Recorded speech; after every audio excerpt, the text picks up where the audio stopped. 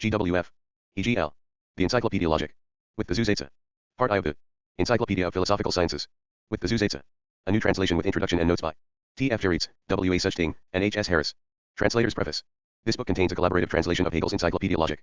The text is that of the third edition, 1830, with the Zusätze editions. Added posthumously by the editorial committee that published the first edition of Hegel's Werke. The editor responsible for the Logic was L. von Henning. W. E. have worked mainly from the Philosophisch Bibliothek edition. Edited by F. Nicholin and O. P. Ogler, for the text of 1830, and from Volume 8 of the Theorie Werkausgabe, edited by E. Moldenhauer and K. M. Michel, for the Zusätze, first published in 1840.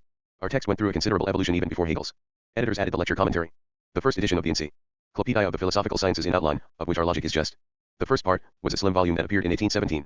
The second edition of 1827 was greatly enlarged, and included a lengthy historical preamble on the relation of Hegel's logical standpoint to the rationalist tradition, the empiricists Kant and Jacobi. This second edition was somewhat revised one, and augmented in the final edition that appeared in 1830. The encyclopedia as a whole is a compendious presentation of the foundations of Hegel's entire philosophical system, meant, above all, for the use of those attending his lectures, zum Gebrauchsehner for Lesson Gen, as it says on the title page. It is essentially a set of propositions and arguments for discussion and explanation in the lectures, set forth in numbered sections. The numbered paragraphs are usually fairly brief, and as a general rule they are supplemented by remark and Merkung. In the present translation, the remarks are indented from the left margin to distinguish them from the main paragraph. The editors of the first collected edition of Hegel's works, which began appearing in 1832, just 1 year after his death, published the whole encyclopedia in 3 volumes with additions. Zusätze, to a great many of the sections, the volumes were put together by the editors from notes taken by themselves and other auditors of the lectures. These editions are included here, printed in smaller type than the main text. Just as some paragraphs have no remark by Hegel, so some were not furnished with a lecture commentary by the first editors. But many of the editions are quite lengthy, and, where several editions are given, we can generally see that they came from different courses. Hegel spoke. 7. 8th Encyclopedia Logic. Haltingly, and some students, notably the redoubtable Captain von Greis Heim in the period 1823 to 26, managed to transcribe practically everything he said. Of course, their understanding of what they heard was not always perfect, and their records were subject to errors of many kinds. But the editors had several sets of notes available for each course, and although they were quite willing to conflate the scripts of courses given in different years, there is no serious doubt that we have a generally reliable record of what Hegel said. Of course, not even Hegel's very own spoken words, supposing that we had them, could have the authority of the long pondered and carefully revised text that Hegel himself published. That is what is indicated by the use of reduced type. But we have followed the example set by the first editors, who inserted the lecture commentary into Hegel's text, because Hegel himself made clear, in his successive prefaces to every edition, that the printed text was not meant to stand alone, but to be supplemented by the lectures. It is always important to remember that the science of logic in the encyclopedia is only an outline. The truly complete and independent statement of his science of logic was given to the world by Hegel in 3 volumes published between 1812 and 1816. The outline published here is often much easier to understand, especially with its less authoritative additions to help us. But anyone seriously interested in Hegel's logic should realize that the encyclopedia is only a stepping stone to the eventual study of the larger work. Hegel was working on a revision of the science of logic when he died. The first volume of it exists in a second edition that is almost exactly contemporary with our text. Our own collaborative translation came into existence gradually. T.F. Geritz began work on a new translation of Hegel's text in 1984, and he enlisted the aid of H5 Harris soon after he began. Then, through the kind offices of James Hullett of Hackett Publishing Company, the two of us discovered in mid-1987 that W.A. Suchting had been working on a new version of the text for several years. He actually began in 1984 also. So, in August 1987, the three of us began to work together, with a general agreement that the Geritz draft of Hegel's text, as revised at that time, should be taken as basic. Suchting's draft of the lecture commentary served similarly as the basis of our translation of the Zusätze. Harris was the primary translator only for the 3 prefaces. These have never been translated into English before, and the reader should take note that Hegel wrote them as prefaces for the encyclopedia as a whole. It is also important to remember that the encyclopedia of 1817 was, to all intents and purposes, a different book from the one that now exists, complete in English for the first time. Translator's Preface 9. We have all worked upon the text as a whole, and we have consulted all the previous translations, old and new, that we could find and use, especially the English of Wallace, the French of Bourgeois, and the Italian of Vieira. In the main, our standard glossary was fixed by the Geritz-Harris draft of Hegel's text. There was much agonist debate, and some revisions were made. But Suchting was unable to prevail in many places where we could not agree. Hence the necessity for 2 introductory statements, an essay by Harris and Geritz outlining the policies that have prevailed, and a set of comments by Suchting explaining how he thinks those policies could have been improved. Geritz has assumed the primary responsibility for the glossary, with notes on points that are not covered in either introduction as well as some that are.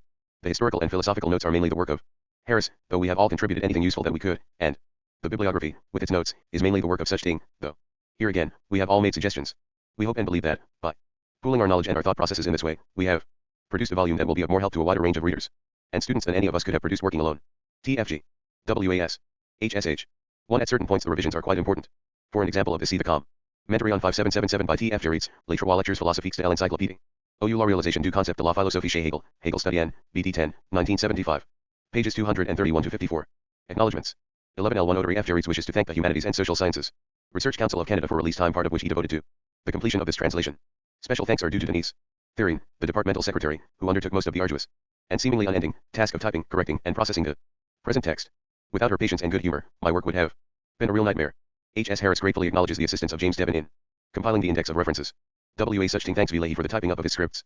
11. Introduction. Translating. Hegel's Logic. The Encyclopaedia Logic was the first of Hegel's logical works to be translated as a whole into English, indeed, one of the first of his books together. Rendered by William Wallace as The Logic of Hegel, it appeared in 1873 in the context of the movement of absolute idealism and the associated interest in Hegel that began in England, and to some extent in the United States, in the last third of the 19th century. When it was published, with an extensive commentary, which was shed in a revised second edition of the translation in 1892.2, the translation itself was subsequently reprinted no less than 8 times by the time the work went into a third edition, differing from the second only in a few insignificant points. In 1975 it has continued to be in demand, being without a competitor. There have been 2 complete and independent versions of the Science of Logic, a much larger work, within this century. One of the most striking features of Wallace's rendering is that it reads so well, at least among the translations that appeared before 1939, say, no other has such fluency that it can often make readers forget that they are engaged with the translation and spare them that feeling, familiar to those who use such a perusing of palimpsest. Those who know little else about Hegel know that he is a notoriously difficult writer, as regards both thought and style. He is found to be such, not only by native Anglophones, perhaps spoiled by the generally conversational style of the English philosophical classics, but even by those whose mother tongue is Hegel's. The young Marx, for instance, who was an enthusiastic admirer of Hegel, speaks of his grotesque craggy melody 3. What is generally uninviting about so much of Hegel's work is probably more clearly displayed in the Encyclopedia than anywhere else. It is a long road of brief, dry sections, containing none of the sometimes baroque exuberance of the phenomenology of spirit, and next to none of the more unbuttoned touches to be met with in the works later put together by other hands from lecture notes, such as those on the philosophy of history. 13. 14. Encyclopedia Logic. Of art, of religion, and so on. Many a sentence, like a wounded snake, drags its slow length along, for then there is Hegel's unique vocabulary, which involved giving ordinary German words new or at least specialized meanings, inventing new expressions, and deliberately exploiting the SPE capacity of the German language for neologisms. 5. Even Wallace's translation does not read like the normal English of most native philosophers, but generations of students have regarded his version as a lesser evil in comparison with the original. Perhaps only someone who has struggled with the task of putting Hegel into English can really appreciate Wallace's very many felicitous, and often apparently serendipitous, renderings. This having been said, it must immediately be added that Wallace paid a high price for the sake of readability. Anyone who compares his version with the German must often be tempted to say, "Es magnific, mais si ns pas Hegel." All too frequently, Wallace achieves his relatively smooth surface, not just by occasionally supplementing the original, but by taking immense liberties with Hegel's syntax, going well beyond the necessary adjustment to English sentence structures, and by showing little regard for a consistent rendering of Hegel's technical vocabulary. The overall result is frequently more a paraphrase than a translation. 6. So, though Wallace's version sometimes illuminates the sense of the original, and will certainly continue to have a place in the history of philosophical literature, in English, it cannot be relied upon by anyone seriously concerned with Hegel's text who must depend solely or for the most part on an English translation of it. Hegel showed his first visible interest in philosophical logic when he obtained his license to teach at Jena.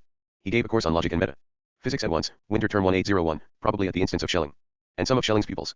For several years he was the recognized logician of the Schelling party. But all the time he was becoming increasingly unhappy, both about the formalism that was evident among Schelling's imitators and followers, and about the high academic character of their terminology. By the end of 1804 he was convinced that logic must be expressed in the plain German of ordinary, unacademic consciousness, and with the most ordinary words for its basic concepts. Rosenkranz cites his first proclamation of a new program, probably delivered at the beginning of his winter course in October 1804. The introduction to this course, says Rosenkranz. These 4 introductory paragraphs were drafted by W.A. Suchting, and slightly revised by us. Introduction, translating Hegel's Logic 15. Contains important declarations about philosophical terminology. Generally to wit, that as far as possible it should be wholly brought back to the mother tongue. Hegel speaks first of how we make the study of philosophy more difficult, partly because we make demands on it that ought not to be made, and partly because we terrify ourselves with pictures of the demands that philosophy makes on us and which are too hard for us to meet.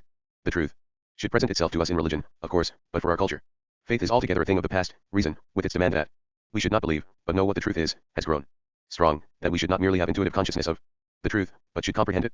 The truth of his individuality, which the path of his existence traces precisely for him, the single individual is well aware of, but the consciousness of the universal life he expects from philosophy. Here his hope seems to be disappointed when instead of the fullness of life there appear concepts, and in contrast to the riches contained in the world of immediate experience the poorest abstractions are offered. But the concept is itself the mediator between itself and life, in that it teaches us how to find life in it and the concept in life. But, of course, only science itself can convince us of this. What Hegel himself said, so Rosenkranz reports, was, for the fixation of concepts there is a means at hand which achieves its end, on the one side, but can also become more dangerous than the evil of being without concept as even, namely, philosophical terminology, the vocabulary established for this purpose, from foreign languages, specifically Latin and Greek. I do not know, for example, what there is to the idea that the expression quantitative Unterschied is more definite than gross and Unterschied. Properly speaking, it belongs to the highest cultural development of the people to say everything in their own language. The concepts that we mark with foreign words seem to us to be themselves something foreign and not to belong to us immediately as our very own. The elements of things appear to us not to be the present concepts with which we are environed and have to deal with all the time, and in which the most ordinary man expresses himself. Being, not being, one, many, quality, size, and so on, are pure essences of this kind with which we keep house all the time in Ordinary life. Such forms as these appear to us to be not worthy enough, as it were, for the grasping of those high otherworldly things, the idea, the absolute, in them, and something foreign is. 16. The Encyclopaedia Logic. More apt for it, since the absolute, the supersensible world itself, is foreign to the common round of daily life in which we employ those concepts.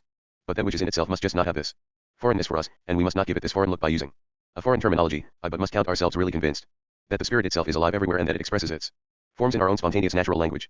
They come up in the speech of every day, mingled and wrapped in crude concrete instances, for example, in the tree is green.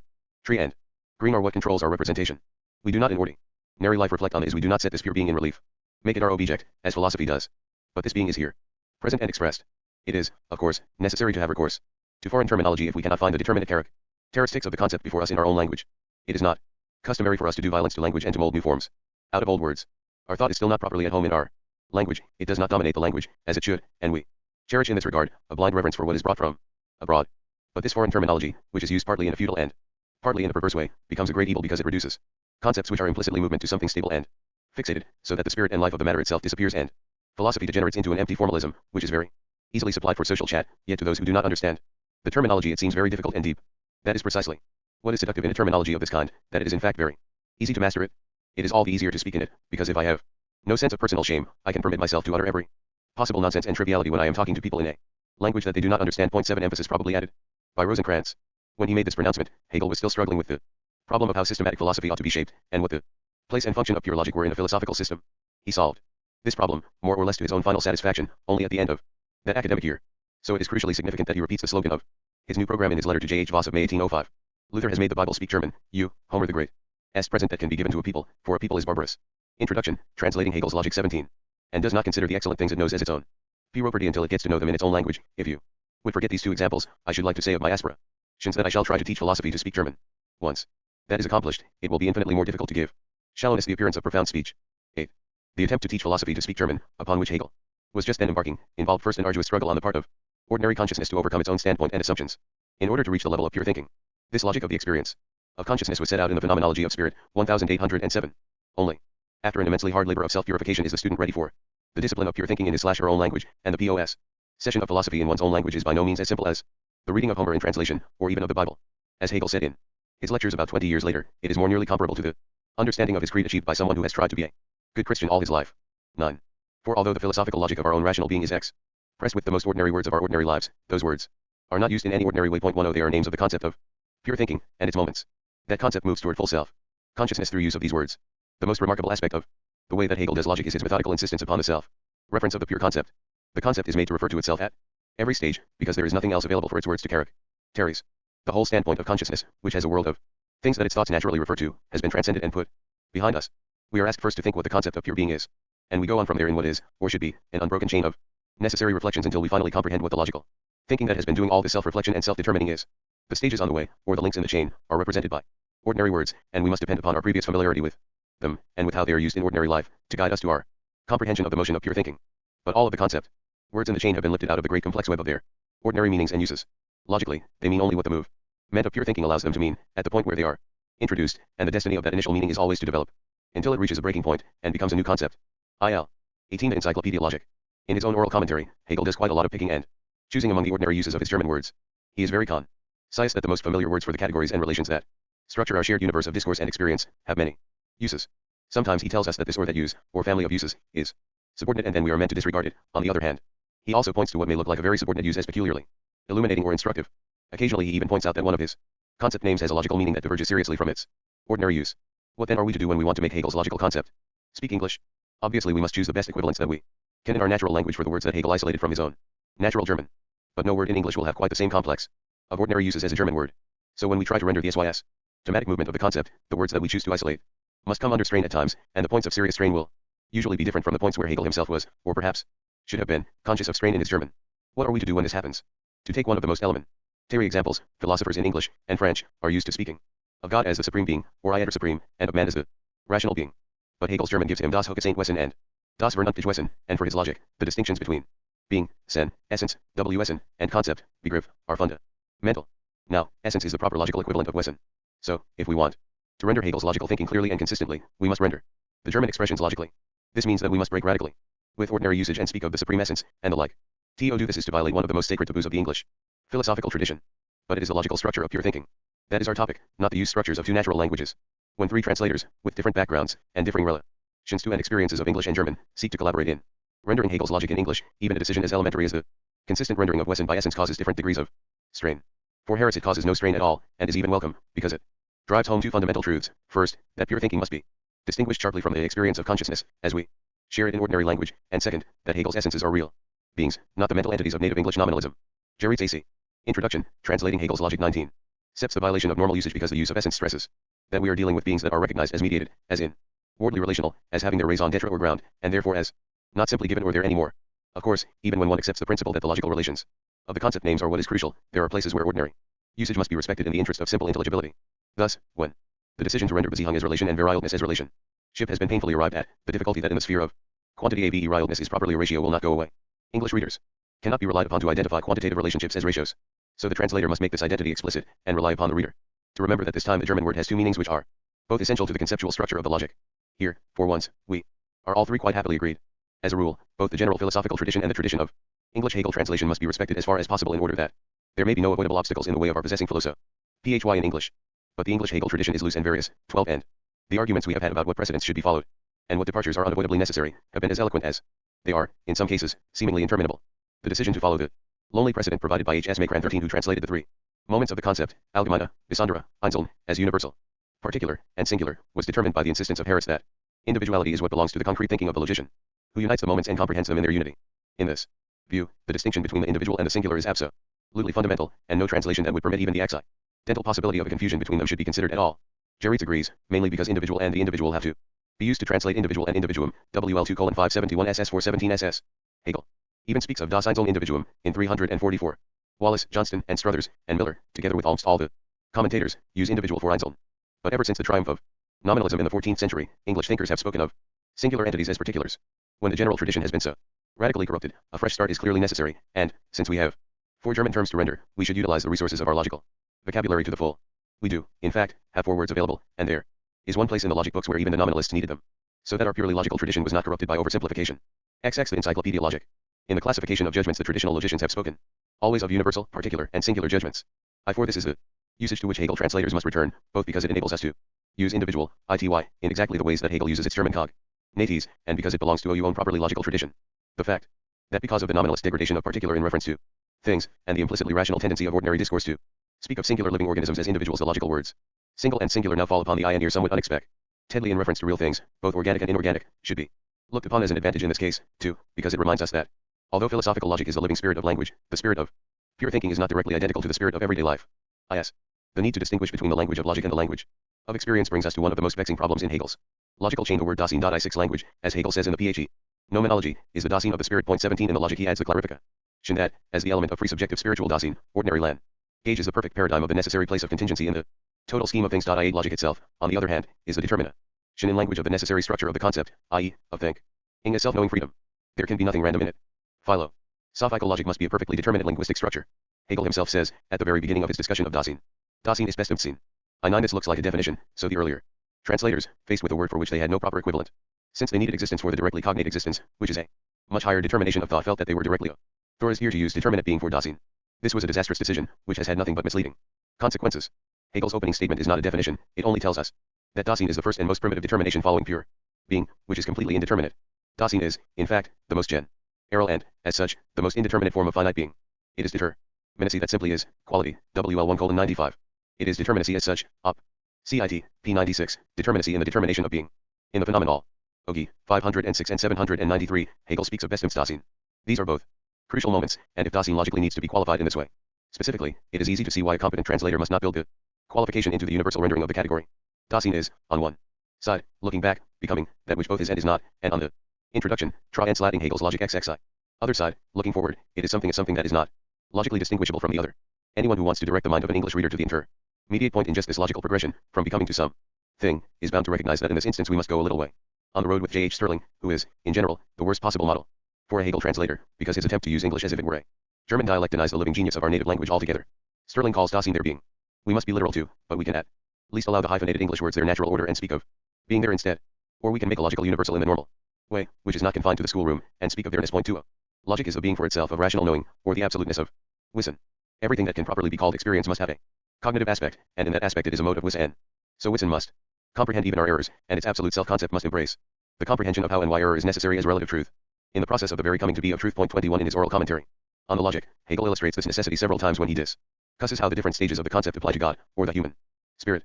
The development of immediate Wissen, the extremely fallible certain ties of our sense and feeling, into absolute, or philosophical, Wissen is set forth in the phenomenology of spirit as the discursive theory of the coming to be of Erkennen, cognition. When it is fully explicated, and the whole map and compass of the journey are available to us, then cognition is comprehended and Wissen has become Wissenschaft, science. In that perspective, the ordinary common sense Wissen, from which we began, is mere kennen, or unscientific cognition. The English word know is, of course, a blood relation of kennen. But the blood relations of Wissen vanished with the demise of Anglo-Saxon.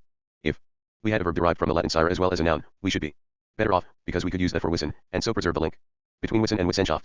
Then we could use know for Erkennen, which is the normal recourse of all translators of German philosophical works. But as things are, the Hegel translator must take a different route, and it seems that only a rather stony road is available. We must use know and knowledge are one surviving general term for the comprehensive concept, Wissen, and we must do the best we can with cognition and all its cognates for the rendering of Erkennen and its cognates. Kennen is not logically important, and we have a ready supply of appropriate XXII the Encyclopaedia Logic. 8 renderings for it. 22 But Hegel's Erkennen and related terms should always be recognizable to the reader, and since almost any use of the verb cognize creates a strained effect, we have frequently replaced it with phrases that involve cognizance or cognizant as well as recognize.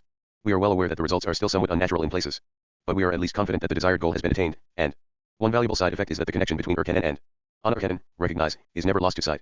Languages, as the Dasein of the spirit, grow up freely, and reflect the contingency of experience, with its incidental needs and its accidental contrivances. But logic, we can now say clearly, is the linguistic being for self of thinking spirit as such, its perfected determinateness, and when someone uses the resources of his or her native language to distinguish the objective necessity of thought thinking itself from the subjective freedom of experience, then he or she is bound to use those resources in ways that can only be matched artificially in other languages. Thus, Hegel has 2 words for object available to him. He uses object for the logical concept of the object, the one-sided counterpart of the still one-sided logical subject, or subjective concept, and Gegenstand for the ordinary object of experience, in all its modes the object of consciousness, and the complement of Bewusstsein. As we would expect, the 2 words often occur in near proximity. We might well be tempted to think as Knox did about most of Hegel's vocabulary, and as almost all translators have felt about object and Gegenstand, that Hegel's usage is determined only by the fact that he recognized, or was taught, very early, that frequent repetition of the same word is tedious and inelegant, and should be avoided where possible.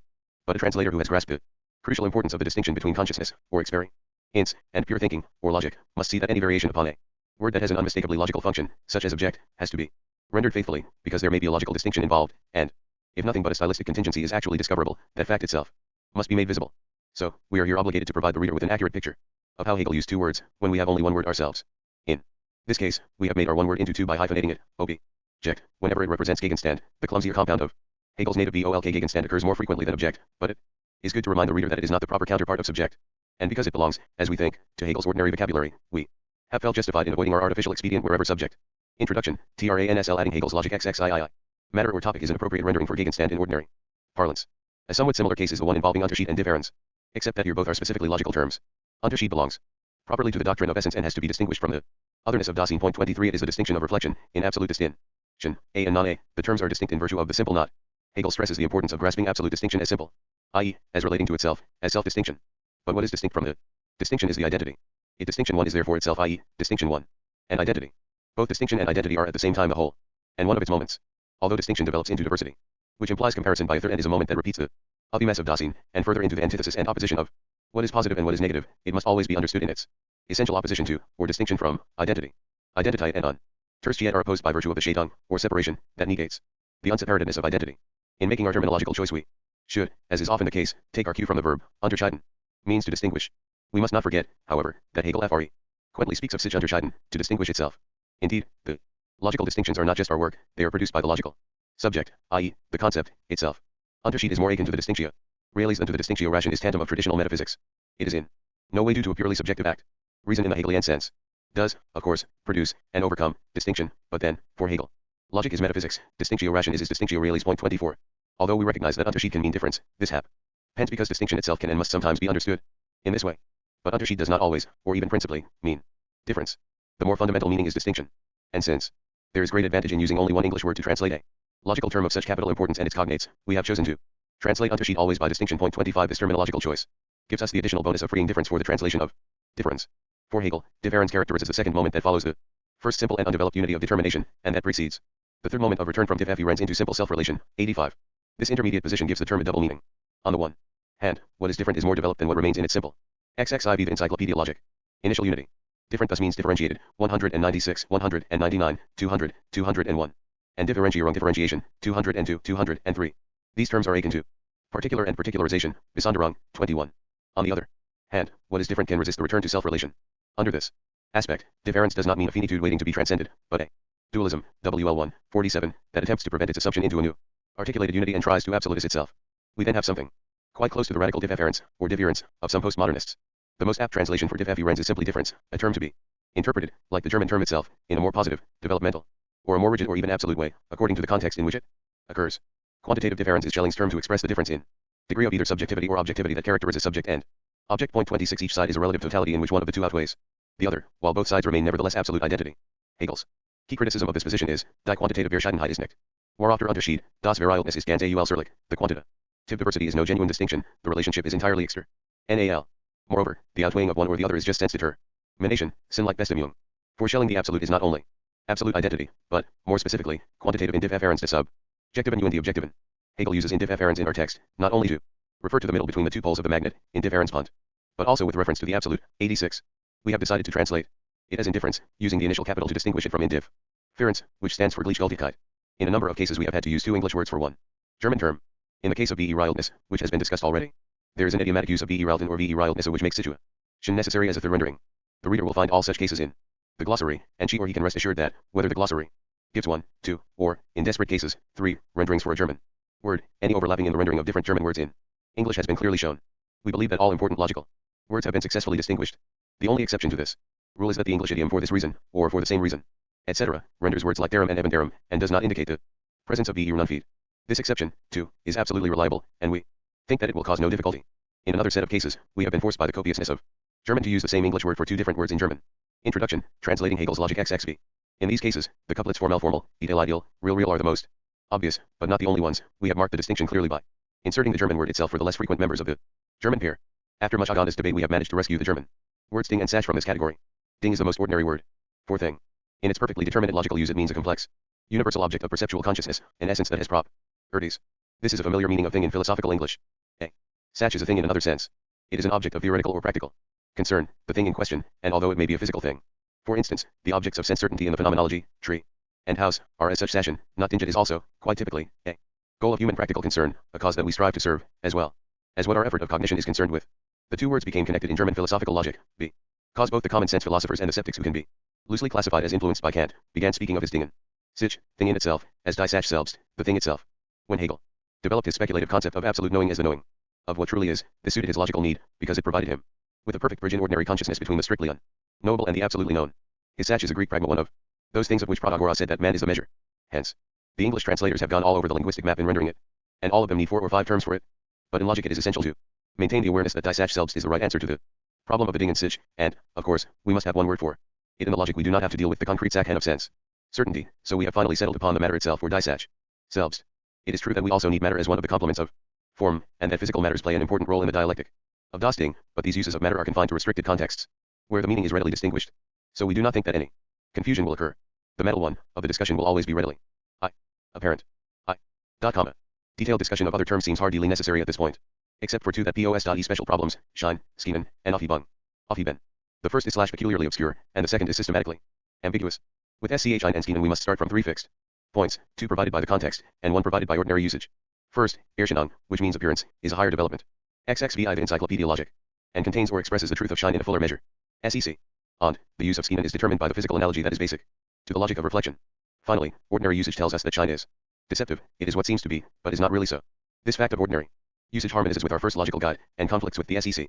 And, for the light of essence that shines inwardly expresses the inner articulation that makes being into essence, which is the truth of being. The reader must be left here with the puzzle. We have used seem and semblance in the contexts where the negative aspect is clearly dominant, and Schein, verb and noun, most of the time. The previous tradition favors show, but nothing in Hegel's discussion is made any clearer by it.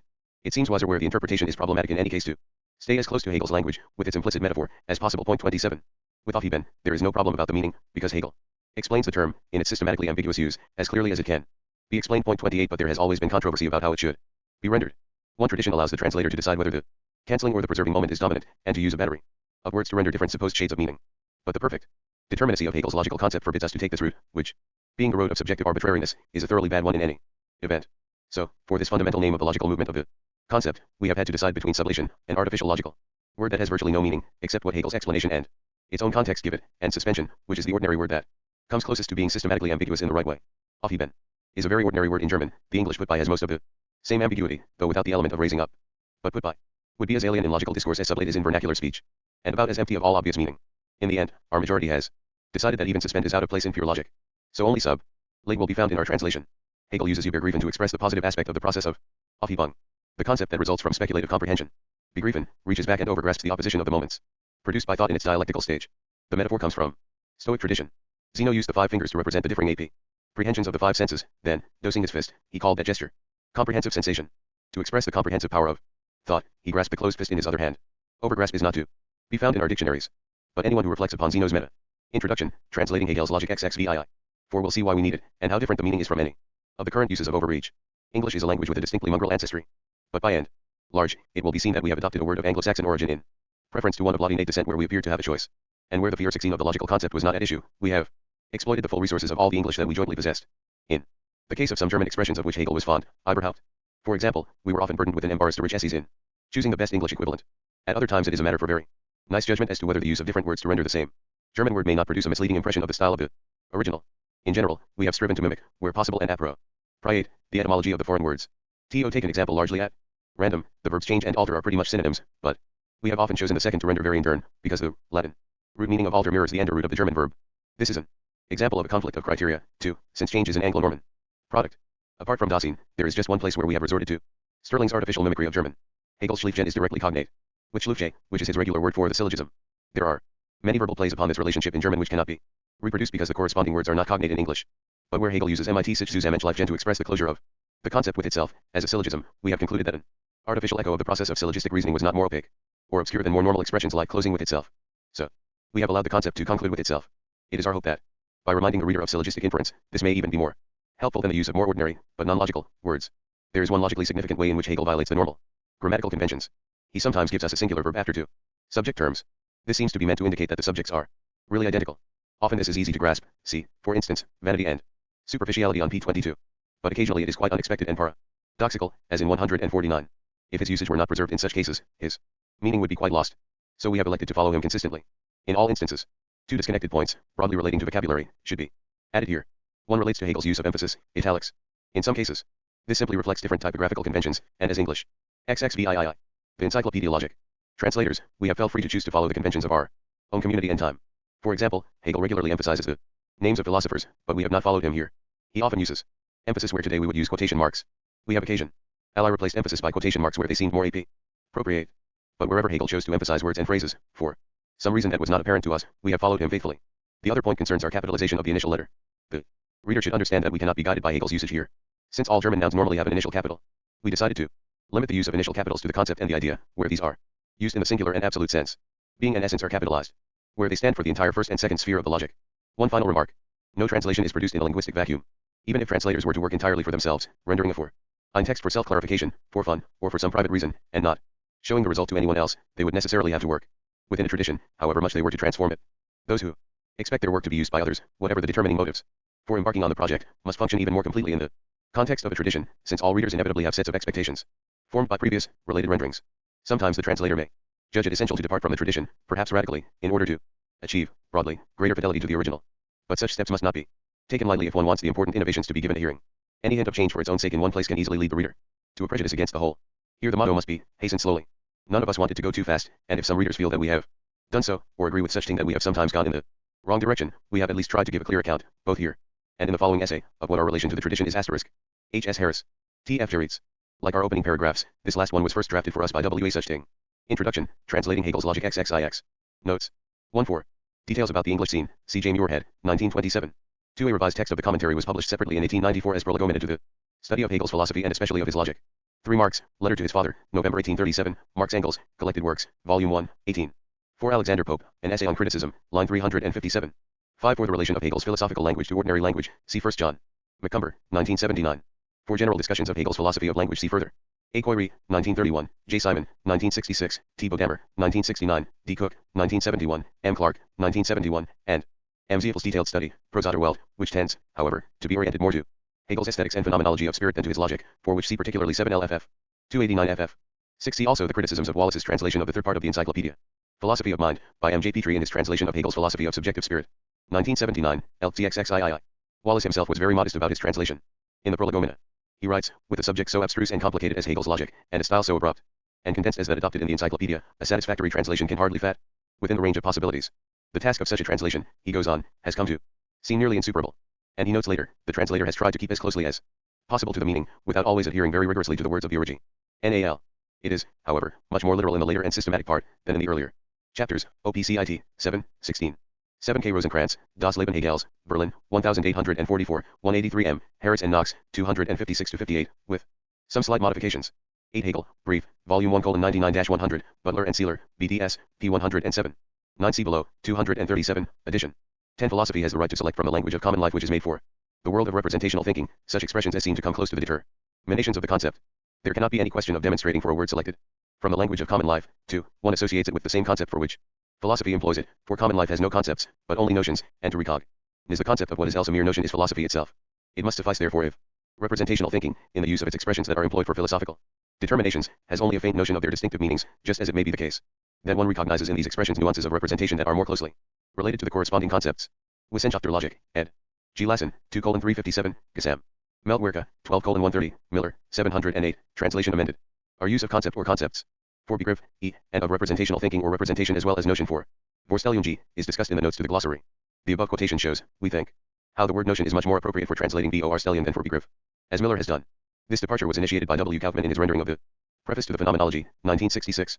11 Compare further J. McCumber, Hegel Study N 14, 1979 183-96. 12 C. M. J. Inwood, Hegel Selections, Glossary, 68-70.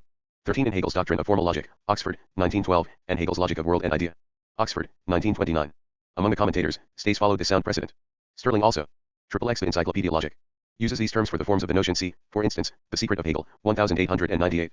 159 But Sterling's habit as a translator was to reproduce the German terms of Hegel with English semantic elements, as if German were the only language in which philosophical logic could be written, and his use of the simple antithesis between universals and particulars in his own English discourse about Hegel illustrates very vividly the nominalist decadence of ordinary English usage. 14 For once we are logically richer than the Germans, so that we can make one necessary logical distinction that drove Hegel himself back to the dog Latin of the schools. When he comes to the classification of judgments he simply uses the traditional terminology, 75.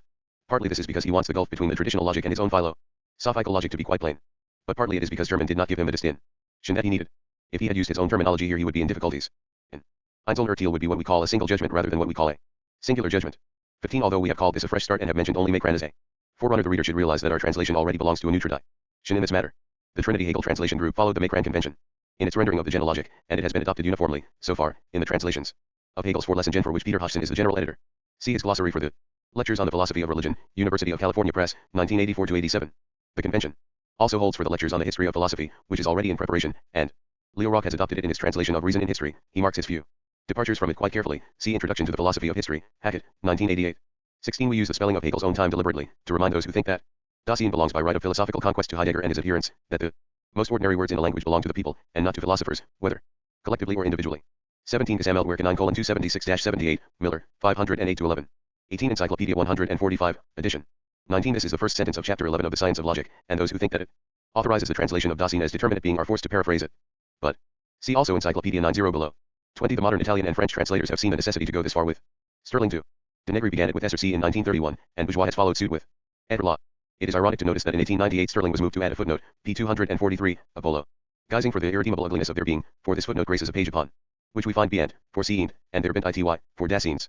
Only the hyphen needs any apology in being there, and Sterling himself hoped that theirness would join whereness in the dictionary.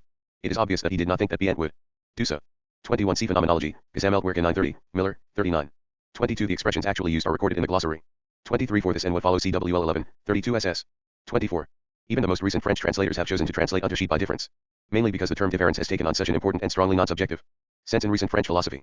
Distinction has in French become a close equivalent to distinctio religionis in the traditional sense. Our assessment of the situation in English usage is Introduction, translating Hegel's Logic XXXI. That this has not yet happened. To be distinct draws the term distinction away from its purely subjective sense. Valerio Vera has also chosen to use Distinzion for Unterschied, so have the Italian translators of the 1817 Encyclopedia. 25 Miller uses difference in the section dealing specifically with Unterschied. 50 The sentence quoted above, Das Unterscheiden aber vom Unterschied ist die Identität, is translated as but that which is different from difference is identity, Hegel's Science of Logic. p. 417. One page earlier, however, die Unterscheiden is rendered as distinct terms. Unterscheidensen as are distinguished, and die Unterscheidenheit as a distinguished ness. The confusion is made worse by the fact that difference is also used to translate. Ver Scheidenheit, p. 413. 26 For this and what follows CV or Lesson über die Geschichte der Philosophie, Volume 3, TWA. 20, 440-41. 27 Of course, we do not all agree that the interpretation is problematic, but the problems arise quickly enough when we start comparing what we think Hegel means. 28 5e the remark to 96, and compare the remark at the end of Chapter I of the Science of Logic, Lesson 1:93-95, Miller, 106-8. Translating. Hegel's Logic. Some minority comments. On terminology. What is so much in the power of men as language, will very often be capriciously conducted. The chief rule which I propose to follow, is to make no innovation, without a reason sufficient to balance the inconvenience of change. This will give Zion to many curious disquisitions, and sometimes perhaps to conjectures, which, to readers unacquainted with this kind of study, cannot but appear improbable and capricious. But they are not to be considered altogether as wanton sports of wit, or vain shoes of leaping. Samuel Johnson. The plan of a dictionary of the English language. When people come together to produce a translation, disagreements are to be expected, and when the text is Hegel's logic, they are inevitable. Many of the differences within the present troika have been resolved in the course of long discussions, through persuasion, compromise, or just plain exhaustion. However, a number of problems could not be ironed out thus. In this regard, it has happened that I have been, more often than either of my colleagues, the odd man out. So it was finally decided that we would handle the situation in the following way.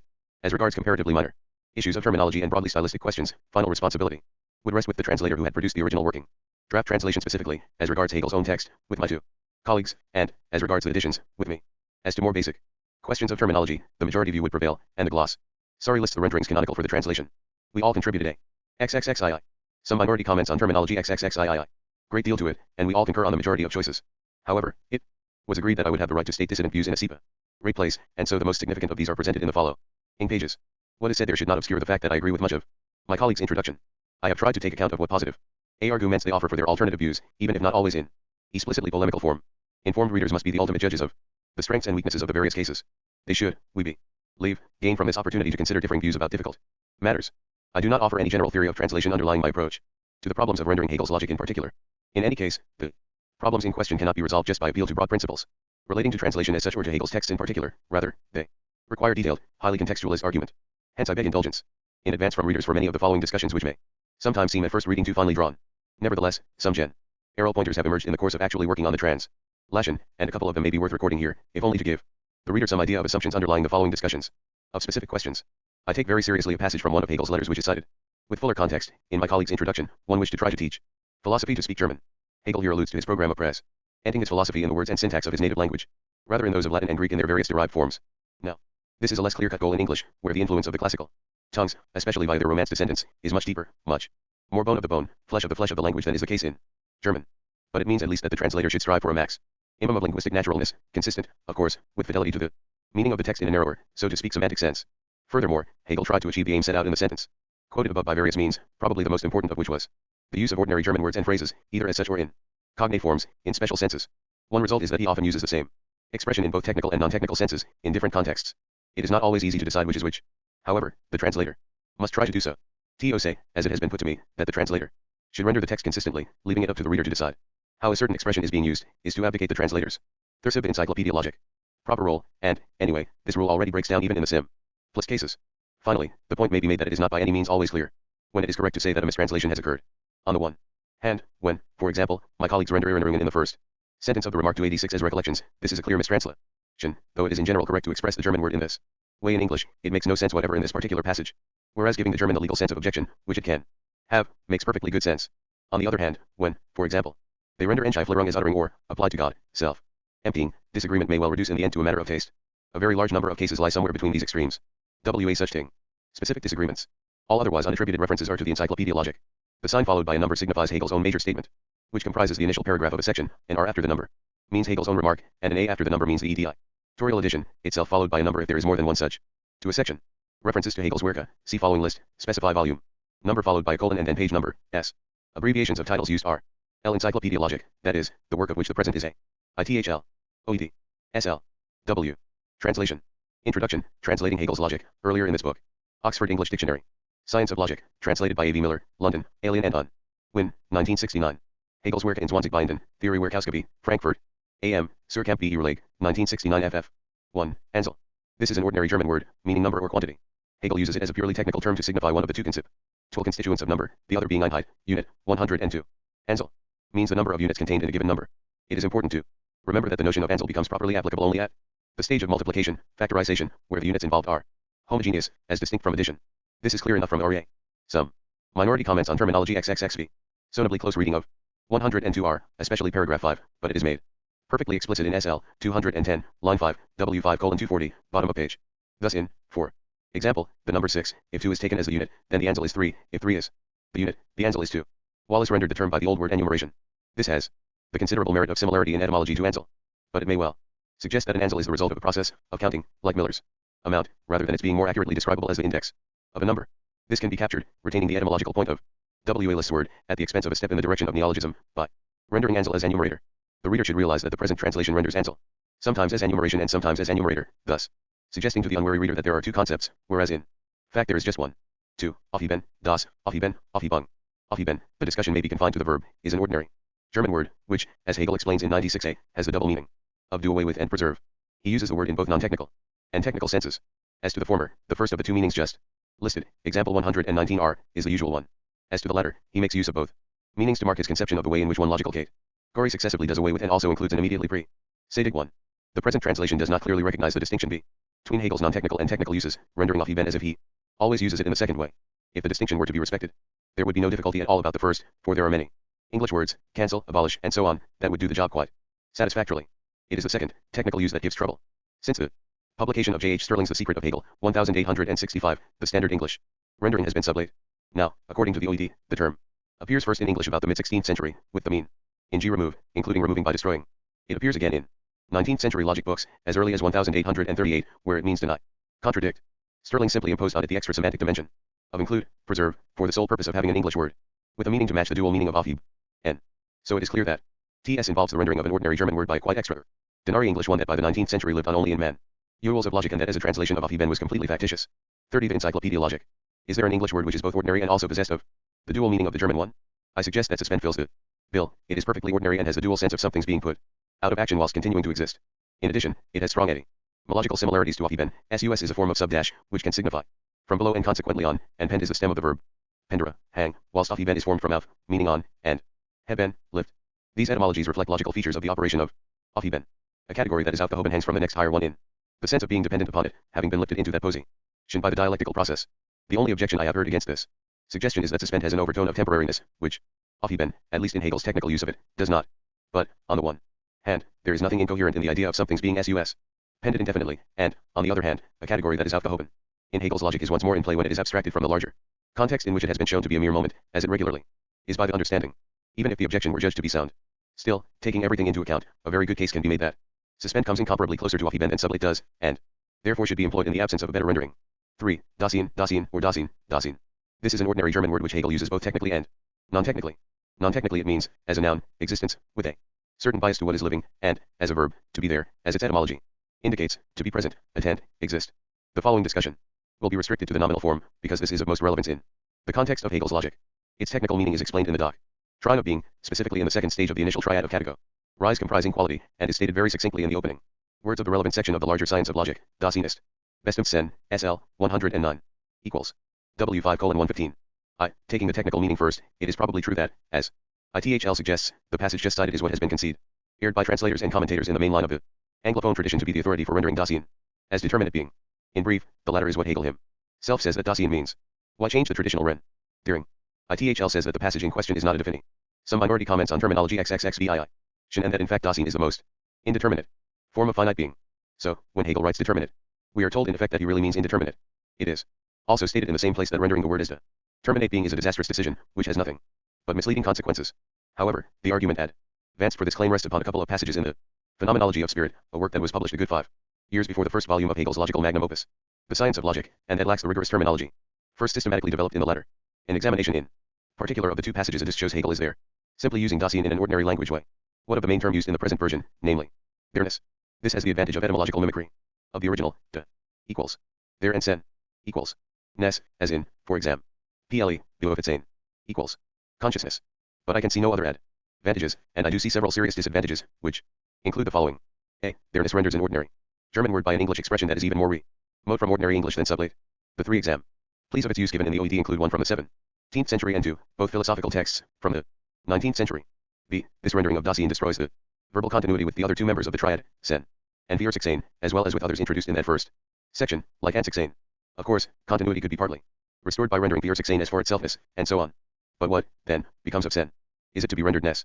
See, last but not least, proceeding in this way cannot but cause confusion among readers of Hegel, old and new, in view of the entrenched character of determinate being in standard translations and secondary literature. This is certainly not a common English expression, but it is not by any means a weird one, and, all things taken into consideration, I believe it should be retained. 2. Hegel also uses Dasein non-technically. See, for example, the way in which he uses this and sen interchangeably in 36 and R, 51R, W8:103, 157, and its use in combinations such as Gott hat Dasein, 28R, or hat Gott Dasein, 28A, or Bewesbom Dasein Gotts, 68R. The remark about the 38th Encyclopaedia Logic, alleged logical significance, for Hegel, of Dasein and Oesein Gotts is not underpinned with any argument and so cannot be discussed here. The present translation, making as it does no distinction between technical and non-technical uses of Dasein, grips tight the nettle and renders these, respectively, as God is there. Does there-ness belong to God, and proves that God is there. I rest my case. Note that the day cannot be saved by rendering the expressions as there is a God and proofs that there is a God, for this would be cheating, there is would here be rendered es gived.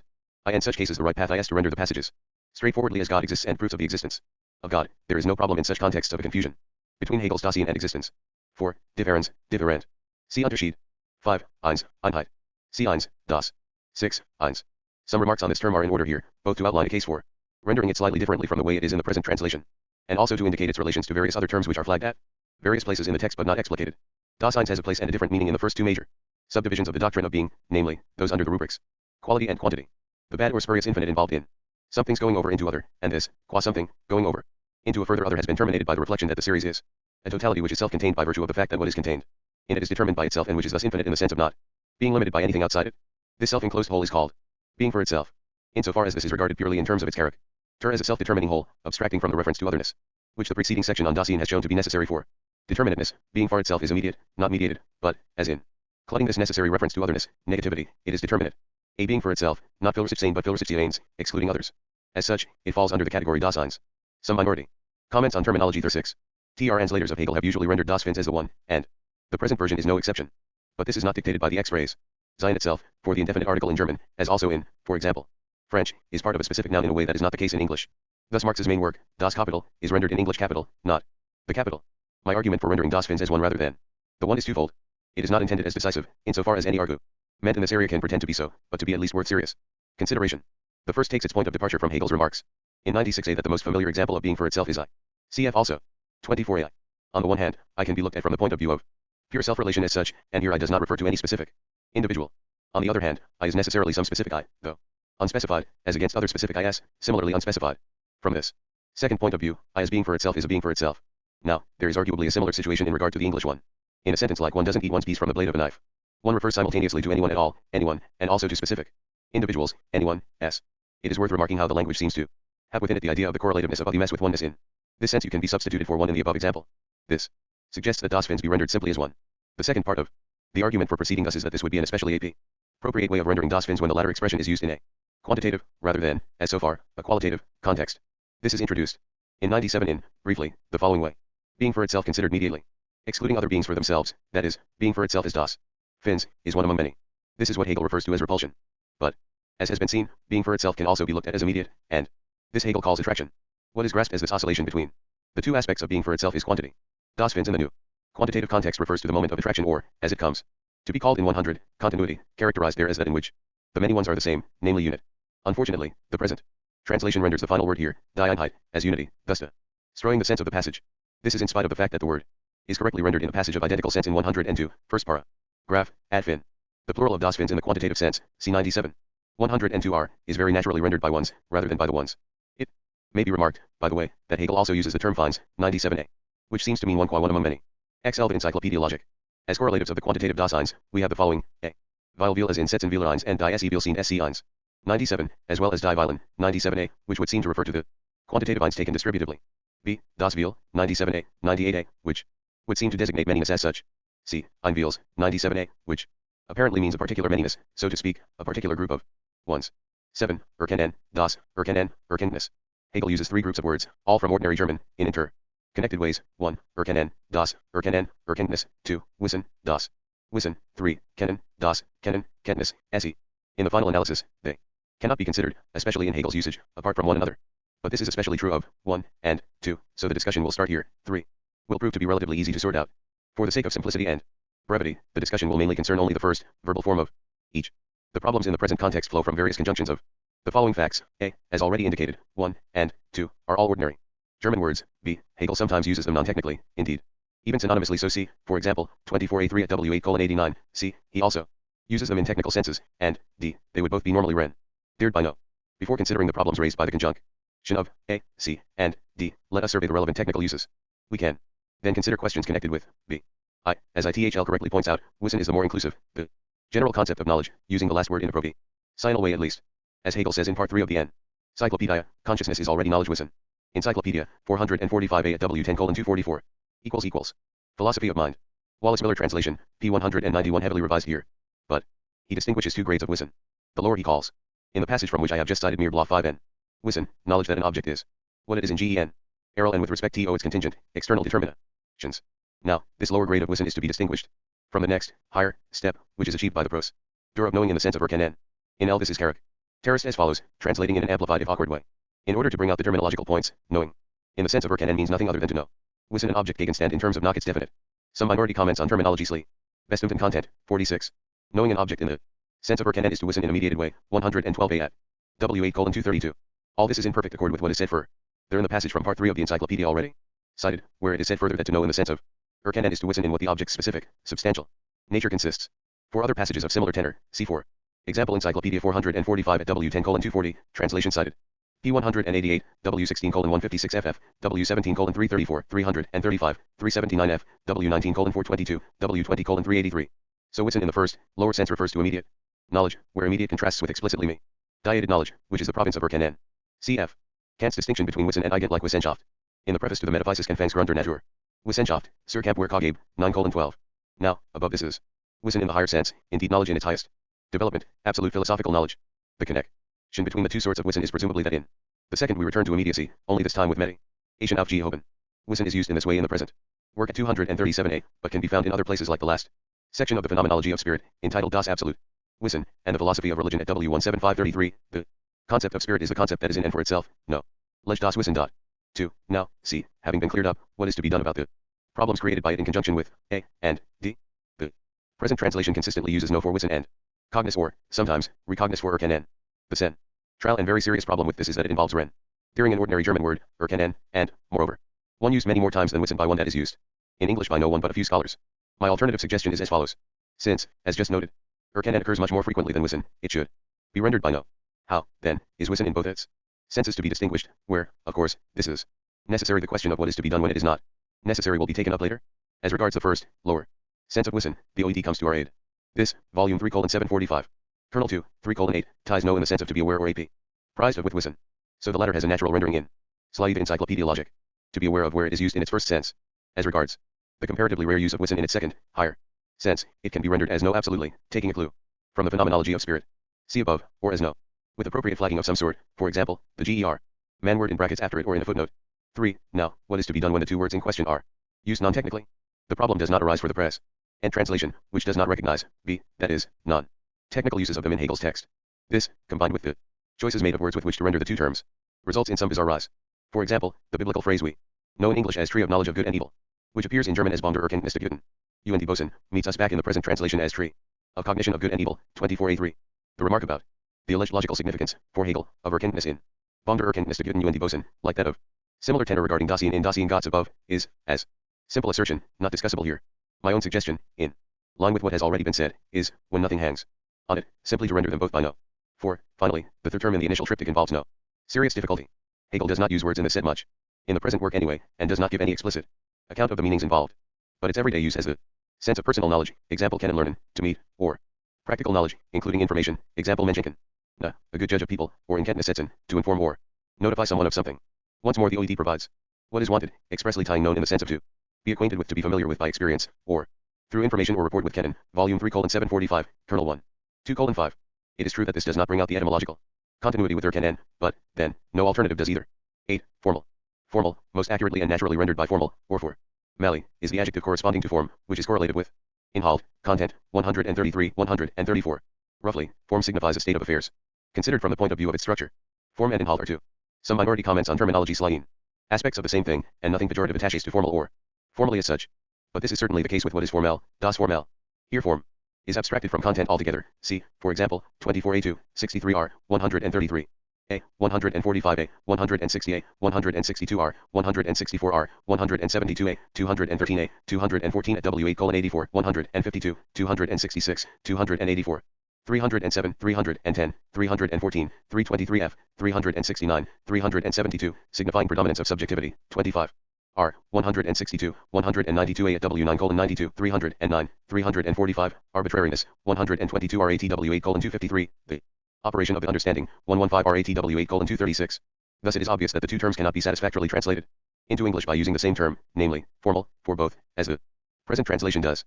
Formel might be generally rendered by only formal or merely formal, were it not that Hegel more often than not qualifies formel with ner or blocked. When he does not, it may be so rendered. When he does, formalistic seems to be the best choice, suggested indeed by what is said in 54 and 231, at W8:138, 383. One major exception is formal logic. Formal logic is so strongly entrenched in English as to be untouchable. Formel is also used in 140a in a way which can be understood only in the light of the foregoing comments, but needs a different rendering from any of those so far suggested. For further remarks on this, see the editorial note to that. Distinguished both from formal and formel is formlich, 183a, which signifies as much as observing the correct forms by the book, and is probably best rendered by official. The English formalise, meaning something like formally arranged, does not correspond to any of the above meanings. 9. Formel, das, formel, formlich. See formal. 10. Gegenstand. This is an ordinary German word, which Hegel uses in both untechnical and technical senses. In the technical sense, Gegenstand contrasts with object, which designates objectivity in general, independence of the subject, Gegenstand signifying, as its etymology suggests, an object of consciousness, mediated by and thus changing in relation to it. C 193 and R, 194, Encyclopaedia, 413a. 418a at W10:200, 207. Now, the problem is that English does not have two appropriate words corresponding to these two German ones, the natural renderings of both, other things being equal, being object. The problem is similar in this respect to that with erkennen and wissen, on which C7i. So how is the distinction to be marked? The path followed by the present slip Encyclopedia logic. Translation is to do it typographically, using object for Gegenstand and object for object. Now, if this general direction were the one to be taken, then it would be better to reverse the English renderings, as Gegenstand is used very much more frequently than object, whilst object is not only not an ordinary word but not a word at all in the dictionary sense, and visually awkward, as a neologism. As an alternative, I suggest that, for reasons already indicated, Gegenstand simply be rendered object, and object in the same way, but flagged somehow, for example, by the German after it in parentheses or in a footnote, or translated by a slight paraphrase, like object in general. 2. In its untechnical sense, Gegenstand would be naturally rendered by object, unbroken, or subject matter, according to context. The present translation recognizes only to an extremely limited extent the difference between the technical and untechnical senses of Gegenstand. Here is a peek in TID. Vid, Dacian see previous remarks being there too, the object of cosmology was being there generally for cosmology had überhaupt das Dacian zum Gegenstand. So the work is strewn with broken objects. 11. Gehalt.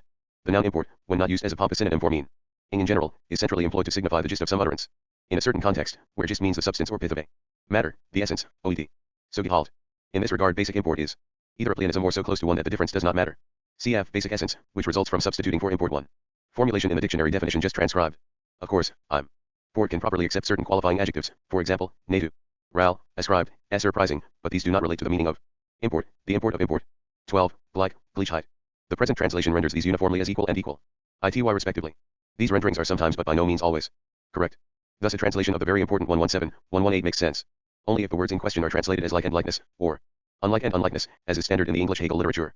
Some minority comments on terminology XLV, or by similar similarity, dissimilar dissimilarity, which would be equally satisfactory. 13. Indifferent, indifference. See Unterschied. 14. Kennen, das, kennen, Kenntnis, esse. See erkennen, das, erkennen, Erkenntnis. 15. Object. See Gegenstand. 16. Ungleich, Ungleichheit. See Gleich, Gleichheit. 17. Unterschied. The natural rendering of this word, which someone sufficiently familiar with both German and English would come up with spontaneously, is difference, that being a sufficient explanation of the fact that this has been the standard choice of translators of Hegel into English.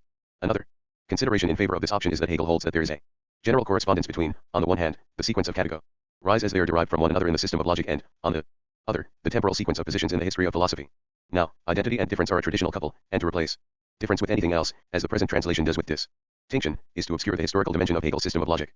Are there any arguments for replacing difference? Although I have been unable to follow much of what is said in ITHL in defense of distinction over difference, I have been able to pick out two. One is that we should start from the cognate verb of Unterschied, namely, sich, on, Terscheiden, and this is properly rendered distinguish, wherefore on, Terscheid should be translated as distinction. But this begs the question at issue, for the verb may just as well be rendered differentiate, and in this case the substantival cognate would be difference. Moreover, even if the two arguments were not parallel, it would have to be shown that the advantage of having a cognate noun and verb was worth sacrificing the Two advantages indicated in the first paragraph. The second argument in favor of rendering undersheet by distinction rather than differences. That by proceeding thus we free the latter for translating difference. To evaluate this argument, we shall have to look at this term and related matters. Be the Encyclopaedia logic. To start with, it is crucial to note that Hegel uses diff efferens in two senses. The two are systematically related, but the explanation of this point would take us too far afield. A. Diff efferens is used to designate the stage at which the initial apparent simplicity, unity, immediacy of a category is ruptured. When its implicit complexity becomes explicit and it shows itself to be mediated. The newly posited moments attain apparent independence. It is the stage of particularity. It is followed by a third stage, where the various moments of the category, thus revealed in the stage of diff efferens, exhibit themselves as aspects of a unified whole. For all this, see 85, 171. A. 215a, at W8:181, 322, 373, 388 also, in other works, Philosophy of Right 181 W7:338, Philosophy of Religion, Introduction, CI, SECS. 2,3 W. 16:68 FF, and Part Ill, 11 W17:241 pound F, History of Philosophy, Part Ill, Sector 3, D. W20:440 FF. B. Diff efferens is also used in a way best approached through the adjective diff efferent. In L the key passage in this regard is 194a. Here, diff efferent is introduced through its negative, indifferent. Hegel writes that something is indifferent if it contains difference u enter psi j, but the diverse items behave indifferently gleichgültig towards one another, and their combination is only external to them. Conversely, items are different if they are what they are only through their relation to one another. On this sense of difference, by its negative, in diff efferens, see also SL, 330, 374 FF, equals W5:392, 445 FF, and Encyclopedia, Part 11, Philosophy of Nature, 323, 324, 334. Now, what is to be made of all this in English? To start with, there seems no alternative to translating indifferent by indifferent. Neutral would be a serious alternative except that Hegel also uses the equivalent German word. The disadvantage of this is that the same word must surely be used for gleichgültig. But this is not a serious drawback, if only because in diff efferent is used comparatively seldom and can be flagged in some way. For example, by supplying the German word, if it is necessary to distinguish it. Different can then be rendered non-indifferent, effectively distinguishing it from any cognate of difference. For suggestions here I am indebted to the French translation of L by Bernard Bourgeois, p. 260. Note on 150. These terms having been tied down thus, in diff efferens, as the negative of the second sense of difference, naturally can be translated as indifference, and its negative as non-indifference. Finally, diff efferens in sense 1 most naturally becomes differentiation, or, much less desirably, aesthetically speaking, differentiatedness, and indifference, as the negative of sense 1 of diff efferens becomes lack or absence of differentiation, or differentiatedness. All this may seem egregiously laborious, but the distinctions made are unavoidable if sense is to be made of Hegel's text at a number of points. Decisive proof of this may be gained by an attempt to understand, for example, 194a, 200a, or 203 in the present translation. Some minority comments on terminology slay 18, Veal, das, Weilen, dot, Veals, ein. C. eins, das. 19, Vorstellen, dot, vor Stellung. These are very common words indeed in ordinary German, and Hegel uses both of them in ordinary, untechnical senses as well as in a technical way. In ordinary senses, there are many English words appropriate for translating the German ones in various contexts. Thus Vorstellen may, according to the particular use, be rendered by, for example, imagine, have in mind, have /frame/form an idea. The most commonly suitable rendering of vor Stellung is idea. This was, in fact, the word used by G.E.R. Mann translators to render the English idea in the works of 18th century empiricists. So what more natural procedure than to reverse the exchange? One drawback is that idea has no natural cognate verb with which to translate Vorstellen. But this is not a severe disadvantage, given the wide variety of English verbs available to translate it in different contexts. There is no danger of its being confused with the English equivalent of idee either, because that always has an initial capital. In the technical context, the realm of Vorstellen/Vorstellung is between Anschauung and Anschauung, intuiting/intuition, on the one hand, and thought proper, involving concepts, Begriff FE, proper, on the other. See especially N. Encyclopaedia, 45.1, and CFL, 3R, roughly, it is thinking at the level of everyday life, involving mental contents that are not very clear and distinct, that are comparatively unanalyzed, ill-defined, pictorial. It is thinking, all right, using universals, but thinking in which the universals are not brought into systematic relation to one another. For this special sense, present/presentation, less desirably, represent/representation, are probably best. This translation allows only a very few untechnical uses of the words in question and, since Hegel uses them mostly untechnically, becomes rather artificial and stiff. 20. Wissen, das, Wissen. See erkennen, das, erkennen, erkenntnis. 21. Zusammenschließ 3n. This is an ordinary German word meaning to unite or amalgamate. Hegel uses its etymology to express the way in which, on his account, the inferring, Schlief 3n, which is the syllogism, S clue 3 from Schlief 3n, locks. Schlief 3n in another sense, together, zusammen, the moments of the concept, universality, particularity, singularity. In the present translation, the concept is said to conclude with itself. Having in mind conclude, one at first is probably led to say that yuking. Slayeth. The concept with itself simply makes no English sense. But, since conclude is not an English word, in the dictionary sense, its creators presumably can do as they please with it. However, this freedom is purchased at the price of matching an ordinary German word with one which not only is not an ordinary English one but is not English at all. My alternative suggestion is to use the phrase close with itself which a. is perfectly good, ordinary English, b. mimics the German etymologically in large part, and c. captures much of the meaning of the original, since the phrase means not only grapple, hook or fasten onto something, but also come to terms. Another possibility is close on itself, which captures the main thrust of the meaning of Zusam. Menschleifen, though it loses the etymological mimicry of Zusammen. G. W. F. Hegel. Encyclopedia of the Philosophical Sciences. Part 1. Preface to the first edition. 1817. The need to supply my listeners with a guiding thread for my philosophy. Cal Lectures is the most immediate occasion for letting the survey of the whole range of philosophy see the light of day sooner than I was wise-minded to do. The nature of an outline not only rules out any exhaustive discussion of ideas in respect of their content, but also particularly cramps the tracing out of their systematic derivation. This derivation must embrace what was formerly understood by the proof, i.e., the very thing that is quite indispensable for a scientific philosophy. My title for this outline is partly meant to indicate the total range of the work, and partly, it makes plain my intention of reserving the single details for my oral presentation. Moreover, in an outline, where the content is one that is already presupposed and familiar and has to be presented in a short space already decided upon, what is aimed at is that the order and arrangement of the topics should be externally suitable. The present exposition is not like that. On the contrary, it sets out a new elaboration of philosophy, according to a method that will, I hope, be recognized eventually as the only genuine one. The only method that is identical with the content. So I might well have considered it to be of more advantage to the public if only my circumstances had permitted this to publish a book in which the other parts of philosophy were more fully discussed, on the model of the logic that I have already delivered to the public as my treatment of the first part of the whole. But in any case, I believe that, although the side on which the content is closer to representative awareness and to what is empirically familiar necessarily had to be restricted in the present exposition, I have still managed to make it evident enough, with respect to the transitions, that can only be a mediation taking place through the concept, that the method of the forward movement is quite distinct, both from the merely external order that the other sciences require, and from a certain mannerism in dealing with philosophical topics that has become quite usual. This fashionable procedure presupposes a schema, and uses it to establish parallel. A. Vorstellung. 1. 2. The Encyclopaedia logic lies in the material just as externally and even more arbitrarily than the external procedure of the other sciences, and, through a misunderstanding that is really quite remarkable, it claims to have given every satisfaction to the necessity of the concept with accidents and arbitrary associations. We have seen the same arbitrariness take charge of the content of philosophy too, marching out upon adventures of thought, and imposing for a while upon the striving of honest and sincere minds, even though in other quarters it was regarded as a craziness that had risen to the pitch of mad. Point 2. But instead of being either impressive or crazy, its import allowed us, more often, and more properly, to recognize familiar clichés, just as the form was merely a mannerism, a deliberate methodical trick that is easily acquired, a talent for baroque associations, and a strained complexity. Generally speaking, there was only self-deception, and deception of the public, behind the serious air. On the other side, in contrast, we have seen shallow minds give their lack of thoughts the stamp of a scepticism that was wise in its own eyes, and of a critical philosophy that is modest in its claims for reason. 3. They let their vanity and conceit advance in step, as their ideas grew ever more vacuous for a considerable period. These two tendencies in our culture have aped our German seriousness, wearing down its deeper philosophical need. The consequence has been indifference, and even such an outright contempt for philosophy as a science, that nowadays a self-styled modesty even imagines it can join in the discussion of the deepest problems of philosophy, that it may presume to pass judgment about them, and deny to philosophy the rational cognition that used to be comprehended under the form of proof. The first of the phenomena touched upon here can in some measure be regarded as the youthful exuberance of the new age that has dawned in the realm of science just as it has in that of politics. If this exuberance greeted the sunrise of the rejuvenated spirit with reveling, and began enjoying the idea at once without any hard labor, luxuriating for a while in the hopes and prospects that sunrise offered, it also reconciles us more readily to its excesses because there is a kernel of truth at the bottom of it, and the morning mist that covers its surface is bound to clear spontaneously. Point 4. But the other phenomenon is more repellent because we can recognize exhaustion and impotence in it, and it strives to mask them under the conceit of a schoolmaster thinking to give lessons to the philosophical spirits of all the centuries, mistaking what they are, and most of all what it is itself. This makes it all the more pleasant, however, to perceive and to conclude by pointing out how the concern with philosophy and the earnest love for the higher cognition that it produces has maintained itself candidly and amitz UNDWI be Richtungen de Geists. Preface to the first edition. 3. Quite without vanity. Although this concern has sometimes cast itself too much in the phone of an immediate knowing and of feeling, still it does attest to the continuing inner drive of rational insight, which alone gives man his dignity. It attests to it, above all, because man reaches that standpoint of immediate knowing only as the result of philosophical knowledge, so that the philosophical knowing that it seems to despise is at least recognized by it as a condition. Point 5. To this concern with the cognition of the truth, I dedicate my effort to supply an introduction, or a contribution to the satisfaction of this concern. May its purpose secure it a kindly reception. Heidelberg, May 1817. Preface to the SEC on edition 1827. The well-disposed reader of this new edition will find many parts worked in it, and developed into more detailed determinations. In my revision I have tried to moderate and also to reduce the formal aspect one of the presentation, and I have also tried through more extended remarks of a generally accessible kind to bring abstract concepts closer to the ordinary understanding and the more concrete notions of them.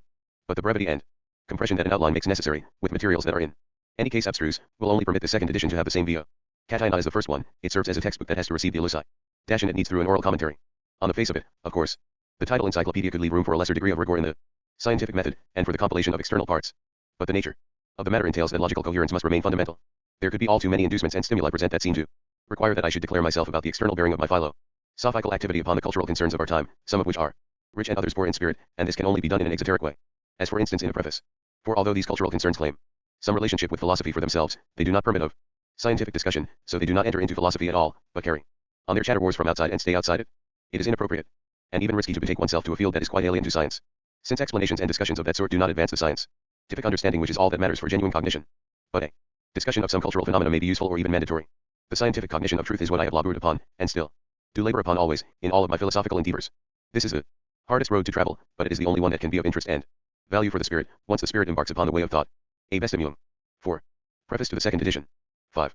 Without tumbling into vanity upon that road, but maintaining the will and the courage for the truth, it soon finds that only method can tie thought down, lead it to the matter, and maintain it there. A methodical pursuit of this kind proves to be nothing else but the re-establishing of that absolute import beyond which thought initially strove to go, and above which it posited itself, but it is a re-establishment in the element of the spirit, which is most proper to this content, and most free. There is a more naive state with a happier aspect, and one that is still not long gone by, in which philosophy went hand in hand with the sciences and with culture. The enlightened understanding was content in a measured way, balancing the needs of insight together with its religion, and similarly conciliating its natural law theory with state authority and politics, and its empirical physics bore the title of natural philosophy. But the piece was superficial enough, and specifically there was in fact an inward contradiction between that pure insight and religion, just as there was between the natural law theory and the state.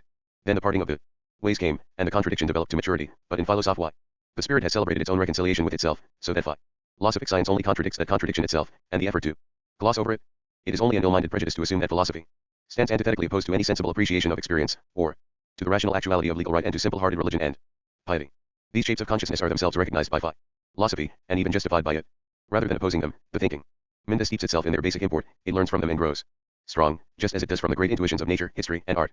For this solid content, once it has been thought, is the speculative idea itself. The collision with philosophy only occurs because the soil moves out of the character that is proper to it when its content is supposed to be grasped in categories, and is made dependent upon them, without the categories being led up to the concept and brought to completion in the idea. When the understanding of our universal scientific culture arrives at the discovery that no mediation with the truth is possible by the root of its finite concept, this important negative result usually has precisely the opposite consequence from the one that is immediately implicit in it. What I mean is that, instead of causing the finite relationships to be removed from our theory of cognition, this conviction has sublated the concern with the investigation of the categories along with all attentiveness and prudence in their use. The use of these finite relationships has only become more barefaced, less conscious, and less critical, as if we had fallen into a state of adenk and sin. 6. The Encyclopaedia Logic. Despair. From the mistaken view that the inadequacy of finite categories to express truth entails the impossibility of objective cognition, we derive a justification for pronouncing and denouncing according to our feelings and subjective opinions. Assurances present themselves in place of proofs, along with stories about all the facts that are to be found in consciousness, and the more uncritical they are, the more they count as pure L. Without any further investigation of it, the highest needs of the spirit are to be established upon the category of immediacy, and errant as it is, they are to be decided by it. Point 2. Especially where religious topics are being dealt with, we can soon discover that philosophy is expressly set aside in this way, as if every harm would be banished along with it, and security against error and deception would be achieved. Then the quest for truth is to be instituted by arguing on the basis of assumptions drawn from any where. In other words, we employ the ordinary thought determinations of essence and appearance, ground and consequence, cause and effect, and so on, and we reason in the usual syllogistic fashion either from one relationship of finitude or from the other. From the evil one they are free, but the evil still remains, 3, and the evil is 10 times worse than before, because they entrust themselves to it without any distrust or criticism. As if philosophy, the very source of all harm that is kept at a distance, were anything else but the quest for truth, but with the consciousness of the nature and worth of the thought relationships that bind together and determine every content. But philosophy itself experiences its worst fate at the hands of those enemies when they deal with it directly themselves, both interpreting it and passing judgment on it. It is a factum 4 of the physical or spiritual, but especially of religious vitality too, that is mishaped through the reflection that is incapable of grasping it for itself. However, this interpreting has the sense of raising the factum for the first time into something known, and the difficulty lies in this passage from the matter to cognition that is produced by meditating upon it. As in science itself, this difficulty is no longer present, for the factum of philosophy is cognition already elaborated, so the interpreting can only be a thinking over in the sense that it is a further thinking that comes later. Only critical evaluation would require a thinking over in the ordinary meaning of the word, but the uncritical understanding that we are discussing proves to be just as unfaithful in its naked apprehension of the idea determinately expressed, i.e., in the expression of its immediate knowledge of God. It has so little difficulty or doubt about the fixed presuppositions that it contains that it is even incapable of repeating what the bare factum of the philosophical idea is. This A.B. Dudum. Preface to the second edition. 7. Understanding unites the following double perspective within itself in a quite marvelous way. It is struck by the complete divergence, and even by the express contradiction in the idea against its own employment of the categories, yet at the same time it has no suspicion that there may be another way of thinking than its own, both present and in active use, so that it must here behave in another way than it does in its usual thinking. This is how it happens that the idea of speculative philosophy is simply kept fixed in its abstract definition, in the opinion that a definition must appear to be clear and definitive on its own account, and must have its methodic rule and touchstone only in presupposed notions, or at least without knowing that the sense of the definition, like its necessary proof, lies in its development alone and precisely in its emergence as the result of the development. Now since, more precisely, the idea is, quite generally, the concrete spiritual unity, whilst the understanding consists in the interpretation of the concept's determinations only in their abstraction, that is to say, in their one-sidedness and finitude, the spiritual unity is in this way made into an abstract spiritless identity. The result is that distinction is not present in this identity, but the all is one, and even good and evil are of one kind among all the rest. That is why the name identity system, or philosophy of identity, has already become the established one for speculative philosophy. If someone makes his profession of faith by saying, I believe in God the Father, the maker of heaven and earth, one would marvel if someone else could already bring forth from this first part of the creed the consequence that the confessor of God the creator of heaven held, that the earth was not created, and matter was eternal. It is a factum, and Quite correct, that the first speaker declared in his confession that he believes in God the creator of heaven, and yet this factum, as it is interpreted by others, is completely false. This is so absurd that the example must be regarded as incredible and trivial. And yet in the interpretation of the philosophical idea, this violent splitting in half is what happens, and what follows is that, in order to avoid all misunderstandings about how the identity is constituted that is asserted to be the principle of speculative philosophy, the corresponding refutation is given. We are expressly instruct, for instance, that the subject is diverse from the object, likewise the finite from the infinite, etc., as if the concrete spiritual unity lacked all inward determination, and did not itself contain distinction within it. As if any one of us did not know that the subject is diverse from the object, and the infinite diverse from the finite, and philosophy was so drowned in its school wisdom that it needed the reminder that, outside the schoolroom, there is a wisdom to which that diversity is quite familiar. With reference to the diversity that it is supposedly unfamiliar with, philosophy is more specifically run down on that account for dropping the 8th Encyclopaedia logic distinction between good and evil too, so its critics are usually fair-minded and magnanimous enough to concede that in their presentation of philosophers do not always develop the ruinous consequences that are bound up with their thesis, and perhaps they do not do it because these conclusions are not germane to it. Philosophy must disdain the merciful calm passion that is here bestowed on it, for it is no more in need of mercy for its moral justification than it lacks insight into the actual consequences of its principles, or that it falls short in drawing those consequences in express terms. I will briefly elucidate here the alleged consequence according to which the diversity of good and evil has to be made into a mere semblance, more as an example of the hollowness of the interpretation of philosophy that is involved, than as a justification of philosophy itself. To illustrate this we shall consider only Spinozism, the philosophy in which God is determined only as substance, and not as subject and spirit. This distinction concerns the determination of the unity. The determination is all that matters, but although this determination is a factum, those who are accustomed to call this philosophy the identity system know nothing. Asats. The words are those of F.A.G. Tholick in his Florilegium of Eastern Mysticism, p. 13. Tholick, too, being a man of deep feeling, allows himself to be misled into following the customary highway of philosophical interpretation. The understanding, he says, can only draw conclusions in the following two ways: either there is a primal ground that conditions everything, and then the ultimate ground of my own self lies in that, so that my being and my free action are only illusory, or I am actually in essence diverse from the primal ground. One whose action is not conditioned and caused by the primal ground, and then the primal ground is not an absolute, all-conditioning essence, so that there is no infinite God but a multitude of gods, etc. All philosophers who think more profoundly and acutely are supposed to profess the first of these theses, though I do not know why the first one-sidedness should be any more profound and acute than the second. The consequences, which, of course, they do not always develop, as we said above, are that even man's ethical standard has no absolute truth, but properly speaking the author himself underlines this: good and evil are the same and are only diverse in their semblance. One would always do better not to talk about philosophy at all, as long as, in spite of one's depth of feeling, one is still so deeply entangled in the one-sidedness of the understanding that one knows nothing better than the either/or of a primal ground in which the individual's being and freedom is only an illusion, or of the absolute independence of the individuals. In other words, as long as no inkling of the neither/nor of these two one-sided views of this perilous dilemma, as Tholick calls it, has entered into one's experience at all. On page 14, to be sure, he does speak of those spirits, and they are said to be the authentic philosophers who accept the second thesis. But this is now, it seems, the same as what was previously called the first thesis, and sublate the antithesis of unconditioned and conditioned being through the undifferentiated primal being, in which all antitheses of a relative kind are mutually interfused. But when Tholick speaks in this way, has he not noticed that the undifferentiated primal being, in which the antithesis is to be interfused, is altogether the same as that unconditioned being, whose one-sidedness was to be sublated? So that in the very same breath he is speaking of the sublation of that preface to the second edition 9. About it, they may even employ the expression that according to this philosophy everything is one and the same, that good and evil are equal to. All of this is the most spurious type of unity. It cannot be what is talked of in speculative philosophy, and only a thinking that is still barbaric can employ these thoughts in reference to ideas. As for the allegation that in Spinoza's philosophy the diversity of good and evil is not valid in itself, or according to its authentic meaning, the question to be asked is, what does authentic mean here? If it refers to the nature of God, then no one will want evil to be located there. That substantial unity is the good itself, evil is only the splitting into. So nothing is further from that unity than good and evil being of one kind. On the contrary, evil is excluded. Hence, the distinction between good and evil is not in God as such either, for this distinction is found only in what is split into a in that in which evil itself is. Moreover, in Spinozism distinction occurs as well. Man is diverse from God. In this respect, the system may not be theoretically satisfactory. For although man, and the finite in general, may later be downgraded to a mode, he only finds himself side by side with substance in the earlier one-sided being, and a being that is exactly the same one-sided being, and hence he is expressing the continued subsistence of the one-sidedness instead of its sublation. If one is going to say what spirits do, then one must be able to apprehend the factum deed spiritually. Otherwise that factum has become falsified under one's hand. I note, moreover, though somewhat redundantly, that what I have said, both here and further on, about Tholick's notion of philosophy, cannot and should not be applied just to him individually, so to speak. We find the same statements in hundreds of books, and especially in the prefaces of theology books. Among all the others, I have cited Tholick's exposition, first because it chances to be what I have at hand, and secondly because the profound feeling that seems to set his writings in complete opposition to the theology of the understanding comes very near to true profundity of sense. For the fundamental determination of this feeling is reconciliation, which is not the unconditioned primal being, or any abstraction of that kind, but the basic import itself, which is the speculative idea, and which the idea expresses in thought, an import which that profound sense must on no account fail to recognize in the idea. But what happens here, as much as everywhere else in his writings, is that Tholick allows himself to fall into the currently fashionable talk about Pa and Theism, about which I have spoken at greater length in one of the final remarks of my Encyclopaedia, 573. Here I shall only remark on the peculiar ineptitude and inversion into which Tholick himself falls. He puts the primal ground on one side of his supposedly philosophical dilemma, and designates the side later on as pantheistic, pages 33, 38. Similarly, he characterizes the other side as that of the as Socinians, Philactons, and popular philosophers, and about this side he says that there is no infinite God, but a great number of gods, namely the number of all the essences that are diverse from the so-called primal ground, and have a being and action of their own, alongside that so-called primal ground. So, in fact, we have on this side not merely a great number of gods, but all things are gods, since everything finite counts in this context as having a being of its own. Hence, it is on this side in fact that Tholitt has his omnitheism aliskottere, or his pantheism fully expressed, not on the first side, where he expressly makes the one primal ground into its god. The first side, consequently, is only monotheism. 10. Encyclopaedia Logic. Discussion. It is here, then, in man, where distinction exists, that it exists essentially as the distinction between good and evil too, and this is where it authentically is, for only here is the determination that is proper to it. When we are studying Spinoza, if we have only the substance in mind, then there is of course no distinction between good and evil in it, but that is because from this point of view evil has no being at all, just as the finite and the world in general have none. See the remark 250, b. Low.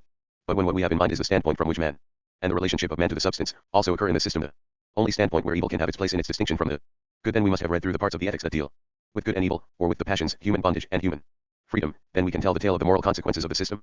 We can convince ourselves beyond question regarding the high purity of this moral theory, whose principle is the unalloyed love of God, just as readily as we can convince ourselves that this purity is the moral consequence of the system. Lessing said in his time that people dealt with Spinoza like a dead dog, and we cannot say that Spinozism, or indeed speculative philosophy generally, has been any better treated in more recent times. For it is clear that those who discuss it and make judgments about it do not ever make any effort to grasp the facts rightly, or to report and relate them correctly. This is the least that justice requires, and philosophy can demand as much in any case. The history of philosophy is the story of the discovery of the thoughts about the absolute, which is their subject matter. Thus, for example, we can say that Socrates discovered the determination of purpose that was filled out as a determinate cognition by Plato, and more particularly by Aristotle. Brucker's history of philosophy is so uncritical, not only with respect to external historical data, but with respect to the reporting of thoughts, that one can find 20, 30, or more theses cited from the earlier Greek philosophers as their philosophical dicta, of which not one belongs to them. They are conclusions that Brucker draws after the manner of the bad metaphysics of his time, and falsely ascribes to those philosophers as their own assertions. Conclusions are of two kinds: some are simply the result of following out a principle into greater detail, and others are a regression toward deeper principles. Right history is precisely to record those individuals to whom a further deepening of thought in this way, and an unveiling of it, properly belongs. But Brucker's procedure is not simply improper because the early philosophers did not themselves draw the consequences that are supposed to lie in their principles, and hence merely failed to express them in so many words, but rather because his reasoning involves the direct description of validity to finite thought relationships, and preface to the second edition 1:1. The readiness to use them, in spite of the fact that these thought relationships are directly contrary to the sense of those philosophers, who were speculative in spirit, and, what is more, they only pollute and falsify the philosophical idea. And if, in the case of ancient philosophers, only a few of whose statements have come down to us, this falsification has the excuse of being supposedly correct reasoning, this excuse falls away in the case of a philosophy that has both grasped its own idea in determinate thoughts and has expressly investigated and determined the value of the categories as well. There can be no excuse when the idea is interpreted in a mangled way in spite of that, and only one moment, identity, for instance, is extracted from the exposition and given out to be the totality, or when the categories are introduced quite naively, and all anyhow, just as they are deployed in all their one-sidedness and untruth in our everyday consciousness. Educated cognition of thought relationships is the primary condition for the correct interpretation of a philosophical factum. But the idea of thought is not only justified expressly by the principle of immediate knowing, it is made the law. The cognition of thoughts, and the cultural formation of subjective thinking along with it, is no more a matter of immediate knowing than any science or art and skill are. Religion is the mode, the type of consciousness, in which the truth is present for all men, or for all levels of education, but scientific cognition is a particular type of the consciousness of truth, and not everyone, indeed, only a few men, undertake the labor of it. The basic import is the same, but, just as Homer says about certain things that they have two names, 9 one in the language of gods, and the other on the tongues of us men, the creatures of a day, so, too, there are two tongues for that import, the tongue of feeling, of representation, and of the thinking that nests in the finite categories and one-sided abstractions of understanding, and the tongue of the concrete concept. And when we want to discuss and pass judgments about philosophy in a religious perspective, more is required than our just being quite accustomed to the language of the consciousness of our day. The foundation of scientific cognition is the inner basic import, the idea that dwells in it, and the vitality of that idea which is stirring in the spirit. Just as religion involves no less a thoroughly disciplined heart and mind, a spirit awakened to awareness, and a fully formed import. In the most recent times religion has contracted the cultured expanse of its content more and more, and withdrawn itself into the intensity of piety, i.e., of feeling. Often, indeed, this feeling is one that manifests a very impoverished and barren import. But as long as religion has a creed, a doc, a durchgebietets gemiet, bibis in G. 12. The Encyclopaedia Logic, Trine, and a dogmatics, philosophy can concern itself with that, and can in that way unite itself as such with religion. But here again, this claim is not to be taken up in the manner of the wrongly separated understanding in which our modern religious attitude is caught up. This attitude represents religion and philosophy as mutually exclusive, or as being generally separate, able to such a degree that they consequently only link up in an external way. Instead, what is implied by all that we have said so far is that there may be religion without philosophy, but there cannot be philosophy without religion, because philosophy includes religion within it. Genuine religion, the religion of the spirit, must have a creed, a content of this sort. The spirit is essentially consciousness, and hence consciousness of the content made into an object. As feeling, the spirit is just the not yet objective content itself, only equally, to use an expression of Jacob Boehme, it is just the lowest stage of consciousness, in the form of the soul, which we have in common with the lower animals. It is thinking that first makes the soul with which the lower animals are endowed to into spirit, and Philosophy is only a consciousness concerning that content, the spirit and its truth, i.e., concerning spirit in the shape and mode of the essentiality. That is its own, which distinguishes it from the lower animals, and makes it capable of religion. The concentrated religious attitude that focuses strictly on the heart must make its contrition and mortification into the essential moment of its rebirth, but it must at the same time recollect that it is dealing with the heart of a spirit, and that the spirit is appointed as the power over the heart, and it can only be this power insofar as it is itself born again. This rebirth of the spirit out of the natural lack of knowledge, and equally out of natural error, happens through instruction, and through faith in the objective truth, the faith in the content that arises from the witness of the spirit. This rebirth of the spirit is also an immediate rebirth of the heart, among other things, out of the vanity of the one-sided understanding, which leads it to boast of its knowledge of such assumptions as the diversity of the finite from the infinite, or that philosophy must either be polytheism, or in the spirits that think most acutely pantheism. It is a rebirth that liberates us from such lamentable insights as those insights that enable pious humility to ride its high horse over both philosophy and theological cognition alike. When the religious attitude abides by its intense feeling without any expansion, and hence without any spirit, it does, of course, only know of the antithesis between its narrowed and narrowing form of mind and the spiritual expansion of doctrine, whether religious as such or philosophical. However, the thinking spirit does not just restrict itself to finding its satisfaction in the purer, i.e., the simple-hearted religious attitude. On the contrary, that standpoint is itself a result which has, preface to the second edition 13, emerged from reflection and argument. It is by the aid of the superficial understanding that the religious attitude has given itself this fine liberation from virtually all doctrines, and it is by using the thinking with which it is infected for its zealous attack on philosophy that it maintains itself by force on the rarefied peak of an abstract state of feeling without any content. I cannot refrain from citing here some excerpts from the exhortation of Franz von Bader about a configuration of piety of that kind, in the 5th volume of his Firm Anticognitiones, preface, pix. 1-3. To return once more to Herr Tholick, who can be regarded as the enthusiastic representative of the pietist current of thought, the lack of any doctrine in his essay on the doctrine of sin, 2nd edition anonymous, Hamburg, 1825, which has just come to my notice, is quite marked. I was struck by his treatment of the dogma of the Trinity in his essay The Speculative Doctrine of the Trinity in the later Orient, Berlin, 1826. I am deeply grateful to him for the historical notes that he has drawn from his sources with such industry. But he calls the doctrine a scholastic doctrine, and in any case it is much older than anything that we call scholastic. He treats it only on its external side as being supposedly only a doctrine that arose historically from speculation about biblical passages under the influence of Platonic and Aristotelian philosophy, p. 41. Then, in his essay about sin, he dismisses the dogma in cavalier fashion, one might say, declaring that it can only be an artificial framework in which the doctrines of the faith, but which ones, can be put in order, p. 220. Indeed, we must even say about this dogma, that to one standing on the bank, in the sand of the spirit perhaps, it appears as a fata morgana, p. 219.11. The doctrine of the Trinity is not a foundation. Tholick calls it the tripod, p. 221, upon which our faith can be grounded ever again. But has not this doctrine, as the most sacred one, always and or from time immemorial, anyway been, as our creed, the main content of the faith itself? And has not this creed always been the foundation of subjective faith? How can the doctrine of reconciliation, which Tholick seeks so energetically to bring to our feelings in the essay under discussion, have more than a moral sense, or, if you like, a pagan sense? How can it have a Christian sense without the dogma of the Trinity? There is nothing in this essay about other specific dogmas either. For instance, Tholick leads the reader always to the passion and death of Christ, but no further, not to his resurrection and ascension to the right hand of the Father, nor yet to the pouring forth of the Spirit. 1830. One of the main determinations in the doctrine of reconciliation is the punishment for sin. In Tholick's essay, pages 119 ff, this is the self-conscious burden, and the damnation bound up with it, that all must carry, who live apart from God, the one and only source of blessedness and holiness alike. This means that sin, the consciousness of guilt, and damnation cannot be thought separately from one another. So this is a place where even some thinking occurs, just as on p. 120 it is also demonstrated that the determinations flow out of the nature of God.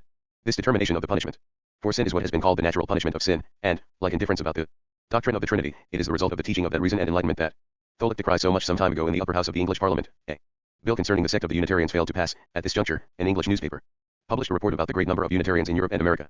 Then it added this comment: at present Protestantism and Unitarianism are mostly synonymous on the continent of Europe. U12 theologians may be left to decide whether Tholick's dogmatics is distinct from the ordinary theology of the Enlightenment in anything save one or two points, and not even in those respects when it is closely examined. 14. Encyclopaedia Logic.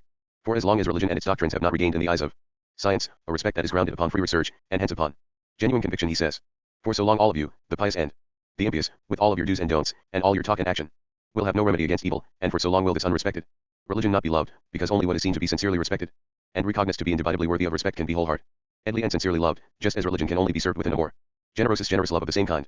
In other words, if you want the practice of religion to flourish again, then you must make sure that we achieve a rational theory of it once more, and not leave your enemies, the atheists, in complete possession of the field with their irrational and blasphemous assertion that no such theory of religion is to be thought of at all, that such a thing is impossible because religion is a matter of the heart only, a region where one quite conveniently can, and indeed one must, divest oneself of one's head. Asterisk. Regarding poverty of content, we can remark further that this can only be talked of as the way in which the external state of religion appears at a particular time. A time of that kind may be lamented, because such an effort is needed just to bring forth the mere faith in God, a need that weighed so heavily on the noble Jacobean further to awaken only a concentrated Christianity of feeling. All the same, we cannot fail to recognize the higher principles that announce themselves even here. See the Introduction to the Logic, 64 remark. But what lies before science is the rich content that hundreds and thousands of years of cognitive activity have brought forth for itself, and this content does not lie before it as historical information that only others possess. Then it would be some thing that and gone for us, just an occupation to exercise our memories. and our acuteness in the critical evaluation of reports, not a topic for the cognition of the spirit and the rational concern with truth. What is most sublime, most profound, and most inward has been called forth into the light of day in the religions, philosophies, and works of art, in more or less pure, in clearer or more obscure shapes, often in very repulsive ones. We, Asach. T. Holick quotes several passages from Anselm's treatise Cur Deus Homo, and celebrates the profound humility of this great thinker, p. 127.14, but he is not mindful of, and does not cite the passage from the same treatise that I have quoted below, at 77 of the Encyclopaedia. Negligentiae me ivediturus I non studimus quod credimus intelligere. It seems to me to be negligence if we do not study to understand what we believe. Certainly when the creed is shriveled up into just a few articles, there is not much stuff left for cognitive effort, and little can come from the cognition of it. Preface to the second edition 15. Can count it as a particular merit of Franz von Bader that he not only goes on bringing such forms to our recollection, but also with a profoundly speculative spirit he brings their basic import expressly into scientific honor, because on that basis he expounds and confirms the philosophical idea. The depth of Jacob Boehme, in particular, offers the occasion and the forms for this. The name Teutonic philosopher has rightly been conferred upon this mighty spirit. 1s On the one hand, he has enlarged the basic import of religion, taken on its own account, to the universal idea. Within that basic import he formulated the highest problems of reason and tried to grasp spirit and nature in their determinate spheres and configurations. All this was possible because he took as its foundation the thesis that the spirit of man and all things else are created in the image of God. And, of course, of God as the Trinity, their life is just the process of their reintegration into that original image after the loss of it. On the other hand, and conversely, he forcibly misappropriated the forms of natural things, sulfur, saltpeter, etc., the sharp, the bitter, etc., as spiritual forms and forms of thought. 16. The Gnostic interpretation that von Bader attaches to configurations of this kind is his own special way of kindling and advancing the philosophical concern. It sets itself forcefully against any coming to rest in the barren void of enlightened polemics, and equally against the piety that wants simply to remain intense. In all of his writings von Bader shows, incidentally, that he is far from taking this Gnostic interpretation to be the exclusive mode of cognition. It has its inconveniences on its own account. Its metaphysics does not push on to deal with the categories themselves, or with the methodical development of the content. Its weakness is that the concept is not well adapted to the wildness and spontaneous spirit of forms and configurations of this kind, just as its general weakness is that it has the absolute content as its presupposition, and that it offers explanations, arguments, and refutations on the basis of this presupposition. It might be said that we have enough configurations of the truth, and all too many of them, some purer and others more cloudy, in the religions and mythologies, or in the Gnostic and mystery-making philosophies of ancient outclear ray. 1 am certainly delighted to learn that R.A. von Bader agrees with many of my propositions, as is evident both from the content of several of his more recent writings and from his references to me by name. About most of what he contests, and even quite easily about everything, it would not be difficult for me to come to an understanding with him. That is to say, to show that there is, in fact, no departure from his views in it. There is only one complaint that I want to touch on. It occurs in the comments upon some anti-religious philosophical dicta of our time. Leipzig, 1824, p5, cf. pages 56 ff. There he discusses a dictum. 16. Encyclopaedia Logic and Modern Times.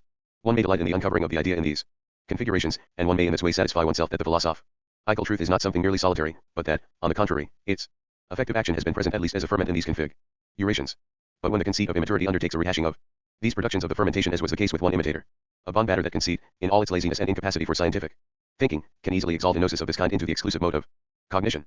For it is less of a strain to let oneself go in these symbolic patterns and tie one's philosophical dicta onto them, than to take up the development of the concept, and submit one's thinking, indeed, one's whole heart and mind, to the logical necessity of the concept.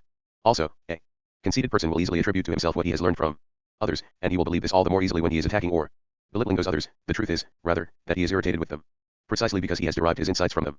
Although deformed, the impulse of thought announces itself in the very phenomena of the time that we have taken note of in this foreword, and that is why, for the thought that is cultivated to the high level of the spirit, which having emerged from the school of the philosophy of nature, establishes a false concept of matter, in that it affirms regarding the transient essence of this world which contains corruption within it, that it is immediately and eternally emergent and emerging from God, as the eternal outgoing, self-emptying, be of God, which conditions his eternal entry into himself, as spirit. Hegel's emphases.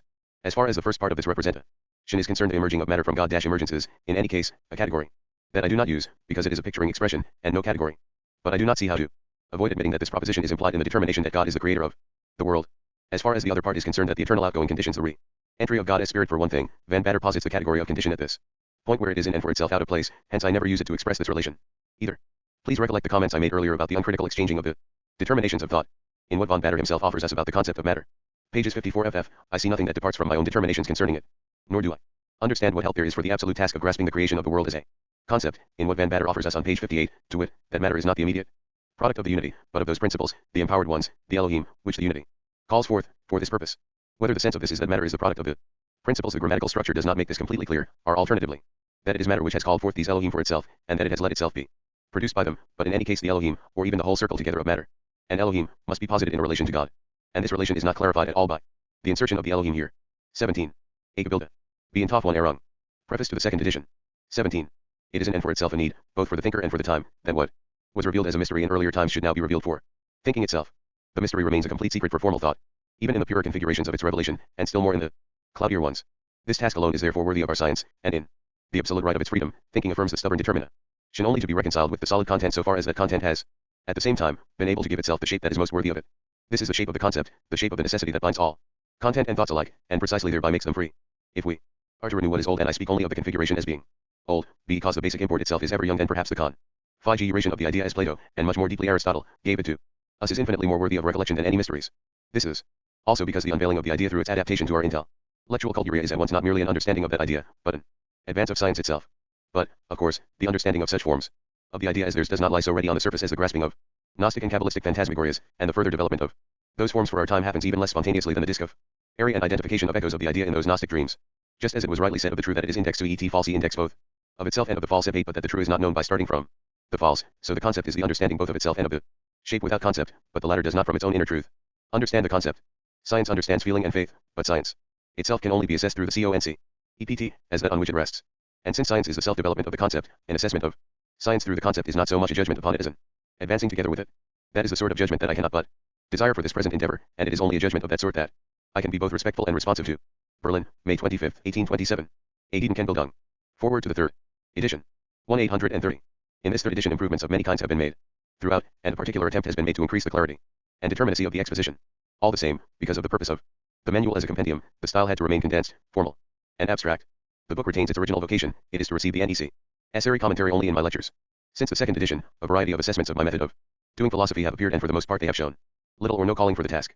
Such careless responses to works that were thought through for many years, and worked over with all the seriousness that the subject matter and scientific discussion require, can bring no joy to the mind in view of all the evil passions that crowd upon you there. Conceit, pride, envy, scorn, and the rest. Still less is anything to be learned from them. In the second book of his Tusculans 2.4 Cicero says, Est Philo. Sophia paucis contentigius ibis, multitudinem consulto ipsa fugiens, ic. Ipsa et invisa et suspecta, ut, sicis universum velit vituperare, secundo it. Populo facere possit. Philosophy is content to have but few judges, and flies from the mob deliberately. By the mob itself philosophy is both envied and distrusted. So that if someone wanted to cry down philosophy as a whole, they could do it with the support of the people. Or run philosophy down is all the more popular, when one does it without insight or seriousness. How petty the adverse passion is can be grasped from the echo that comes back to it from others, and the absence of knowledge keeps it company just as naturally. Other objects strike the senses, or are given to representation in global intuitions. If we are to converse about them, we feel the necessity of some acquaintance with them, however slight it may be, and they are more easily recollected by our common sense because they are there in their familiar, firm presence. But the fact that philosophy lacks all this is brought up against it without shame, or rather it is brought up against some fantastic empty image of philosophy that the ignorance of it dreams up and talks into being. This ignorance has nothing before it by 18. Forward to the third edition 19. Which it can orient itself, so it runs loose completely in an indeterminate, empty, and senseless talk. I have undertaken elsewhere the ungrateful and fruitless task of exposing some of these phenomena woven out of passion and ignorance in all their obvious nakedness. A little while ago it may have looked as if a more serious inquiry about God, divine things, and reason, in a broader range of scientific endeavor, would be called forth from the basis of theology and even of religious experience. Point 2. But even the way that movement began allowed no hope of such an outcome, for the impulse sprang from personalities, and neither the pretensions of piety nor the pretensions of free reason, neither the accuser nor the accused rose up to the matter itself, still less to the consciousness that the territory of philosophy must be entered upon if the matter was to be discussed. That personal attack, grounded upon very specific external details of religion, showed itself in the appalling presumption of those who were ready to excommunicate certain individuals from Christianity upon their own full authority, and thereby put upon them the seal of damnation in this world and in eternity. Dante arrogated to himself the power of Peter's keys under the forceful inspiration of his divine poetry, and condemned many of his contemporaries to damnation in hell by name even popes and emperors, but they were dead already. Point 3. One of the defamatory complaints made against a certain modern philosophy has been that in it the forehuman individual posits oneself as God, but paired with this complaint based on a false inference, the presumption in which one assumes the role of the world's judge, gives one's verdict against the Christianity of individuals, and utters the sentence of inmost damnation upon them, is an actual presumption of quite another sort. The shiv boleth of this absolute authority is the name of the Lord Christ and the assurance that the Lord dwells in the hearts of these judges. Christ says, Matt 7:20, by their fruits ye shall recognize them, but the appalling insolence of condemnation and casting into outer darkness is no good fruit. Christ continues, not all that say unto me, Lord, Lord shall enter into the kingdom of heaven. Many will say unto me on that day, Lord, Lord, have we not prophesied in thy name? Have we not in thy name cast out devils? Have we not done many deeds in thy name? Then shall I profess unto them, I have never found recognised you, depart ye all from me, yet evil-doers. Those who assure us that they are in exclusive possession of Christianity, and demand the same faith from others, have not carried their faith so far as to cast out devils. Instead, many of them, like those who have faith in the medium of perverse 5, are inclined to congratulate themselves about being on good terms with a mob of ghosts, of whom 20 the Encyclopaedia Logic. They stand in awe, instead of driving out and banishing these lies that belong to a servile and anti-Christian superstition. They are equally incapable of speaking words of wisdom, and are completely unable to do great deeds of cognition and science, though that ought to be their vocation and their duty. Mere erudition is not yet science. They busy themselves at great length with the mass of indifferent external matters of the faith, but then, in contrast, they stand by the name of the Lord Christ in a completely barren fashion as far as the basic import and intellectual content of the faith itself is concerned, and they deliberately and scornfully disdain the elaboration of doctrine that is the foundation of the faith of the Christian Church. For the spiritual, fully thoughtful, and scientific expansion of the Doctrine would upset, and even forbid or wipe out, the self-conceit of their subjective boasting which relies on the spiritless and fruitless assurance rich only in evil fruits that they are in possession of Christianity, and have it exclusively for their very own in the scriptures. The spiritual expansion that I mentioned is distinguished from mere faith in the most determinate and conscious way. Faith only comes to be truth through its expansion. He who has faith in me altogether, says Christ. John 7:38, out of his belly shall rivers of living water flow.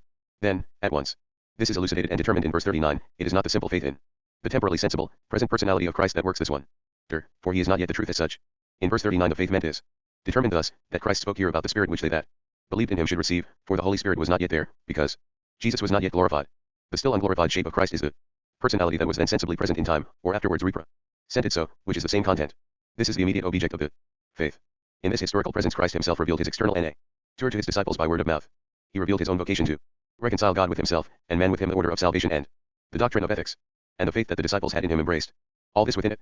Notwithstanding all that, this faith which lacked not an atom of the strongest certainty, is declared to be only the beginning and the fundamental condition for what was still incomplete. Those who believed in that way still did not have the Spirit, they were still to receive it. The Spirit, the truth itself, the Spirit that leads us into all truth, comes only later than that faith. But our new disciples stand fast in the certainty which is only the condition, and that certainty, being itself only subjective, brings forth only the subjective fruit of formal assurances, and thereby further that of pride, calumny, and anathema. In defiance of Scripture, they hold fast only to the certainty, and against the Spirit, which is the expansion of cognition, and only then the truth. Forward to the THIRD edition 21. The new piety shares this barrenness of scientific and of spiritual import, narrowly, with what it immediately makes into the object of its accusation and damnation, the enlightenment of the understanding. Through its formal and abstract thinking, which is lacking all basic import, this enlightenment has emptied all content out of religion, just as the new piety has done, by its reduction of the faith to the shibboleth of the Lord. In this respect, neither has any advantage over the other, and because they collide in simple antagonism, there is no stuff present within which they are in contact, and could reach a common soil and the possibility of entering into an inquiry, and finally reaching cognition and truth. For its own part, the enlightened theology has stood stock still in its own formalism, i.e., its appeal to freedom of conscience, freedom of thought, freedom of teaching, and even to reason and science. To be sure, this freedom is the category of the infinite right of the Spirit, and as such, it is the other particular condition of the truth, which goes with faith as the first one.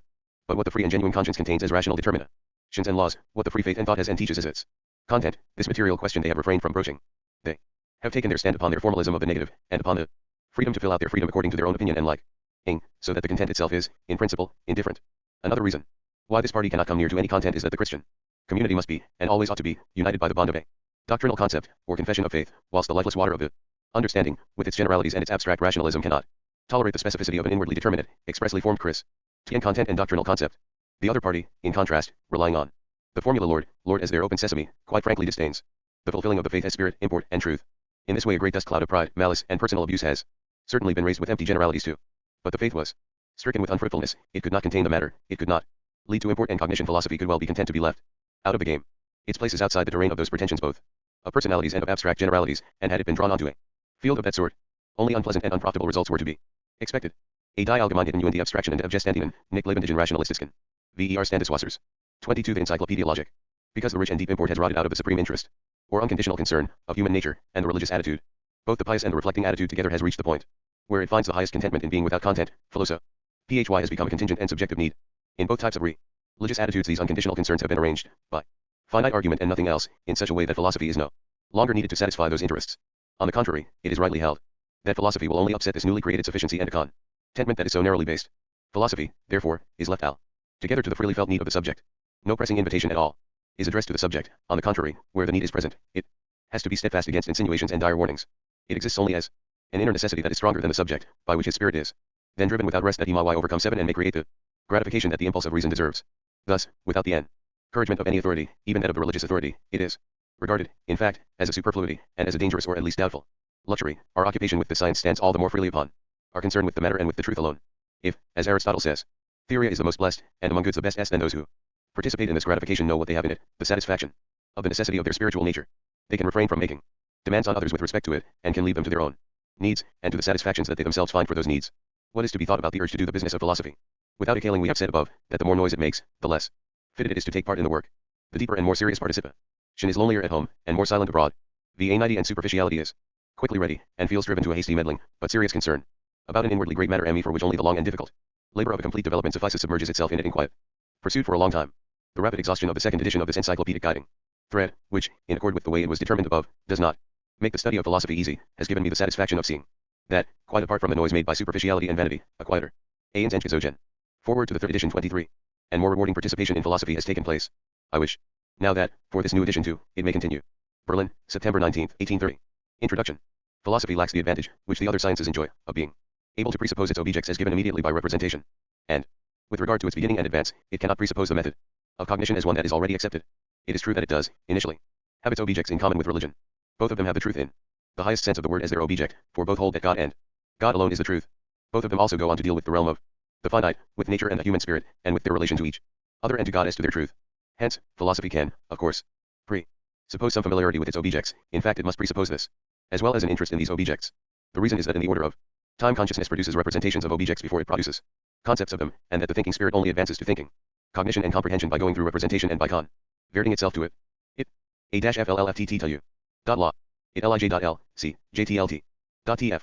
But when we consider something in thought, we soon become aware that thoughtful consideration implies the requirement that the necessity of its content should be shown, and the very being, as well as the determinations of its objects should be proved. As a result, the familiarity with these objects that was mentioned above is seen to be insufficient, and making, or granting the validity of presuppositions and assurances, is seen to be inadmissible. The difficulty of making a beginning arises immediately, because a beginning, being something immediate, does make a presupposition, or, rather, it is itself just that.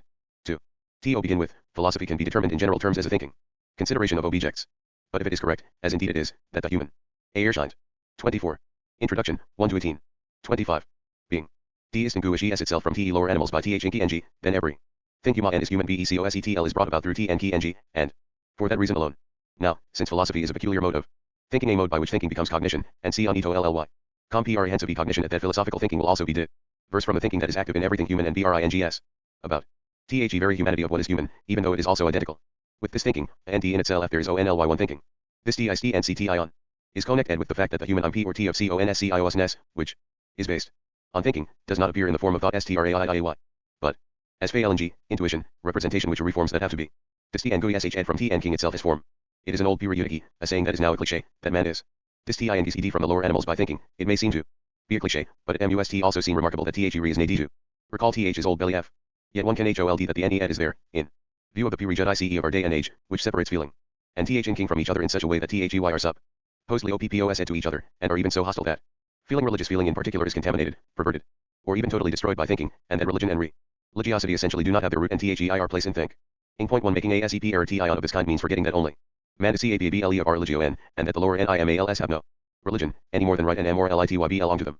When this separati on btwe and religion and thinking is asserted, one has in mind the th king that can be called thinking over t reflective thought that has thoughts as such as its content and brings them to consciousness. Because the distinction with regard to thinking that is clearly indicated by philosophy is neglected, the crud notions and complaints against philosophy are brought forth. Religion, right, and ethical life belong to man alone, and that only because he is a thinking ins. For that res on thinking in its b-road sense has no been inactive in these s for es, even at the level of feeling and belief, or of representation, the activity and productions of thinking are present in them and are included in them. But it is one thing to have feelings and representations that are determined and permeated by thinking, and another to have thoughts about them. The thoughts about these modes of consciousness, are aided by thinking them overare what reflection, argumentation, and the like, as well as philosophy, are comprehended under 26th Encyclopaedia Logic.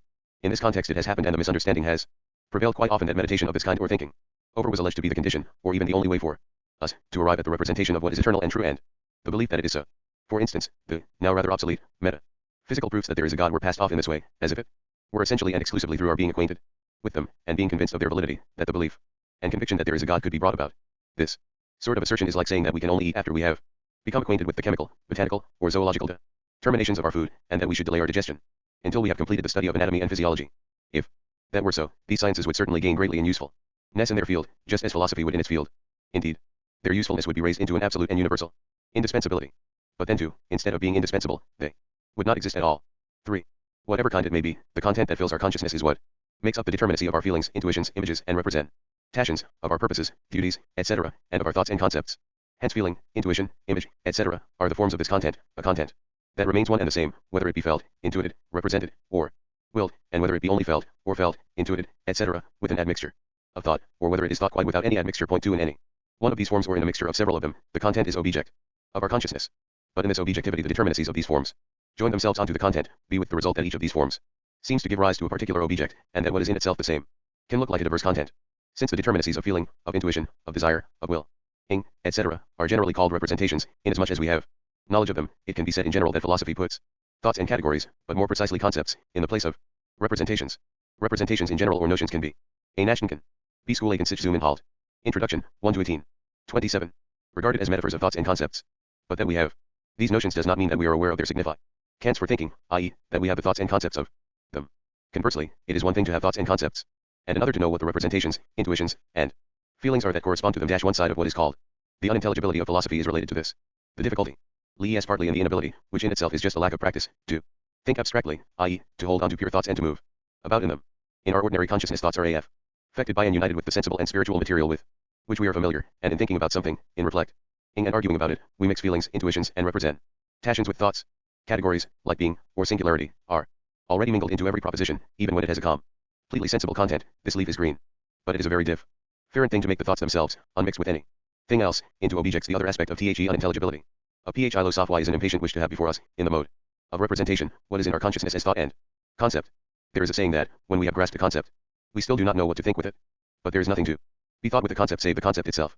What this saying means, however, is that we long for an ordinary notion, one that we are already familiar with. Consciousness feels as if, together with the mode of representation, the very ground, where it stands sole, idly and is at home, has been pulled from under it, finding itself displaced into the pure realm of the concept. It do not know where in the world it is. Hence the writers, preachers, orators, etc., who tell their readers or listeners things that they already knew by heart, things that are familiar to them and even self-explanatory, are the ones that are most readily understood. For, in its relation to our ordinary consciousness, philosophy would first have to show the need for its peculiar mode of tion, or even to awaken this need. But in relation to the objects of religion, i.e., to truth altogether, it would have to prove that we have the ability to reach their cognition on our own, and in relation to any deforiousity that comes to light between our eligious notions and its own diverging determinations, it would have to justify the latter. 28th Encyclopedia Logic. 5. In order to reach a provisional agreement about the distinction that has been mentioned and the insight connected with it, namely, that the genuine content of our consciousness is preserved when it is translated into the form of thought and the concept, and even that it is not placed in its proper light until then, we can conveniently call to mind another old prejudice. This prejudgment holds that, when we want to experience what is true in objects and occurrences, as well as in feelings, intuitions, opinions, notions, etc., then we must think them over. And the very least that this thinking over does in any case is to change our feelings, and notions, etc., into thoughts. But since philosophy claims that it is thinking that is the proper form of its business, and since every human is by nature able to think, what happens as a result of this abstraction, which leaves out the distinction that was indicated in 3, is just the opposite of what we have mentioned already as the complaint about the unintelligibility of philosophy. Philosophic science is often treated with contempt by those who imagine and say, although they have not made any effort to come to grips with it, that they already understand what philosophy is all about quite spontaneously, and that they are able to do philosophy and to judge it just by holding on to what they have learned at a very ordinary level, in particular from their religious feelings. In the case of the other sciences, we admit that one has to have studied them in order to know about them, and that one is only entitled to judge them in virtue of a studied acquaintance. We admit that in order to make a shoe, one has to have learned and practiced how to do it, even though every one of us has the required measure in his own feet, and we all have hands with a natural aptitude for the trade in question. It is only for doing philosophy that study, learning, and effort of this kind is supposedly not needed of late. This convenient opinion has received its confirmation through the doctrine of immediate knowing, i.e. of knowing through intuition. 6. It is equally important, on the other hand, that philosophy should be quite clear about the fact that its content is nothing other than the basic import that is originally produced and produces itself in the domain of the living. A. von Haus Qus. Introduction. 1 to 18, 29. Spirit. The content T is made into the world, the out R and I north-northeast are world of consciousness. In other words, the content of philosophy is actuality. The first consciousness of this content is call at experience. Within the bro ad realm of outer and inner there-ness, a judicious eons ide origin of T world. Already distinguishes that which is only appear and ce, transient and insignificant. Can't. From that which truly and in itself merits the enemy of actuality. Sine.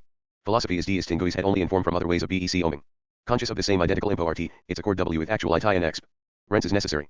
Indeed, this accord can be viewed as an outward touchstone, at least, for the truth of a philosophy, just as it has to be seen as T supreme and ultimate purpose of science to bring about the reconciliation of the REA that is conscious of itself with the reason that is, or actuality, through the cognition of this accord. In the preface to my philosophy of right p19.3 the following propositions will be found. What is rational, is actual. And what is actual, is rational. These simple propositions have seemed as shocking to many, and they have been attacked, even by those who are not ready to know and see the possession of philosophy, and certainly no that of our religion.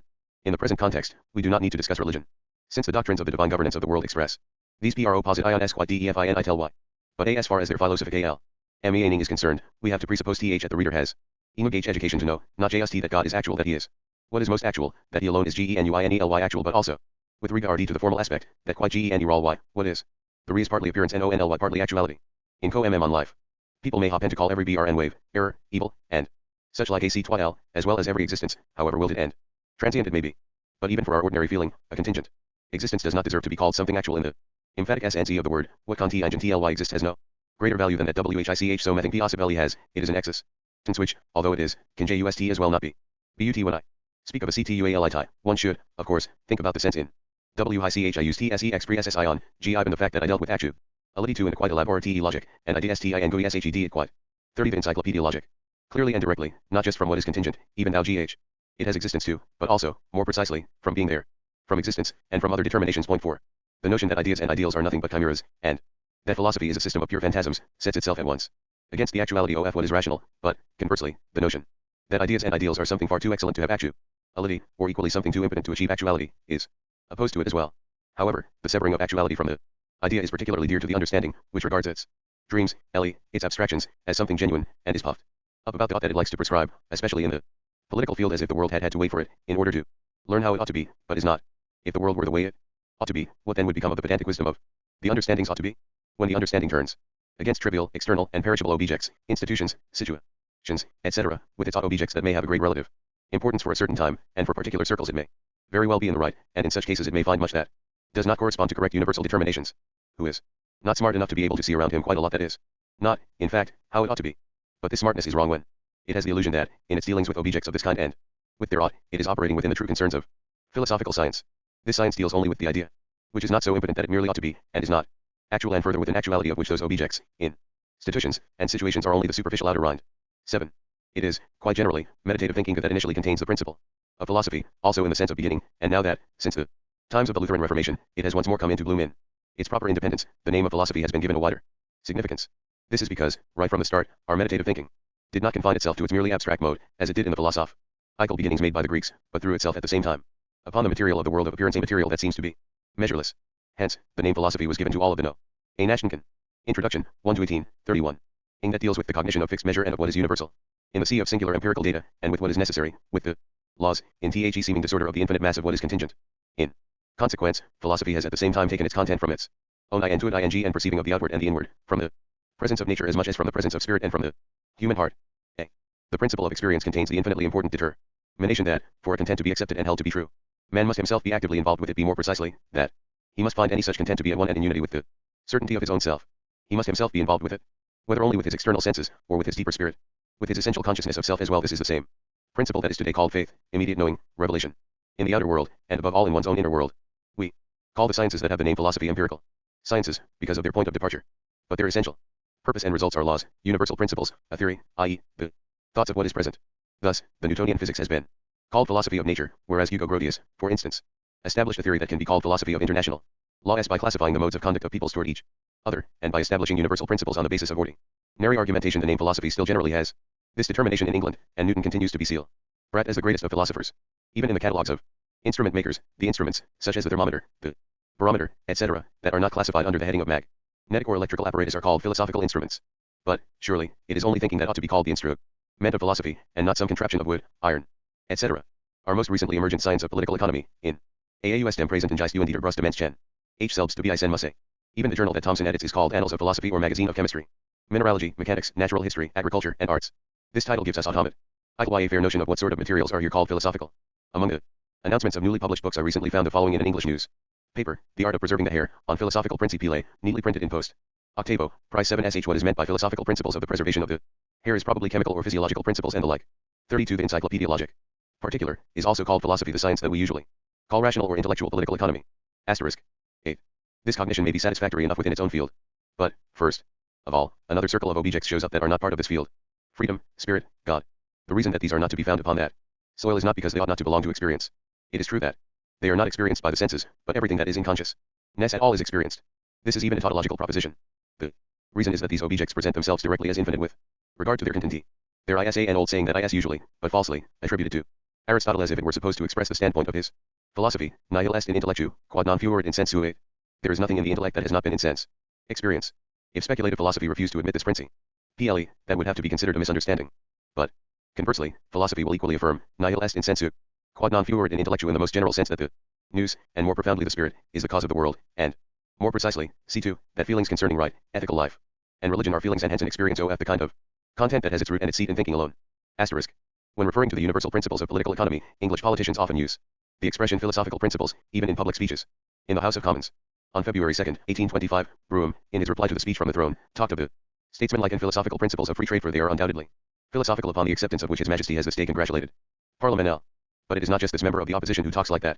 The Annual dinner of the Shipowners' Society took place the same month, with the Prime Minister, the Earl of Liverpool, presiding, Lord Canning, the Secretary of State, and Sir Charles Long, the Paymaster General of the Army, were at his side. Here Lord Canning, in reply to the toast that was drunk to him, said, "A period has lately commenced when ministers have had it in their power to apply to the state of the country the just maxims of profound philosophy. However great the difference between English and German philosophy may be, it is in any case a matter for rejoicing that the name of philosophy is still honored in the mouth of an English cabinet minister, while elsewhere it is used only as a nickname and an insult, or as something to be hated. J. A. I'm sin Andy, in der Erfahrung. Introduction, 1-18, 33. 9. Secondly, subjective reason wants further satisfaction with regard to form. This form is necessity in general, C1. In the kind of science mentioned above, C7, the universal, the genus, etc., contained in it is not deter mind on its own account, nor is it intrinsically connected with what is particular, but universal and particular are mutually external and contingent, just as much as the particularities that are combined are, on their own account, external to each other and contingent. Moreover, the beginnings are immediate, found, or presupposed. In both respects, the form of necessity fails to get its due, insofar as it aims at satisfying this need. Meditative thinking is the thinking that is philosophical in the proper sense, i.e., it is speculative thinking. Hence, as a meditation, which in all its community with that first empirically scientific meditation is at the same time diverse from it, philosophical thinking has its own peculiar forms, apart from the forms that they have in common. The universal form of it is the concept. Hence the relationship of speculative science to the other sciences is simply the following: speculative science does not leave the empirical content of the other sciences aside, but recognizes and uses it, and in the same way recognizes and employs what is universal in these sciences, i.e. the laws, the classifications etc., for its own content, but also it introduces other categories into these universals and gives them currency. So the distinction between speculative and empirical science relates only to this alteration of the categories. Speculative logic contains the older logic and metaphysics. It preserves the same forms of thought, laws, and objects, but it develops and transforms them with further categories. What has usually been called a concept has to be distinguished from the concept in the speculative sense. The assertion, repeated many thousands of times, until it became a prejudice, that the infinite cannot be grasped through concepts, is made only in the customary, or one-sided sense. 1. This thinking itself in the philosophical mode of cognition needs to be grasped in its necessity, as well as justified in respect of its ability to become cognizant of the absolute objects. But any insight of this kind is a forsage. B. Digatogen. 34. The Encyclopaedia Logic. Itself philosophical cognition, and therefore it can only fall within philosophy. 50. Any preliminary explanation would have to be an unphilosophical one, and it could not be more than a tissue of presuppositions, assurances, and argumentations, i.e., of contingent assertions, against which the opposite assurances could be made with the same right. Arbeit. One of the main points of view in the critical philosophy is the following: before we embark upon the cognition of God, or of the essence of things, etc., we should first investigate our faculty of cognition itself, to see whether it is capable of achieving this. We should first get to know about the instrument, before undertaking the task that is supposed to be accomplished by means of it, for otherwise, if the instrument is inadequate, then all further effort would have been expended in vain. 9. This thought seemed to be so plausible that it has elicited the greatest admiration and assent, and it led our cognition, from its concern with objects and its dealings with them, back to itself, back to the formal aspect of cognition itself. But if we are not going to deceive ourselves with words, then it is obvious that other instruments can, of course, be investigated and judged in other ways than through the undertaking of the peculiar task for which they are meant to be used. But the investigation of cognition cannot take place in any other way than cognitively. In the case of this so-called tool, the investigation of it means nothing but the cognition of it. But to want to have cognition before we have any is as absurd as the wise resolve of 5 Scholasticus to learn to swim before he ventured into the water. Lo. Reinhold, who recognized the confusion that prevails in beginnings of this kind, has proposed as the remedy for it, that we should commence provisionally with a hypothetical and problematic philosophizing, and continue with this heaven knows how, until somehow we happen, further along this road, to reach the original trottage. B. When we look at it more closely, we can see that it leads to the usual procedure, namely the analysis of an empirical foundation, or of a provisional assumption that has been transformed into a definition. We should not overlook the correct consciousness involved in Reinhold's proposal that the usual course of presuppositions and provisional statements is a hypothetical and problematic procedure. But his correct insight does not alter the way that this procedure is constituted. On the contrary, it directly expresses the inadequacy of it. 11. B. Das Your Introduction, 1-18, 35. 1-1. The need for philosophy can be determined more precisely in the following manner. As feeling and intuition, the spirit has what is sensible for its object; as fantasy, it has images, and as will, purposes, etc. But the spirit needs also, in antithesis to, or merely in distinction from these forms of its bareness and of its objects, to give satisfaction to its highest inwardness, to thinking, and to make thinking into its object. In this way, spirit comes to itself, in the deepest sense of the word, for its principle, its unadulterated selfhood, is thinking. But when it goes about its business in this way, what happens is that thinking gets entangled in contradictions, that is to say, it loses itself in the fixed non-identity between thoughts, and therefore, it does not reach itself, but rather stays stuck in its counterpart in the world of objects. Slow. The higher need goes against this result reached by thinking that belongs to the understanding alone. It is grounded in the fact that thinking will not give up, but remains faithful to itself even in this conscious loss of its being at home with itself, so that it may overcome. 12. And may accomplish in thinking itself the resolution of its own contradictions. The insight that the very nature of thinking is the dialectic, that, as understanding, it must fall into the negative of itself, into contradictions, is an aspect of capital importance in the logic. When thinking despairs of being able to bring about, from its own resources, the resolution of the contradiction in which it has put itself, then it returns to the solutions and appeasements in which the spirit has participated in its other modes and forms. But it was not necessary to let this return degenerate into misology, an experience which Plato already confronted. 13. Thinking does not need to conduct itself polemically against itself, which is what happens when a so-called immediate knowing is asserted to be the exclusive form of the consciousness of truth. 12. The coming into being of philosophy out of the need that has been mentioned as experience, the immediate and argumentative consciousness, as its starting point. With these needs as its stimulus, thinking conducts itself essentially so as to raise itself above the natural, sensible, and argumentative consciousness into its own unadulterated element, and it gives itself initially a self-distancing negative relationship to this beginning. Thus, AAUS Sig. 36 of Encyclopaedia Logic. Thinking finds its first satisfaction in itself in the idea of the universal essence of these appearances. This idea, the absolute, God, can be either more or less abstract. Conversely, the experiential sciences carry with them the stimulus to vanquish the form in which the wealth of their content is offered only as something that is merely immediate and simply found, as a manifold of juxtaposition, and hence as something altogether contingent. They are stimulated to elevate this content to the level of necessity. This stimulus pulls thinking out of its abstract universality, and out of the satisfaction that is only warranted implicitly, and it drives thinking on to develop itself by its own means. On the one hand, this development is just a taking up of the content and of the determinations that it displays, but, on the other hand, it also gives these determinations the shape of coming forth freely, in the sense of original thinking, in accordance with the necessity of the matter itself alone. We shall have to speak more explicitly, and at greater length, below, about the relationship of immediacy and mediation within consciousness. At this point it is only necessary to draw attention, in a preliminary way, to the fact that, whilst each of these moments does also appear as distinct, neither of them can be wanting, and they are inseparably bound together in this way. Our knowing of God, like our knowledge of all that is supersensible in general, entirely involves an elevation above sensible feeling or intuition. Hence, it involves a negative attitude toward the latter as first, and in that sense it involves mediation. For mediation is a beginning, and a having advanced to a second, in such a way that the second is only there because one has come to it from something that is other, vis the second. But the knowing of God is nonetheless independent of that empirical side. It even gives itself its independence, essentially through this negation and elevation. If mediation is one-sidedly stressed and made into a condition, then we can say that philosophy owes its first beginning to experience, to what is a posteriori, but that is not saying very much, for thinking is in fact essentially the negation of something immediately given. Just as we owe our eating to food because without it we could not eat. It is true that, in this context, eating is represented as ungrateful, since it is the digesting of that to which it is supposed to owe itself. In this sense, thinking is no less ungrateful. A. von Sich AUS. B. N. Stehen. C. V. Orandines. Introduction, 1-18, 37. But thinking's own immediacy, that which is a priori, is inwardly reflected and hence inwardly mediated. It is universality. The overall being at home with its way of thinking. In this universality, thinking is inwardly contented, and for that reason it has inherited an indifference towards particularization, and hence toward its development. Just as religion possesses the same intensive nature of contentment and bliss, whether it is more developed or less cultivated, developed into scientific consciousness, or held in naive faith and in the heart. When thinking stops at the universality of the ideas, as was necessarily the case with the first philosophies, for instance, with the being of the Eleatic school, the becoming of Heraclitus, and so on, then it is rightly accused of formalism. It can happen, even in a developed philosophy, that only abstract principles or determinations are apprehended, for instance, that in the absolute all is one, the identity of the subjective and the objective, and that with regard to what is particular these same principles and determinations are simply repeated. Point 14. With reference to the first abstract universality of thinking, there is a correct and more fundamental sense in which the development of philosophy is due to experience. On the one hand, the empirical sciences do not stop at the perception of single instances of appearance, but through thinking they have prepared the material for philosophy by finding universal determinations, genera, and laws. In this way they prepare the content of what is particular so that it can be taken up into philosophy. And, on the other hand, they contain the invitation for thinking to advance to these concrete determinations. The assumption of this content, through which the immediacy that still clings to it, and its givenness, are sublated by thinking, is at the same time a developing of thinking out of itself. Thus, philosophy does owe its development to the empirical sciences, but it gives to their content the fully essential shape of the freedom of thinking, or of what is a priori, as well as the validation of necessity, instead of the content being warranted because it is simply found to be present, and because it is a fact of experience. In its necessity the fact becomes the presentation and imitation of the activity of thinking that is original and completely independent. 1-3. In the peculiar shape of external history, the coming to be of philosophy, and its development is represented as the history of the science. This shape, A. N. Pigeon Gear B. Ted.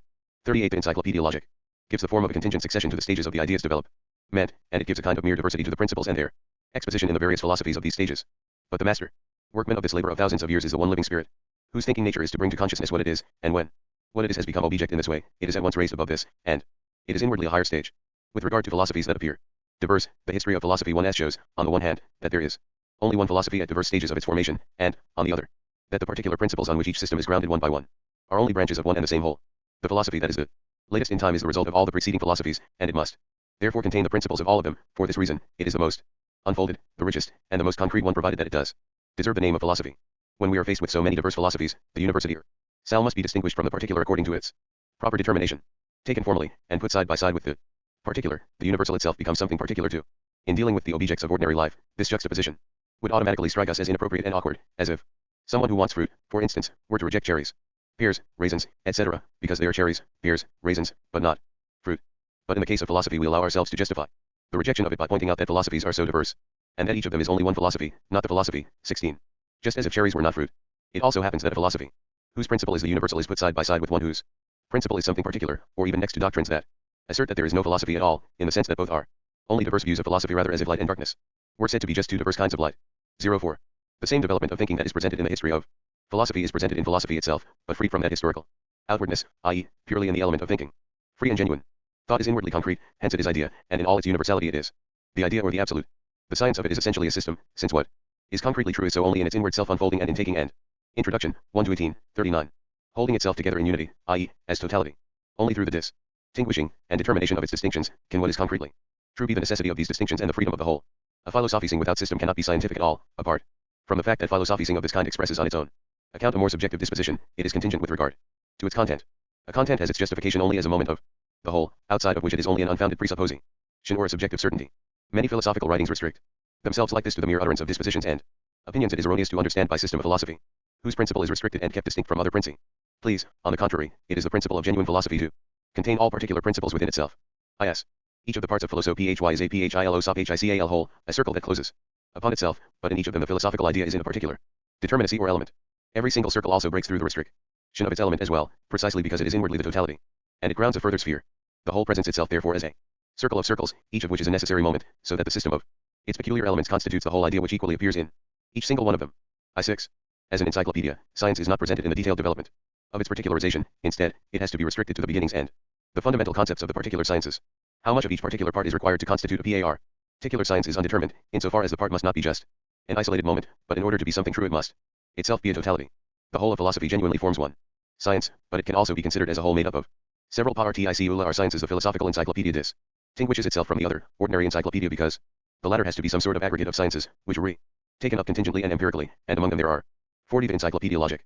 Also some that are sciences only in name, since they are themselves no more than a mere collection of bits of information. In the case of such an aggregate, since the sciences in it are taken up externally, the unity in which the sciences are brought together is itself an external unity in order. For the same reason, as well as because the materials are of a contingent nature too, this order has to remain tentative. It must always display aspects that do not really fit in. The philosophical encyclopedia excludes, first of all, mere aggregates of information, such as philology at first sight appears to be. Secondly, it also, just as decisively, excludes learning that is based on mere arbitrariness, such as heraldry, for instance. Sciences of this kind are positive through and through. Thirdly, there are other sciences that are called positive, too, in spite of the fact that they have a rational basis and beginning. Here the rational component belongs to philosophy, but the positive side is peculiar to each one of them. And what is positive in the sciences is of diverse kinds. 1. The implicitly rational beginning of the sciences passes over into what is contingent, because they have to bring the universal down to empirical singularity and actuality. In this field of alterability and contingency, it is not the concept that can be made to count, but only grounds. The science of jurisprudence, for instance, or the system of direct and indirect taxation, require ultimate and precise decisions. These lie outside the determinateness and for itself of the concept, so that they leave a latitude for their determination which can be grasped in one way upon one ground, and in another way on another ground, and which admits of no certain and ultimate ground. In the same way the idea of nature loses itself in its dispersion of isolated contingencies, and natural history, geography, medicine, etc., fall into determinations of existence, species, and distinctions, etc., that are determined externally by chance and by play of circumstances, not by reason.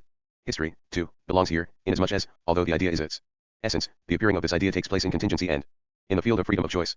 Two sciences of this kind are also positive inasmuch as they do not recognize their determinations as finite, or show the passage of these and of their entire sphere into a higher one, but take these same determinations to be absolutely valid ones. 3. The finitude of the ground of cognition is connected with this second finitude, which is the finitude of the form, just as the first introduction, 1-18, 41, was the finitude of the material. This cognitive ground is partly argumentation, partly feeling, belief, the authority of others, and, in general, the authority of inner or outer intuition. The philosophy that wants to base itself on anthropology, on facts of consciousness 17 on inward intuition or outward experience, belongs here too. For it is also possible that only the form of the scientific presentation may be empirical, but that an insightful intuition orders what are only phenomena in a way that corresponds to the inner sequence of the concept. In an empirical presentation of this kind, the contingent circumstances of the conditions are sublated through the opposition and manifoldness of the appearances that are put together, and the universal comes before the mind as a result. In experimental physics, or a history, etc., that makes sense will present the rational science of nature and of human events and actions in this way, as an external image that mirrors the concept. 18.07. With regard to the beginning that philosophy has to make, it seems, like the other sciences, to start in general with a subjective presupposition, i.e., to have to make a particular object, in this case thinking, into the object of thinking, just like space, number, etc., in the other sciences. But what we have here is the free act of thinking putting itself at the standpoint where it is for its own self, producing its own object for itself thereby, and giving it to itself. Within the science the standpoint, which in this first act appears as immediate, must make itself into the result, and, what is more, into its last result, in which it reaches its beginning again and returns into itself. In this way, philosophy shows itself as a circle that goes back into itself. It does not have a beginning in the same sense as the other sciences, so that the beginning only has a relation to the subject. WHQ takes the decision to philosophies, but not to the science as such. Point 19. Or, to put the same thing another way, the concept of the science and therefore the first concept, which, since it is the first one, contains the severance that thinking is object for an, as it were external, philosophizing subject must be grasped by the science itself. This is even its unique purpose, deed, and goal, to arrive at the concept of its concept and so to arrive at its return into itself and contentment. ABOT dense in 42. The Encyclopaedia Logic. IB. Just as a provisional, or a general, notion of a philosophy cannot be given, because only the whole of the science is the presentation of the idea, so the division of it, too, can be comprehended only from the whole presentation. At this point the division is only something anticipated, like the coming presentation from which it has to be taken. But the idea shows itself as the thinking that is strictly identical with itself, and this at once shows itself to be the activity of positing itself over against itself, in order to be for itself, and to be, in this other, only at home with itself. Hence, the science falls into three parts. I. The logic, the science of the idea in and for itself. H. The philosophy of nature, as the science of the idea in its otherness. Il. The philosophy of spirit, as the idea that returns into itself out of its otherness. In 15 above, it was remarked that what distinguishes the particular philosophical sciences are only determinations of the idea itself, and that it is only this idea that presents itself in these diverse elements. In nature, it is not something other than the idea that is recognized, but the idea is in the form of its uttering, just as in the spirit we have the same idea as being for itself, and coming to be in and for itself. A determination of this kind, in which the idea appears, is at the same time a moment that flows, hence, the single science is just as much the cognition of its content as an object. That is, as it is the immediate cognition in that content of its sage into its higher circle. The representation of division is therefore incorrect inasmuch as it puts the particular parts or sciences side by side, as if they were only immobile parts and substantial in their distinction, the way that species are. A.N. Chiflerung. First part. THESC ends of logic. Preliminary conception. 1.9. The logic is the science of the pure idea, that is, of the idea in the abstract element of thinking. A. Formal. What holds for all anticipatory concepts about philosophy applies to this determination just as it does to all the others contained in this preliminary conception, i.e., that they are determinations drawn from and subsequent to the survey of the whole. It can, of course, be said that logic is the science of thinking, of its determinations and laws, but thinking as such constitutes only the universal determinacy or the element in which the idea is logical. The idea is thinking, not as formula thinking, but as the self-developing totality of its own peculiar determinations and laws, which thinking does not already have and find given within itself, but which it gives to itself. The logic is the most difficult science, inasmuch as it has to do, not with sensible intuitions nor even, like geometry, with abstract sense representations, but with pure abstractions, and inasmuch as it requires a trained ability at withdrawing into pure thought, holding onto it and moving within it. It could, on the other hand, be viewed as the easiest science, because its content is nothing but our own thinking and its ordinary determinations, and because these are both the simplest and what is elementary. They are also what we are most familiar with, being, nothing, etc., determinacy, magnitude, etc., being in itself, being for itself, one, many, and so on. But this familiarity only tends to make the study of the logic more difficult. For one thing, we are prone to believe that it is not worthwhile to occupy oneself any further with what is so familiar. On the other hand, what we have to do is to become familiar with it in a way that is quite other than, and even opposed to, the one in which we are already used to it. 45. 46. The Encyclopaedia Logic. The usefulness of logic is a matter of its relationship to the subject, insofar as one gives oneself a certain formation for other purposes. The formation of the subject through logic consists in one's becoming proficient in thinking, since the science is the thinking of thinking, and in one's coming to have thoughts in one's head and to know them also as thoughts. However, since the logical is the absolute form of the truth and, even more than that, the pure truth itself, it is really something quite other than any thing merely useful. But, just as that which is most excellent, most free, and independent is what is most useful, so the logical can be grasped as useful too. But in this case its usefulness is to be measured on quite another scale than as being just the formal exercise of our thinking capacity. Addition 1. The first question is, what is the subject matter of our science? The simplest and most intelligible answer to this question is that it is the truth. Truth is an elevated word and the thing itself still I more so. As long as man's mind and spirit are healthy, his heart must begin at once to beat more quickly when it truth is mentioned. But very soon a reservation appears, can we also know the truth? There seems to be a lack of proportion between us men, limited as we are, and the truth as it is in and for itself, and the question arises of the bridge between the finite and the infinite. God is the truth, how then are we to be cognizant of him? There seems to be a contradiction between any such project and the virtues of humility and modesty. But we also ask whether there could be any cognition of the truth in order to justify our continuing to be content with the coarseness of our finite purposes. So, humility of this sort is not worth very much. Language such as, how should a poor worm like me be able to discover what is true, is a thing of the past. In its place has come self-assurance and presumption, and men imagine that they are in immediate contact with what is true. They have made the young believe that they already possess what is true, in religion and ethics, just as they stand. In particular, it has been said, from the same point of view, that the whole adult world is sunk, petrified, and ossified in untruth. A new dawn has appeared to youth, but the older world still lies in the slough and the morass of common day. One of special sciences have been pointed to as what we must in any case acquire, but simply as the means for the external purposes of life. Here it is not modesty that holds us back from the study and cognition of the truth, but rather the conviction that we possess the truth in and for itself already.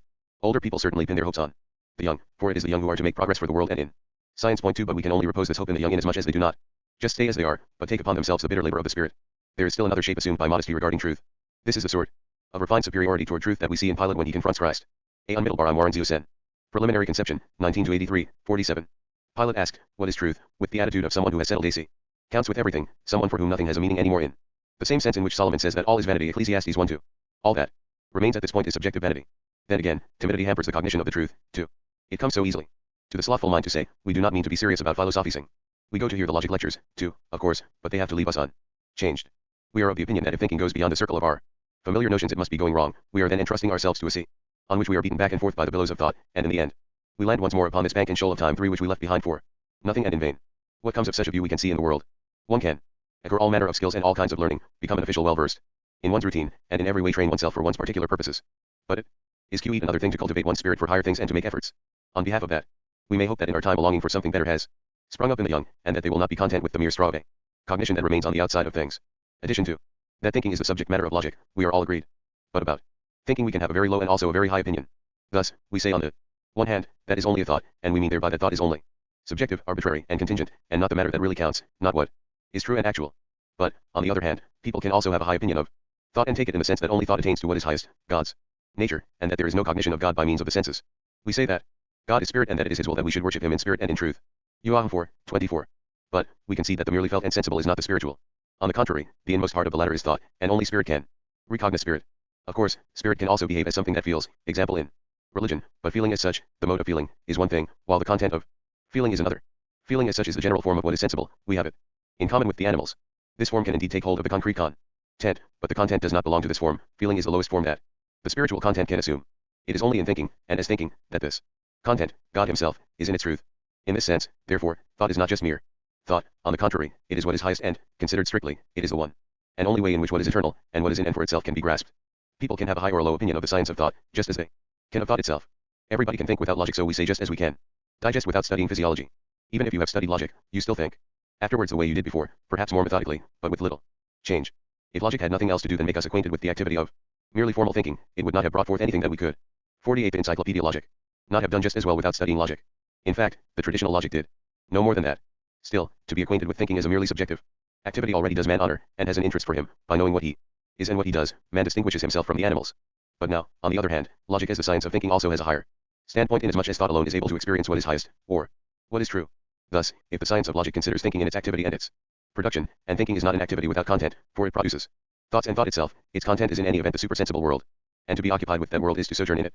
Mathematics has to do with the abstractions of number and of space, but these are still something sensible, though in an abstract way and not as really being there. Thought says farewell even to this last element of the sensible, and is free, at home with itself. It renounces external and internal sensibility, and distances itself from all particular concerns and inclinations. Insofar as this is the domain of logic, we must think more worthily of it than people are in the habit of doing. Addition 3. The need to understand logic in a deeper sense than that of the science of merely formal thinking is sparked by the interests of religion, of the state, of law, and of ethical life. In earlier times people saw no harm in thinking and happily used their own heads. They thought about God, nature, and the state, and were convinced that only by thinking would they become cognizant of what the truth is, not through the senses or through some chance notion or opinion. But, because they pushed on with thinking in this way, it turned out that the highest relationships in life were compromised by it.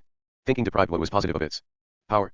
Political constitutions fell victim to thought, religion was attacked by thought, firm religious notions that counted as totally genuine revelations were undermined, and in many minds the old faith was overthrown. For example, the Greek philosophers set themselves against the old religion and destroyed its representations. Consequently, philosophers were banished and killed for seeking to overthrow religion and the state, which essentially belonged together. In this way, thinking asserted its validity in the actual world and exerted the most tremendous influence. Being thereby made aware of the power of thinking, people began to investigate its claims more closely, and professed to have discovered that it was presumptuous and could not accomplish what it had undertaken. Instead of arriving at the cognition of the essence of God, of nature, and of spirit, or, in sum, of truth itself, this thinking overturned the state and religion. For this reason, a justification of thinking with regard to its results was demanded, and the inquiry into the nature and competence of thinking is just what has very largely constituted the concern of modern philosophy. A das Denken. Produziert Denken und die Denken. Wie obscon das Abstraktsinn like und die das Los. Preliminary Conception, 19-83, 49. 20. If we take thinking according to the most obvious notion of it, then it appears, a, first in its ordinary subjective significance, as one spiritual activity or faculty side by side with others such as sensation, intuition, imagination, etc., desire, volition, etc. What it produces, the determinacy or form of thought, is the universal, the abstract in general. Thus, thinking as an activity is the active universal, and indeed the self-actuating universal. Since the act, or what is brought forth, is precisely the universal. Thinking, represented as a subject, is that which thinks, and the simple expression for the existing subject as thinker is in the determinations indicated here and in the coming paragraphs. Should not be taken as assertions or as my opinions about thinking. But since in this preliminary discussion no deduction or proof can take place, they can be counted as facta in the sense that, when anyone has thoughts and considers them, it is empirically given in his consciousness that universality, as well as the determinations that follow in its train, is found in them. Of course, the presence of a trained capacity for attention and abstraction is required for the observation of the facta of one's consciousness and of one's representations. Already in this preliminary exposition, we are speaking of the distinction between the sensible, representation, and thought. This Distinction is altogether decisive for our grasp of the nature and the kinds of cognition, so it will clarify matters if we call attention to this distinction already at this point to elucidate the sensible. We refer first to its external origin, to the senses of sense organs. But simply naming the organ does not give us the determination of what we apprehend with it. The distinction of the sensible from thought is to be located in the fact that the determination of the sensible is singularity, and since the singular, in quite abstract terms, the atom, stands also within a context, the sensible is a realm of mutual externality whose proximate abstract forms are juxtaposition and succession. Representation has sensible material of this kind as its content, but it is posited in the determination of its being mind that the represented content is in me and of its universality, of its self-relation, or of its simplicity apart from the sensible. However, representation also has material that has sprung from self-conscious thinking as its content, such as the notion of what is right, of what is ethical or religious, and also of thinking itself, and it is not very easy to see where the distinction between these representations and the thoughts of those contents is to be. 50. A mean. B main. The Encyclopaedia Logic. Located. Here the content is a thought, and the form of universality is present too, for that form already belongs to a content as being in me, or, quite generally, as being a representation. The peculiarity of representation, however, is in general to be located in this fact. Also that the content in it stands at the same time in isolation. Right and juridical and other similar determinations certainly do not stand in the sensible mutual externality of space. They do appear somehow in time, one after the other, but their content is not itself represented as affected by time, as passing away and changing in it. Nevertheless, these determinations, which are in themselves spiritual, stand at the same time in isolation upon the broad field of the inner, abstract universality of representation in general. In this isolation they are simple, right, duty, God. Representation either sticks to the claim that right is right, God is God, or, at a more cultivated level, it points out determinations, such as that God is the creator of the world, that he is all-wise, almighty, etc. Here, too, several isolated and simple determinations are strung together, but they remain external to each other, in spite of the link that is allotted to them in their subject. In this respect, representation agrees with the understanding, which is only distinct from it, because it posits relationships of universal and particular, or of cause and effect, etc., and therefore necessary relations between the isolated determinations of representation, whereas representation leaves them side by side, in its undetermined space, linked only by the simple and the distinction between representation and thought is all the more important because we can say in general that philosophy does nothing but transform representations into thoughts, although, of course, it does go on to transform the mere thought into the concept. Moreover, when the determinations of singularity and of mutual externality have been earmarked for the sensible, we can add that these determinations themselves are again thoughts and universals. It will be seen in the logic that this is just what thought and the universal are, that thought is itself and its other, that it over grasps its other and that nothing escapes it. And because language is the work of thought, nothing can be said in language that is not universal. What I only mean is mine, be it belongs to me as this particular individual. But if language expresses only what is universal, then I cannot say what I only mean. And what cannot be said. Preliminary conception, 19-83, 51. Feeling, sensation is not what is most important, most true, but what is most insignificant, most untrue. When I say the singular, this singular, here, now, all of these expressions are universalities, each and everything is a singular, a this, even when it is sensible here, now. Similarly when I say one, I mean me as this one, excluding all others, but what I say, one, is precisely everyone, in one that excludes all others from itself. Can't 5 employ the awkward expression, that I accompany all my representations and my sensations, desires, actions, etc. 2. One is the universal in and for itself, and communality is one more form, although an external one of universality. All other humans have this in common with me, to be one, just as all my sensations, representations, etc. have in common that they are mine. But, taken abstractly as such, one is pure relation to itself, in which abstraction is made from representation and sensation, from every state as well as from every peculiarity of nature, of talent, of experience, and so on. To this extent, one is the existence of the entirely abstract universality, the abstractly free. Therefore one is thinking as the subject, and since I am at the same time in all my sensations, notions, states, etc., thought is present everywhere and pervades all these determinations as their category. Point 6. Addition. When we talk about thinking, it appears at first to be a subjective activity, one faculty among many others, example memory, representation, volition, and the like. If thinking were merely a subjective activity and, as such, the subject matter of the logic, then the logic would, like other sciences, have a determinate subject matter. It could then appear to be an arbitrary choice to make thinking, and not willing, imagination, etc. the subject matter of a particular science. The reason why thinking is accorded this honor might well be the fact that we concede a certain authority to it, and that we regard it as what constitutes man's genuine nature, as that wherein his difference from animals consists. And it is interesting to become acquainted with thinking even as a merely subjective activity. Its more precise determinations would in that case be rules and laws that we become acquainted with through experience. Thinking considered in this perspective, with regard to its laws, is what used formerly to constitute the content of logic. Aristotle is the founder of the science. He had the force of mind to assign to thinking what properly belongs to it. Our thinking is very concrete, but in its multiform content we must distinguish what belongs to thinking, to the abstract form of the activity. The activity of thinking is the gentle spiritual bond that connects this entire content, and this bond, this form as such, is what Aristotle brought into relief and determined. Right up to the present day, this logic of Aristotle is still the content of logic, which has simply been spun out further, mainly by the medieval scholastics. Point 7. These still did not increase the material, but just developed it further. The work on logic that has been done in modern times. 52. The Encyclopaedia Logic has principally consisted in the simple omission of many logical determinations, elaborated by Aristotle and the scholastics, on the one hand, and in stuffing logic with a lot of psychological material, on the other. The point of this science is to become familiar with how finite thinking proceeds, and the science is correct when it corresponds to its presupposed subject matter. There is no doubt that working on this formal logic has its use. Through it, as people say, we sharpen our wits, we learn to collect our thoughts, and to abstract. For in ordinary consciousness we deal with sensible representations, which cut across one another and cause confusion. But in abstraction what happens is that the mind concentrates on one point, and we acquire in that way the habit of occupying ourselves with what is inward. Acquaintance with the forms of finite thinking can be used as a means of training in the empirical sciences, which proceed according to these forms, and it is in this sense that people have called logic instrumental. We can, of course, speak in a more liberal way, and say that logic should be studied not for its usefulness, but for its own sake, because what is excellent should not be pursued for the sake of mere advantage. And, on the one hand, this is quite correct, to be sure, but, on the other, what is excellent is also what is the most advantageous. For it is what is substantial, what stands most firmly on its own, so that it is what sustains our particular purposes, which it furthers and brings to fulfillment. We must not regard these particular purposes as what comes first, but what is excellent furthers them and nevertheless, religion, for example, has its absolute value within itself, but other purposes are supported and upheld by it at the same time. Christ said, "Seek yet first the kingdom of God, and all these things shall be added unto you." Matt 6:33. Our particular purposes can be attained only insofar as what is in and for itself is attained. 21. Found as, when thinking is taken as active with regard to objects, as the thinking over of something, then the universal as the product of this activity contains the value of the matter, what is essential, inner, true. In 5 we mentioned the old belief that what is genuine in objects, their constitutions, or what happens to them, i.e. what is inner, what is essential, and the matter that counts, is not to be found in consciousness immediately, that it cannot be what the first look or impression already offers us, but that we must first think it over in order to arrive at the genuine constitution of the object, and that, by thinking it over this goal is indeed achieved. Addition. Even the child is enjoined to think about things. For instance, we said, children to connect adjectives with substantives. Point 8 here, they have to pay attention. And to distinguish, they have to remember a rule and apply it to the particular case. Preliminary conception, 19 to 83, 53. The rule is nothing but a universal, and the child must make the particular conform to this universal. Furthermore, in life we have purposes which we think about to see how we can attain them. Here the purpose is the universal, the governing factor, and we have means and instruments, the action of which we direct in accordance with the purpose. In a similar way we actively think about moral situations. Here, to think about them means to be mindful of right and duty, or, in other words, of the universal to which we must conform our particular behavior in given cases as to the fixed rule.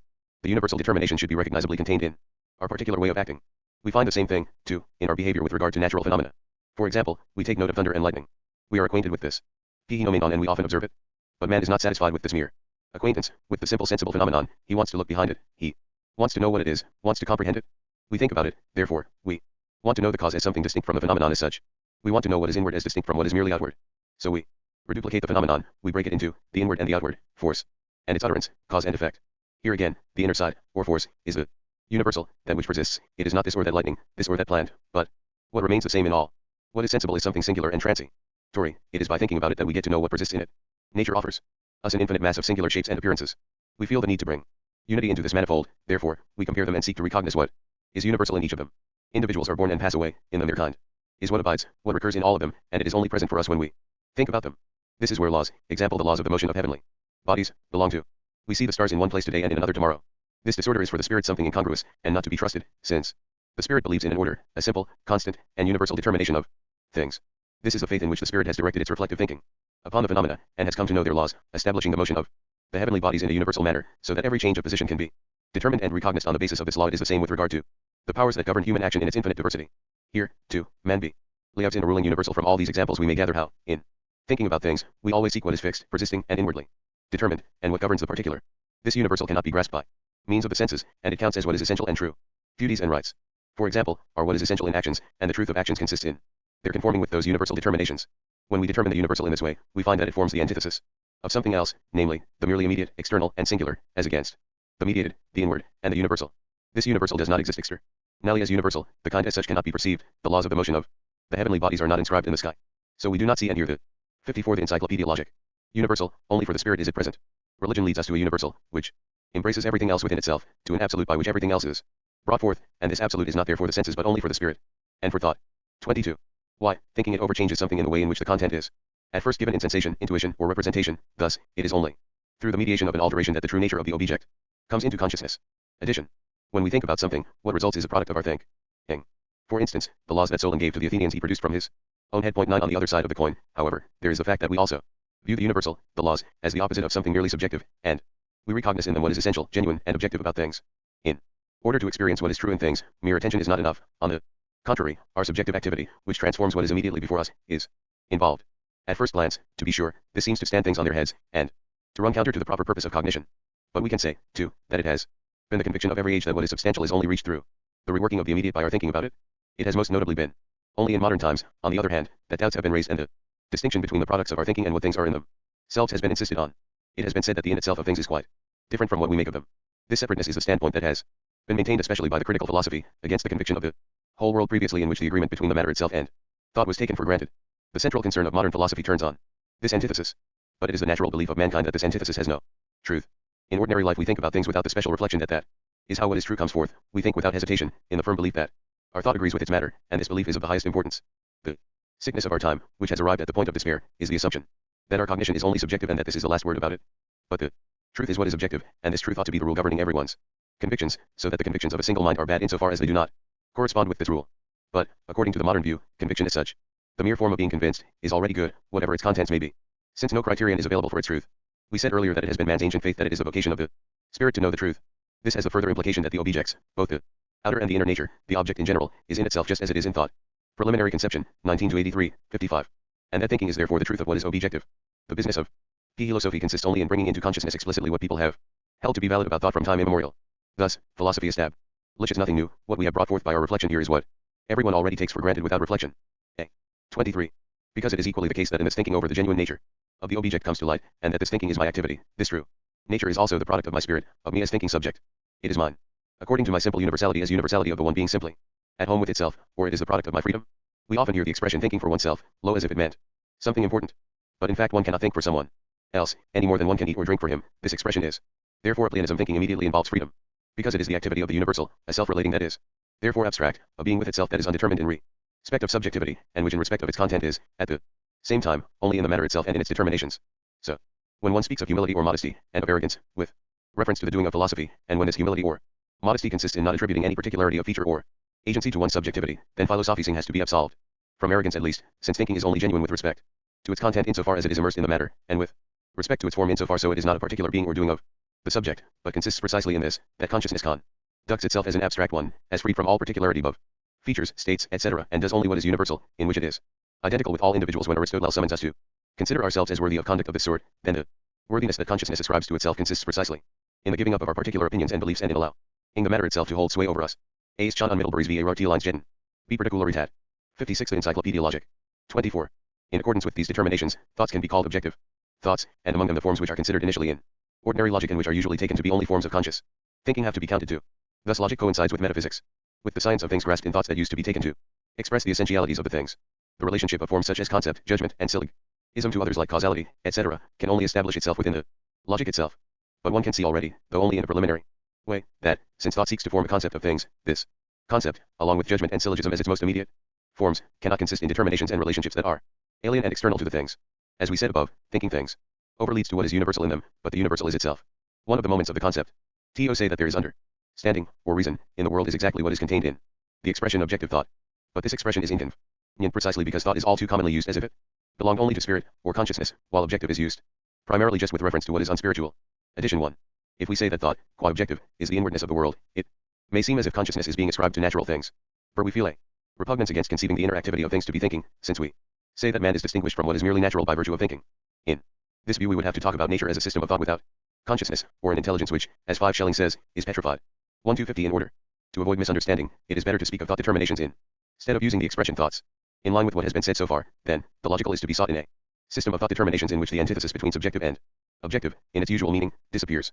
This meaning of thinking and of its determinations is more precisely expressed by the ancients when they say that nous governs the world, or by our own saying that there is reason in the world, by which we mean that reason is the soul of the world, inhabits it, and is immanent in it, as its own, innermost nature, its universal. An example closer at hand is that, in speaking of a definite animal, we say that it is an animal. Animal as such cannot be pointed out, only a definite animal can ever be pointed at. The animal does not exist. On the contrary, this expression refers to the universal nature of single animals, and each existing animal is something that is much more concretely determinate, something particular is. But to be animal, the kind considered as Preliminary Conception, 19-83, 57. The universal pertains to the determinate animal and constitutes its determinate essentiality. If we were to deprive a dog of its animality we could not say what it is. Things as such have a persisting, inner nature, and an external nearness. They live and die, come to be and pass away. Their essentiality, their universality, is the kind. And this cannot be interpreted merely as something held in common. Just as thinking constitutes the substance of external things, so it is also the universal substance of what is spiritual. In all human intuiting there is thinking. Similarly, thinking is what is universal in all representations, recollections, and in every spiritual activity whatsoever, in all willing, wishing, etc. These are all of them just further specifications of thinking. When thinking is interpreted in this way, it appears in quite a different light than when we simply say that, along with and beside other faculties such as intuiting, representing, willing, and the like, we have a faculty of thinking. If we regard thinking as what is genuinely universal in everything natural and everything spiritual, too, then it overgrasps all of them and is the foundation of them all. As the next step, we can add to this interpretation of thinking in its objective meaning, as nous, our account of what thinking is in its subjective sense. First of all, we say that man thinks, but, at the same time, we say, too, that he intuits, wills, etc. Man thinks and is something universal, but he thinks only insofar as the universal is present for him. The animal is also in itself something universal, but the universal as such is not present for it, instead only the singular is ever there for it. The animal sees something singular, for instance, its food, a man, etc. But all these are only something singular for it. In the same way, our sense experience always has to do only with something singular, this pain, this pleasant taste, etc. Nature does not bring the news to consciousness for itself. Only man reduplicates himself in such a way that he is the universal that is pres. And, for the universal, this is the case for the first time when man knows himself to be an I. When I say I mean myself as the singular, quite determinate person. But when I say I do not in fact express anything particular about myself. Anyone else is also I, and although in calling myself one, I certainly mean me, this single person, what I say is still something completely universal. I is pure being for itself, in which everything particular is negated and sublated consciousness as ultimate, simple, and pure. We can say that I and thinking are the same, or, more specifically, that I is thinking is what thinks. What I have in my consciousness, that is for me. I is this void, this receptacle for anything and everything, that for which everything is and which preserves every thing within itself. Everyone is a whole world of representations, which are buried in the night of the I. Thus, I is the universal, in which abstraction is made from everything particular, but in which at the same time everything is present, though veiled. It is not merely abstract universality therefore, but the universality that contains everything within itself. We start by using I in a wholly trivial manner, and it is only our philosophical reflection that makes it a subject matter of inquiry. In the I, we have thought present in its complete purity. Animals cannot say I. No, only man can do so, because he is thinking itself. In the I there is a manifold inner and outer content, and, according to the way in which this content is constituted, we behave as sensing, representing, remembering, beings, etc. But the I is there in all of these, or, in other words, thinking is present everywhere. Thus, 58th Encyclopedia Logic. Man is always thinking, even when he simply intuits, if he considers something or other he always considers it as something universal, he fixes on something singular, and makes it stand out, thus withdrawing his attention from something else. And he takes it as something abstract and universal, even though it is universal in a merely formal way. With our representations, two cases are possible, either the content is something thought but the form is not, or, conversely, the form belongs to thought but the content does not. If I say, example anger, rose, hope, I am familiar with all this through feeling. But I express this content in a universal way, in the form of thought, I have left out a good deal of what is particular about it, and given only the content as universal, but that content remains sensible. Conversely, if I represent God to myself, then certainly the content is purely something thought, but the form is still sensible, just as I already find it immediately within me. In these representations, therefore, the content is not merely sensible, as when I simply look at something, either the content is sensible, while the form belongs to thinking, or conversely. In the first case, the material is given and the form belongs to thinking. In the other case, thinking is the source of the content, but through the form the content becomes something given, which therefore comes to the spirit from outside. Addition to. In the logic we have to do with pure thought or with the pure thought determinations. In the case of thought in the ordinary sense, we always represent to ourselves something that is not merely pure thought, for we intend by it some thing that is thought of, but which has an empirical content. In the logic, thoughts are grasped in such a way that they have no content other than one that belongs to thinking itself, and is brought forth by thinking. So these thoughts are pure thoughts. Spirit is here purely at home with itself, and thereby free, for that is just what freedom is, being at home with oneself in one's other, depending upon one self, and being one's own determinant. In all drives I begin with another, with what is for me something external. Hence, we speak of dependence in this case.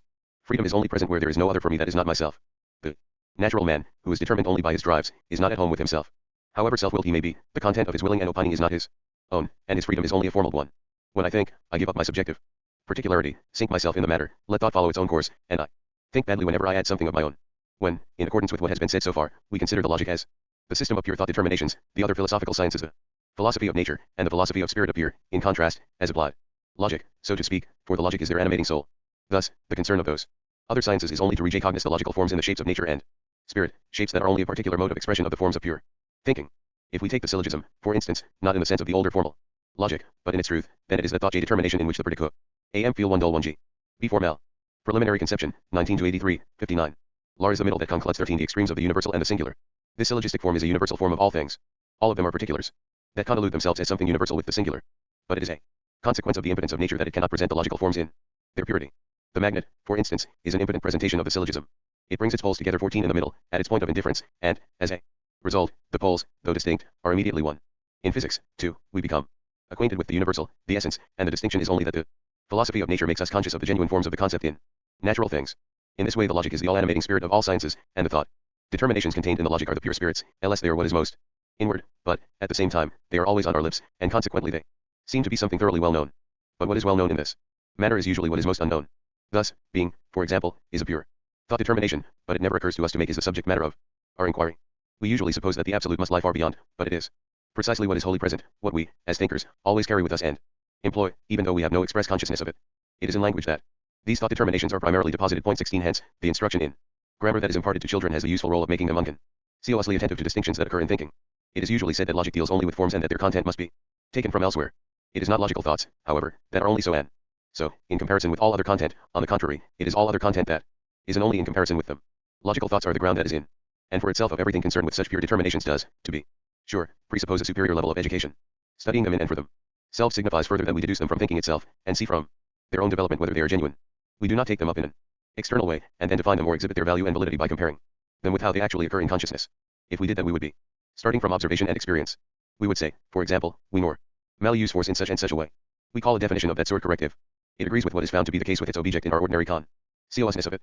In this way, however, a concept is not determined in and for itself, but according to a presupposition, which then becomes the criterion, the standard of correctness. We do not have to use such a standard, however, we can simply let the inherently living determinations take their own course instead. The question about the truth of thought determinations is bound to sound strange to our ordinary consciousness, for the determinations of thought seem to acquire truth only in their application to given objects, and on this assumption it makes no sense to question their truth apart from this application. But this question is precisely the point at issue. Certainly, when we raise it, we must know what is to be a difference pont. 60. The Encyclopaedia logic. Understood by truth. In the ordinary way, what we call truth is the agreement of an object with our representation of it. We are then presupposing an object to which our representation is supposed to conform. In the philosophical sense, on the contrary, truth, expressed abstractly and in general, means the agreement of a content with itself. This is therefore a meaning of truth quite different from the one mentioned above. Besides, the deeper philosophical meaning of truth is also partly found in ordinary linguistic usage. Already, we speak, for instance, of a true friend, and by that we understand one whose way of acting conforms with the concept of friendship, and in the same way, we speak also of a true work of art. To say of something that it is untrue is as much as to say that it is bad, that it involves an inner inadequacy. A bad state, in this sense, is an untrue state, and what is bad and untrue consists always in a contradiction between the object's determination or concept and its existence. We can form a correct representation of a bad object of this sort, but the content of this representation is something inwardly untrue. We may have many examples of such things in our heads, examples that are correct and at the same time untrue. God alone is the genuine agreement between concept and reality. All finite things, however, are affected with untruth. They have a concept, but their existence is not adequate to it. For this reason they must go to the ground, and this manifests the inadequacy between their concept and their existence. The animal as some thing singular has its concept in its kind, and the kind frees itself from singularity through death. The consideration of truth in the sense explained here, that of agreement with itself, constitutes the proper concern of logical thinking. The question of the truth of the thought determinations does not arise in our ordinary consciousness. The business of the logic can also be expressed by saying that it considers how far the thought determinations are capable of grasping what is true. So the central case becomes, which of them are the forms of the infinite, and which are the forms of the finite. In ordinary consciousness we see nothing wrong with the finite determinations of thought, they are held to be valid without further question. But all our illusions arise from thinking and acting according to finite determinations. Addition 3. We become cognizant of what is true in various modes, and the modes of cognition must be considered only as forms. Thus, we can certainly become cognizant of what is true through experience, but this experience is only a form. With experiences everything depends on the mind with which we approach actuality. A great mind has great experiences, and in the motley play of appearance spots the crucial point. B. The idea is present and actual, not something over the heels and far away. A great mind, the mind of Goethe, for instance, has great experiences. When it looks into nature or history, it sees what is rational and expresses it. Furthermore, we can also become cognizant of what is true through reflection. We are then determining it through relationships of thought. But what is true in and for itself is not present in its proper form in either of these cognitive modes. A. Sin. B. Erblick das, worauf es ankommt. C. Blick. Preliminary Conception, 19-83, 61. The most perfect mode of cognition is that which takes place in the pure form of thinking. Here, man behaves in a way that is thoroughly free.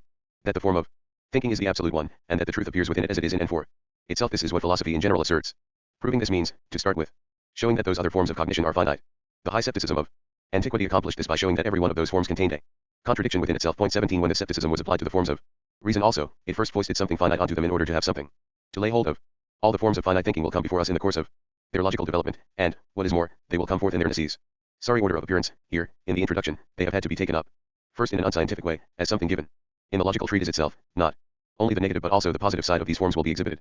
When we are comparing the various forms of cognition with one another, it can easily appear that the first one, that of immediate knowledge, is the most adequate, the finest, and the highest. It includes everything that is called innocence in the moral sphere, as well as religious feeling, simple trust, love, fidelity, and natural faith. Both of the other forms, first reflective cognition and then philosophical cognition too, step out of that immediate natural unity. Insofar as they have this in common with one another, the mode of cognition that consists in wanting to grasp the truth through thinking can easily appear as the human conceit that wants to recognize the true by its own strength. This standpoint of universal separation can certainly be looked on as the origin of all wickedness and evil, as the original transgression, and on this view it seems that thinking and cognition must be given up in order to return to unity and become reconciled again. As for the abandonment of natural unity here, this marvelous inward schism of the spiritual has been something of which all peoples from time immemorial have been conscious. An inner schism like this does not occur in nature, and natural things do not do evil. We have an old account of the origin and consequences of this schism in the Mosaic myth of the fall. Point 18. The content of this myth forms the foundation of an essential doctrine of faith, the doctrine of the natural sinfulness of man, and his need of help to overcome it. It appears appropriate to consider the myth of the fall At the very beginning of the logic, because the logic is concerned with cognition. And the myth too deals with cognition, with its origin and significance. Philosophy should not shy away from religion, and adopt the attitude that it must be content if religion simply tolerates it. And, on the other hand, we must equally reject the view that myths and religious accounts of this kind are something obsolete, for they have been venerated for millennia by the peoples of the world. Let us now consider the myth of the fall more closely. As we remarked earlier, what is expressed here is the general relationship of cognition to the spiritual life. In its immediate shape, spiritual life appears first as innocence and simple trust, but it is of the essence of spirit to sublate this immediate state. Since spiritual life distinguishes itself from natural life, and more precisely from the life of animals, by the fact that it does not abide in its being in itself, but is for itself. In like manner, however, this stage of schism must itself be sublated in turn, and spirit must return. A van alters her Gegenstand of its Saints v2 later Josen. 62 The Encyclopaedia Logic. Through its own agency to union with itself. This resulting union is a spiritual one. And the guiding principle of that return lies in thinking itself. It is thinking that both inflicts the wound and heals it again. Now, it says in our myth that Adam and Eve, the first human beings, or human kind as such, found themselves in a garden, in which there were both a tree of life and a tree of cognition of good and evil. We are told that God had forbidden this human pair to eat of the fruits of the latter tree. At this point there is no more talk of the tree of life.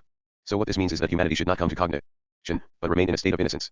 We also find this representation of the original state of humanity as one of innocence and of union, among other peoples that have reached a deeper consciousness. What is correct in it is the implication that the schism in which we find everything human involved can certainly not be the last word, but, on the other hand, it is not correct to regard the immediate natural unity as the right state either. Spirit is not something merely immediate. On the contrary, it essentially contains the moment of mediation within itself. Child, like innocence, does certainly have something attractive and touching about it, but only insofar as it reminds us of what must be brought forth by the Spirit. The harmonious union that we see in children as something natural is to be the result of the labor and culture of the Spirit. Christ says, except ye become as little children, etc. Matt 18:3, but that does not say that we must remain children. In our Mosaic myth, moreover, we find that the occasion for stepping out of the unity of innocence was provided for homoniti by external instigation, by the serpent. But in fact, the entry into the antithesis, the awakening of consciousness, lies within human beings themselves, and this is the story that repeats itself in every human being. The serpent expounds divinity as consisting in the knowledge of good and evil, and it is this cognition that was in fact imparted to man when he broke with the unity of his immediate being and ate of the forbidden fruit. The first reflection of awakening consciousness was that the human beings became aware that they were naked. This is a very naive and profound trait, for shame does testify to the severance of human beings from their natural and sensible being. Hence animals, which do not get as far as the severance, are without shame. So the spiritual and ethical origin of clothing is to be sought for in the human feeling of shame. The merely physical need, on the contrary, is something only secondary. At this point there follows the so-called curse that God laid upon human beings. What this highlights is connected with the antithesis of man and nature. Man must labor in the sweat of his brow, and woman must bring forth in sorrow. What is said about labor is, more precisely, that it is both the result of the schism and also its overcoming. Animals find what they need for the satisfaction of their wants immediately before them. Human beings, by contrast, relate to the means for the satisfaction of their wants as something that they themselves bring forth and shape. Thus, even in what is here external, man is related to himself. But the myth does not conclude with the expulsion from paradise. It says further, God said, behold, Adam is become as one of us, to know good and evil. General 3:22. Cognition is now called something divine and not, as earlier, what ought not to be. So in this story there lies also the refutation of the idle chatter about how philosophy belongs only to the finitude of spirit. Philosophy is cognate. Preliminary conception, 19-83, 63. And the original calling of man, to be an image of God, can be realized only through cognition. The story now goes on to say that God drove man out of the Garden of Eden, so that he should not eat of the tree of life. This means that man is certainly finite and mortal on the side of his nature, but that he is infinite in cognition. That mankind is by nature evil is a well-known doctrine of the Church, and this natural state of evil is what is called original sin. But in this connection, we must give up the superficial notion that original sin has its ground only in a contingent action of the first human pair. It is part of the concept of spirit, in fact, that man is by nature evil, and we must not imagine that this could be otherwise. The relationship of man to nature, in which man is a natural essence, and behaves as such, is one that ought not to be. Spirit is to be free and is to be what it is through itself. Nature is, for man, only the starting point that he ought to transform. The profound doctrine of the Church concerning original sin is confronted by the modern Enlightenment doctrine that man is by nature good and should therefore remain true to nature. When man goes beyond his natural being, he thereby distinguishes his self-conscious world from an external one. But this standpoint of separation, which belongs to the concept of spirit, is not one that man should remain at either. All the finitude of thinking and willing falls within the standpoint of schism. Here man creates his purposes from himself, and it is from himself that he draws the material of his action. Inasmuch as he takes these purposes to their ultimate limits, knows only himself, and wills in his particularity without reference to the universal, he is evil, and this evil is his subjectivity.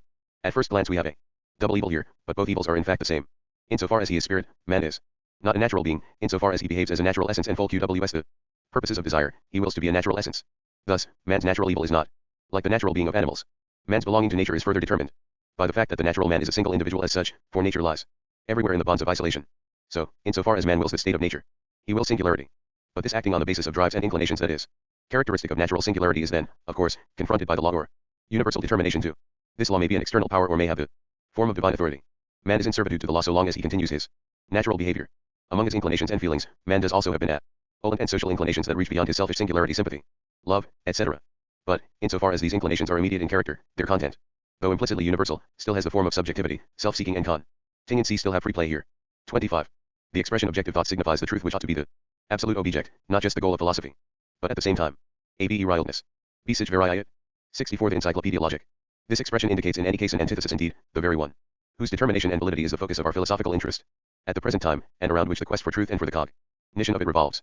If the thought determinations are afflicted with a fixed antithesis, i.e., if they are only of a finite nature, then they are inadequate to the truth which is absolutely in and for itself, and the truth cannot enter into thinking. The thinking that brings forth only finite determinations and moves within these alone is called understanding, in the more precise sense of the word. The finitude of the thought determinations has further to be taken in two ways. First, they are only subjective and are permanently in antithesis to the objective. Secondly, being quite generally of limited content, they persist both in their antithesis to each other, and, even more, in their antithesis to the absolute. As a further introduction, we now ought to consider the positions available to thinking with respect to objectivity, in order to clarify the meaning of the logic and to lead into the standpoint that is here given to it. In my Phenomenology of Spirit 19, which was for this reason described, when it was published, as the first part of the system of science, the procedure adopted was to begin from the first and simplest appearance of the spirit, from immediate consciousness, and to develop its dialectic right up to the standpoint of philosophical science, the necessity of which is shown by the progression. But for this purpose it was not possible to stick to the formal aspect of mere consciousness, for the standpoint of philosophical knowing is at the same time inwardly the richest in basic import, and the most concrete one, so when it emerged as the result of the development, it presupposed also the concrete shapes of consciousness, such as morality, ethical life, art, and religion. Hence, the development of the content, or of the subject matters of special parts of philosophical science, falls directly within that development of consciousness which seems at first to be restricted just to what is formal. That development has to take place behind the back of consciousness, so to speak, inasmuch as the content is related to consciousness as what is in itself. This makes the presentation more complicated, and what belongs to the concrete parts of the system already falls partly within that introduction. The examination that will be undertaken here has the even greater inconvenience that it can only be conducted descriptively and argumentatively, but its principal aim is to contribute to the insight that the questions about the nature of cognition, about faith, and so on, that a history a the first position of thought, 26 to 36, 65, a confront us in the realm of representation, and which we take to be fully concrete, are in point of fact reducible to simple determinations of thought, which only get their genuine treatment in the logic. The first position of thought, with respect to objectivity. Metaphysics. 26. The first position is the naive way of proceeding, which, being still unconscious of the antithesis of thinking within and against itself, contains the belief that truth is recognized, and what the objects genuinely are is brought before consciousness, through thinking about them. In this belief, thinking goes straight to the objects, it reproduces the content of sense, experience and intuition out of itself, as a content of thought, and is satisfied with this as the truth. All philosophy in its beginnings, all of the sciences, even the daily doing and dealing of consciousness, lives in this belief. 27. Because it is unconscious of its antithesis, this thinking can, in respect of its basic import, equally well be authentic speculative philosophizing, but it can also dwell within finite thought determinations, i.e., within the still unresolved antithesis. Here, in the introduction, our concern can only be to consider this position of thinking with regard to its limit, so we shall begin by taking up this finite way of philosophizing in its most determinate development, which is also the one closest to us. This way of thinking was the metaphysics of the recent past, the way it was constituted among us before the Kantian philosophy. It is only in relation to the history of philosophy, however, that this metaphysics belongs to the past, for, on its own account, it is always present as the way in which the mere understanding views the objects of reason. Hence, a closer examination of its procedure and its principal content has this more directly present interest for us too. A matter. 66 The Encyclopaedia Logic. 28. This science regarded the thought determinations as the fundamental determinations of things, and, in virtue of this presupposition, that the cognition of things as they are in themselves results from the thinking of what is, it stood at a higher level than the later critical philosophizing. But 2 points should be noted. First, these determinations, in their abstraction, were taken to be valid on their own account, and capable of being predicates of what is true. In any case, this metaphysics presupposed that cognition of the absolute could come about through the attaching of predicates to it, and it investigated neither the peculiar content and validity of the determinations of the understanding, nor yet this form of determining the absolute by attaching predicates to it. Being there, for instance, is a predicate of this kind, like in the proposition, God is there, or finitude and infinity, in the case whether the world is finite or infinite, or simple and composite. In the proposition, the soul is simple, jr. again, the thing is one, a whole, etc. There was no investigation of whether predicates of this kind are something true in and for themselves, nor of whether the form of the judgment could be the form of truth. Addition. The presupposition of the older metaphysics was that of naive belief. Generally, namely, that thinking grasps what things are in themselves, that things only are what they genuinely are when they are captured in thought. Nature and the mind and heart of man are protean, constantly in a process of transformation. And the reflection that things as they immediately present themselves are not the things in themselves is an obvious one. The standpoint of the older metaphysics referred to here is the opposite of the one that resulted from the critical philosophy. Phy. We can fairly say that this latter standpoint sends man to feed upon husks and chaff. But, to be more precise about the procedure of the older metaphysics, we should note that it did not go beyond the thinking of mere understanding. It took up the abstract determinations of thought immediately, and let them count in their immediacy as predicates of what is true. When we are discussing thinking, we must distinguish finite thinking, the thinking of the mere understanding, from the infinite thinking of reason. Taken in isolation, just as they are immediately given, the thought determinations are finite determinations. But what is true is what is finite within itself. It cannot be expressed and brought to consciousness through what is finite. We adhere to the modem notion that thinking is always restricted, then the expression infinite thinking may appear quite astonishing. But, in fact, thinking is inwardly and essential of infinite. To put the point formally, finite means what? A Gott hat Dasein, literally, God has there-ness. B Sanum Wesen nach in sich. A the first position of thought, 26 to 36, 67.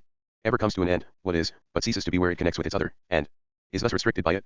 Hence, the finite subsists in its relation to its other, which is its negation and presents itself as its limit.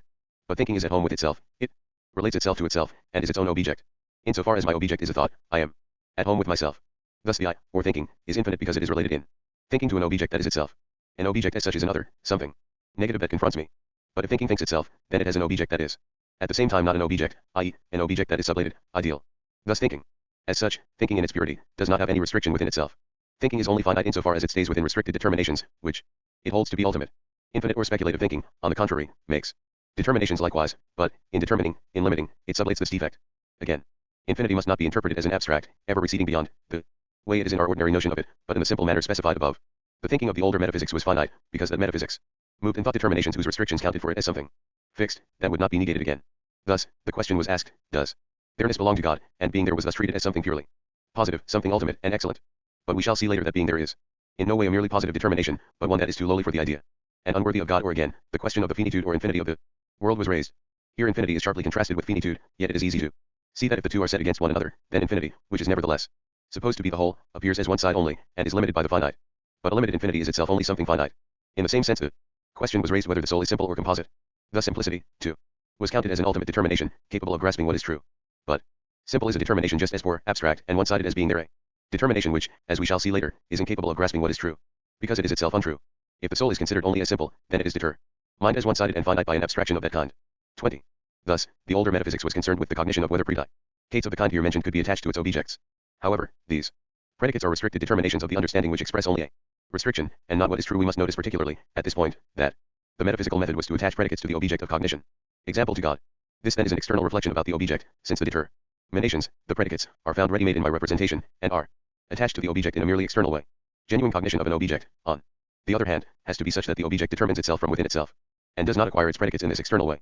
If we proceed by way of predication, the spirit gets the feeling that the predicates cannot exhaust what they are attached to. From this point of view, therefore, the Orientals are quite right to call God the being who is many named or infinitely named. 21 Our mind and heart find no satisfaction in any of those finite determinations, so that the Oriental cognition, 68th Encyclopaedia Logic, consists in a restless seeking out of such predicates. In the case of finite things it is certainly true that they must be determined by means of finite predicates, and here, the understanding with its activity has its proper place. Being itself finite, the understanding is cognizant only of the nature of the finite.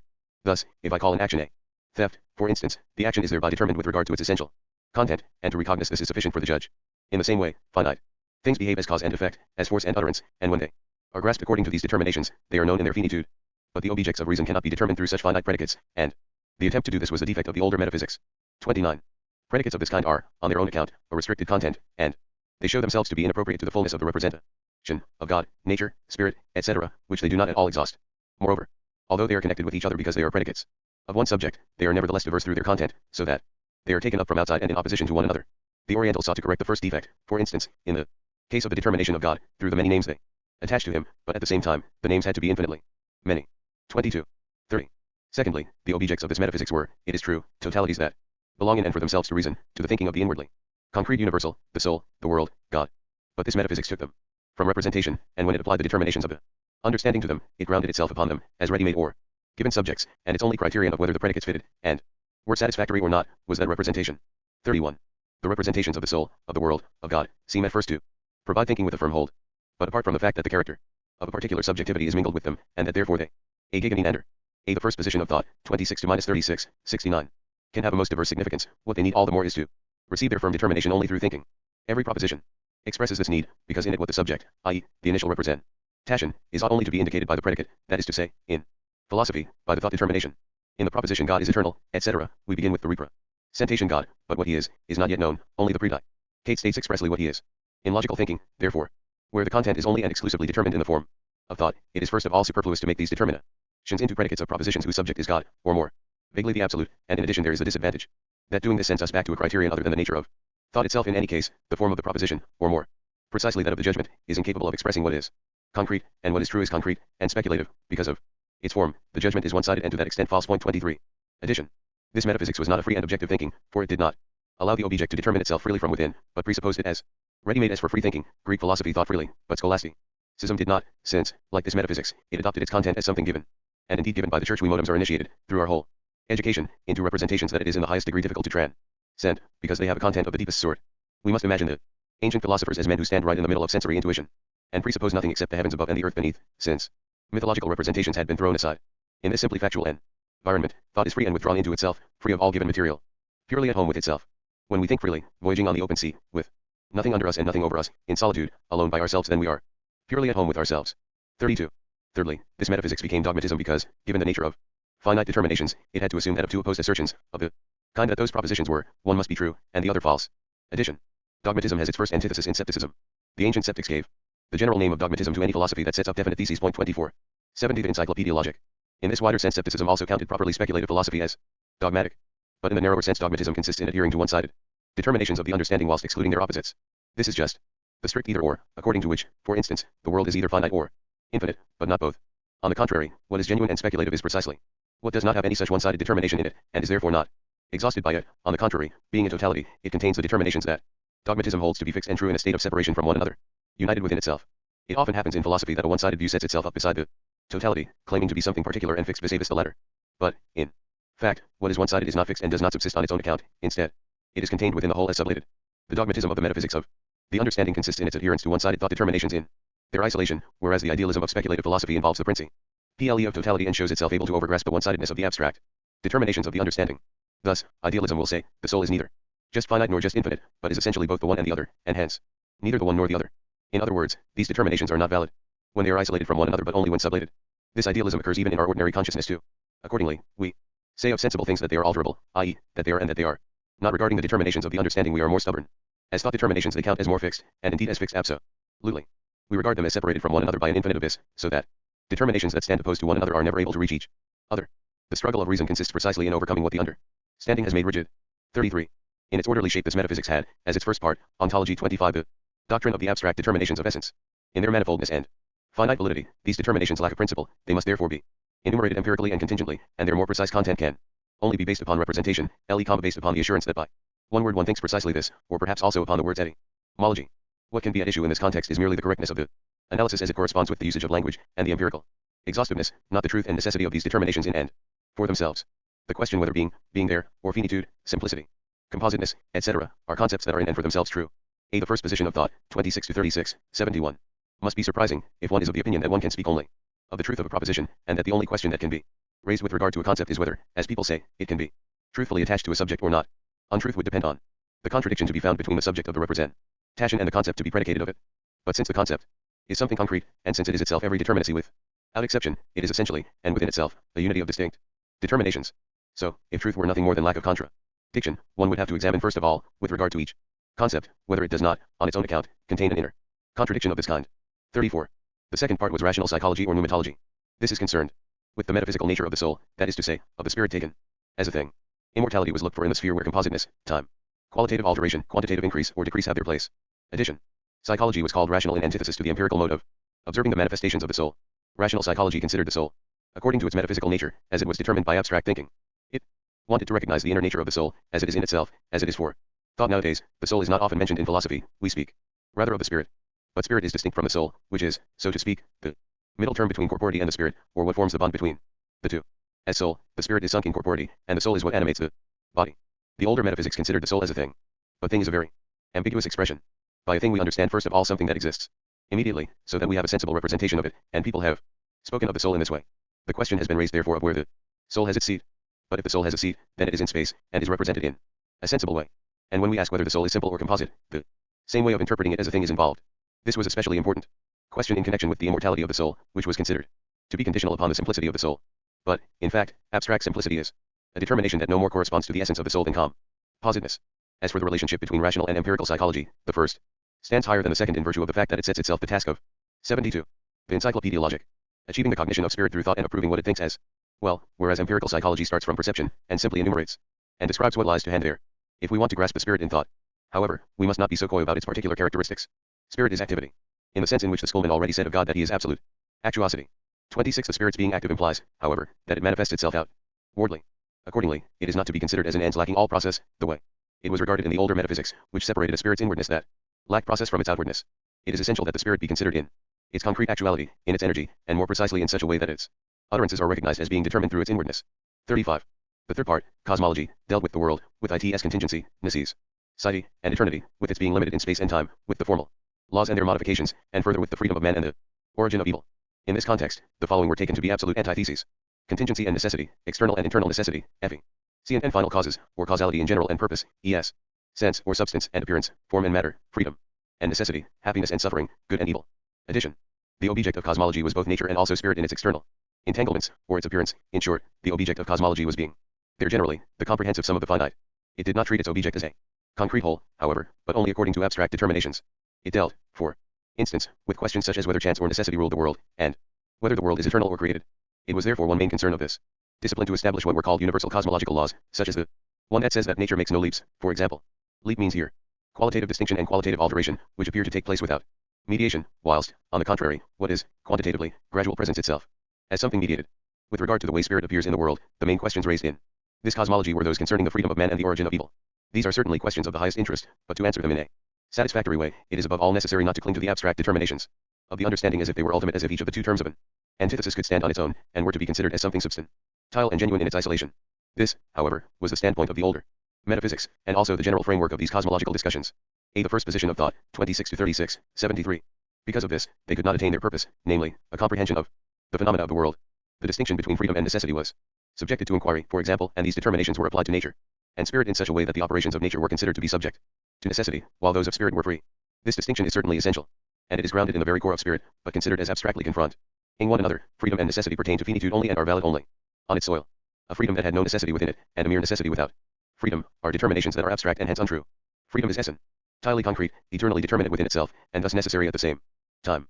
When people speak of necessity, it is usually initially understood as just determination from without. For instance, in finite mechanics, a body moves only when another body collides with it, and precisely in the direction imparted to it by this collision.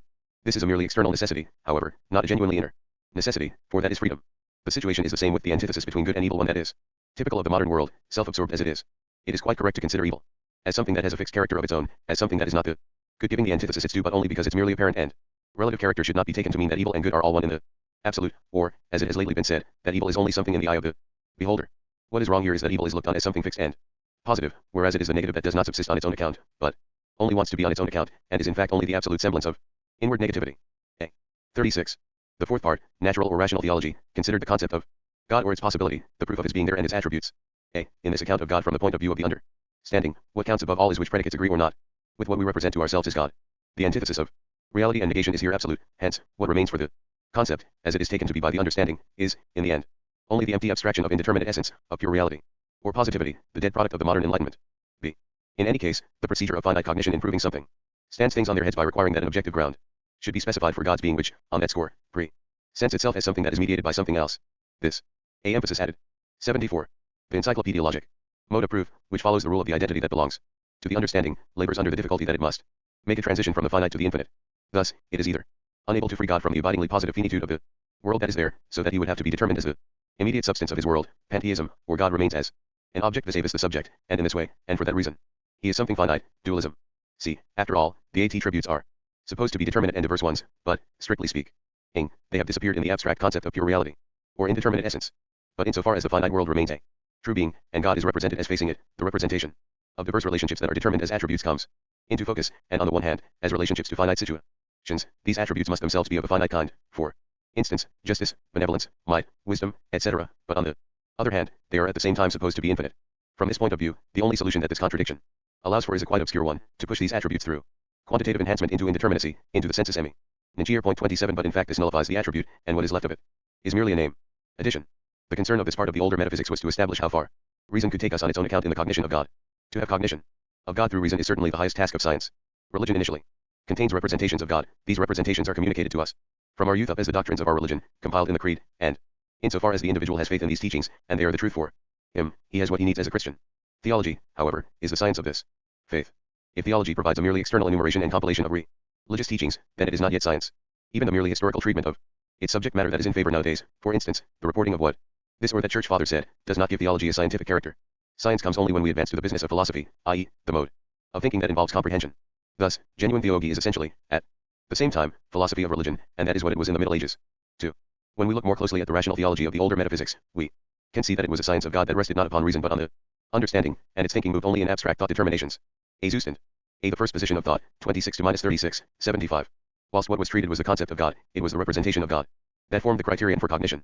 Thinking, however, must move freely within itself. All the same, it must be remarked at once that the result of this free thinking agrees with the content of the Christian religion, for the Christian religion is a revelation of reason. The rational theology of the older metaphysics, however, did not achieve any such agreement, since it set out to determine the notion of God. By means of thinking, what emerged as the concept of God was only the abstraction of positivity or reality in general, to the exclusion of negation, and God was accordingly defined as the supremely real essence. Point 28. But it is easy to see that, since negation was excluded from it, this supremely real essence is precisely the opposite of what it should be and of what the understanding intended it to be. Instead of being what is richest and utter fullness, it is instead rather the poorest and utter emptiness, all on account of this abstract apprehension of it. The mind and heart rightly long for a concrete content, but concreteness is only present if the content contains within it determinacy, i.e., negation. When the concept of God is apprehended merely as that of the abstract or supremely real essence, then God becomes for us a mere beyond, and there can be no further talk of a cognition of God, for where there is no determinacy, no cognition is possible either. Pure light is pure darkness. In the second place, this rational theology was concerned to prove that God is there. The main thing here is that a proof, as it is envisaged by the understanding, is the dependence of one determination on another. In this sort of proof, something fixed is presupposed, and from it something else follows. Thus, what is exhibited here is the dependence of a determination upon a presupposition. But, if we suppose that it can be proved in this way that God is there, this means that the being of God must depend upon other determinations, which therefore constitute the ground of the being of God. So we can see at once that what must emerge is something distorted, since God is supposed to be precisely the sole ground of everything, and thus not to depend on anything else. In this connection, modern theologians have said that God's being there cannot be proved, but that we must have immediate cognition of this. But reason understands by proof something quite different than the understanding and common sense do. Certainly the process of proof characteristic of reason also has something other than God as its starting point, but its progress does not leave this other in the status of something immediate, which merely is, instead, because the process of proof exhibits the other as mediated and posited. This has the simultaneous result that God must be conceived here to contain mediation sublated within himself, hence to be genuinely immediate, 8. Original, and resting upon himself. When we say, consider nature, for it will lead you to God, and you will find an absolute final purpose, this does not mean that God is mediated, but only that we make the journey from another to God, in the sense that God, being the consequence, is at the same time the absolute ground of what we started with, so that the position of the two is reversed. What appears as the consequence also shows itself to be the ground, while what presented itself as ground to start with is reduced to the status of consequence. And that is precisely the path of rational proof. 76. The Encyclopaedia Logic. If we cast another glance at the general procedure of this metaphysics in the light of our explanation, we find that it consisted in grasping the objects of reason in abstract, finite determinations of the understanding, and making abstract identity into the main principle. Point 29. But this infinity of the understanding, this pure sense, is itself only something finite, for particularity is excluded from it, and this exclusion restricts and negates it.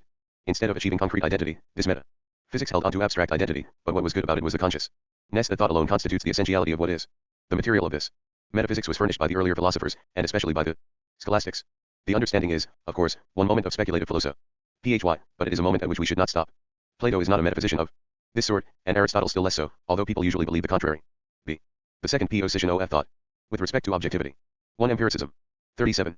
Empiricism 30 was the initial result of a double need. There was the need first for a concrete content, as opposed to the abstract theories of the understanding that cannot advance from its universal generalizations to particularization and determination on its own, and secondly for a firm hold against the possibility of proving any claim at all in the field, and with the method of the finite determinations. Instead of seeking what is true in thought itself, empiricism proceeds to draw it from experience, from what is outwardly or inwardly present. Addition. Empiricism owes its origin to the need, indicated in the preceding paragraph, for a concrete certainty and a firm footing, a need which cannot be satisfied by the abstract metaphysics of the understanding. As for this concreteness of content, it simply means that the objects of consciousness are known as inwardly determined, and as a unity of distinct determinations. As we have seen, however, this is in no way the case with any metaphysics based upon the principle of the understanding. As mere understanding, thinking is restricted to the form of the abstract universal, and is unable to advance to the particularization of this universal. For example, the older metaphysics made the attempt to bring out, through thinking, what the essence or the basic determination of the soul is, and it was decided that the soul is simple. This simplicity ascribed to the soul has here the significance of abstract simplicity, excluding all distinction, which, as compositeness, was conceded ere the basic determination of the body and then further of matter generally. Abstract simplicity, however, is a very poor determination, in which it is completely the second position of thought. 37 to 60, 77. Impossible to capture the wealth of the soul and of the spirit as well. Since abstract metaphysical thinking thus proved itself to be inadequate, the need was felt to take refuge in empirical psychology. The same situation arose in rational physics. To say, for instance, that space is infinite, and that nature makes no leaps, etc., is completely unsatisfactory in view of the fullness and life of nature. 38. In one respect, empiricism has the source in common with metaphysics itself, which likewise has representations i.e., the content that comes originally from experience as the guarantee for the authentication of its definitions, its presuppositions as well as its more determinate content. But on the other side, this or that single perception is distinct from experience, and empiricism elevates the content that belongs to perception, feeling, and intuition into the form of universal notions, principles, and laws, etc. This only happens, however, in the sense that these universal determinations, for instance, force, are not supposed to have any more significance and validity on their own account than that which is taken from perception, and no justification save the connection that can be demonstrated in experience. On its subjective side, empirical cognition gets a firm hold from the fact that in perception consciousness has its own immediate presence and certainty. In empiricism there lies this great principle, that what is true must be in actuality and must be there for our perception. This principle is opposed to the thought through which reflection inflates itself, and looks down upon what is actual and present in the name of A. Beyond that can only have its place and theirness in the subjective understanding. Philosophy, like empiricism, is cognizant, 7, only of what is, it does not know that which only ought to be, and for that reason is not there. On the subjective side we must recognize also the important principle of freedom that lies in empiricism, namely, that what ought to count in our human knowing, we ought to see for ourselves, and to know ourselves as present in it. But inasmuch as, so far as content is concerned, empiricism restricts itself to what is finite, the consistent carrying through of its program denies the supersensible altogether, or at least its cognition and determinacy, and it leaves thinking with abstraction only, with formal universality and identity the fundamental illusion in scientific empiricism is always that it uses the metaphysical categories of matter, force, as well as those of one, many. 78. The Encyclopaedia logic, universality, and the infinite, etc., and it goes on to draw conclusions, guided by categories of this sort, presupposing and applying the forms of syllogism in the process. It does all this without knowing that it thereby itself contains a metaphysics and is engaged in it, and that it is using those categories and their connections in a totally uncritical and unconscious manner. Addition. From empiricism the call went out, stop chasing about among empty abstractions, look at what is there for the taking, grasp the here and now, human and natural, as it is here before us, and enjoy it. And there is no denying that this contains an essentially justified moment. This world, the here and now, the present, was to be substituted for the empty beyond, for the spiderwebs and cloudy shapes of the abstract understanding. That is precisely how the firm footing, i.e., the infinite determination, that was missing in the older metaphysics was gained. The understanding only picks out finite determinations, these by themselves are shaky and without footing, and the building erected on them collapses upon itself. To find an infinite determination was always the impulse of reason, but the time was not yet ripe to find it in thinking itself. Thus, this drive took hold of the present. The here, the this, which has the infinite form in it, even though this form does not have its genuine existence. What is external is implicitly what is true, for the true is actual and must exist. Thus the infinite determinacy which reason seeks is in the world, although it is there in a sensible, singular shape, and not in its truth. More precisely, perception is the form in which comprehension was supposed to take place, and this is the defect of empiricism. Perception as such is always something singular that passes away, but cognition does not stop at this stage. On the contrary, in the perceived singular it seeks what is universal and abides, and this is the advance from mere perception to experience. B. In order to find things out, c. empiricism makes use, especially, of the form of analysis. In perception we have something multifariously concrete, whose determinations must be pulled apart from one another, like an onion whose skins we peel off. So this dismembering means that we loosen up, and take apart, the determinations that have coalesced, and we add nothing except the subjective activity of taking them apart. Analysis, however, is the advance from the immediacy of perception to thought, inasmuch as the determinations that the analyzed object contains united within it acquire the form of universality by being separated. Empiricism falls into error in analyzing objects if it supposes that it leaves them as they are, for, in fact, it transforms what is concrete into something abstract. As a result it also happens that the living thing is killed, for only what is concrete, what is one, is alive. Nevertheless, the division has to happen in order for A should aufhören. B Erfahrung. C Erfahrungen Sie machen. Die Zusammenwachsen. B the second position of thought, 37 to 60. 79. Prehension to take place, and spirit itself is inward division. But this is only one side, and the main issue is the unification of what has been divided. Insofar as analysis remains at the standpoint of division, we can apply to it the words of the poet. Entire reason naturally, says chemistry now. Mocking itself without knowing how. Then they have the parts and they've lost the whole. For the link that's missing was the living soul. 31. Analysis starts with the concrete, and in this material it has a great advantage over the abstract thinking of the older metaphysics. Analysis itself fixes the distinctions. Indeed this is of great importance, but these distinctions are themselves only abstract determinations once more, i.e., thoughts.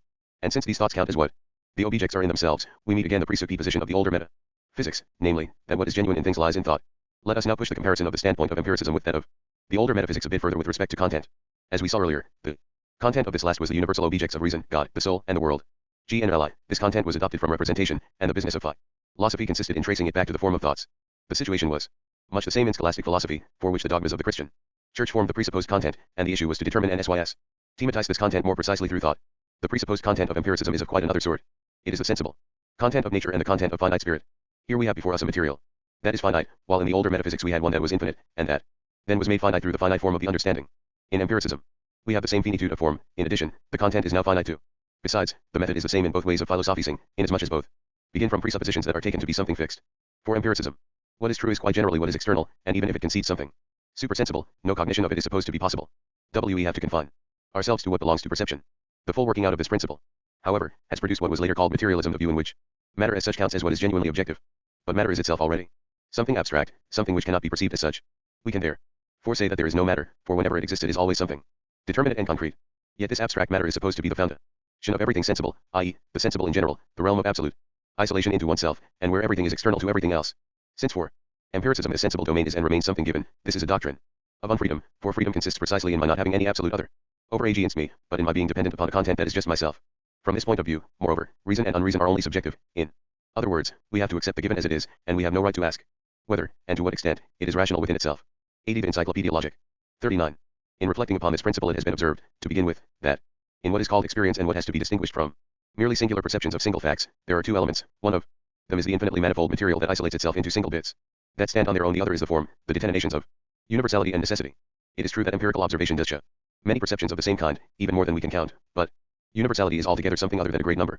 It is true that empirical observation also provides perceptions of alterations that follow one after the other, and of objects that lie side by side, but it does not provide any necessary connection. B. Since, however, perception is to remain the foundation of what counts as truth, universality and necessity appear to be something unjustified, a subjective contingency, a mere habit, the content of which may be constituted the way it is or in some other way.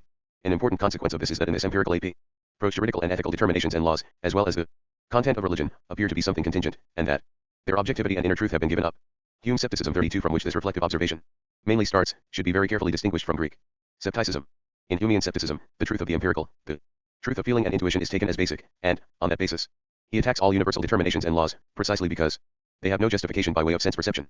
The old scepticism was so far removed from making feeling, or intuition, into the principle of truth that it turned itself against the sensible. In the very first place instead, concerning modern scepticism as compared with ancient, secret ECHES Journal der Philosophie. Schilling and Hegel, eds. 1802, Volume 1, No. 2. 33. Critical philosophy. 40. Critical philosophy has in common with empiricism that it accepts experience as the only basis for our cognitions, but it will not let them count as truths, but only as cognitions of appearances. Ader für sich Verienselt, unendlichmatig Faltigstaff. B. and Zusammenhang der Notwendigkeit. B. The second position of thought, 37 to 60. 81. The distinction between the elements found in the analysis of experience, the sensible material and its universal relations, serve as the first starting point. Combined with this we have the reflection, mentioned in the preceding paragraph 39, that only what is singular and only what happens are contained in perception taken on its own account. But at the same time, critical philosophy holds on to the factum that universality and necessity, being also essential determinations, are found to be present in what is called experience. And, because this element does not stem from the empirical as such, it belongs to the spontaneity of thinking, or is a priori. The thought determinations or concepts of the understanding make up the objectivity of the cognitions of experience. In general they contain relations, and hence synthetic a priori judgments 34, i.e., original relations of opposed terms, are formed by means of them. The Humean scepticism does not deny the fact that the determinations of universality and necessity are found in cognition. But in the Kantian philosophy, too, this is nothing else but a presupposed fact. In the ordinary language of the sciences, we can say that this philosophy has only advanced another explanation of that fact. 41. First of all, the critical philosophy subjects to investigation the validity of the concepts of the understanding that are used in metaphysics, but also in the other sciences and in ordinary representation. This critique does not involve itself with the content, however, or with the determinate mutual relationship of these thought determinations to each other. Instead, it considers them according to the antithesis of subjectivity and objectivity in general. In the way that it is taken here, this antithesis relates to the distinction of the elements within experience. See the preceding paragraph. 40. In this context, objectivity means the element of universality and necessity, i.e., of the thought determinations themselves, the so-called a priori. 35. But the critical philosophy extends the antithesis in such a way that experience in its entirety falls within subjectivity, i.e., both of these elements together are subjective, and nothing remains in contrast with subjectivity except the thing in itself. The more detailed forms of the a priori, i.e., of thinking which, in spite of its objectivity, is interpreted as a merely subjective activity, are presented as follows in a systematic order which, it may be remarked, rests only upon psychological historical foundations. Edition 1. Subjecting the determinations of the older metaphysics to investigation was without doubt a very important step. Naive thinking went about unsuspect. 82. The Encyclopaedia Logic. Tingly in the thought determinations that were formed directly and spontaneously. No one asked, at that stage, to what extent these determinations would have value and validity if taken on their own account. We have already remarked earlier that thinking that is free is without presuppositions. By this standard, the thinking of the older metaphysics was not free, because, without further ado, it let its determinations count as something given in advance, or as an a priori, although reflection had not put them to the test. By contrast, the critical philosophy set itself the task of investigating just how far the forms of thinking are in general capable of helping us reach the cognition of truth. More precisely, the faculty of cognition was to be investigated before cognition began. This certainly involves the correct insight that the forms of thinking themselves must be made the object of cognition, but there soon creeps in, too, the mistaken project of wanting to have cognition before we have any cognition, or of not wanting to go into the water before we have learned to swim. Certainly, the forms of thinking should not be used without investigation, but this process of investigation is itself a process of cognition. So the activity of the forms of thinking and the critique of them must be united within the process of cognition. The forms of thinking must be considered in and for themselves, they are the object. And the activity of the object itself, they investigate themselves, and they must determine their own limits and point out their own defects. This is the same activity of thinking that will soon be taken into particular consideration under the name dialectic, and we can only remark here, in a preliminary way, that it is not brought to bear on the thought determinations from outside. On the contrary, it must be considered as dwelling within them. The very first task in the Kantian philosophy, therefore, is for thinking to investigate how far it is capable of cognition. Nowadays we have gone beyond the Kantian philosophy, and everyone wants to go further. There are two ways of going further, however. One can go forward or backward. Looked at in the clear light of day, many of our philosophical endeavors are nothing but the mistaken procedure of the older metaphysics, and uncritical thinking on and on, of the kind that anyone can do. Addition 2. Kant's investigation of the thought determination suffers essentially from the defect that he did not consider them in and for themselves, but only to see whether they were subjective or objective. In ordinary language, to be objective is to be present outside us and to come to us from outside through perception. Kant denied that the thought determinations, cause and effect, for instance, were objective in the sense, i.e., that they were given in perception. Instead he regarded them as pertaining to our thinking itself or to the spontaneity of thinking, and so in the sense as subjective. But all the same Kant calls the thought product 36 and, to be precise, the university or sal and the necessary dash objective, and what is only sensed, he calls subjective. As a result, the linguistic usage mentioned above appears to have been stood on its head, and for that reason Kant has been charged with linguistic confusion. This, however, is a great injustice. More precisely, the situation is as follows. What? 8. The second position of thought, 37 to 60, 83. Ordinary consciousness is confronted with what can be perceived by the senses. Example: this animal, this star, etc., appears to it as what subsists on its own account, or as what is independent. Thoughts, on the other hand, count for it as what is not self-standing, but rather dependent upon another. In fact, however, what can be perceived by the senses is really secondary and not self-standing, while thoughts, on the contrary, are what is genuinely independent and primitive. It is in this sense that Kant called what measures up to thought the universal and the necessary objective, and he was certainly quite right to do this. On the other hand, what is sensibly perceptible is certainly subjective, in that it does not have its footing within itself, and is as fleeting and transient as thought is enduring and inwardly stable. Nowadays we find the same determination of the distinction between the objective and subjective, which Kant validated in the linguistic usage of the more highly educated consciousness. For example, people demand that the judgment of a work of art should be objective and not subjective, and this is understood to mean that it should not be based on a contingent, particular feeling or mood of the moment, but should keep in mind the points of view that are universal and grounded in the essence of art. When dealing with something scientifically, we can distinguish between an objective and a subjective concern in the same sense. Moreover, even the objectivity of thinking in Kant's sense is itself again only subjective in its form, because, according to Kant, thoughts, although they are universal and necessary determinations, are still only our thoughts, and are cut off from what the thing is in itself by an impassable gulf. On the contrary, the true objectivity of thinking consists in this, that thoughts are not merely our thoughts, but at the same time the in itself of things and of whatever else is objective. Objective and subjective are convenient expressions which we employ or rently, but their use can very easily give rise to confusion too. So far our explanation has shown that objectivity has a threefold significance. To start with, it has the significance of what is externally present, as distinct from what is only subjective, meant, dreamed, etc. Secondly, it has the significance, established by Kant, of what is universal and necessary as distinct from the contingent, particular, and subjective that we find in our sensation, and thirdly, it has the last mentioned significance of the in itself as thought product, the significance of what is there, as distinct from what is only thought by us, and hence still distinct from the matter itself, or from the matter in itself. 42. A. The theoretical faculty, cognition is such. This philosophy points to the original identity of the I within thinking. The transcendental unity of self-consciousness, 37 as the determinate ground of the concepts of the understanding. The representations that are given through feeling and intuition are a manifold with regard to their content. They are equally manifold through their form, i.e. through the 84. The Encyclopaedia logic. Mutual externality of sensibility in its two forms, space and time, 38, which has forms of intuiting, as what is universal in it, are themselves a priori. Since the I relates this manifold of sense experience and intuiting to itself and unites it inwardly as within one consciousness, pure apperception, this manifold is brought into an identity, into an original combination. The determinate modes of this relating are the pure concepts of the understanding, the categories. 39. We are all well aware that Kant's philosophy took the easy way in its finding of the categories. I, the unity of self-consciousness, is totally abstract and completely undetermined. So how are we to arrive at the determinations of the one, or at the categories? For Tunatelli, we can find the various kinds of judgment already specified empirically in the traditional logic. To judge, however, is to think a determinate object. So, the various modes of judgment that have already been enumerated give us the various determinations of thinking. It remains the profound and enduring merit of Fichte's philosophy 40 to have reminded us that the thought determinations must be exhibited in their necessity, and that it is essential for them to be deduced. Fichte's philosophy ought to have had at least this effect upon the method of presenting a treatise on logic, that the thought determinations in general, or the usual logical material, the species of concepts, judgments, and syllogisms, are no longer just taken from observation and thus apprehended only empirically, but are deduced from thinking itself. If thinking has to be able to prove anything at all, if logic must require that proofs are given, and if it wants to teach us how to prove something, then it must above all be capable of proving its very own peculiar content, and able to gain insight into the necessity of this content. Addition 1. Thus Kant's assertion is that the thought determinations have their source in the ego, and that the ego therefore furnishes the determinations of universality and necessity. If we consider what we have before us to begin with, we find that, in general terms, it is a manifold. The categories, then, are simple terms with respect to which this manifold is related. The sensible, by contrast, consists of what is mutually external as well as external to itself. This is the proper and basic determination of it. Thus now, for instance, only as being in relation to a before and an after. Similarly, red is only present because yellow or blue stands against it. But this other is outside this or that sensible thing which only is because it is not the other, and only because the other is the situation of thinking, or the ego, is precisely the contrary of what holds for the sensible, which is mutually external as well as external to itself. The ego is what is originally identical, at one with itself, and utterly at home with itself. If I say I, this is the abstract self. Be the second position of THOUGHT, 37 to 60, 85. Relation, and what is posited in this unity is infected by it, and transformed into it. Thus the ego is, so to speak, the crucible and the fire through which the indifferent multiplicity is consumed and reduced to unity. This, then, is what Kant calls pure apperception, as distinct from ordinary apperception. The latter takes up the man I fold into itself, as a manifold, whereas pure apperception must be considered the activity of making the object mine. Now this certainly expresses correctly the nature of all consciousness. What human beings strive for in general is cognition of the world. We strive to appropriate it and to conquer it. To this end the reality of the world must be crushed as it were, i.e., it must be made ideal. At the same time, however, it must be remarked that it is not the subjective activity of self-consciousness that introduces absolute unity into the multiplicity in question. Rather, this identity is the absolute genuineness itself. Thus it is the goodness of the absolute, so to speak, that lets singular beings enjoy their own selves, and it is just this that drives them back into absolute unity. -1.il.ljj. Addition 2. Expressions like transcendental unity of self-consciousness look very difficult, as if something monstrous were concealed there, but what is really in question is simpler than that. What Kant understands by transcendental is clear. From the distinction between transcendental and transcendent 41, the transcendent here is, quite generally, whatever goes beyond the determinacy of the understanding, and in this sense it occurs first in mathematics. For instance, it is said in geometry that one must imagine the circumference of a circle to consist of an infinite number of infinitely small straight lines. Determinations that count as utterly diverse for the understanding, straight line and curve, are expressly posited here as identical. Another example of something that is transcendent in this sense is the self-consciousness that is self-identical and inwardly infinite, as distinct from the ordinary consciousness that is determined by finite material. However, Kant called that unity of self-consciousness transcendental only, and by this he understood that it is only subjective, and does not also pertain to objects themselves as they are in themselves. Addition 3.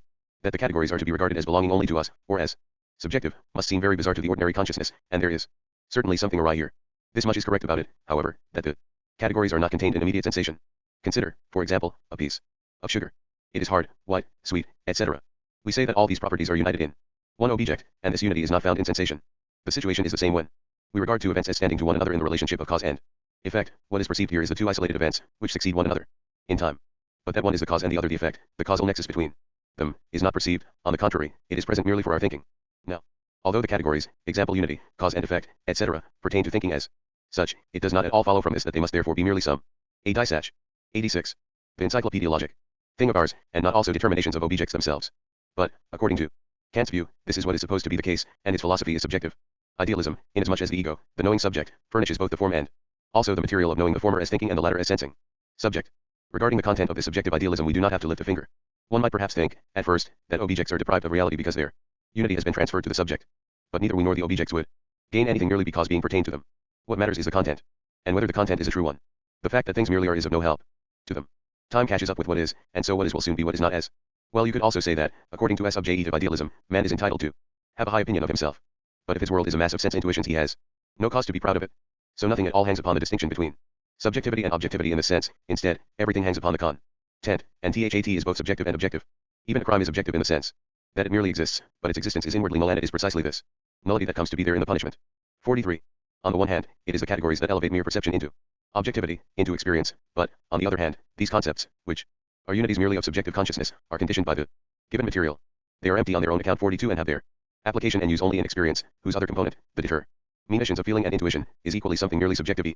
Addition. To assert that, by themselves, the categories are empty is unfounded, because they have a content in any case, just by being determinate. But, of course, the content of the categories is not one that is perceptible to the senses. Nor is it spatio-temporal, but this is not to be regarded as a defect, since it is really a merit. That is why this is already recognized even in ordinary life, specifically, for example, when people say that a book or a speech is richer in content because more thoughts, general conclusions, etc., are to be found in it, while they will not, conversely, count a book, perhaps more specifically a novel, as rich in content just because a great crowd of isolated incidents, situations, and the like are thrown together in it. In this way, even ordinary consciousness recognizes that there is more to content than the sensible material, but this more consists of thoughts, and here in the first place the categories. In this regard, it must also be remarked that the assertion that the categories by themselves are empty is certainly correct in the sense that we ought not to rest content with them and the totality which they form, the logical idea, but to be the second position of thought. 37 to 60, 87. Advance to the real domains of nature and spirit. This advance, however, should not be interpreted as meaning that the logical idea comes to receive an alien content that stems from outside it. On the contrary, it is the proper activity of the logical idea to determine itself further and to unfold itself into nature and spirit. 4. The categories, therefore, are unfit to be determinations of the absolute, which is not given in perception, hence the understanding, or cognition, through the categories, cannot become cognizant of things in themselves. The thing in itself, and here thing embraces God, or the spirit, as well. 44 expresses the object, inasmuch as abstraction is made of all that it is for consciousness, of all determinations of feeling, as well as of all determinate thoughts about it. It is easy to see what is left, namely, what is completely abstract, or totally empty, and deter mind only as what is beyond, the negative of representation, of feeling, of determinate thinking, etc. But it is just as simple to reflect that this caput mortuum 45 is itself only the product of thinking, and precisely of the thinking that has gone to the extreme of pure abstraction, the product of the empty I that makes its own empty self identity into its object. The negative determination that contains this abstract identity as its object is likewise entered among the Kantian categories 46, and, like that empty identity, it is something quite familiar. We must be quite surprised, therefore, to read so often that one does not know what the thing in itself is. For nothing is easier to know than this. 45. Now, it is reason, the faculty of the unconditioned, that sees what is conditioned in all this empirical awareness of things. What is here called object of reason, the unconditioned or infinite, is nothing but the self equivalent. In other words, it is that original identity of the I in thinking, which was mentioned in 42. This abstract one, or the thinking that makes this pure identity into its object or purpose, is called reason. See the remark to the preceding paragraph. Our empirical cognitions are not a real Be Erfahrungskenntnisse. See Erfahrungserkenntnisse. 88. The Encyclopaedia logic. Appropriate for this identity that lacks determinations altogether, because they are always determinate in content. When an unconditioned of this sort is accepted as the absolute and the truth of reason, or as the idea, then, of course, our empirical awareness is declared to be untrue, to be only appearances. Addition. Kant was the first to emphasize the distinction between understanding and reason. 47 in a definite way, establishing the finite and conditioned as the subject matter of the former, and the infinite and unconditioned as that of the latter. It must be recognized that to have established the finitude of the cognition that is based merely on experience and belongs to the understanding, and to have termed its content appearance, was a very important result of the Kantian philosophy. But we ought not to stop at this negative result, or to reduce the unconditioned character of reason to the merely abstract identity that excludes distinction. Since, upon this view, reason is regarded as simply going beyond the finite and conditioned character of the understanding, it is thereby itself degraded into something finite and conditioned, for the genuine infinite is not merely a realm beyond the finite, on the contrary, it contains the finite sublated within itself. The same holds for the idea too, which Kant did indeed restore to honor, in that he vindicated it. For reason, distinguishing it from the abstract determinations of the understanding, and from merely sensible representations, all of which, even the latter, being habitually called ideas in ordinary life. But, with regard to the idea too, he halted at the negative aspect and at a mere ought. As for the interpretation of the objects of our immediate consciousness, which form the content of empirical cognition, as mere appearances, this anyway must be regarded as a very important result of the Kantian philosophy. For our ordinary consciousness, i.e., the consciousness at the level of sense perception and understanding, the objects that ITB knows count as self-standing and self-founded in their isolation from one another, and when they prove to be related to each other, and conditioned by one another, their mutual dependence upon one another is regarded as something external to the object, and not as belonging to their nature. It must certainly be maintained against this that the objects of which we have immediate knowledge are mere appearances, i.e., they do not have the ground of their being within themselves, but within something else. The further question, then, is how this other is determined. According to the Kantian philosophy, the things that we know about are only appearances for us, and what they are in themselves remains for us an inaccessible beyond. The naive consciousness has rightly taken exception to this subjective idealism, according to which the content of our consciousness is something that is only ours, something posited only through us. In fact, the true situation is that the things of which we have immediate knowledge are mere appearances, not only for us, but also in themselves, and that the proper determination of these things, which are in a das absolute undyr, be reading es not er, be the second position of thought, 37 to 60, 89. This sense finite consists in having the ground d of their bing not within them selves but in the universal divine idea. This interperitation must also be called idealism, but, as d is distinct from the subjective idealism of the critical philosophy, it is absolute idealism, although it transcends the ord and ary realistic consciousness. Still, this absolute idealism can hardly be regarded as the private property of philosophy in actual fact, because, on the contrary, it forms the basis of all religious consciousness. This is because religion, too, regards the sum total of everything that is there, in short, the world before us, as created and governed by God. 46. But the need arises to be cognizant of this identity or of the empty thing in itself. To be cognizant, however, means nothing else but the knowing of an object according to its determinate content. A determinate content, however, contains a manifold connection within itself and is the basis for connections with many other objects. So, this Kantian reason has nothing but the categories for its determination of the thing in itself, or of that in finite, and when it wants to use them for this purpose, it flies off and becomes transcendent. This is where the second side of the critique of reason comes in, and this second side is more important than the first one. The first one, to be precise, is the view discussed above, that the categories have their source in the unity of self-consciousness, hence it is the view that in fact cognition through the categories contains nothing objective, and that the objectivity that is ascribed to them, 41, is itself only something subjective. If this is all that is taken into account, then the Kantian critique is only a subjective, vulgar, idealism, one which has nothing to do with the content, and has before it only the abstract forms of subjectivity and objectivity, and on top of that it sticks one-sidedly with the former, i.e., subjectivity, as the ultimate, and thoroughly affirmative, determination. But when we consider the so-called application of the categories by reason in the cognition of its objects, then the content of the categories becomes a topic of discussion, at least with regard to some of their determinations, or at any rate we have here an occasion for some discussion to occur. It is especially interesting to see how Kant judges this application of the categories to the unconditioned, in other words, metaphysics itself. Its procedure will be briefly described and criticized here. A word sie überflagent, transcendent. 90. The Encyclopaedia logic. 47. 1. The first unconditioned that he considers is the soul. 48, c. 34, L. My consciousness one always find myself, a, as the determining subject, 13, as a singular or as something abstractly simple, y, as what is one and the same. In everything manifold of which one am conscious as something identical, 8, as something that distinguishes me as thinking from everything outside me. The procedure of the traditional metaphysics is correctly specified by saying that it sets the corresponding categories, or thought determinations, in the place of these empirical determinations. This gives rise to four propositions. A. The soul is a substance. 13. It is a simple substance. Y. It is numerically identical with respect to the various times of its being there. 8. It stands in relationship to what is spatial. Kant draws attention to the flaw involved in this transition, that two types of determination are confounded, paralogism, namely, empirical determinations with categories, concluding from the former to the latter, or in general replacing the first with the second, is quite unjustified. It is obvious that this criticism expresses nothing other than the comment of Hume that we referred to above, 39, that thought determinations in general universality and necessity are not found in perception, and that, both in its content and in its form, the empirical is diverse from the determination of thought. If the empirical were to authenticate our thought, then it would certainly be requisite that the thought can be precisely exhibited in our perceptions in Kant's critique of metaphysical psychology. The only reason that substantiality, simplicity, self-identity, and the independence that maintains itself in its community with the material world cannot be attributed to the soul, is that the determinations which the consciousness of the soul lets us experience are not exactly those that are produced by thinking in the same context. But, according to our presentation here, Kant himself makes cognition in general, and even experience, consist in the fact that our perceptions are thought, i.e., that the determinations which first belong to perception are transformed into thought determinations.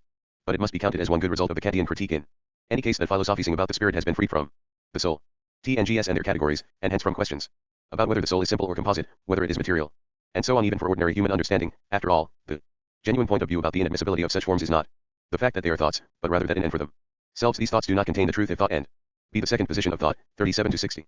91. Appearance do not completely correspond with each other. We have a choice, initially, of which of them to regard as the deficient 1. In Kant's idealism, so far as it concerns the rational, the defect is shifted onto the thoughts. They are found to be unsatisfactory because they do not match up with what is perceived, or with a consciousness that restricts itself to the range of perception, so that these thoughts are not to be found in a consciousness of this sort. The content of the thought, on its own account, does not come under discussion here. Addition. Paralogisms are basically defective syllogisms, whose defect consists, more precisely, in the fact that one and the same word is used in the two premises in diverse senses. According to Kant, the procedure of the older metaphysics in rational psychology is supposed to rest upon paralogisms of this kind. To be precise, merely empirical determinations of the soul are regarded by the psychology as pertaining to the soul in and for itself. For that matter, it is quite correct to say that predicates like simplicity, unalterableness, etc., cannot be applied to the soul. This is not for the reason that Kant gives, however, viz., that reason would thereby overstep the limit assigned to it, but because the abstract determinations of the understanding are not good enough for the soul, which is something quite other than the merely simple, unalterable, etc. For instance, the soul is certainly simple self-identity, but at the same time, because it is active, it distinguishes itself inwardly, whereas what is only simple, i.e., simple in an abstract way, is, for that very reason, also dead at the same time. The fact that, through his polemic against the older metaphysics, Kant removed those predicates from the soul and the spirit must be regarded a great result, but the reason that he gives for doing this is quite wrong. 48. 2. In reason's attempt to be cognizant of the unconditioned aspect of the second object, 35, i.e., of the world. 49. It gets involved in antinomies, i.e., in the assertion of two opposed propositions about the same object, and it finds, moreover, that each of the propositions must be affirmed with equal necessity. What follows from this is that the content of this world, whose determinations give rise to contradictions of this sort, cannot be in itself, but can only be appearance. The solution is that the contradiction does not fall in the object in and for itself, but is only attributable to reason and to its cognition of the object. What is made explicit here is that it is the content itself, namely, the categories on their own account, that bring about the contradiction. This thought, that the contradiction which is posited by 92. A matter. The Encyclopaedia logic. The determinations of the understanding in what is rational is essential and necessary, has to be considered one of the most important and profound advances of the philosophy of modern times. But the solution is as trivial as the viewpoint is profound. It consists merely in a tenderness for the things of this world. The stain of contradiction ought not to be in the essence of what is in the world. It has to belong only to thinking reason, to the essence of the spirit. It is not considered at all objectionable that the world as it appears shows contradictions to the spirit that observes it. The way the world is for subjective spirit, for sensibility, and for the understanding, is the world as it appears.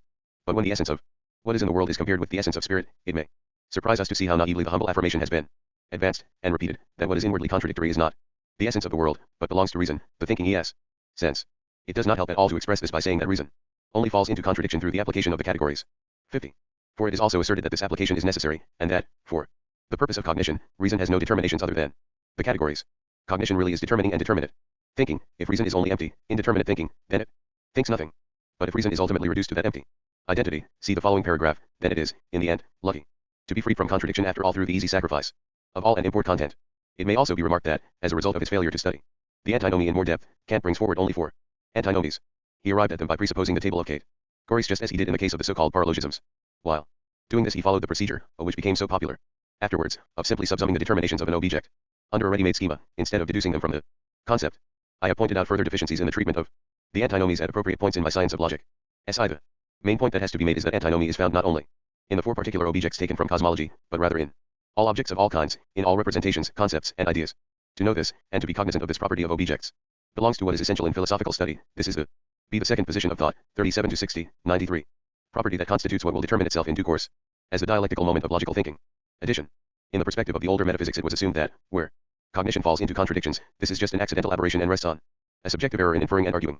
For Kant, on the contrary, it lies in the very nature of thinking to lapse into contradictions, antinomies, when it aims at cognition of the infinite. In the remark to the above paragraph we have mentioned that the pointing out of the antinomies should be regarded as a very important advance for philosophical cognition, because in that way the rigid dogmatism of the metaphysics of the understanding is set aside and attention is directed to the dialectical movement of thinking. But, at the same time, it must be noted that here, again Kant stopped at the merely negative result, that how things are in themselves is unknowable, and did not penetrate to the cognition of the true and positive significance of the antinomies. This true and positive significance, expressed generally, is that everything actual contains opposed determinations within it, and in consequence the cognition and, more exactly, the comprehension of an object amounts precisely to our becoming conscious of it as a concrete unity of opposed determinations. As we showed earlier, in dealing with the metaphysical cognition of the objects it was concerned with, the older metaphysics went to work by employing one set of abstract determinations of the understanding, and exclude those opposed to them. Kant, on the contrary, sought to demonstrate that other assertions of opposite content can, with equal justification and equal necessity, be set against the assertions that result from this procedure. In exhibiting these antinomies, Kant confined himself to the cosmology of the older metaphysics, and in his polemic against it, taking the schema of the categories as a basis, he produced 4 antinomies. The first of these concerns the question of whether or not the world should be thought of as limited in space and time. The second antinomy deals with the dilemma of whether matter is to be regarded as infinitely divisible or as consisting of atoms. The third antinomy relates to the antithesis between freedom and necessity. More precisely, the question is raised of whether everything in the world is to be regarded as conditioned by the causal nexus or whether free beings, i.e., absolute starting points of action in the world, must also be assumed. Finally, Kant adds, as the fourth antinomy, the dilemma of whether the world as a whole has a cause or not. The procedure that he employs in his discussion of these antinomies is as follows. He first sets up the opposing determinations contained in them as thesis and antithesis 52 and proves both, that is, he seeks to present them as necessary results of reflection. In doing this he expressly defends himself against the accusation that he has sought out tricks in order to support what is only a lawyer's proof. But, in fact, the proofs that Kant brings forward for his theses and antitheses must be regarded as mere pseudo-proofs, because what is supposed to be proved is always already contained in the presuppositions that form the starting point, and the semblance of a mediation is produced only through Kant's prolix apagogic procedure. 94. The Encyclopaedia Logic. Nevertheless, the setting up of the antinomies remains a very important result of the critical philosophy, and one that is worthy of recognition, for what is brought out in this way, even if it is only done in the first instance, i.e., by Kant himself, in a subjective and immediate manner, is the factual unity of the determinations which the understanding clings to in their separation from one another. For instance, it is implied in the first of the cosmological antinomies listed above that space and time are to be considered not only as continuous, but also as discrete, whereas the older metaphysics stood firm at mere continuity, and as a result the world was conceived here to be unlimited in space and time. It is quite correct to say that we can go beyond any determinate space and similarly beyond any determinate time, but it is no less correct to say that space and time are only actual in virtue of their determinacy, i.e., as here and now, and that this determinacy lies in their very concept. The same holds for the other antinomies addressed above, too. For instance, when the antinomy of freedom and necessity is more closely considered, the situation is that what the understanding takes to be freedom and necessity are in fact only ideal moments of true freedom and true necessity. Neither of them has any truth if separated from the other. 49. 3. The third object of reason is God. 53. 36. He has to be cognized, i.e., determined by thinking. But as opposed to simple identity, all determination is for the understanding only a restriction, i.e., a negation as such. Hence, all reality is to be taken only without restriction, i.e., as indeterminate, and God, as the essential sum of all realities or as the supremely real essence, becomes the simple abstraction, while the only determination that remains available for him is the just as strictly abstract determinacy of being. Abstract identity, which is what is here also is called concept, and being are the two moments that reason seeks to unify. This unification is the ideal of reason. 50. What ways or forms are admissible for this unification? We can begin with being and pass on from there to the abstraction of thinking, or, conversely, we can effect the passage from the abstraction to being. As far as beginning with being is concerned, this being, as what is immediate, presents itself as determined as an infinite manifold, as a world, in all its fullness. This world can be determined more precisely as a collection of whatever infinitely many contingencies there are, in the cosmology proof, or as a collection of infinitely many purposes and purposive relationships, in the physico-theological proof. While thinking of this fullness of being means stripping it of the form of the singularities and contingent, be the second position of thought, 37 to 60, 95. Size, and grasping it as a universal being, necessary in and for itself, 1. That is self-determining and active in accordance with universal purposes. 1 that is diverse from that contingent and singular collection, i.e., grasping it as God. The critique of this procedure is directed mainly against its being a syllogism, a passage from one being to another. As such and in themselves, our perceptions, and their aggregate the world, do not show the universality that results from the purification of that content by thinking, so this universality is not justified by that empirical notion of the world. This elevation of thought from the empirical notion of the world to God is countered with the Humean standpoint 55, as was the case with the paralogisms, C47, the standpoint that proclaims the thinking of our perceptions to be inadmissible, i.e., the eliciting of the universal and necessary out of these perceptions. Gang. Since man is a thinking being, neither sound common sense nor philosophy will ever give up raising itself out of the empirical worldview to God. This elevation has the thinking consideration of the world as its only foundation, not the merely sensory one that we have in common with the animals. It is for thinking, and for thinking alone, that the essence, the substance, the universal might, and purpose of determination of the world are present. The so-called proofs that God is there have to be seen simply as the descriptions and analyses of the inward journey of the spirit. It is a thinking journey and it thinks what is sensory. The elevation of thinking above the sensible, its going out above the finite to the infinite, the leap that is made into the supersensible when the sequences of the sensible are broken off, all this is thinking itself. This transition is only thinking. To say that this passage ought not to take place means that there is to be no thinking. And in fact, animals do not make this transition, they stay with sense, experience and intuition. For that reason they do not have any religion either. 56 Both generally and in particular, 2 remarks have to be made about this critique of the elevation of thinking. First of all, where this elevation is given the form of syllogisms, the so-called proofs that God is there, the starting point is always the view of the world determined somehow or other as an aggregate of contingencies, or of purposes and purposive relations. It may seem that in thinking, where it constructs syllogisms, this starting point may seem to remain and to be left there as a fixed foundation, one that is just as empirical as the material is to begin with. In this 96th Encyclopaedia Logic way, the relation of the starting point to the point of arrival is represented as affirmative only, as a concluding from one reality, that is, and remains, to another that equally is as well.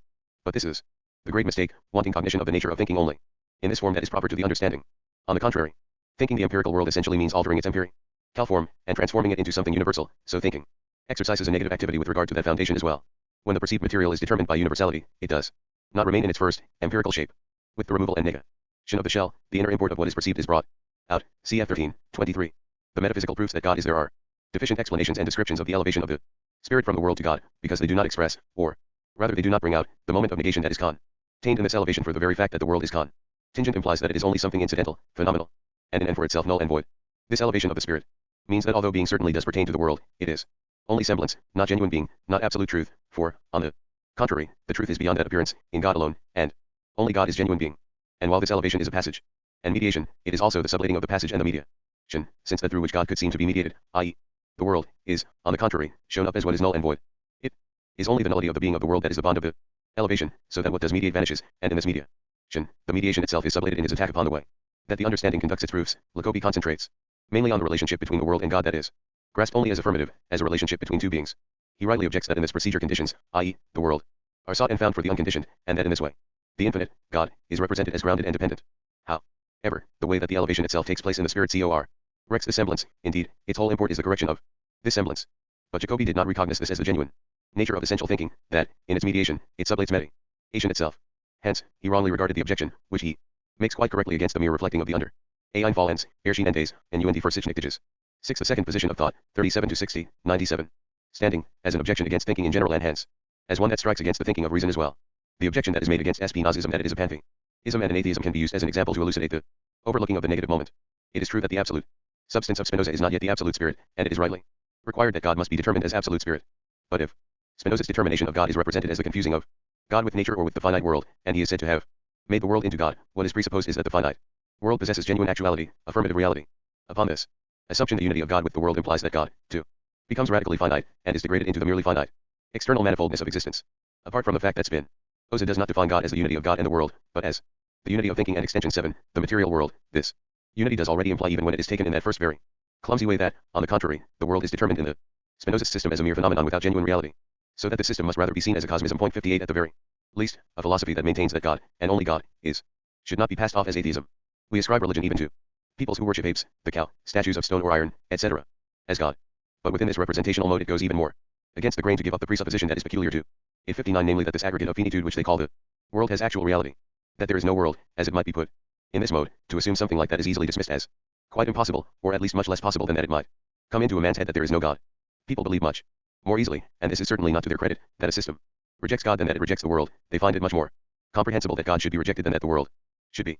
The second remark concerns the critique of the basic import that this thinking elevation initially acquires.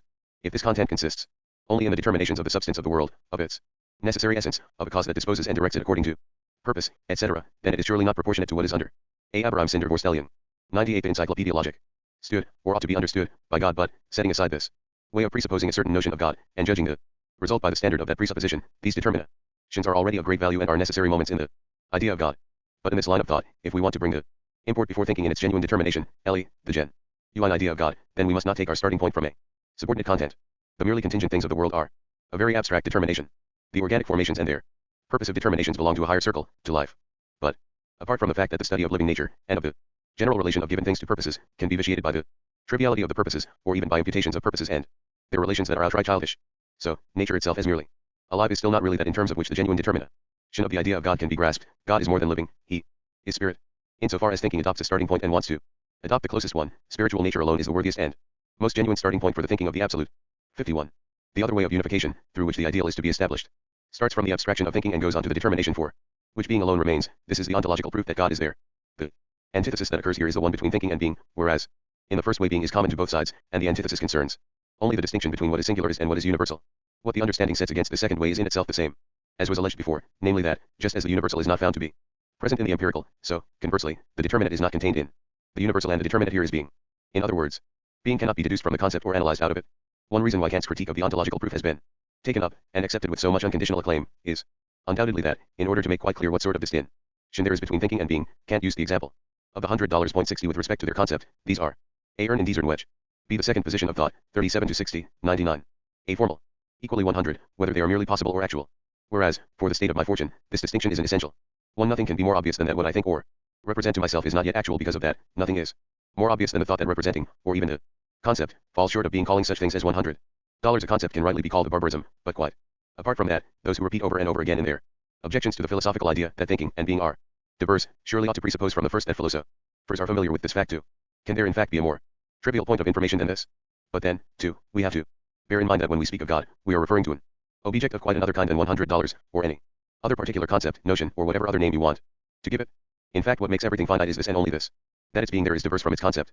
But God has to be expressly that which can only be thought as existing. 61 Where the concept includes being within itself. It is this unity of the concept and of being that constitutes the concept of God. It is true that this is still a formal determination of God, and one which, for that reason, only in fact contains the nature of the concept itself. But it is easy to see that, even if it is taken in its totally abstract sense, the concept includes being within itself. For however the concept may be further determined, it is itself minimally the immediate relation to itself that emerges through the sublation of its mediation, and being is nothing else but that. We might well say that it would be very odd if spirit's innermost core, the concept, or even if or above all the concrete totality that God is, were not rich enough to contain within itself even so poor a determination as being is. For being is the poorest and the most abstract one of all. For thought, nothing can have less import than being. Only the notion that we have when we hear the word being, be namely an external, sensible existence, like that of the paper which I have here in front of me, may be even poorer, but at this point we do not want to speak of the sensible existence of a restricted, perishable thing at all. Besides, the trivial remark that thought and being are diverse may, at the most, hinder, but not abolish, the movement of man's spirit from the thought of God to the certainty that God is. Moreover, it is be was man sich et beim sense und exporstelt. 100. The Encyclopaedia Logic.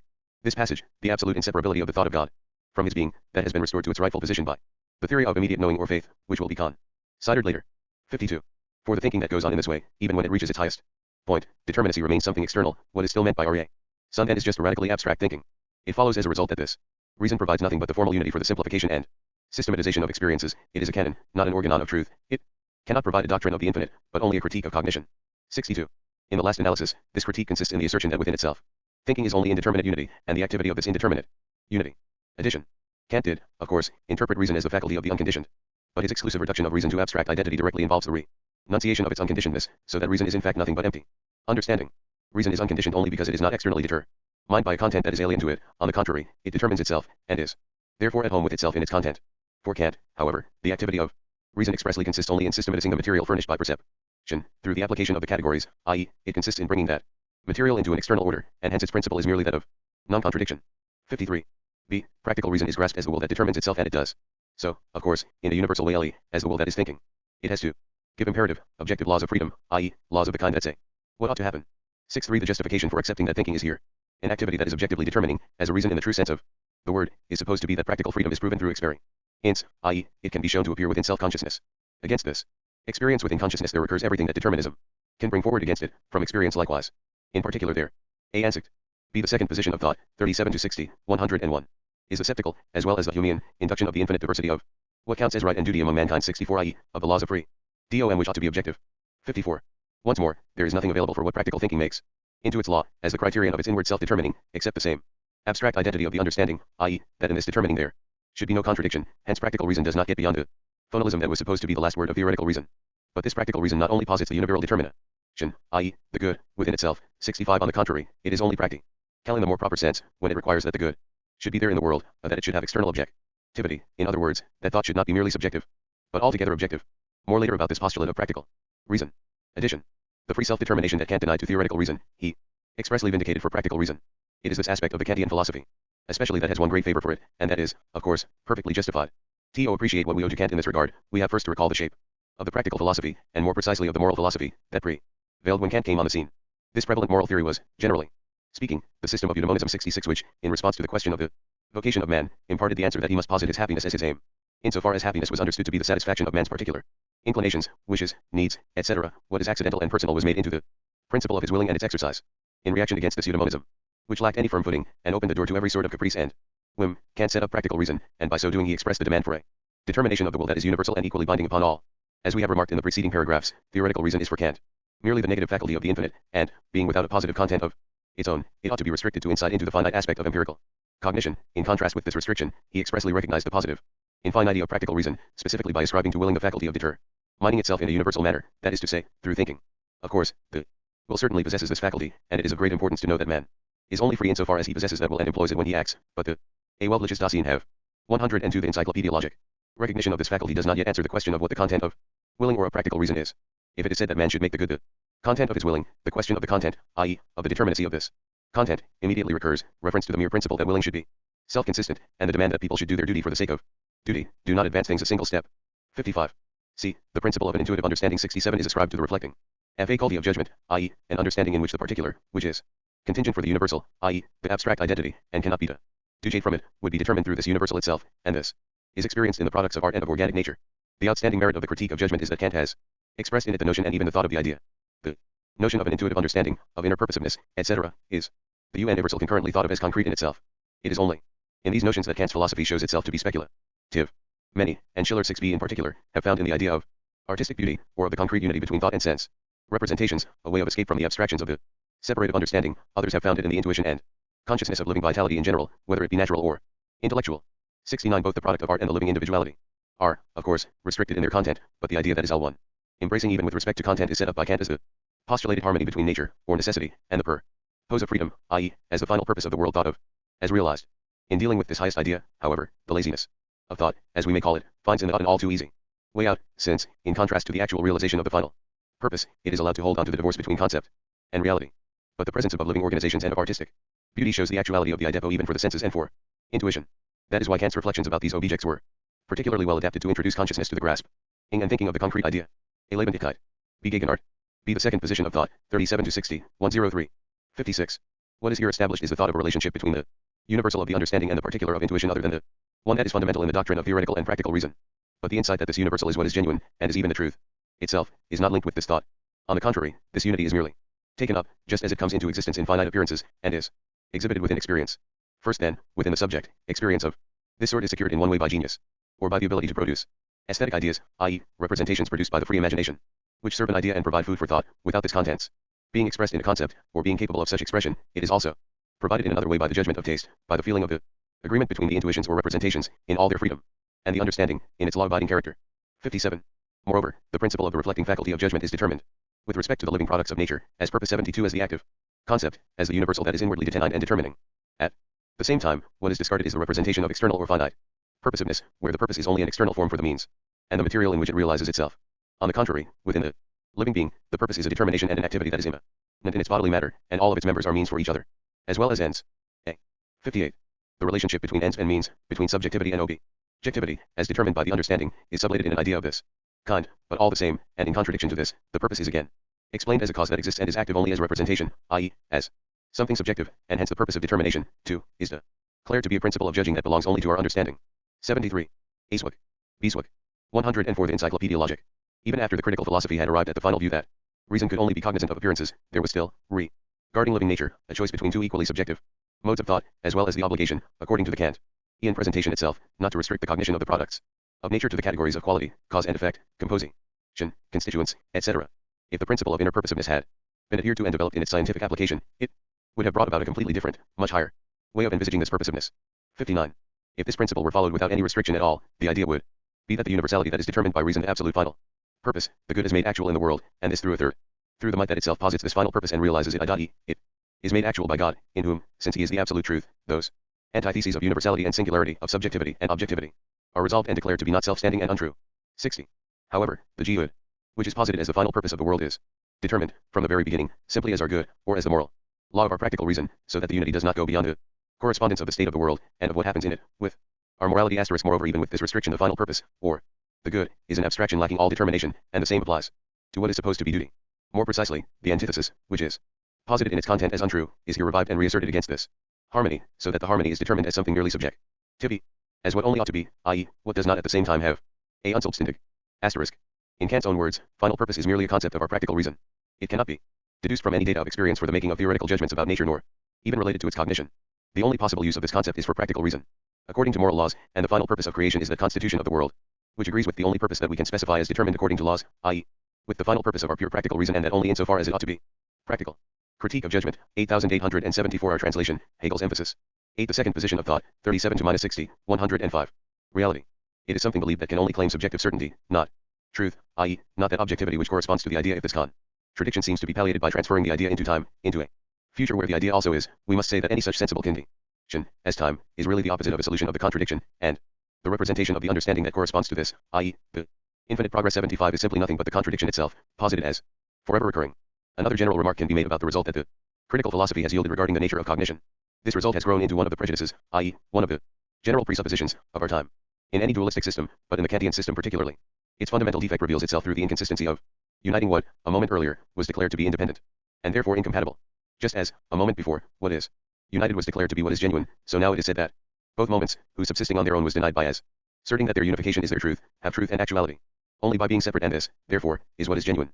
Instead, what is lacking in a philosophizing of this kind is the simple consciousness that, in this very doing and froing, each of the simple determinations is declared to be unsatisfactory, and the defect consists in the simple incapacity to bring two thoughts together, and in respect of form there are only two thoughts per as. And, hence, it is the supreme inconsistency to admit, on the one hand, that the understanding is cognizant only of appearances, and to assert, on the other, that this cognition is something absolute. By saying, cognition cannot go any further, this is the natural, absolute restriction of human knowing. Natural things are strict, and they are just natural things inasmuch as they know nothing of their universal restriction, inasmuch as their determinacy is a restriction only for us, not for them. Something is only known, or even felt, to be a restriction, or a defect, if one is at the same time beyond it. Living things have the privilege of pain compared with the lifeless. Even for them, a single determinacy becomes the feeling of something negative, because as living things they do have, within them, the universality of living vitality, which is a unmittelbar Belebendigkeit. 106 The Encyclopaedia Logic. Beyond the singular, and because they maintain themselves even in the negative of themselves, and are sensible of this contradiction as existing within them. This contradiction is in them only because both the universality of its sense of vitality and the singularity that is negative with regard to it are found in the one subject. In cognition, too, restriction and defect are only determined as restriction and defect by comparison with the idea that is present. The idea of the universal, of something whole and perfect. It is only lack of consciousness, therefore, if we do not see that it is precisely the designation of something as finite or restricted that contains the proof of the actual presence of the infinite, or unrestricted, and that there can be no knowledge of limit unless the unlimited is on this side within consciousness. There is this further remark that can be added about the result reached by Kant's philosophy regarding cognition, that this philosophy cannot have had any influence on the way we deal with the sciences. It leaves the categories and the usual method of cognition totally uncontested. Although scientific writings of that period sometimes began with propositions taken from the Kantian philosophy, it becomes clear in the course of the treatise itself that those propositions were only a superfluous ornament, and that the same empirical content would have come out even if all these initial pages had been left out. As far as the more precise comparison of Kant's philosophy with metaphysical empiricism 77 is concerned, it should be noticed that, although naive empiricism attaches itself to sensible perception, it also concedes that there is a spiritual actuality, a supersensible world, no matter how its content is constituted, whether it comes from thought or from fantasy, etc. In respect of form, this content has its attestation in spiritual authority 78, just as the other content of empirical knowing has its own attestation in the authority of outward perception. But the empiricism that reflects and makes consistency its principle attacks this dualism with respect to the ultimate, highest content. It negates the independence of the in principle and of a self-developing spiritual world within it. The Lebensgefühl. Even Hermann's Handbook of Prosody 76 begins with some paragraphs taken from Kant's philosophy. In 8 the conclusion is reached that the law of rhythm must be 1. An objective, 2. A formal, 3. An a priori determinate law. With these requirements and the principles of causality and reciprocal action that follow later, we should compare the treatment of the verse measures themselves, upon which these formal principles do not exercise the slightest influence. B. The second position of the UGHT, 37-60, 107. Consistent system of empiricism is materialism, or naturalism. Kant's philosophy sets the principle of thinking and of freedom in strict opposition to this empiricism, and allies itself with naive empiricism without derogating in the least from the universal principle of empiricism. The world of perception and of the understanding that reflects upon it remains on one side of its dualism. This world is passed off as a world of appearances, to be sure, but that is just a title, a merely formal determination, since the source, the basic import, and the method of study remain exactly the same. The other side, in contrast, is the independence of the thinking that grasps itself, the principle of freedom, which this philosophy has in common with the metaphysics of the older tradition. But it empties all the content out of it, and is not able to put any back into it. Being thus robbed of all determination, this thinking, now called reason, is set free from all authority. The main effect of Kant's philosophy has been that it has revived the consciousness of this absolute inwardness. Although, because of its abstraction, this inwardness cannot develop itself into anything, and cannot produce by its own means any determinations, either cognitions or moral laws, still it altogether refuses to allow something that has the character of outwardness to have full play in it, and be valid for it. From now on the principle of the independence of reason, of its absolute inward autonomy, has to be regarded as the universal principle of philosophy, and as one of the assumptions of our times. Edition 1. The critical philosophy deserves great credit, negatively speaking, for establishing the conviction that the determinations of the understanding are finite, and that the cognition that moves within them falls short of the truth. But the one-sided NESS of this philosophy consists all the same in the fact that the finitude of those determinations of the understanding is identified with their belonging merely to our subjective thinking, while the thing in itself is supposed to remain an absolute beyond. In fact, however, the finitude of the determinations of the understanding does not lie in their subjectivity. On the contrary, they are finite in themselves, and their finitude should be exhibited in these determinations themselves. For Kant, by contrast, what we think is false just because we think it. It should be regarded as a further defect of this philosophy that it provides only an informative description of thinking, and a mere inventory of the moments of consciousness. To be sure, this inventory is mainly correct, but the necessity of what is thus empirically apprehended is not discussed in the process. The result of a Selbstständigkeit. B. Vorurteil. 108 Encyclopaedia Logic.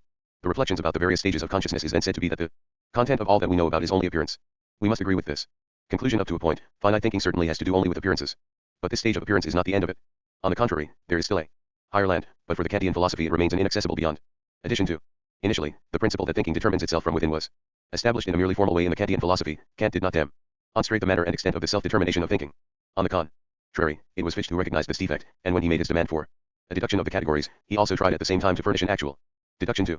Fichte's philosophy makes the ego the starting point for the development of philosophical thinking, and the categories are supposed to result from its activity. But the ego does not genuinely appear as free, spontaneous activity. Here, since it is regarded as having been aroused only by shocks from outside, the ego is then supposed to react to this shock, and to achieve consciousness of itself through this reaction. On this view, the nature of the shock remains something outside of cognition, and the ego is always something conditioned which is confronted by another. So, in this way Fichte, too, comes to a halt at Kant's conclusion that there is cognition only of the finite, and the infinite transcends thinking. What Kant calls the thing in itself is for Fichte the shock from outside, this abstraction of something other than the ego, which has no determination other than that it is negative. It is the non-ego in general. So the ego is regarded as standing in relation to the non-ego. It is only the non-ego that arouses its self-determining activity, and it does this in such a way that the ego is only the continuous activity of self-liberation from the shock. But it never achieves actual liberation, since the cessation of the shock would mean the cessation of the ego, whose being is simply its activity. Moreover, the content that the activity of the ego brings forth is nothing else but the usual content of experience, with the added proviso that this content is merely appearance. See the third position of thought. With respect to objectivity. Immediate knowing 82. 61. In the critical philosophy, thinking is interpreted as being subjective, and its ultimate, unsurpassable determination is abstract universality, or formal. Al sich selbst. See the third position of thought, 61-78, 109. Identity, thus, thinking is set in opposition to the truth, which is inwardly concrete universality. In this highest determination of thinking, which is reason, the categories are left out of account from the opposed stand. Point thinking is interpreted as an activity of the particular, and in that way, too, it is declared to be incapable of grasping truth. 62. As an activity of the particular, thinking has the categories as its only product and content. The way the understanding fixes them, these categories are restricted determinations, forms of what is conditioned, dependent, and mediated. The infinite, or the true, is not present for a thinking that is restricted in this way. Unlike the proofs that God is there, a critical philosophy cannot make the passage to the infinite. These thought determinations are also called concepts, and hence to comprehend an object means nothing more than to grasp it in the form of something conditioned and mediated, so that inasmuch as it is what is true, infinite, or unconditioned, it is transformed into something conditioned and mediated, and, instead of what is true being grasped in thinking, it is perverted into untruth. This is the simple, one and only polemic that is advanced by the standpoint which asserts that God and the true can only be known immediately. In earlier times, every type of so-called anthropomorphic representation was banished from God as finite, and hence unworthy of the infinite, and as a result he had already grown into something remarkably empty. But the thought determinations were not generally considered anthropomorphic. On the contrary, thinking counted as what stripped the representations of the absolute of their finitude in accordance with the prejudice of all times, mentioned above, that it is only through reflective thinking that we arrive at the truth. But now, finally, even the thought determinations in general are declared to be anthropomorphic, and thinking is explained as the activity of just making the object finite. Before, in Appendix 7 of his letters on Spinoza 85, Jacobi has expounded this polemic in the most determinate way, deriving it indeed from Spinoza's philosophy itself, and then using it to attack cognition in general. In this polemic, cognition is interpreted only as cognition of the finite, as the thinking progression through sequences, from one conditioned item to another conditioned one, where each condition is itself just something conditioned once more. In other words, cognition is a gegen die Bues beim Dasein Gats. 110. The Encyclopaedia Logic. Progression through conditioned conditions. To explain and to comprehend, therefore, means to show that something is mediated through something else. Hence, every content is only a particular, dependent, and finite one.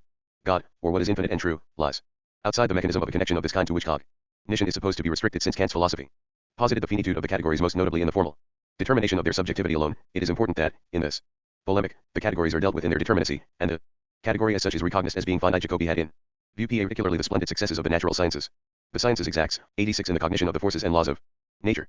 But, of course, the infinite does not allow itself to be found immanent in this domain of the finite. 87 Lalande 88 could say that he had searched all through the heavens, but he had not found God. Cf. the remark to 60. The final result arising from investigations conducted in this domain was the universal as the indeterminate aggregate of finite outwardness matter, and Jacobi saw, quite rightly, that this path of a mere progression by way of mediations can have no other issue. 63. At the same time, it is asserted that the truth is for the spirit so much so that it is through reason alone that man subsists, and this reason is the knowledge of God. 89. But since mediated knowledge is supposed to be strict simply to a finite content, it follows that reason is immediate knowing, faith, knowing, believing, thinking, intuiting are the categories that occur at this standpoint, and since these categories are presupposed as already familiar, they are often employed in accordance with merely psychological notions and distinctions.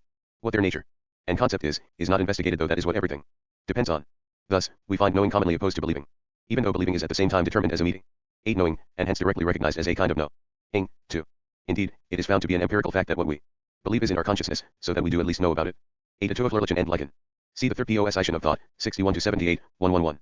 Also that what we believe is in our consciousness as something certain, and hence that we know it most notably, thinking is set in opposition to immediate knowing and believing, and particularly to intuiting. But when intuiting is determined as intellectual, this can only mean an intuiting that is thinking, unless, even here where God is the object, we still want to understand by intellectual only the images and representations of our fantasy. In the language used by those who philosophize in this way, it happens that believing is also used in relation to the common things which are sensibly present. We believe, says Jacobi, that we have a body. 90. We believe in the existence of sensible things. But when we talk about faith in what is true and eternal, or about God being revealed, or given, in immediate knowing and intuition, these are not sensible things at all, but a content that is inwardly universal, i.e., objects that are present only for the thinking spirit. Also, when singularity is understood as I, when personality itself bound, not an empirical I, a particular personality is meant, above all. When the personality of God is present to consciousness, then what is at issue is pure I.e., inwardly universal personality, and this is a thought and pertains only to thinking pure intuiting. Moreover, is altogether the same as pure thinking. Intuiting and believing express initially the determinate representations that we associate with these words in our ordinary consciousness. It is true that in this usage, they are diverse from thinking, and just about everyone is able to understand the distinction. But at this point, believing and intuiting ought to be taken in a higher sense, as faith in God, as intellectual intuition of God, and this means that abstraction is to be made precisely from what constitutes the distinction between intuiting or believing and thinking. When they are promoted to this higher region, we cannot say how believing and intuiting are still diverse from thinking. One may think that with distinctions of this sort that have become empty, one is saying and asserting something very important. The determinations that one intends to attack are the same as the ones that one is asserting. The expression believing, however, carries with it the particular advantage that it calls Christian religious faith to mind, and seems to include it. It may quite easily even seem to be the same. Hence, this fideistic philosophy looks essentially pious and Christian, and on the ground of this piety it claims for itself the freedom to make its assurances with even more precedent, and authority. But we must not let ourselves be deceived by a semblance that can only sneak in because the same words are 112 Encyclopaedia Logic used. We must maintain the distinction firmly. The Christian faith implies an authority that belongs to the Church, while, on the contrary, the faith of this philosophy standpoint is just the authority of one's own subjective revelation. Moreover, the Christian faith is an objective content that is inwardly rich, a system of doctrine and cognition, whereas the content of this philosophical faith is inwardly so indeterminate that it may perhaps admit that content too, but equally it may embrace within it the belief that the Dalai Lama, the bull, the ape, etc., is God, or it may, for its own part, restrict itself to God in general, to the highest essence. 91. Faith itself, in that would-be philosophical sense, is nothing but the dry abstraction of immediate knowing, a totally formal determination, which should not be mistaken for, or confounded with, the spiritual fullness of the Christian faith, either on the side of the faithful heart and the Holy Spirit that inhabits it, or on the side of the doctrine that is so rich in content. Besides, what is called believing and immediate knowing here is just the same as what others have called inspiration, revelation of the heart, a content implanted in man by nature, and in particular, sane human understanding, or common sense, as well. All of these forms similarly make immediacy the way that a content is found within consciousness, and is a fact in it into their principle. 64. What this immediate knowing knows is that the infinite, the eternal, or God, that is present in our representation also is that within our consciousness the certainty of its being is immediately and inseparably combined with our representation of it. The last thing philosophy would want to do is to contradict these propositions of immediate knowing. On the contrary, it can congratulate itself upon the fact that its own old propositions, which even express its entire universal content, have somehow become also the general prejudices of the times, though in a quite unphilosophical way, to be sure. All there is to be surprised about, rather, is the fact that anyone could be of the opinion that these propositions are opposed to philosophy, namely, the propositions that what is held to be true is immanent in the spirit, 63, and A. English in Hegel's text. See the third position of T. Haught, 61-78, 113. That truth is present for the spirit, ibid. In a formal perspective, the proposition that God's being is immediately and inseparably linked with the thought of God, and that objectivity inseparably goes with the subjectivity that thought initially has, is particularly interesting.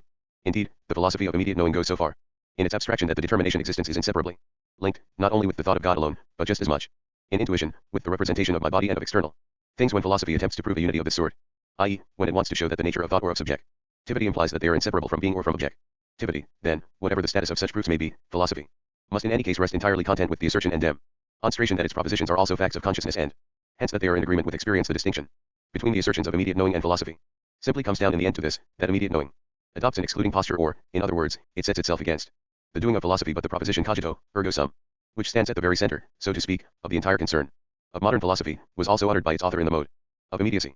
Anyone who takes this proposition as a syllogism must know little more about the nature of the syllogism than that ergo occurs in it. For where can the middle term be here? Yet the middle term belongs much more essentially to the syllogism than the word ergo. But if, in order to justify the name, we want to call the linkage in Descartes an unmediated syllogism, then this redundant form designates nothing but a connection of distinct determinations that is mediated by nothing. And in that case, the connection of being with our representations, which is expressed in the proposition of immediate knowing, is a syllogism too, NEI. There more nor less I take the following citations in which Descartes himself expressly declares that the proposition cogito, ergo sum is not a syllogism, from Mr. Haddo's dissertation about the Cartesian philosophy that was published in 1825.92. The sages are the responses to the second objections, de methodo 4, and EPI.118. 93. I quote the more precise statements from the first passage. That we are thinking essences, says Descartes, is prima quidam notio qui ex nullo syllogismo concluded, or a certain primary concept that is not concluded from any syllogism, and a on middle baron. 114. The Encyclopaedia Logic. He continues, nec cum quis dicit, ego cogito, ergo sum sive.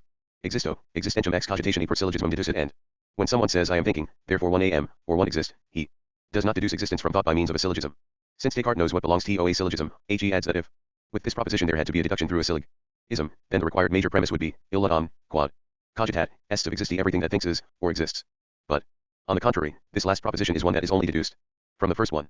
What Descartes says about the proposition that my being is inseparable from my thinking is that this connection is contained and indicated in the simple intuition of consciousness, that this connection is what is absolutely first, i.e., it is the principle, or what is most certain and evident, so that we cannot imagine any skepticism so extravagant and 94 as not to admit it. These statements are so eloquent and precise that the modern theses of Jacobi and others about this immediate connection can only count as useless repetitions. 65. This standpoint is not content when it has shown that immediate knowing, taken in isolation, is inadequate for the cognition of truth. Its peculiarity is that immediate knowing can only have the truth as its content when it is taken in isolation, to the exclusion of mediation. Exclusions of this kind betray that this standpoint is a relapse into the metaphysical understanding, with its either or, and hence it is really a relapse into the relationship of external mediation based upon clinging to the finite, i.e., to one-sided determinations beyond which this view mistakenly thinks that it has risen. But let us not push this point. Exclusively immediate knowing is only asserted as a fact, and here, in the introduction, it only has to be taken up under the aspect of this external reflection. The important issue in itself is the logical thinking of the antithesis of immediacy and mediation. But the standpoint of immediate knowing rejects the study of the nature of the matter, i.e., of the concept, as one that leads to mediation and even to cognition. The genuine treatment of this topic, that of logical thinking must find its own place within the science itself. A keen skepticism is so enorm vorgestellt worden keen. B. Didelogist Chen. See the third position of thought, 61-78, 115. The entire second part of the logic, the doctrine of essence, deals with the essential self-positing unity of immediacy and mediation. 66. So we stand by the position that immediate knowing has to be taken as a fact. But this means that our study is directed at the field of experience, and toward a psychological phenomenon. In this connection we should point out, as one of the most common experiences, that truths, which we know very well to be the result of the most complicated, highly mediated studies, can present themselves immediately in the consciousness of those who are well versed in that kind of cognition. Like anyone who has been instructed in a science, a mathematician has solutions at his fingertips that were arrived at by a very complicated analysis. Every educated human being has a host of general points of view and principles immediately present in his knowing, which have only emerged from his meditation on many things, and from the Alpha experience of many years. The facility that we achieve in any kind of knowing, and also in art and technical skill, consists precisely in the fact that, when the occasion arises, we have this know-how, these ways of handling things, immediately in our consciousness, and even in our outwardly directed activity and in the limbs of our body. Not only does the immediacy of knowing not exclude its mediation in all of these cases, but they are so far connected that the immediate knowing is even the product and result of the mediated knowing. The connection of immediate existence with its mediation is just as trivial in insight. The seed and the parents are an immediate, or in adding existence with regard to the children, etc., which are the offspring. But, for all that the seed and the parents, in virtue of their just existing, are immediate, they are offspring as well, and, in spite of the mediation of their existence, the children, etc., are now immediate, for they are too. That I am in Berlin, which is my immediate present, is mediated by the journey I made to come here, etc. 67. As far as the immediate knowing of God, or what is right, or what is ethical is concerned, and all the other determinations of instinct, of implanted or innate ideas, of common sense, of natural reason, etc., fall in the same category. Whatever form may be given to this primordial elemental, the universal experience is that, even for Platonic reminiscence, 95 education or 116 the Encyclopaedia logic, development is required to bring what is contained in it to consciousness. Although Christian baptism is a sacrament, it implies, of itself, the further responsibility of providing a Christian education. This means that, for all that religion and ethical life are a matter of believing, or immediate knowing, they are radically conditioned by mediation, which is called development, education, and culture. Both those who assert that there are innate ideas and those who deny it have been dominated by an antithesis of mutually exclusive determinations, similar to the one that we have just been considering, namely, the antithesis between what may be formulated as the essential, immediate combination of certain universal determinations with the soul, and another combination that would take place in an external way and would be mediated by given objects and representations. The empirical objection to the assertion of innate ideas was that all humans would have to have these ideas. For instance, they would have to have the principle of contradiction in their consciousness, and to know it, since this principle, and the others like it, were counted among the innate ideas. This objection can be said to depend upon a misunderstanding, because, although the determinations in question may be innate, they do not, just for that reason, have to be already in the form of ideas, of representations, or of what is known. But this objection is quite appropriate when it is directed against immediate knowing, since the former explicitly asserts that its determinations are within consciousness. If the standpoint of immediate knowing does perhaps grant that, for religious faith in particular, a development and a Christian or religious education are necessary, 96, then it is quite arbitrary to want to ignore this when we come to talk about believing, and it is sheer mindlessness not to know that, when the necessity of education is granted, it is just the essential requirement of mediation that is expressed. Addition. The claim in the Platonic philosophy that we remember the ideas means that the ideas are implicitly in the human mind and are not, as the sophists maintained, something alien that comes to the mind from outside. In any case, this interpretation of cognition as reminiscence does not exclude the development of what is implicit in the human mind, and this development is nothing but mediation. The situation is the same with the innate ideas that occur in Descartes and the Scottish philosophers. These ideas are also initially only implicit and must be considered as present in the mind by way of an aptitude. 97. A.I. Mens Chen. See the third position of thought, 61-78, 117. 68. In the experiences that we have mentioned, there is an appeal to what shows itself to be bound up with immediate knowing. Although this bond may be taken initially to be just an external, or empirical, connection, it does show itself to be essential and inseparable, even when it is studied only empirically, because it is constant. But also, if this immediate knowing is taken on its own account, just as it is in experience, then, inasmuch as it is the knowing of God and of the divine, a consciousness of this kind is universally described as an elevation above the sensible and the finite, as well as above the immediate desires and inclinations of the natural heart. This elevation passes over into faith in God and in the divine, and it ends there, so that this faith is an immediate knowing and persuasion al though it does, nonetheless, have this process of mediation as its presupposition and condition. We have noted already that the so-called proofs that God is there, which start from finite being, express this elevation and are not inventions of an artificial reflection, but the necessary mediations that belong to spirit, although they do not have their correct and complete expression in the traditional form of those proofs. 69. It is the transition, mentioned in 64, from the subjective idea to being, that constitutes the main focus of interest for the standpoint of immediate knowing. This passage is what is essentially asserted as an original connection without mediation. Taken entirely without regard to seemingly empirical associations, this central point exhibits within itself the mediation, which is determined the way it truly is, not as a mediation with end, through something external, but as one that comes to its own inward resolve. C. 70. For what is asserted from this standpoint is that neither the idea, as a merely subjective thought, nor a mere being on its own account, is what is true, for being on its own account, any being that is not that of the idea, is the sensible, finite being of the world. But what is immediately asserted by a für Alten, be empirisch and wie Überbindungen, cals sich in sich selbst beschleppend, 118 Encyclopaedia Logic.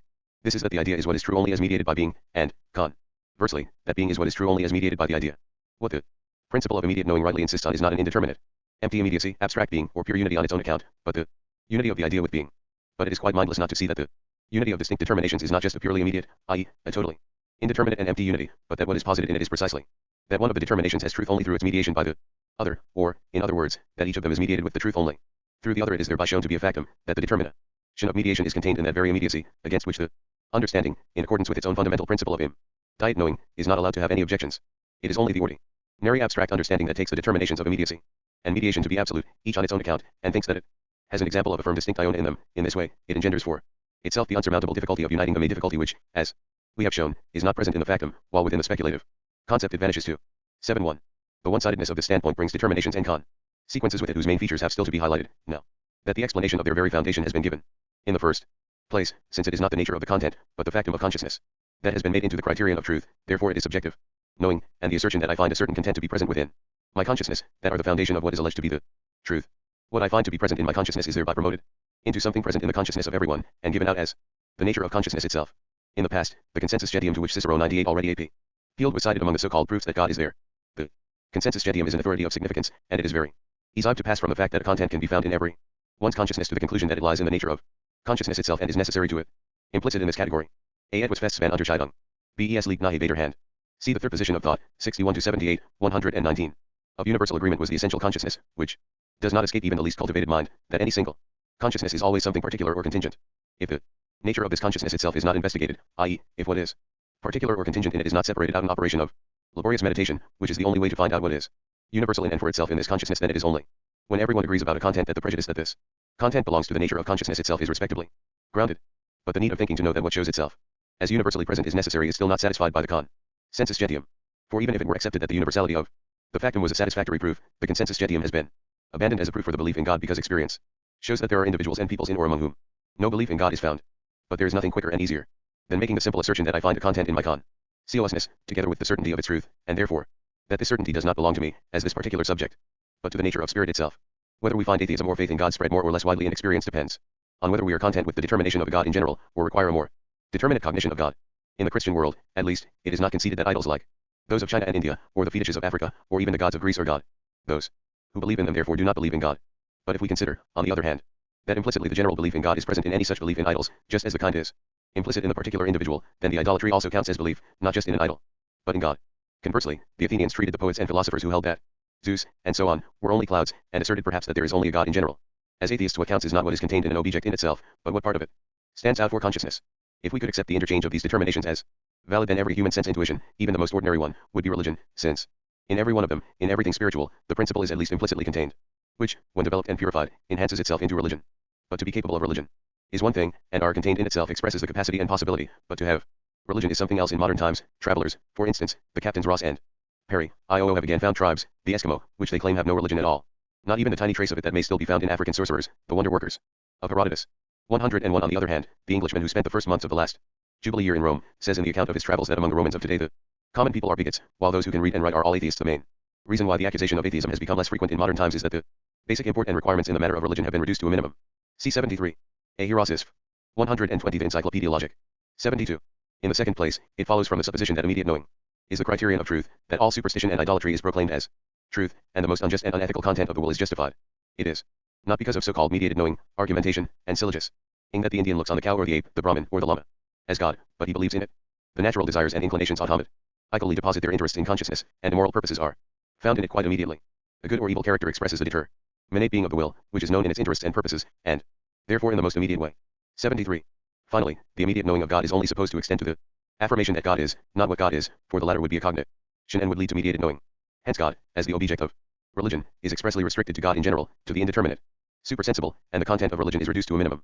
If it were actually necessary to bring about just the maintenance of the belief that there is a God or even the establishment of this belief, then the only matter for surprise would be the poverty of the times, which lets us count the most indigent form of religious knowing as a gain, and has reached the point of returning in its church to the altar dedicated to the unknown God. Acts 1:7-23 that was long ago found in Athens.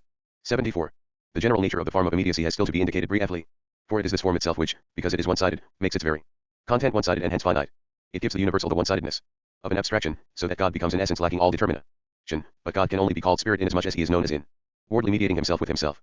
Only in this way is he concrete, living, and spirit, and that is just why the knowing of God as spirit contains mediation within it. The form of immediacy gives to the particular the determination of being, or of relating itself to itself. But the particular is AESSEI in God.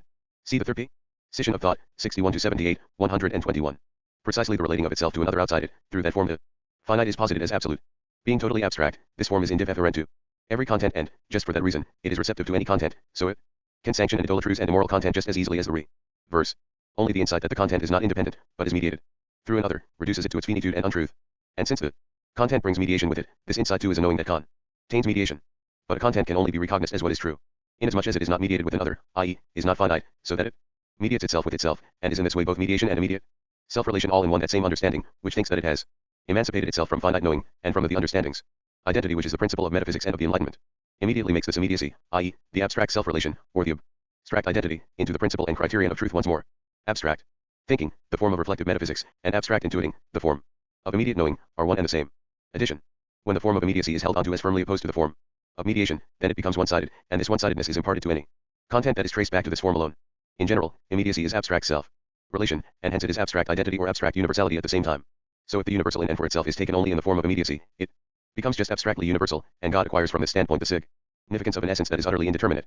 To go on speaking of God as spirit is simply to use an empty word, for, being both consciousness and self-consciousness, spirit is in any case a distinguishing of itself from itself and from an other, so that it is at once mediation. 75. The evaluation of this third position, that has been assigned to thinking, with regard to the truth, can only be undertaken in the way that is immediately and inwardly indicated by this very standpoint, and allowed by it, that there is an immediate knowing, i.e., a knowing without mediation, either with another, or inwardly with itself, is hereby shown to be factually false. Likewise, it has been shown up as factually untrue that thinking only proceeds by way of finite and conditioned determinations that are mediated by something else, and untrue that this mediation does not also sublate itself in the mediation, but for the factum that there is a cognition. AESCV 122. The Encyclopaedia logic of this kind, which proceeds neither in one-sided immediacy nor in one-sided mediation, the logic itself and the whole of philosophy is the example. 76. If we consider the principle of immediate knowing in relation to our starting point, which was the metaphysics that we have called naive, then the comparison shows that this principle is a return to the beginning which this metaphysics made in modern times as the Cartesian philosophy. Both of them assert the following. 1. The simple inseparability of the thinking and the being of the thinker, cogito ergo sum, is exactly the same as the fact that the being, reality, and existence of the I are immediately revealed to me within consciousness. Descartes explains at once and explicitly that by thinking he understands consciousness in general and as such. Princk. Philosophy 1. 9, 102, and that this inseparability is the very first cognition, which is not mediated, or proven, as well as the most certain one. 2. Likewise the inseparability of the notion of God from his existence, so that this existence is contained in the very notion of God, which cannot be without that determination and existence. That is therefore necessary and external. 3. With regard to the equally immediate consciousness of the existence of external things, this is nothing else than sensible consciousness. That we have a consciousness of this kind is the least of all cognitions. All that is of interest here is to know that this immediate knowing of the being of external things is deception and error, and that there is no truth in the sensible as such, but that the being of these external things is rather something. Descartes, Princk. Phil. 1. 1. 5. Magis hoc, and sum perfectum exister, credet, si attentat. Nullius alt erius reiidem apud se invenire, in quadiatem modo necessarium existentium. Contineri animad vertat, intelliget, illum ideam exuberi param etiam mutabilum naturum. Quid non potus non exister, cum necessaria existentia in ea confinator. The mind will be even more ready to accept this, i.e., that a supremely perfect being exists, if it considers that it cannot find within itself an idea of any other thing such that necessary existence is seen to be contained in the idea in this way. And from this it understands that the idea of a supremely perfect being is not an idea which was invented by the mind, or which represents some chimera, but that it represents a true and immutable nature which cannot but exist, since necessary existence is contained within it. A phrase that follows, and which sounds like a mediation and a proof, does not prejudice this first fundamental claim. Exactly the same is found in Spinoza, that God's essence, i.e., the abstract notion, includes existence. The first definition of Spinoza is that of the causa sui, it is that cujus essentia involvit existentium, slb, it, cujus natura non potus concebi nisi existence, that whose essence involves existence, or, see the third position of thought, 61-78, 123. Contingent, something that passes away, or a semblance, they are essentially this, to have only an existence that is separable from their concept, or their essence. 77. The two standpoints are, however, distinct in the following ways. 1. The philosophy of Descartes proceeds from these unproven and unprovable presuppositions to a further developed cognition, and in this way it has given rise to the sciences of modern times. But the more recent standpoint, in contrast, has reached the result which is important on its own account. 62. That a cognition that proceeds by way of finite mediations is only cognizant of what is finite and contains no truth, and it also demands that our consciousness of God should stand fast upon that immediate faith, which is a wholly abstract belief. Asterisk. 2. On the one hand, this modern standpoint changes nothing in the method of ordinary scientific cognition that was initiated by Descartes, and the sciences of what is empirical and finite that have originated from that method are carried on by it in exactly the same way. But, on the other hand, it rejects the same method, and hence all methods, since it does not know of any other method appropriate for the knowing of what is infinite in import. Therefore it surrenders itself to the untamed arbitrariness of imag, inanions and assurances, to moral conceit and haughtiness of feeling, or to opinions and arguments without norm or rule, all of which declare themselves to be most strongly opposed to philosophy and philosophical theses. For philosophy will not tolerate any mere assurances or imaginings, nor does it allow thinking to swing back and forth while using this type of arbitrary reasoning. b. That whose nature cannot be conceived except as existing, the inseparability of the concept from being is the fundamental determination and presupposition. But what concept is it to which this inseparability from being belongs? Not the concept of finite things, for these are precisely such that their existence is contingent and created, that the 11th proposition of Spinoza, that God necessarily exists, and likewise the 20th, that God's existence and his essence are one and the same, are both followed by a proof is a redundant relic of the formalism of geometric demonstration. God is the substance, and the only one at that, but the substance is causa sui, therefore God necessarily exists. This only means that God is the one whose concept and being are inseparable. 104. Asterisk. Anselm, on the contrary, says, negligentiae me videtur, si post quam confirmity sumus. In fide, non studimus, quod credimus, intelligere. Once we are confirmed in the faith, I would consider it negligence not to strive to understand what we believe. Tractat. Cur Deus. Homo, los. Given the concrete content of the Christian doctrine, Anselm faced a cognitive problem of quite another order of difficulty than the one contained in this modern faith. Aenum math 310 sen gut dine continuendi reisiment. B belibages inuendi herdum can reisiments. 124. The Encyclopaedia Logic. 78. The antithesis between an independent immediacy of the content or of knowing, and, on the other side, an equally independent mediation that is irreconcilable with it, must be put aside, first of all, because it is a mere presupposition and an arbitrary assurance. All other presuppositions or as assumptions must equally be given up when we enter into the science, whether they are taken from representation or from thinking, for it is this science, in which all determinations of this sort must first be investigated, and in which their meaning and validity, like that of their antitheses, must be recognized. Being a negative science that has gone through all forms of cognition, skepticism might offer itself as an introduction in which the nullity of such presuppositions would be exposed. But it would not only be a sad way, but also a redundant one, because, as we shall soon see, the dialectical moment itself is an essential one in the affirmative science.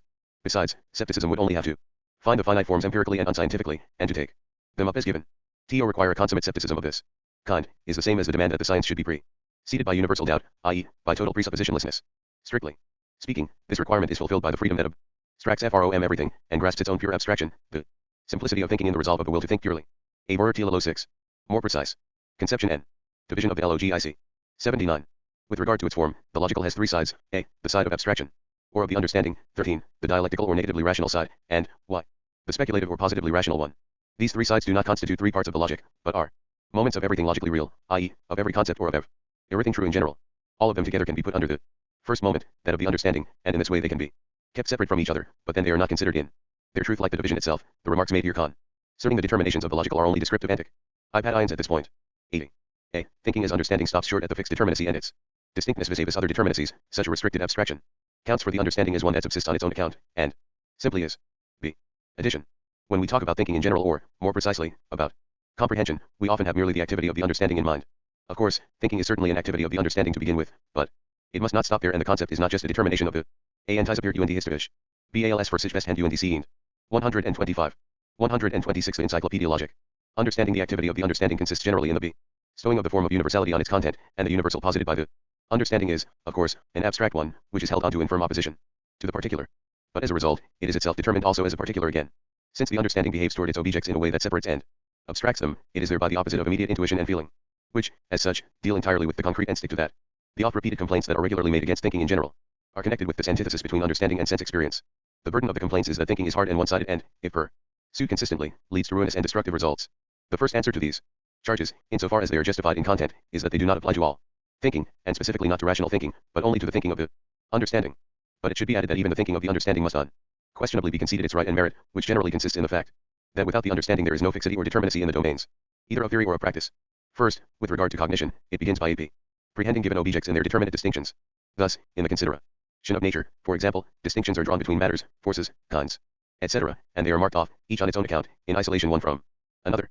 In doing all this, thinking functions as understanding, and its principle here is identity, simple self-relation. So it is first of all this identity by which the advance from one determination to another is conditioned in cognition. Thus, for Instance, in mathematics, magnitude is the one determination with respect to which a progression happens, all others being left out. In the same way we compare figures with one another in geometry, bringing out what is identical in them. In other areas of cognition, too, for instance, in jurisprudence, it is identity that is the primary means of progress. For, since we here infer one determination from an other, our inferring is nothing but an advance in accordance with the principle of identity. Understanding is just as indispensable in the practical sphere as it is in that of theory. Character is an essential factor in conduct, and a man of character is a man of understanding who, for that reason, has definite purposes in mind and pursues them with firm intent. As Goethe says, ID 7, someone who wants to do great things must know how to restrict himself. In contrast, someone who wants to do everything really wants to do nothing, and brings nothing off. There is a host of interesting things in the world. Spanish poetry, chemistry, politics, music are all very interesting, and we cannot blame a person who is interested in them. But if an individual in a definite situation is to bring something about, he must stick to something determinate and not dissipate his powers in a great many directions. Similarly, in the case of any profession, the main thing is to pursue it with understanding. For instance, the judge must stick to the law and give his verdict in accordance with it. He must not let himself be sidetracked by this or that. He must am find dung. Conception and division of the logic, 79-83, 127. Admit no excuse, and look neither to right nor left. Furthermore, the understanding is an essential moment in culture generally. A cultivated person is not satisfied with what is cloudy and indeterminate. Indeed, he grasps subject matters in their fixed determinacy, whilst someone who is uncultivated sways uncertainly hither and thither, and it often takes much effort to come to an understanding with such a son as to what is under discussion, and get him to keep the precise point at issue steadily in view. Our earlier explanation showed that logical thinking in general must not be interpreted merely in terms of a subjective activity, but rather as what is strictly universal and hence objective at the same time. It should be added that this applies to the understanding as well, which is the first form of logical thinking. The understanding must therefore be regarded as corresponding to what people call the goodness of God, where this is understood to mean that finite things are, that they subsist. For instance, we recognize the goodness of God in nature by the fact that the various kinds and classes of both animals and plants are provided with everything they need in order to preserve themselves and prosper. The situation is the same with man, too, both for individuals and for whole peoples, who similarly possess what is required for their subsistence and their development. In part this is given to them as something that is immediately present, like climate, for example, or the character and products of the country, etc., and in part they possess it in the form of aptitudes, talents, etc. Interpreted in this way, then, the understanding manifests itself everywhere in all the domains of the objective world, and the perfection of an object essentially implies that the principle of the understanding gets its due therein. For example, a state is imperfect if a definite distinction between estates and professions has not yet been achieved in it, and, similarly, if the conceptually diverse political and governmental functions have not yet formed themselves into particular organs just like the various functions of sensation, motion, digestion, etc., in the developed animal organism. From the discussion so far, we can also gather that even in the domains and spheres of activity which, in our ordinary way of looking at things, seem to lie furthest from the understanding, it should still not be absent, and that, to the degree that it is absent, its absence must be considered a defect. This holds especially for art, religion, and philosophy.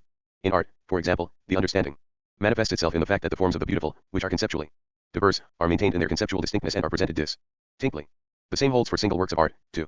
It is a feature of the beauty and perfection of a dramatic work, therefore, that the characters of the various persons should be sustained in their purity and determinacy, and, similarly, that the various purposes and interests that are involved should be presented clearly and decisively. As to what follows next, the domain of religion, the superiority of Greek over Nordic mythology, for instance, essentially consists, apart from any further diversity of content and interpretation, in the fact that in the former each figure of the gods is developed into a sculptural determinacy, whilst in the latter they flow into one another in a fog of murky indeterminacy. And finally, after what has been said already, it scarcely requires special mention that philosophy cannot do without the understanding either. Philosophizing requires, above AI 128 the Encyclopaedia logic, that each thought should be grasped in its full precision and that nothing should remain vague and indeterminate. But again, it is usually said also that the understanding must not go too far.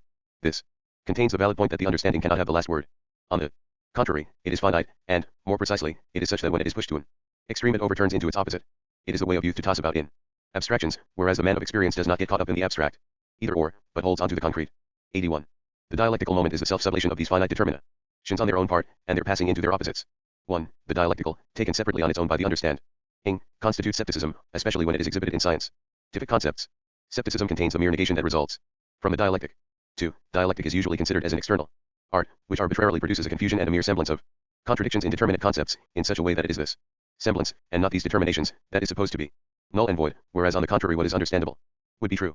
Dialectic is often no more than a subjective seesaw of arguments that sway back and forth, where basic import is lacking and the resulting nakedness is covered by the astuteness that gives birth to such argumentations according to its proper determinacy. However, the dialectic is the genuine nature that properly belongs to the determinations of the understanding, to things, and to the finite in general.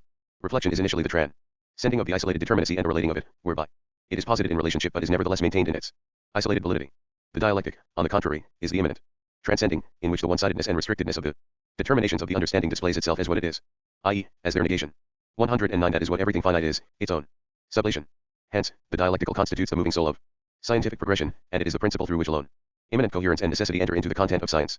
Just as all genuine, non-external elevation above the finite is to be found in this principle. Addition 1. It is of the highest importance to interpret the dialectical moment properly, and to recognize it It is in general the principle of all motion, of all life.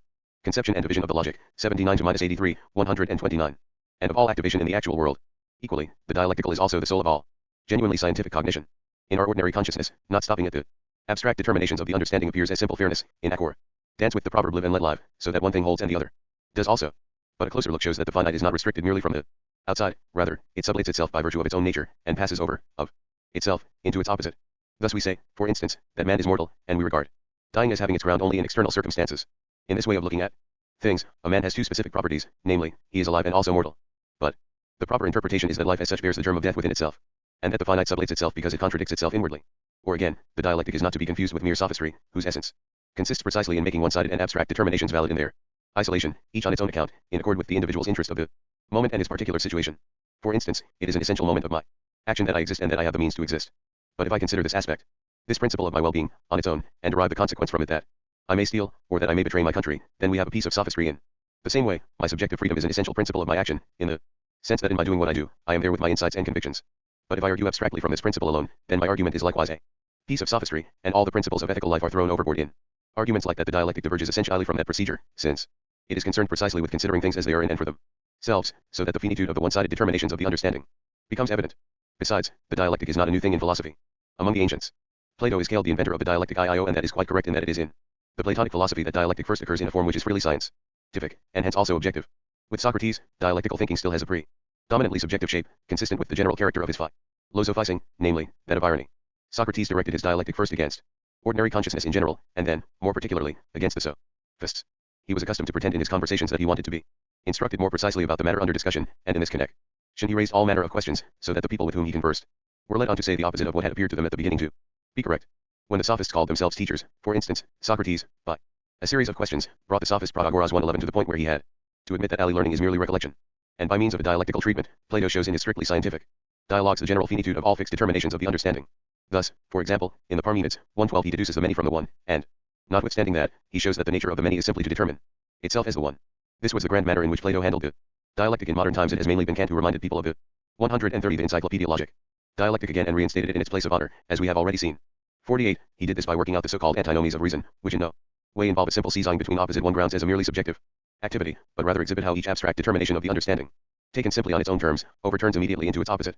And, however much the understanding may, as a matter of habit, bristle at the dialectic, still the latter must in no way be regarded as present only for philosophical consciousness. On the contrary, what is in question here is found already in all other forms of consciousness, too, and in everyone's experience.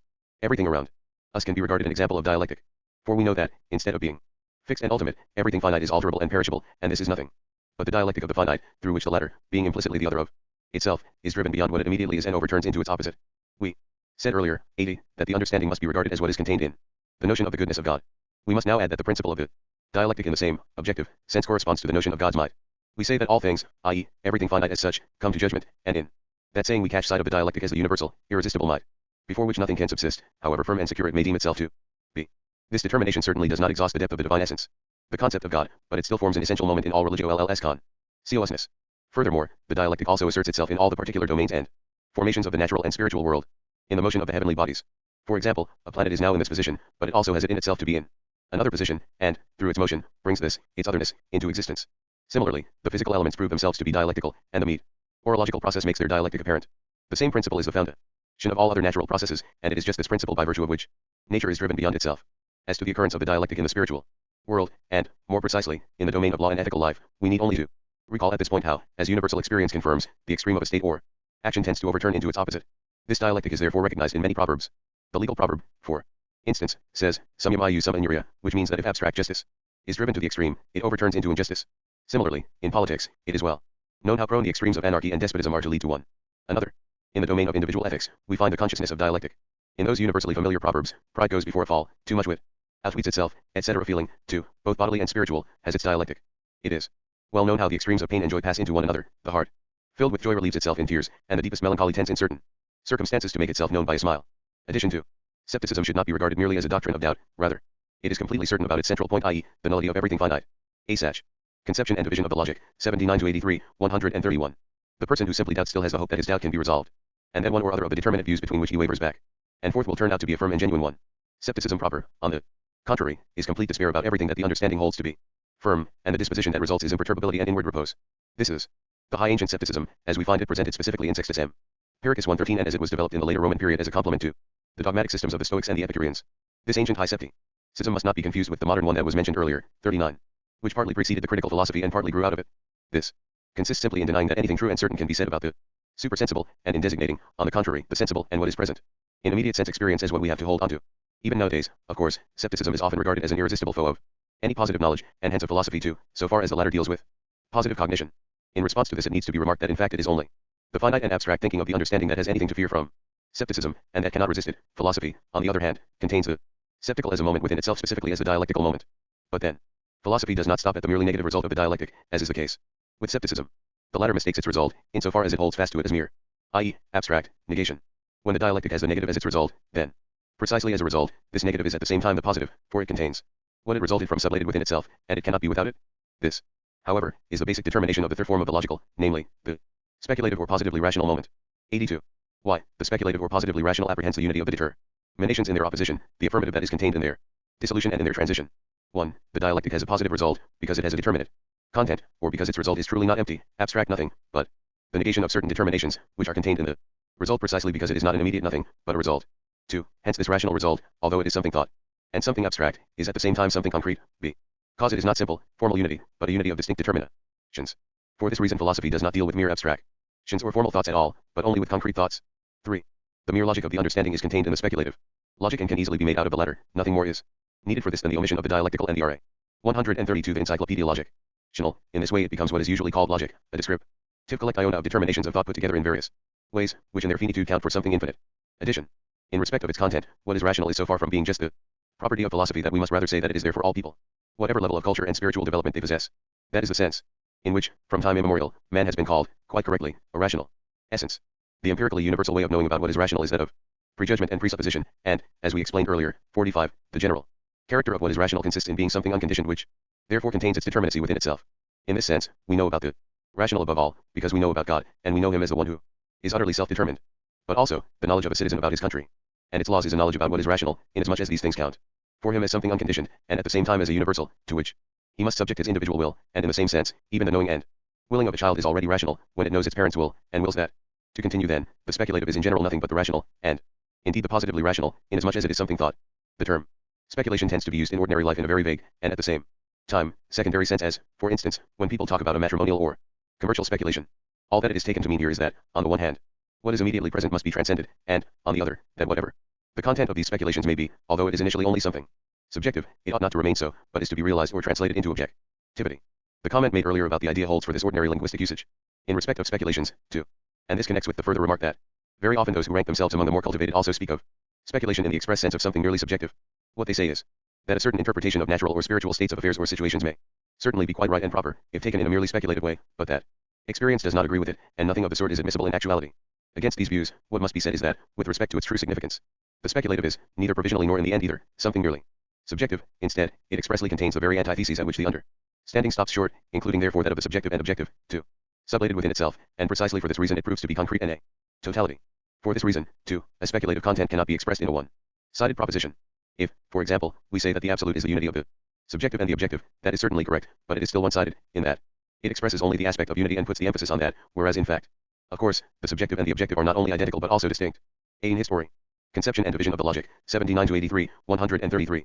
It should also be mentioned here that the meaning of the speculative is to be understood as being the same as what used in earlier times to be called mystical, especially with regard to the religious consciousness and its content. When we speak of the mystical nowadays, it is taken as a rule to be synonymous with what is mysterious and incomprehensible, and, depending on the ways their culture and mentality vary in other respects, some people treat the mysterious and incomprehensible as what is authentic and genuine, whilst others regard it as belonging to the domain of superstition and deception. About this we must remark first that the mystical is certainly something mysterious, but only for the understanding, and then only because abstract identity is the principle of the understanding. But when it is regarded as synonymous with the speculative, the mystical is the concrete unity of just those determinations that count as true for the understanding, only in their separation and opposition. So if those who recognize the mystical as what is genuine say that it is something utterly mysterious, and just leave it at that, they are only declaring that for them, too, thinking has only the significance of an abstract positing of identity, and that in order to attain the truth we must renounce thinking, or, as they frequently put it, that we must take reason captive. As we have seen, however, the abstract thinking of the understanding is so far from being something firm and ultimate that it proves itself, on the contrary, to be a constant sublating of itself and an overturning into its opposite, whereas the rational as such is rational precisely because it contains both of the opposites as ideal moments within itself. Thus, everything rational can equally be called mystical, but this only amounts to saying that it transcends the understanding. It does not at all imply that what is so spoken of must be considered inaccessible to thinking and incomprehensible.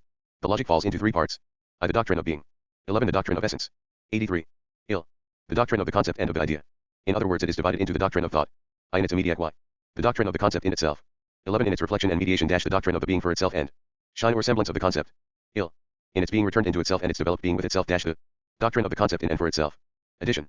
Like our whole explanation of thinking so far, the division of the logic that has here been given must be regarded simply as an anticipation, and its justification or proof can only result from the completed treatment of thinking. 134. The Encyclopaedia Logic.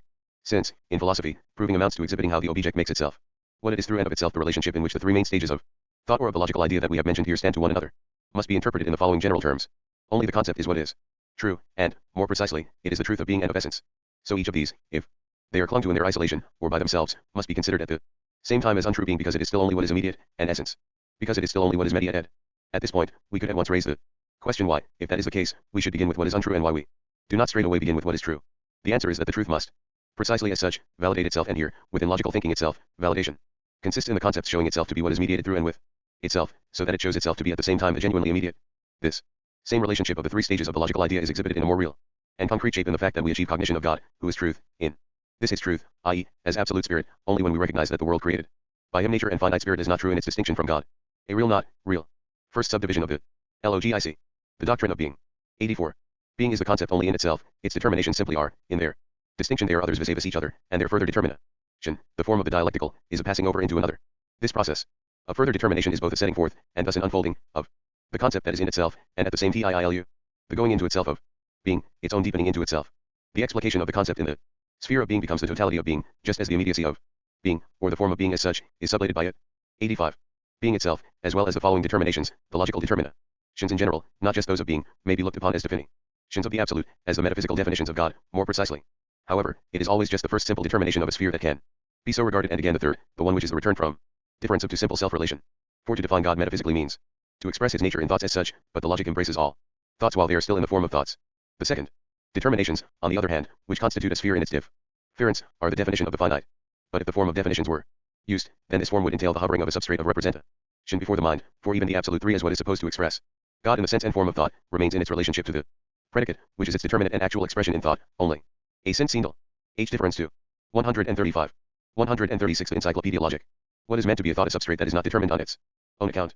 Because the thought, the matter which is all that we are here concerned about, is contained only in the predicate, the propositional form, as well as the subject of the proposition, is something completely superfluous, cf 31, and the chapter on judgment below, i.e., 166 to 80. Addition.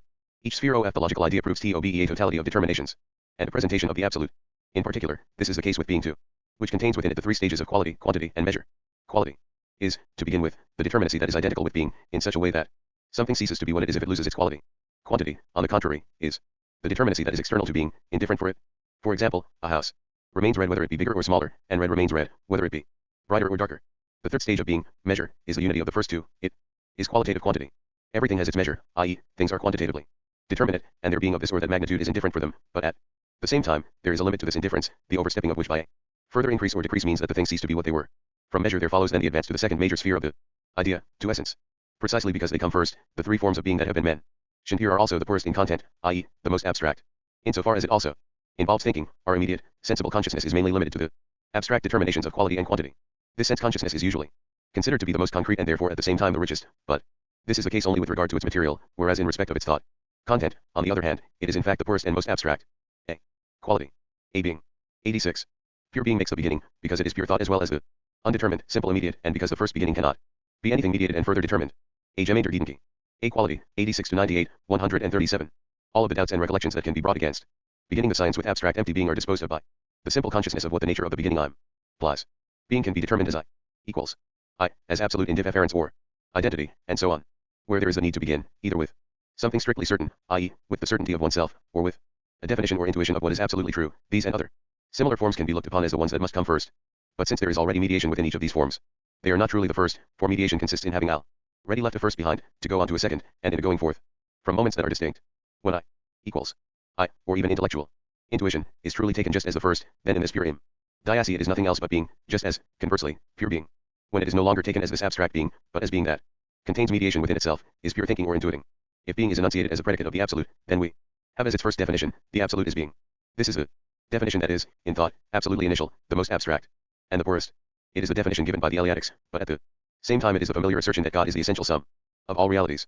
That is to say, one has to abstract from the restrictedness which is there in every reality, so that God is only what is real in all reality, the supremely real. Since reality already contains a reflection, this is expressed more immediately in what Jacobi says of Eset God, that he is the principium of being in all that is there. C_I. Addition 1.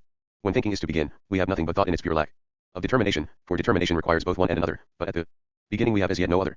That which lacks determination, as we have it here, is the immediate, not mediated lack of determination, not the sublation of all determinacy, but the lack of determination in all its immediacy. What lacks determination prior to all determinacy? What lacks determinacy because it stands at the very beginning? But this is what we call being.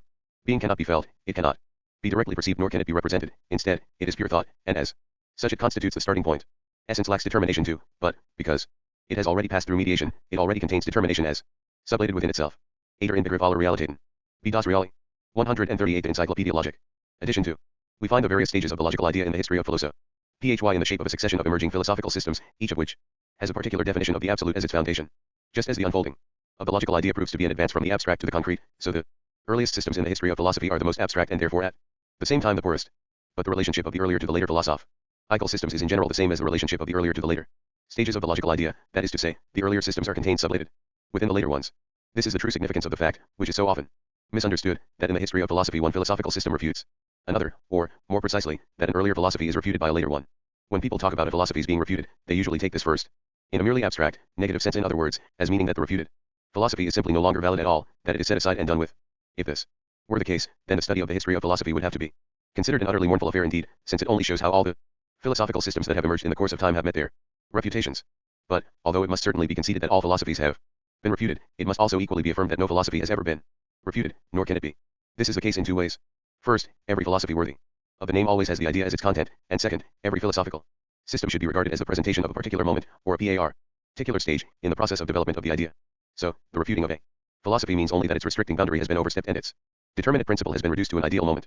Consequently, so far as its essential content is concerned, the history of philosophy does not deal with the past, but with what is eternal and strictly present. It does not result in a gallery of aberrations of the human spirit, but must instead be compared with the pantheon of divine shapes. These divine shapes are the various stages of the idea, as they emerge successively in their dialectical development. It must be left to the history of philosophy to show more precisely the extent to which the unfolding of its content coincides with the dialectical unfolding of the pure logical idea on the one hand, and deviates from it on the other, but we must at least point out here that the starting point of the logic is the same as the starting point of the history of philosophy in the proper sense of the word. This starting point is to be found in Eleatic philosophy, and, more precisely, in the philosophy of Parmenides, who apprehends the absolute as being. For he says that, only being is, and nothing is not s. This must be taken as the proper starting point of philosophy. Because philosophy as such is cognition by means of thinking, and here pure thinking was firmly adhered to for the first time and became objective for itself. Of course, humans have been thinkers from the first, for it is only by thinking that they distinguish themselves from the animals. But it has taken millennia for them to grasp thinking in its purity, and, at the same time, as what is wholly objective. The Eleatics are famous as daring thinkers, but this abstract admiration is often coupled with the remark that, all the same, these philosophers surely went too far, because they recognized only being as what is true, and denied truth to a quality. 8 Fr 98, 139. Every other object of our consciousness. And, of course, it is quite correct that we must not stop at mere being, but it shows only lack of thought to treat the further content of our consciousness as discoverable somewhere beside and outside being, or as something that is just given also. On the contrary, the true situation is that being as such is not firm and ultimate, but rather something that overturns dialectically into its opposite, which, taken in the same immediate way, is nothing. So, when all is said and done, being is the first pure thought, and whatever else may be made the starting point. I equals absolute indifference, or God himself. 6 is initially only something which is represented, rather than thought. With regard to its thought content, it is quite simply being. 87. But this pure being is a pure abstraction, and hence it is the absolutely negative, which when taken immediately, is equally nothing. 7.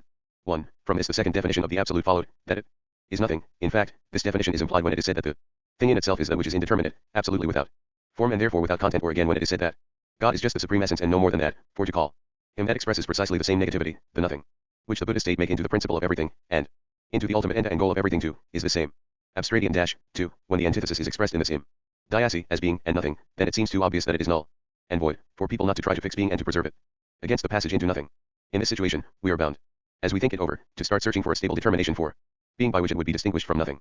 For example, being is taken as what persists through all variation as the infinitely determinable prime matter, and so on, or even without thinking it over at all, as any single existence whatever, anything readily available, be it sensible or spiritual. But none of these additional and more concrete determinations of this kind leave us with being as pure being, the way it is here in the beginning, in its immediacy. Only in this pure indeterminacy, and because of it, is being nothing something that cannot be said. What distinguishes it from nothing is something merely meant, all that really matters. Here is consciousness about these beginnings, that they are nothing but these empty abstractions, and that each of them is as its and ends. 140 The Encyclopaedia Logic. Empty as the other, the drive to find in being or in both being and nothing a stable meaning is this very necessity, which leads being and nothing further along and endows them with a true, i.e., concrete meaning. This progression is the logical exposition and course of thought that presents itself in what follows. The thinking them over that finds deeper determinations for them is the logical thinking by which these determinations produce themselves, not in a contingent but in a necessary way.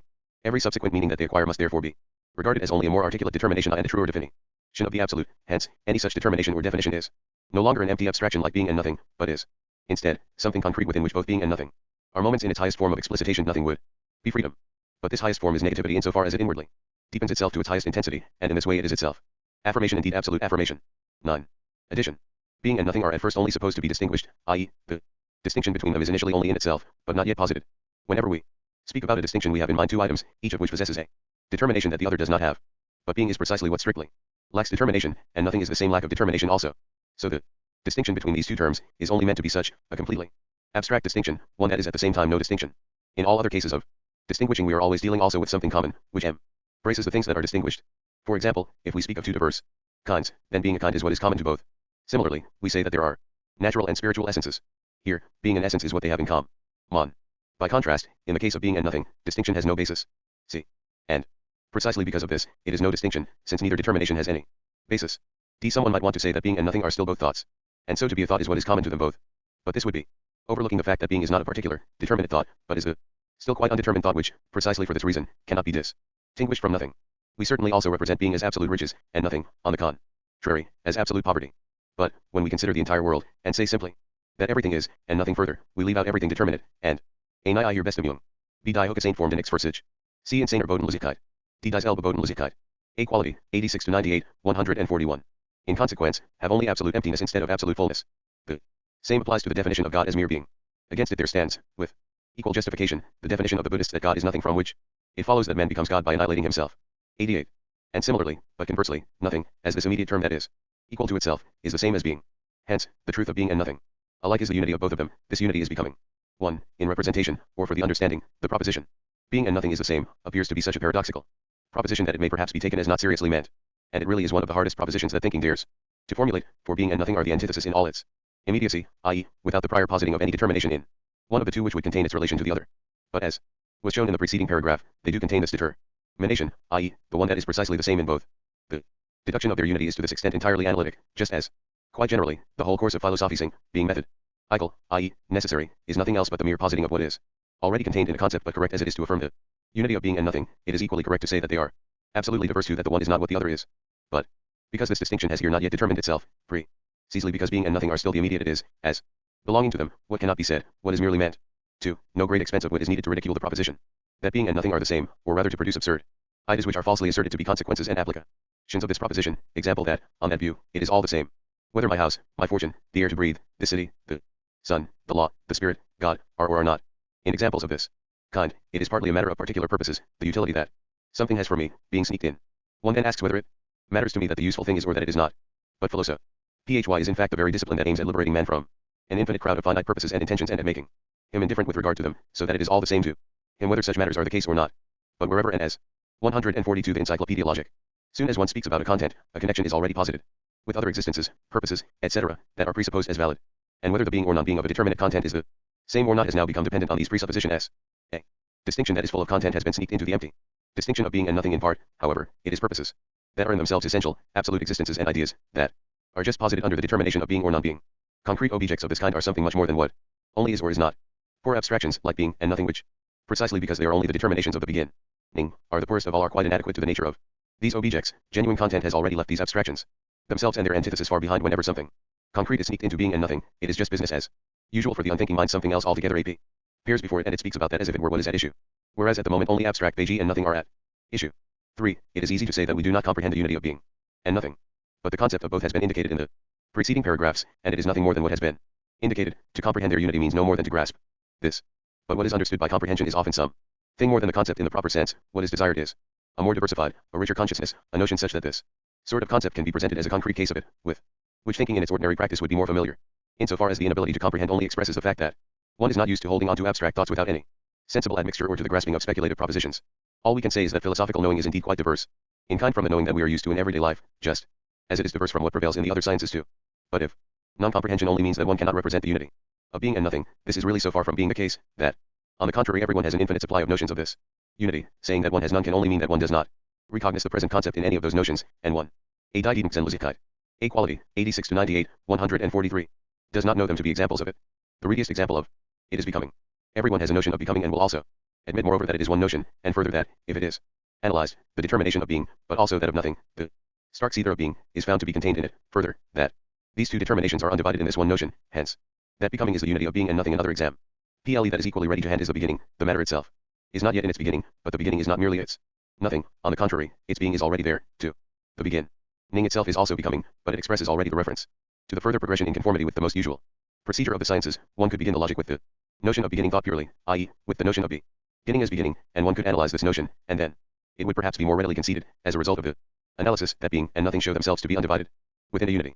For it remains to be noted, however, that the expression being and nothing is the same, or the unity of being and nothing like all other unities of this kind, the unity of subject and object, etc., can fairly be objected to, because it is misleading and incorrect, insofar as it makes the unity stand out, and although diversity is contained in it, because it is, for instance, being and nothing whose unity is posited, this diversity is not expressed and recognized along with the unity. So we seem only to have abstracted quite improperly from this diversity, and to have given no thought to it.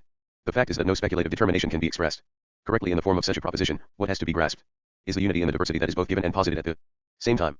As their unity, becoming is the true expression of the result of being and nothing. It is not just the unity of being and nothing, but it is inward unrest, a unity which in itself relation is not simply motionless, but which, in virtue of the diversity of being and nothing which it contains, is inwardly turned against itself. Being, there, on the contrary, is this unity or becoming in this form of unity. That is why it is one-sided and finite. It is, as if the antithesis had disappeared. It is contained in the unity, but only in itself, not as posited in the unity. AA/S in Iron Ungetrant. 144 The Encyclopaedia Logic. 5. To the proposition that being is the passing into nothing, and that nothing is the passing into being, to the proposition of becoming is opposed to the proposition from nothing. Nothing comes. Something only comes from something. The proposition of the eternity of matter, or of pantheism. The ancient Slow made the sim. PLE reflection that the proposition something comes from some thing, or from nothing, nothing comes, does indeed sublate becoming, for that from which there is becoming and that which comes to be are one and the same. All we have here is the proposition of the abstract identity of the understanding. But it must strike one as amazing to see the propositions from nothing, nothing comes, or something comes only from something, advanced quite naively, without any consciousness that they are the foundation of pantheism, and equally without any awareness that the ancients have already dealt with these propositions exhaustively. Addition. Becoming is the first concrete thought and hence the first concept, whereas being and nothing, in contrast, are empty abstractions. If we speak of the concept of being, this can only consist in becoming, for as being it is the empty nothing, but as the latter it is empty being. So, in being we have nothing, and in nothing being, but this being which abides with itself in nothing is becoming. The unity of becoming cannot leave out the distinction, for without that we would return once more to abstract being. Becoming is simply the positedness of what being is in its truth. We often hear it asserted that thinking is opposed to being. Regarding such an assertion, the first thing to ask is what is understood here by being.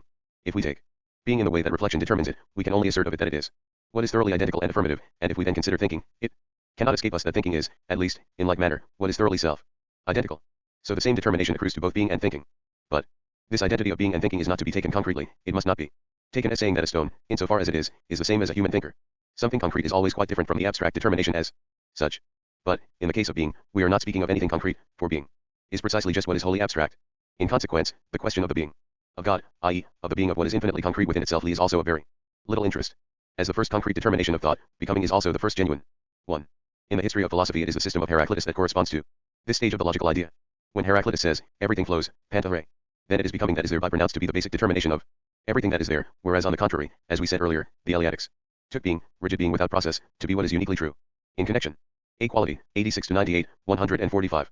With the principle of the Eleatics, Heraclitus 12 says further, being is no more than not being, mal/onto antio eumi ontus esti. What this expresses is precisely the negativity of abstract being, and the identity, posited in becoming, between it and nothing, which, in its abstraction, is equally unstable. We have here, too, an example of the genuine refutation of one philosophical system by another. The refutation consists precisely in the fact that the principle of the refuted philosophy is exhibited in its dialectic and reduced to an ideal moment of a higher concrete form of the idea.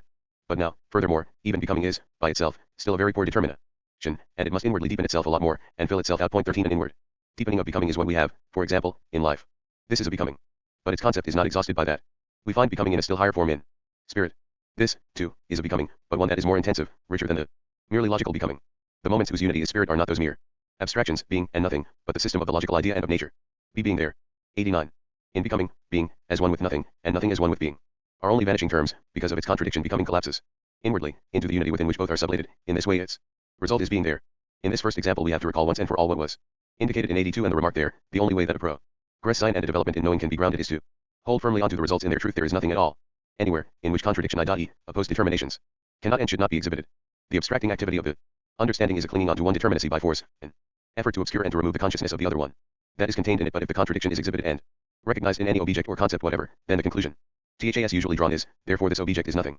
Thus, Zeno first showed that movement contradicts itself, and that it therefore is not, for likewise the ancients recognized coming to be, and passing away, the two kinds of becoming, as untrue determinations, by saying that the one, i.e., the absolute, does not come into being or pass away, or one is dialectic, does not go beyond the negative 146 Encyclopaedia Logic side of the result, and abstracts from what is effectively given at the same time, a determinate result, which here is not a pure nothing but a nothing which includes being within itself, and equally a being, which includes nothing.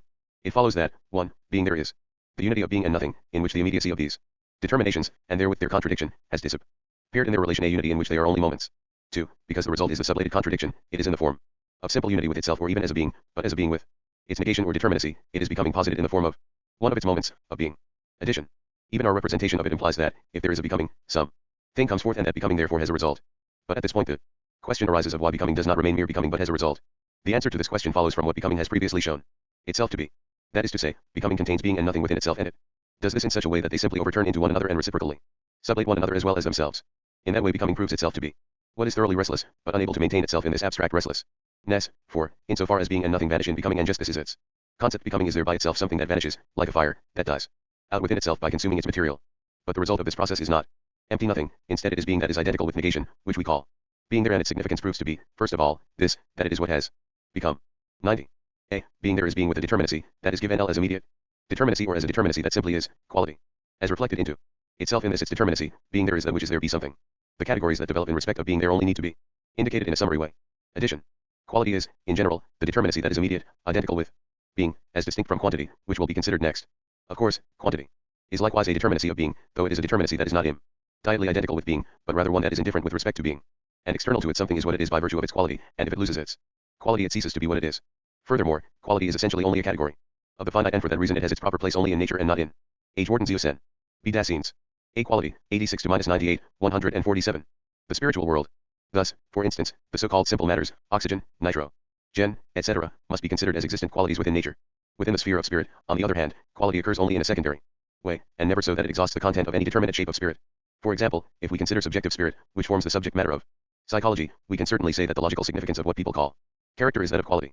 But this is not to be understood as if character were a determinacy that pervades the soul and is immediately identical with it, as is the case in nature with the simple matters referred to above. Nevertheless, quality shows itself in a more determinate way in spirit, too, where the latter is found in an unfree, morbid state. This is the case in states of passion, and especially where passion has risen to the height of derangement. We can properly say of a deranged person whose consciousness is completely pervaded by jealousy, fear, etc., that his consciousness is determined in the manner of quality. 91.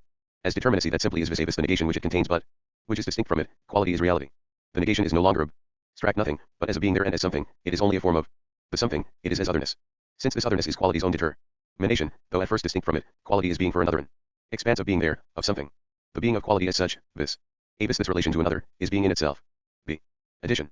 The basis of all determinacy is negation, omnis determinatio est negatio, as Spinoza says. 1.5 Unthinking opinion considers determinate things to be merely positive and holds them fast in the form of being. Mere being is not the end of it. Matter, however, for, as we saw earlier, that is something utterly empty and at the same time unstable.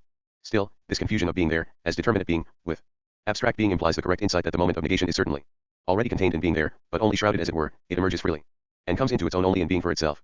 If we now go on to consider being there as determinacy, that is, we have the same as what is generally understood by reality. We speak, for instance, of the reality of a plan or of an intention, and we understand by this that such things are no longer merely something inner and subjective, but have moved out into being there. In the same sense the body can be called the reality of the soul, and this or that lossy can be called the reality of freedom, or, quite universally, the world is the reality of the divine concept. But, in addition, we often speak of reality in still a stuff. B. in sich sen. C. dies equals 6. 148 Encyclopaedia Logic. Another sense, understanding by it that something behaves in accordance with its essential determination or its concept. For example, someone may say, this is a real occupation, or, this is a real person. Here it is not a question of what is immediately and externally there, but rather of the correspondence between what is there and its concept. Interpreted in this way, however, reality is not distinct from ideality, which we shall first become acquainted with as being for itself. 92. The being that is kept firmly distinct from the determinacy, being in itself, would be only the empty abstraction of being. In being there the determinacy is one with being and is at the same time posited as negation. This determinacy is limit, restriction, why thus, otherness is not something indifferent outside it, but its own moment. In virtue of its quality, something is first finite and secondly alterable, so that the finitude and alterability belong to its being. Addition. In being there negation is still immediately identical with being, and this negation is what we call limit. Something only is what it is within its limit and by virtue of its limit. We cannot regard limit, therefore, as merely external to being. There, on the contrary, limit totally permeates everything that is there. The interpretation of limit as a merely external determination of being there is based on a confusion of quantitative with qualitative limit. Here we are dealing first with qualitative limit. When we are considering a piece of land 3 acres in area, for example, that is its quantitative limit. But, in addition, this piece of land is also a meadow and not a wood or a pond, and this is its qualitative limit. Humans who want to be actual must be there, and to this end they must limit themselves. Those who are too fastidious toward the finite achieve nothing real at all, but remain in the realm of the abstract and peter out. Let us now consider more closely what a limit implies. We find that it contains a contradiction within itself, and so proves itself to be dialectical. That is to say, limit constitutes the reality of being there, and, on the other hand, it is the negation of it. But, furthermore, as the negation of the something, limit is not an abstract nothing in general, but a nothing that is, or what we call an other. In something we at once hit upon the other, and we know that there is not only something, but also something else. But the other is not such that we just happen upon it. It is not as if something could be thought without that other. Rather, something is in itself the other of itself, and the limit of a something becomes objective to it in the other. When we ask what the distinction between the something and the other is, then it turns out that both are the same, and this identity is expressed in Latin by calling the pair aliud. The other, as opposed to the something, is itself a something, and accordingly we call it something else. Lb on the other hand, the first thing opposed to another that is similarly determined as a something is itself something else. When we say something else we think initially that something taken by itself is only something, and the determination of being something else. Equality, 86 to 98, 149. Only accrues to it in virtue of a merely external point of view. Thus we suppose, for instance, that the moon, which is something else than the sun, could quite well exist if the sun did not. But, in fact, the moon, as something, has its other in itself. And this constitutes its finitude. Plato says, God made the world from the nature of the one and the other, tou. Hetero, he brought them together and formed the third out of them, which is of the nature of the one and the other. 19. This expresses the general nature of the finite, which, being something, does not stand over against the other indifferently, but in such a way that it is in itself the other of itself, and hence it alters. Alteration exhibits the inner contradiction with which being there is burdened from the start, and which drives it beyond itself. In representation, being there appears initially to be simply positive and to be quietly persisting within its limit as well, but, of course, we also know that everything finite, and being there is finite, is subject to alteration. But this alterability of being there appears in our representation as a mere possibility, whose realization is not grounded within being there itself. In fact, however, self-alteration is involved in the concept of being there, and is only the manifestation of what being there is in itself. The living die, and they do so simply because, insofar as they live, they bear the germ of death within themselves. 93. Something becomes an other, but the other is itself a something, so it likewise becomes an other, and so on ad infinitum. 94. This infinity is spurious or negative infinity. 20. Since it is nothing but the negation of the finite, but the finite arises again in the same way, so that it is no more sublated than not. In other words, this infinity expresses only the requirement that the finite ought to be sublated. This progress ad infinitum does not go beyond the expression of the contradiction, which the finite contains, i.e. that it is just as much something as its other, and this progress is the perpetual continuation of the alternation between these determinations, each bringing in the other one. Addition. If we let something and other, the moments of being there, fall asunder, the result is that something becomes an other, and this other is itself a something, which, as such, then alters itself in the same way, and so on without end. Reflection takes itself to have arrived here at something very elevated, indeed the most elevated truth of all.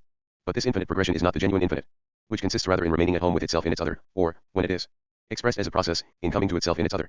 It is of great importance to grasp the concept of true infinity in an adequate way, and not just to stop at the spurious infinity of the infinite progress. When the infinity of space and time are 150. The Encyclopaedia logic spoken of, it is first the infinite progression that we usually stop at, so we say, for example, this time, now, and then we keep continually going beyond this limit, backward and forward. It is the same with space, about whose infinity astronomers, with a taste for edification, have preached many empty sermons. Of course, it is also usually maintained that thinking must surrender as soon as it begins to deal with this infinity. Well, one thing is certainly correct, and that is that we must ultimately abandon the attempt to pursue this consideration further and further, but we do so not because of the sublimity, but rather because of the tedium of this occupation. It is tedious to go on and on in the consideration of this infinite progression because the same thing is continually repeated. A limit is set, it is exceeded, then there is another limit, and so on without end. So we have nothing here but a superficial alternation, which stays forever within the sphere of the finite. If we suppose that we can liberate ourselves from the finite by stepping out into that infinitude, this is in fact only a liberation through flight. And the person who flees is not yet free, for in fleeing, he is still determined by the very thing from which he is fleeing. So if people then add that the infinite cannot be attained, what they say is quite correct, but only because the determination of being something abstractly negative is being lodged in the infinite. Philosophy does not waste time with such empty and otherworldly stuff. What philosophy has to do with is always something concrete and strictly present.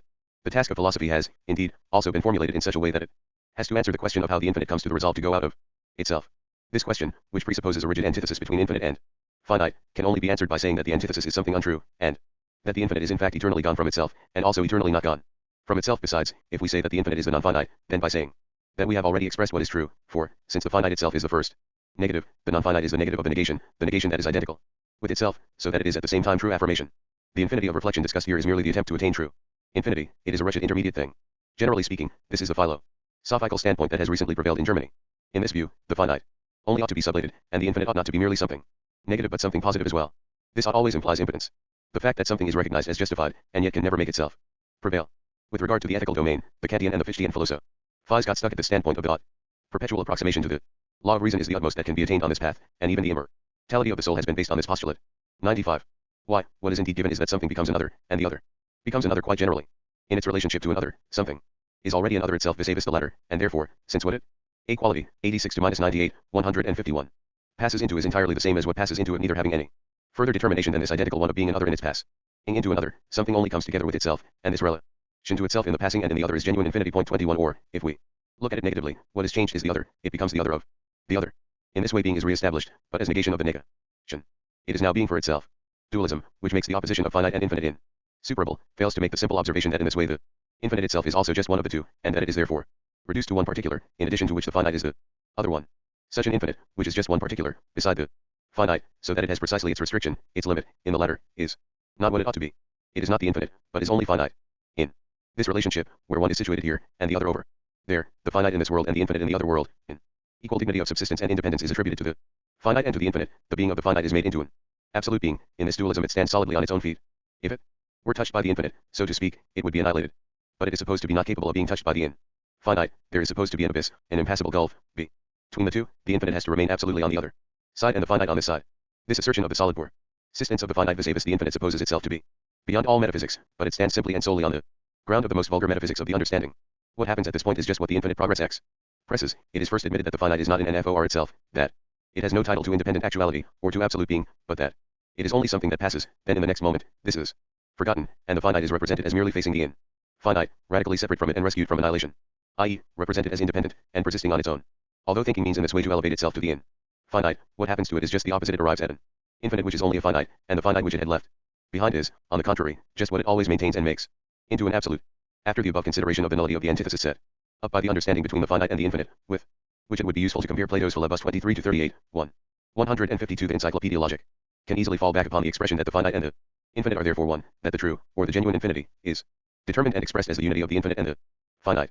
And this expression does indeed contain something correct, but it is equally misleading and false, just as we said earlier in the case of the unity of being and nothing. It leads, moreover, to the justified complaint about the infinite having been made finite, about a finite infinite. For in the above expression, the infinite is the unity of the infinite and the finite appears to be left as it was. It is not explicitly expressed as sublated, or, if we were to reflect upon this fact, that the finite, when posited as one with the infinite, could surely not remain what it was outside of this unity, and would at the very least be somewhat affected in its determination, just as an alkali when combined with an acid loses some of its properties. Then the same would happen to the infinite, which as the negative would, for its part, also be blunted upon the other. And this is, indeed, what does happen to the abstract, one-sided infinite of the understanding. But the genuine infinite does not merely behave like the one-sided acid. On the contrary, it preserves itself. The negation of the negation is not a neutralization. The infinite is the affirmative, and it is only the finite which is sublated. In being for itself, the determination of ideality has entered. Being there, taken at first only according to its being or its affirmation, has reality, 91, and hence finitude, 2, is under the determination of reality at first. But the truth of the finite is rather its ideality. In the same way, the infinite of the understanding, which is put beside the finite, is itself also only one of two finites. Something untrue, something ideal. This ideality of the finite is the most important proposition of philosophy, and for that reason, every genuine philosophy is idealism. 22. Everything depends on not mistaking for the infinite that which is at once reduced in its determination to what is particular and finite, that is why we have here drawn attention to this distinction at some length. The basic concept of philosophy, the genuine infinite, depends on it. This distinction is established by the reflections contained in the paragraph. They may seem to be unimportant, because they are quite simple, but they are irrefutable. A quality, 86 to 98, 153. C. Being for itself. 96. A. As relation to itself, being for itself is immediacy, and as relation of the negative to itself, it is what is for itself, the one that which lacks inward distinction, thereby excluding the other from itself. Addition. Being for itself is quality completed, and as such it contains being and being there within itself as its ideal moments. As being for itself is simple self-relation, and as being there it is determined, but this determinacy is no longer the finite determinacy of the something in its distinction from the other, but the infinite determinacy that contains distinction within it as sublated. The most familiar example of being for itself is that we know ourselves to be beings who are there, first of all distinct from other such beings, and related to them. But secondly, we also know that this expanse of being there is, so to speak, focused into the simple form of being for itself. When we say I, that is the expression of the infinite self-relation that is at the same time negative. It may be said that man distinguishes himself from the animals, and so from nature generally, because he knows himself as I. What this says, at the same time, is that natural things never attain to free being for oneself, but, being restricted to being there, are always just being for another. But again, being for itself has to be interpreted generally as ideality. 23, just as, in contrast, being there was earlier designated as reality. Reality and ideality are frequently considered as a pair of determinations that confront one another with equal independence, and therefore people say that apart from reality, there is also an ideality. But ideality is not something that is given outside of and apart from reality. On the contrary, the concept of ideality expressly consists in its being the truth of reality, or in other words, reality posited as what it is in itself proves itself to be ideality. So we must not believe that we have given to ideality all the honor that is due to it, if we simply allow that reality is not all, but that we have to recognize an ideality outside it as well. An ideality of this kind, set beside or even above reality, would in fact be only an empty name. Ideality has a content only, because it is the ideality of something, and this something is not merely an indeterminate this or that. On the contrary, it is he characterized as reality to which, when it is maintained on its own, no truth pertains. The distinction between nature and spirit has been interpreted quite correctly as meaning that we must trace nature back to reality as its basic determination, and spirit to ideality. But nature is not just something fixed and complete on its own account, which could therefore subsist even without spirit. Rather, it is only in spirit that nature attains to its goal and its truth. Similarly, spirit, for its part, is not just an abstract world beyond nature. On the contrary, it only genuinely is, and proves to be spirit, insofar as it contains nature sublated within itself. 154. The Encyclopaedia Logic. At this point we should remember the double meaning of the German X phrase, sein aufheben. On the one hand, we understand it to mean clear away or cancel, and in that sense we say that a law or regulation is cancelled, aufgehoben. But the word also means to preserve, and we say in the sense that something is well taken care of, while aufgehoben. This ambiguity in linguistic usage, through which the same word has a negative and a positive meaning, cannot be regarded as an accident nor yet as a reason to reproach language as if it were a source of confusion. We ought rather to recognize here the speculative spirit of our language, which transcends the either or of mere understanding. 97. The relation of the negative to itself is negative relation, and therefore, distinguishing of the one from itself, the repulsion of the one, i.e., the positing of many ones, in keeping with the immediacy of what is for itself. These many simply are, and as a result the repulsion of the ones that simply are becomes their repulsion against each other as given, or their reciprocal exclusion. Addition. When we speak of the one, the many usually come to mind at the same time. So the question arises here as to where the many come from. Within representational thinking there is no answer to this question, because the many is there, regarded as immediately present, and the one counts only as one among the many. See. But in accordance with its concept, the one forms the presupposition of the many, and it lies in the thought of the one to posit itself as what is many. In other words, the one which is for itself is under that aspect not something that lacks relation, like being, instead it is relation, just as being there is. But now it is not related as something to something else, being the unity of the something and the other, it is relation to itself instead, and, of course, this relation is a negative one. In consequence, the one proves to be what is strictly incompatible with itself, it expels itself out of itself, and what it posits itself as is what is many. We can designate this side of the process of being for itself by the figurative expression repulsion. The term repulsion is primarily used with reference to matter, and what is understood by it is precisely that matter, as a many. Behaves, in each of these many ones, as exclusive of all the others.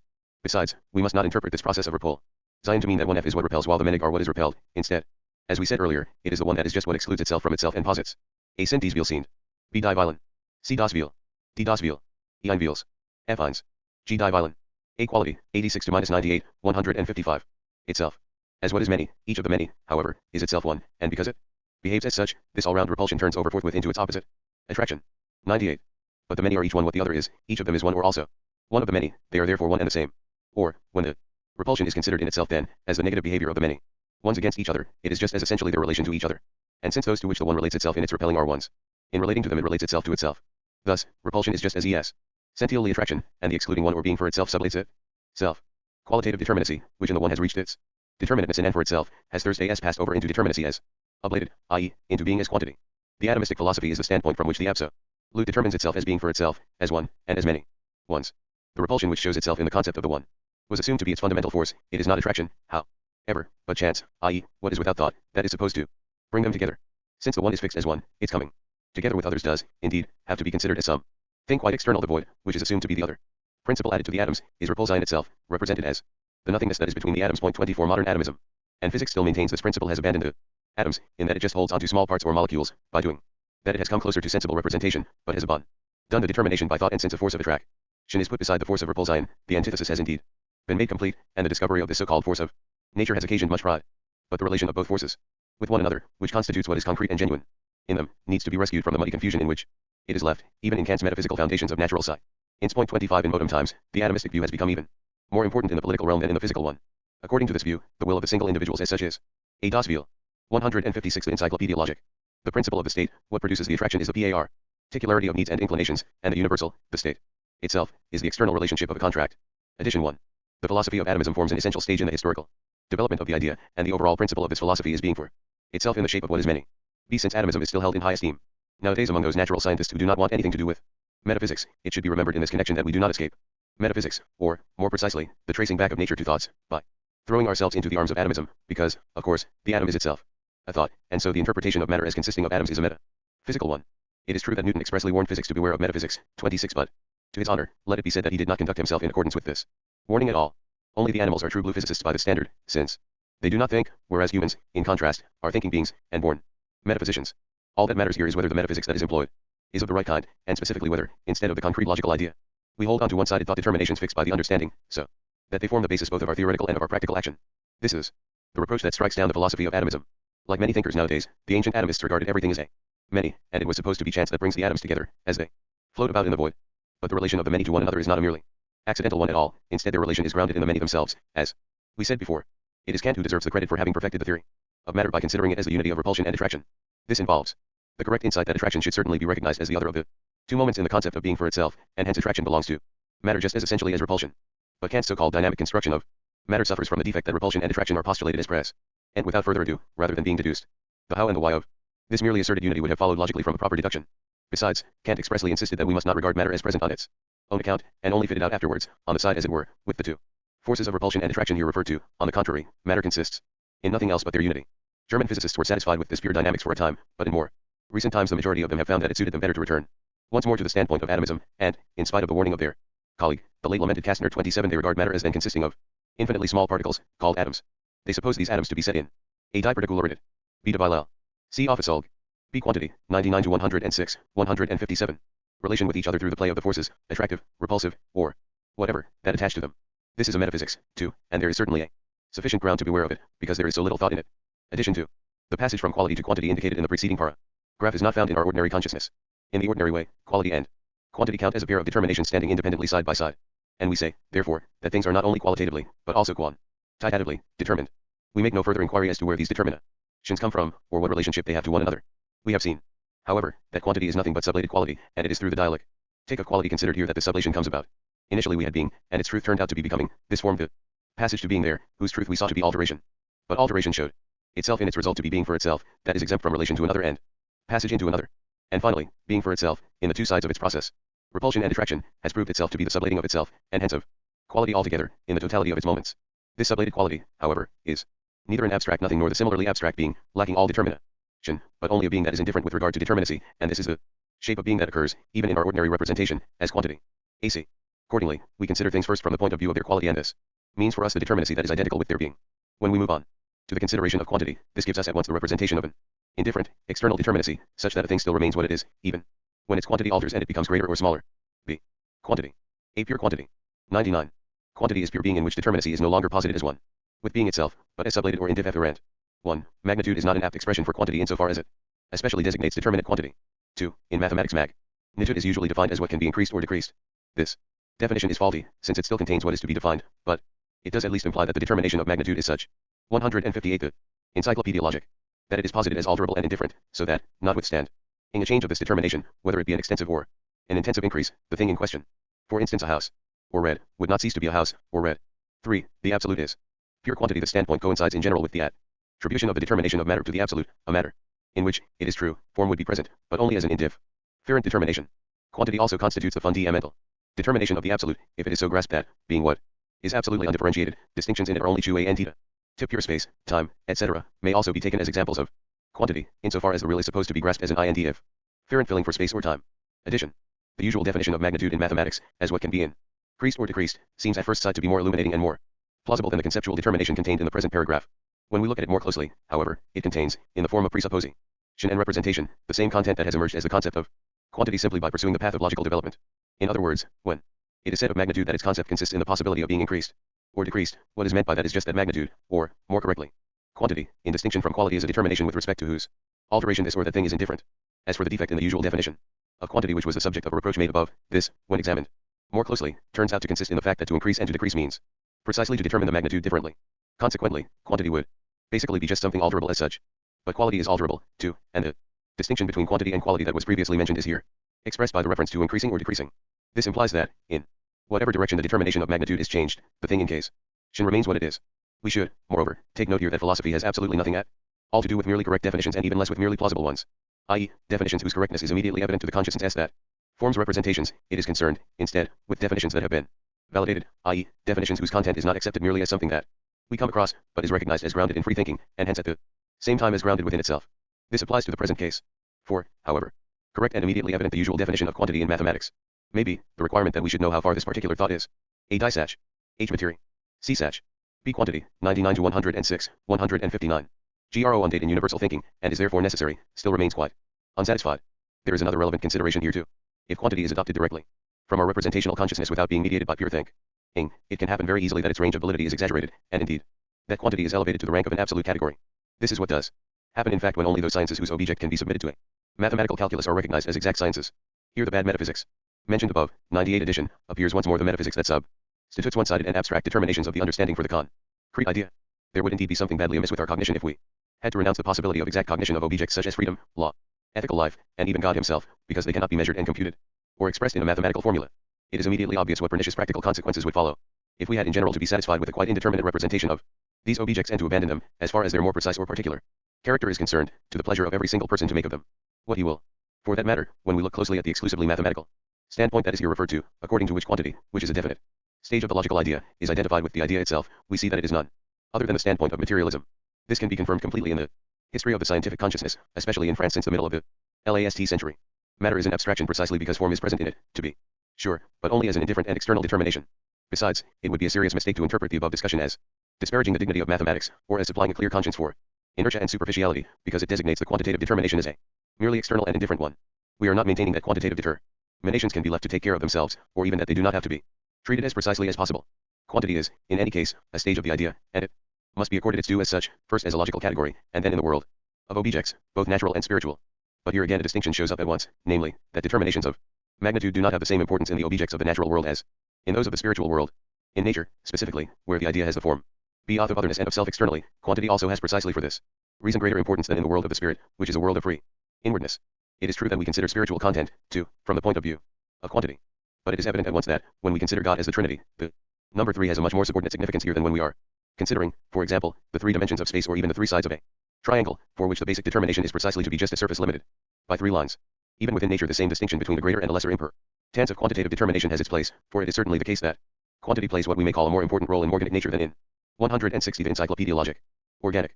And if we make a further distinction, within inorganic nature, between the mechanical domain and the physical and chemical domain in the narrower sense, then again the same distinction shows up, since mechanics is generally recognized as the scientific discipline that can least do without the help of mathematics.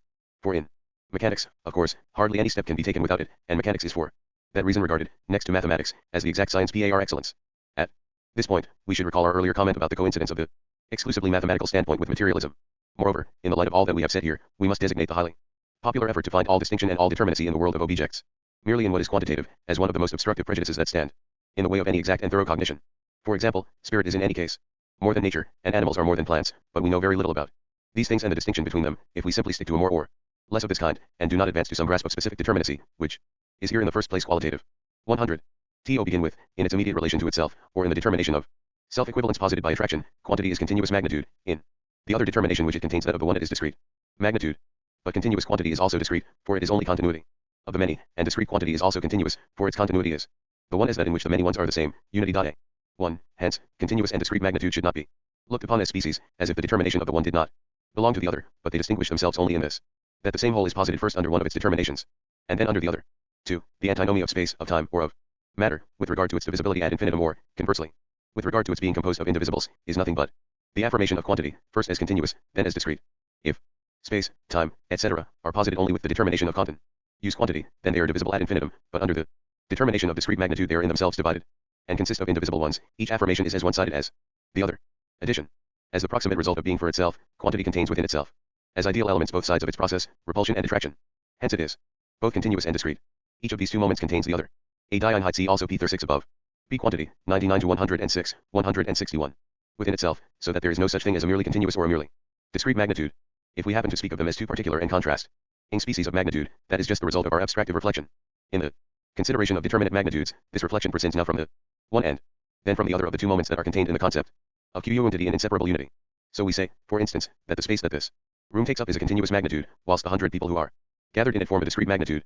But the space is both continuous and discrete at once, so that we also speak of spatial points and subdivide every space, e.g., a certain length into so and so many feet, inches, etc., which can only occur on the presupposition that space is in itself discrete too. On the other hand, the discrete magnitude consisting of 100 people is equally and at the same time continuous, and what is common to them, the species mankind, which pervades all of the single instances and unites them with each other, is that wherein the continuity of this magnitude is grounded.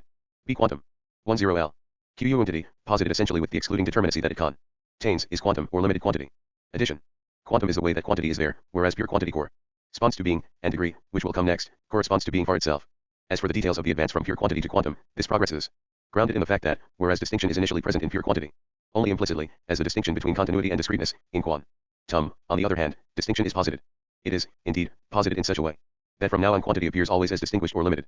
But as a result, quantum also breaks up at the same time into an indeterminate multitude of quanta or determinate magnitudes. Each of these determinate magnitudes, as distinct from the others, forms a unit, just as, on the other hand, considered all by itself, it is a many. And in this way quantum is determined as number. 102.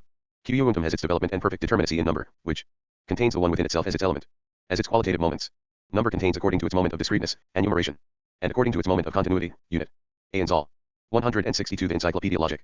In arithmetic the kinds of calculation are usually presented as contingent ways of treating numbers. If a necessity and hence aim at term for understanding is to be found in them, then it has to lie in a principle, and this in turn can only be found in the determinations that are contained within the concept of number itself. This principle must be briefly expounded at this point. The determinations of the concept of number are enumeration and unit, and number itself is the unity of the two. But unity, when applied to empirical numbers, is only their equality. Hence, the principle of the kinds of calculation has to be the positing of numbers in the relationship of unit and enumeration and the production of the equality of these determinations. Since the ones, or the numbers, are themselves indifferent toward each other, the unity into which they are transposed appears to be an external combination. To calculate, therefore, is quite generally to count. The distinction between the kinds of calculation lies only in the qualitative character of the numbers which are counted together, and the principle of that character is the determination of unit and enumeration. Numbering comes first, the making of numbers generally, which is the combining of as many ones as we want, but it is the counting together of what are no longer merely ones but already number. Bears that is a kind of calculation. Immediately and to begin with, numbers are just numbers in general without any further determination, and hence they are generally unequal to the combination or counting of such numbers is addition. The next determination is that the numbers to be calculated are equal throughout, so that they form one unit, and there is an enumeration of them. The counting of these numbers is multiplication. In this case it does not matter how the determinations of enumeration and unit are distributed between the two numbers. That are the factors, which of them is taken as the enumerator 28, and which as the unit. The third and last determinacy is the equality of the enumerator and the unit. The counting together of numbers thus determined is the raising of the power and first of all squaring. Raising the power further is the continued multiplication of the number with itself, a continuation which is a formal continuation that leads a Beschaffenheit. B ist G/each gültig. B quantity, 99 to 106, 163. Once more to the indefinite enumeration, since the complete equality of the only distinction that is available, that of enumeration and of unit, is reached in this third determination, there cannot be more than these three kinds of calculation. To each form of counting together there corresponds the dissolution of the numbers according to the same determinations. There are therefore three negative kinds of calculation beside the three that have been indicated, which are on that account called the positive ones. Addition. Since number is just quantum in its completed determinacy, we can employ it not only for the determination of so-called discrete magnitudes but equally for so-called continuous ones as well. And hence, number must also be utilized in geometry, wherever there is a question of specifying determinate figurations of space and their relationships. See degree. 103. The limit is identical with the whole of the quantum itself, as multiple. Within itself it is extensive magnitude, but as determinacy that is simple. Within itself, it is intensive magnitude or degree. Hence, the distinction between continuous and discrete magnitude, and extensive and intensive magnitude consists in this, that the former concerns quantity in general, whereas the latter concerns the limit or determinacy of quantity as such. Like continuous and discrete magnitude, extensive and intensive magnitude are not two species, each of which would contain a determinacy that would be lacking in the other. Whatever has extensive magnitude has intensive magnitude as well, and vice versa. Addition. Intensive magnitude or degree is conceptually diverse from extensive magnitude or quantum. We must therefore label as a mistake the frequent failure to recognize this distinction, and to identify the two forms of magnitude without further ado. This is notably the case in physics, where a distinction in specific gravity, for instance, is explained by saying that a body whose specific gravity is twice that of another contains within the same space twice as many material parts, atoms, as the other. It would be the same with heat and light, if the various 16 for the Encyclopaedia Logic degrees of temperature and brightness were to be explained in terms of a greater or lesser number of heat or light particles, or molecules. When physicists who employ such explanations are reproached with the untenability of this procedure, they usually try, of course, to wriggle out of it by saying that they do not at all mean to decide about the, admittedly unknowable, character of these phenomena in themselves, and that they use these expressions only because they are more convenient. First then, this greater convenience is supposed to be connected with the easier application of the methods of calculation, but it is hard to see why intensive magnitudes, which do, of course, equally have their determinate expression in number, should not be just as convenient for calculation as extensive magnitudes. Surely, it would be even more convenient to give up calculation altogether, and thinking as well. Another comment that should be made against this excuse is that, when physicists engage in explanations of this sort, they are, in any case, overstepping the domain of perception and experience. They are taking refuge in the domain of metaphysics and speculation, which they declare on other occasions to be idle, and even pernicious. We do find by experience, to be sure, that if one of two purses filled with dollars is twice as heavy as the other, it is because the first purse contains $200 and the second only 100. We can see these pieces of money, and can always perceive them with our senses, but atoms, molecules, and the like lie outside the domain of sense perception, and it is the task of thinking to decide about their admissibility and significance. As we said earlier, in the addition to 98, it is the abstract understanding that fixes the moment of the many contained in the concept of being for itself in the shape of atoms, and sticks to this moment as to something ultimate, and it is the same abstract understanding which, in the present case, contradicts both unprejudicate perception and genuinely concrete thinking, by considering extensive magnitude to be the one and only form of quantity. So, where intensive magnitudes are found, it fails to recognize them in their own determinacy, and tries to reduce them to extensive magnitudes by force instead, on the basis of an hypothesis which is in itself untenable. Among the reproaches that have been leveled against recent philosophy, the one that is heard very frequently is the claim that it reduces everything to identity, and hence it has even been given the nickname philosophy of identity. 29. But the argumentation that we have just presented shows that it is precisely philosophy that insists on distinguishing between what is, both conceptually and experiment. Tally, Devers, on the contrary, it is the professed empiricist who elevate abstract identity to the highest principle of cognition, and whose philosophy should therefore more properly be called the philosophy of identity. For the rest, it is quite correct that there are no merely intensive and merely extensive magnitudes, any more than there are merely continuous and merely discrete ones, and hence, these two determinations of quantity are not independent species that confront one another. Any intensive magnitude is also extensive, and conversely. So, a certain degree of temperature, for instance, is an intensive magnitude, to which, as such, there corresponds a wholly simple sensation, and if we 8 quantity, 99 to 106, 165, then go to the thermometer, we find that a certain expansion of the column of mercury corresponds to this degree of temperature, and this extensive magnitude C hangs together with the temperature taken as an intensive magnitude. It is the same in the domain of spirit, too. A more intense character exerts influence over a wider range than a less intense one. 104. In degree, the concept of quantum is posit. Degree is magnitude as in different for itself and simple, but in such a way that the magnitude has a determinacy in virtue of which it is quantum, strictly outside of it in other magnitudes. In this contradiction that although it is for itself, the indifferent limit is absolute externally, the infinite quantitative progress is posited. This is an immediacy that immediately turns over into its opposite, into its being mediated, a going beyond the just posited quantum, and vice versa. Number is thought, but it is thought as a being that is completely external to itself. Number does not belong to intuition, because it is thought, but it is thought that has the externality of intuition as its determination. Hence, it is not only the case that quantum can be increased or decreased ad infinitum, by its very concept, quantum is just this expulsion beyond itself. Similarly, the infinite quantitative progress is that unthinking repetition of that one and the same contradiction, which is quantum in general and, when posited in its determinacy, degree, it is superfluous to express this contradiction in the form of an infinite progress. On this topic, Zen0 rightly says, in Aristotle's report 30, that it is the same to say some thing once and to say it over and over again. Addition 1. According to the usual definition of it in mathematics, discussed in 99, magnitude is what can be increased or decreased, and there is nothing against the correctness of the intuition that underlies this. But the prior question still remains of how we come to assume this capacity for increase or decrease. A simple appeal to experience does not suffice to answer this question, because, quite apart from the fact that in experience we have only the representation of magnitude and not the thought of it, this capacity would prove to be just a possibility of increasing and decreasing, and we should lack all insight into the necessity of this state of affairs. By contrast, the path of our logical development has not only brought us to quantity as a stage of self-determining thinking, but has shown us also that it lies strictly in the concept of quantity to project beyond itself, so that what we have to do with here is not merely possible but necessary also. Addition 2. It is mainly the quantitative infinite progression that the reflective understanding usually relies upon when it has to deal with infinity in general. But 166 The Encyclopaedia Logic. To begin with, what we said earlier about the qualitatively infinite progress holds good for the quantitative form of the infinite progress too, namely, that it is the expression not of true infinity but only of the spurious infinity that never gets beyond what merely ought to be the case, so that in fact it gets stuck in the finite. As for the specifically quantitative form of this finite proxine, which Spinoza rightly calls a merely imaginary infinity, infinitum imaginationis, 31 The poets, 2, Heilier and Klopstock are good examples, have quite often availed themselves of this representation in order to depict not only the infinity of nature but also that of God himself. There is a famous description of the infinity of God in Heilier, for example. I heap up monstrous numbers, mountains of millions, time I pile on time, and world on top of world, and when from the awful height I cast a dizzy look on thee, then all the might of number, numbered itself 1,000 times, is not yet a simple part of thee. 32. Here we have at once the perpetual projection of quantity, or more precisely, number beyond itself, which Kant describes as terrible, though the only really terrible thing about it would be the tedium of continually positing a limit which is again done away with, so that one stays forever at the same spot. But then, the same poet ends his description of that spurious infinity with the very relevant conclusion. These I remove, and thou hast all before me. This expresses precisely the fact that the genuine infinite is not to be considered merely as what is beyond the finite, and that we must renounce that progresses in infinitum in order to reach the consciousness of the genuine infinite. Addition 3. It is well known that Pythagoras 33 philosophized with numbers, and conceived number to be the basic determination of things. To the ordinary mind, this interpretation must at first sight appear to be thoroughly paradoxical, and indeed quite mad. So the question arises, what we are to make of it. To answer this question we must first remember that the task of philosophy consists just in tracing things back to thoughts, and to determinate thoughts at that. Now, number is certainly a thought, and indeed it is the thought which stands closest to the sensible world. More precisely, it expresses the thought of the sense world itself, because we understand generally by that what is mutually external and what is many. A.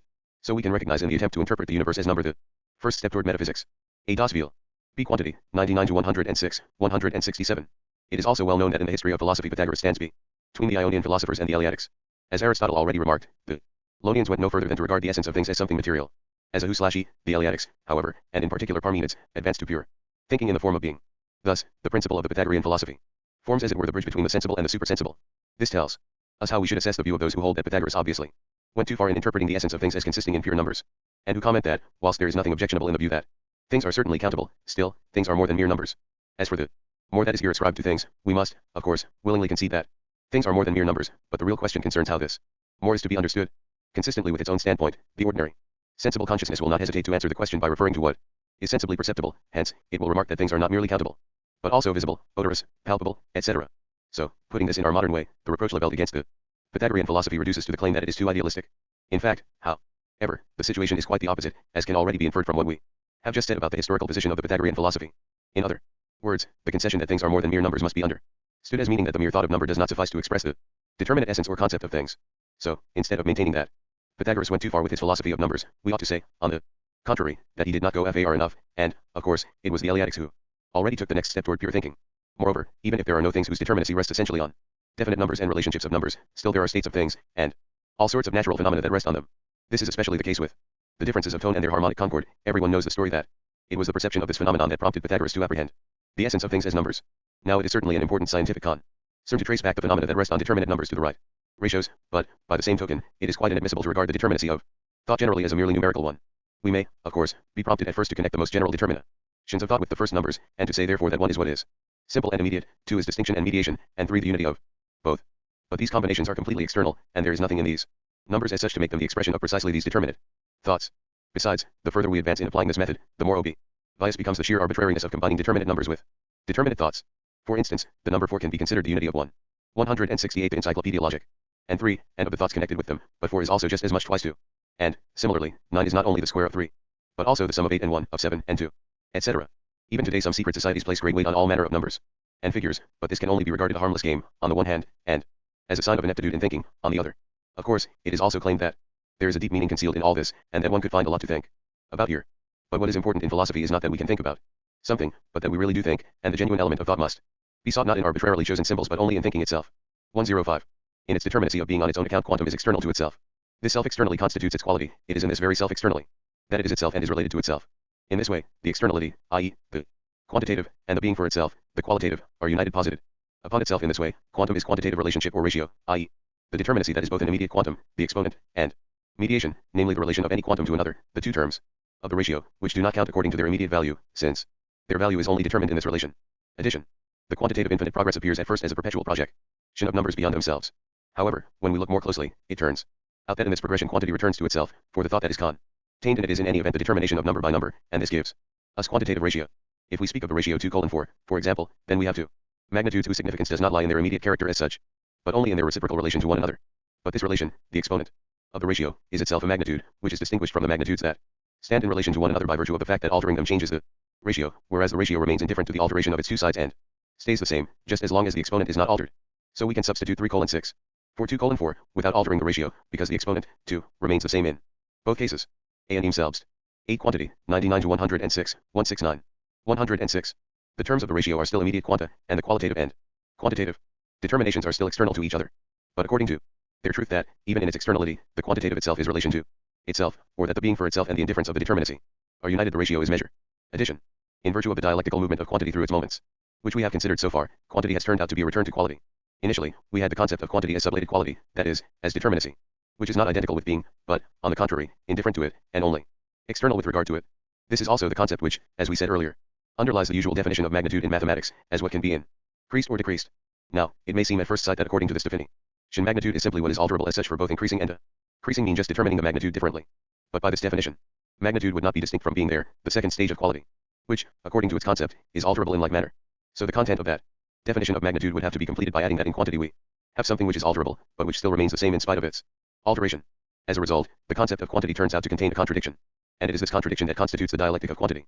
But the result of this dialectic is not a mere return to quality, as if the latter were what is true, and quantity 34 on the contrary what is untrue. Instead, the result is the unity and truth of the two of them. It is qualitative quantity or measure. One more comment in place at this point is that when we are concerned with quantitative determinations in the study of the world of objects, it is in fact always measure that we have in mind as the goal of our endeavors. This is indeed indicated in our language by the fact that we call the ascertaining of quantitative determinations and ratios measuring. For instance, we measure the length of various strings that have been made to vibrate, with an eye to the corresponding distinction between the sounds that are brought about by the vibration. Likewise, in chemistry, we calculate the quantity of the substances that have been brought into combination, so as to be cognizant of the measure by which these combinations are conditioned, in other words, to discover the quantities that underlie determinate qualities. And in statistics, too, the numbers with which we are occupied have an interest only on account of the qualitative results which are conditioned by them. By contrast, mere numerical findings as such, apart from the guiding interest which we have discussed here, rightly count as empty curiosities that satisfy neither a theoretical nor a practical concern. 170. C. Measure. The Encyclopaedia Logic. 107. Measure is qualitative quantum. At first, as immediate measure L, it is a quantum, with which a being there or a quality is bound up. Addition. As the unity of quality and quantity, measure is thus also completed. Being. When we speak of being, it appears initially to be what is entirely abstract and lacking all determination, but being is essentially what determines itself, and it reaches its completed determinacy in measure. We can also consider measure as a definition of the absolute, and it has been said accordingly that God is the measure of all things. 35 That is also why this intuition forms the keynote of many ancient Hebrew Psalms 36, where the glorification of God essentially comes down to saying that it is He who has appointed for everything its limit, for the sea and the dry land, the rivers and the mountains, and equally for the various kinds of plants and animals. In the religious consciousness of the Greeks we find the divinity of measure represented, with special reference to the ethical order, by nemesis. Nemesis involves the general notion that everything human, wealth, honor, power, and similarly joy, sorrow, etc. has its definite measure, the transgression of which leads to undoing and ruin. As for the occurrence of measure in the world of objects, we find first that in nature things exist whose essential content is measure. This is especially the case with the solar system, which we have to regard generally as the realm of free measure. As we advance further in the consideration of inorganic nature, measure retreats into the background, so to speak, because the qualitative and quantitative determinations that we have here prove to be largely indifferent to one another. For example, the qualitative character of a rock or a river is not bound up with a determinate magnitude.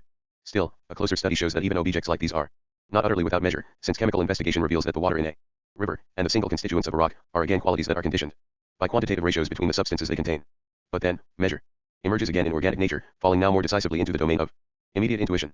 The various kinds of plants and animals have a certain mea. Sure, both as a whole and also in their single parts. We should notice here that the more imperfect organic formations, those that stand closer to inorganic nature, are distinguished in part from the higher organisms through the greater indeterminacy of their measure.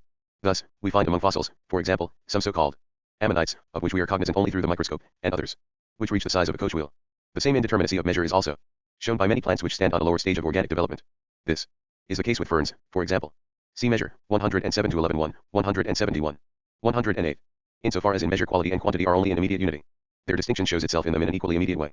Under this aspect, the specific quantum is in some cases mere quantum, and what is there is capable of increase and decrease without the sublation of mea. Sure, which to that extent is a rule, but in other cases the alteration of the quantum is also an alteration of the quality. Addition. The identity of quality and quantity present in measure is only implicit at first, and not yet posited. This implies that each of the two determinations, whose unity is measure, also claims validity on its own account. In this way, on the one hand, quantitative determinations of what is there can be altered, without its quality being affected thereby, but, on the other, this indifferent increase and decrease also has a limit, the transgression of which alters the quality. Thus, for instance, the temperature of water is, up to a point, indifferent in relation to its liquid state, but there comes a point in the increasing or decreasing of the temperature of liquid water where the state of cohesion changes qualitatively, and the water is transformed into steam, on the one hand, and ice, on the other. When a quantitative alteration takes place, it appears, to start with, to be something quite innocent, but something quite different lurks behind it, and this seemingly innocent alteration of the quantitative is like a ruse with which to catch the qualitative. The antinomy of measure that is involved here was already depicted by the Greeks under many guises. They raised the question, for instance, of whether one grain of wheat can make a heap of wheat, or whether the plucking of one hair from the tail of a horse makes it a bald tail. 37 Regarding the nature of quantity as an indifferent and external determinacy of being, we are, at first, inclined to answer those questions in the negative. Nevertheless, we must soon concede that this indifferent increasing or decreasing also has a limit, and that a point in the process is finally reached where, through the continued adding of just one grain of wheat at a time, a heap of wheat results, and through the continued plucking of just one hair at a time we have a bald tail. It is the same with these examples as with the story of a farmer who, as his ass cheerfully strode along, increased its load 1 ounce at a time, until at last it sank down under the burden that had become unbearable. It would be very wrong to treat considerations of this sort as idle academic twaddle, for in fact we are dealing with thoughts that it is also very important to be familiar with in our practical and especially in our ethical life. With regard to the outlays that we make, for instance, there is initially a certain latitude within which a bit more or a bit less does not matter, but if we exceed, on one side or the other, the measure determined by the individual circumstances of the situation, then the qualitative nature of the measure comes into play, just as it does in the above example of the various temperatures of the water, and what could be considered good management of resources a moment ago now becomes avarice or waste. A. Dacian.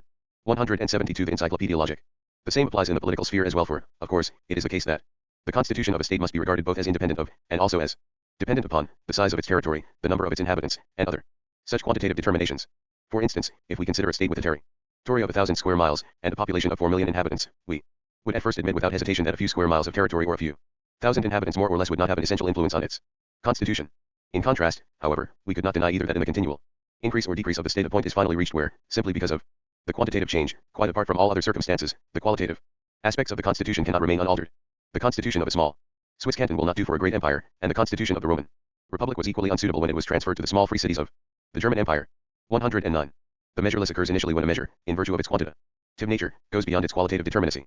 But since the new quantitative ratio, which is measureless with regard to the first, is just as qualitative, the measureless is also a measure. Both of these transitions, from quality to quantity and vice versa, can once more be represented as infinite progress as the self-sublation and restoration of measure in the measureless.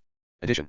As we have seen, quantity is not merely capable of alteration, i.e., of increase and decrease, rather, it is, generally and as such, the process of going beyond itself. And in measure, quantity does indeed confirm this nature. But now, when the quantity that is present in measure exceeds a certain limit, the Sponding quality is thereby sublated, too. What is negated in this way, however, is not quality in general, but only this determinate quality, whose place is immediately taken again by another one. This process of measure, which proves to be alternately a mere alteration of quantity and an overturning of quantity into quality, can be visualized in the image of a knotted line. 38 We find these knotted lines first. In nature, in a variety of forms. We have already given the example of waters. Qualitatively various states of aggregation, conditioned by increase and decrease of temperature. The various stages of oxidation of metals are a similar case. The distinctions of musical notes can also be regarded as an example of the overturning of what is initially a merely quantitative into a qualitative alteration that takes place in the process of measure. 110. What actually happens here is that the immediacy, which still belongs to measure as such, is sublated. Quality and quantity themselves are initially. See measure, 107 to 173. In measure as immediate, and measure is only their relational identity. But, although measure sublates itself in the measureless, it shows itself equally to be only going together with itself in the measureless, which is its negation, but is itself a unity of quantity and quality. Instead of the more abstract sides, of being and nothing, of something and other, etc., the infinite, the affirmation as the negation of the negation, now has quality and quantity for its sides.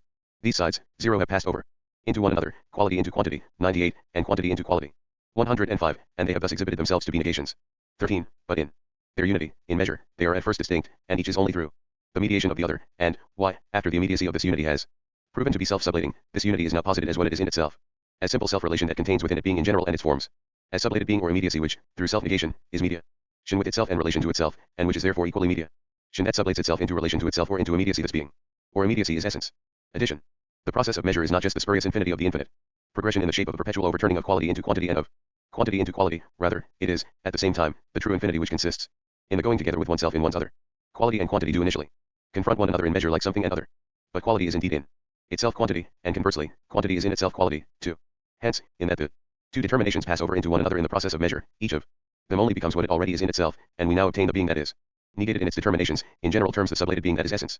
Essence was already implicit within measure, and its process consists simply in its positing itself as what it is in itself.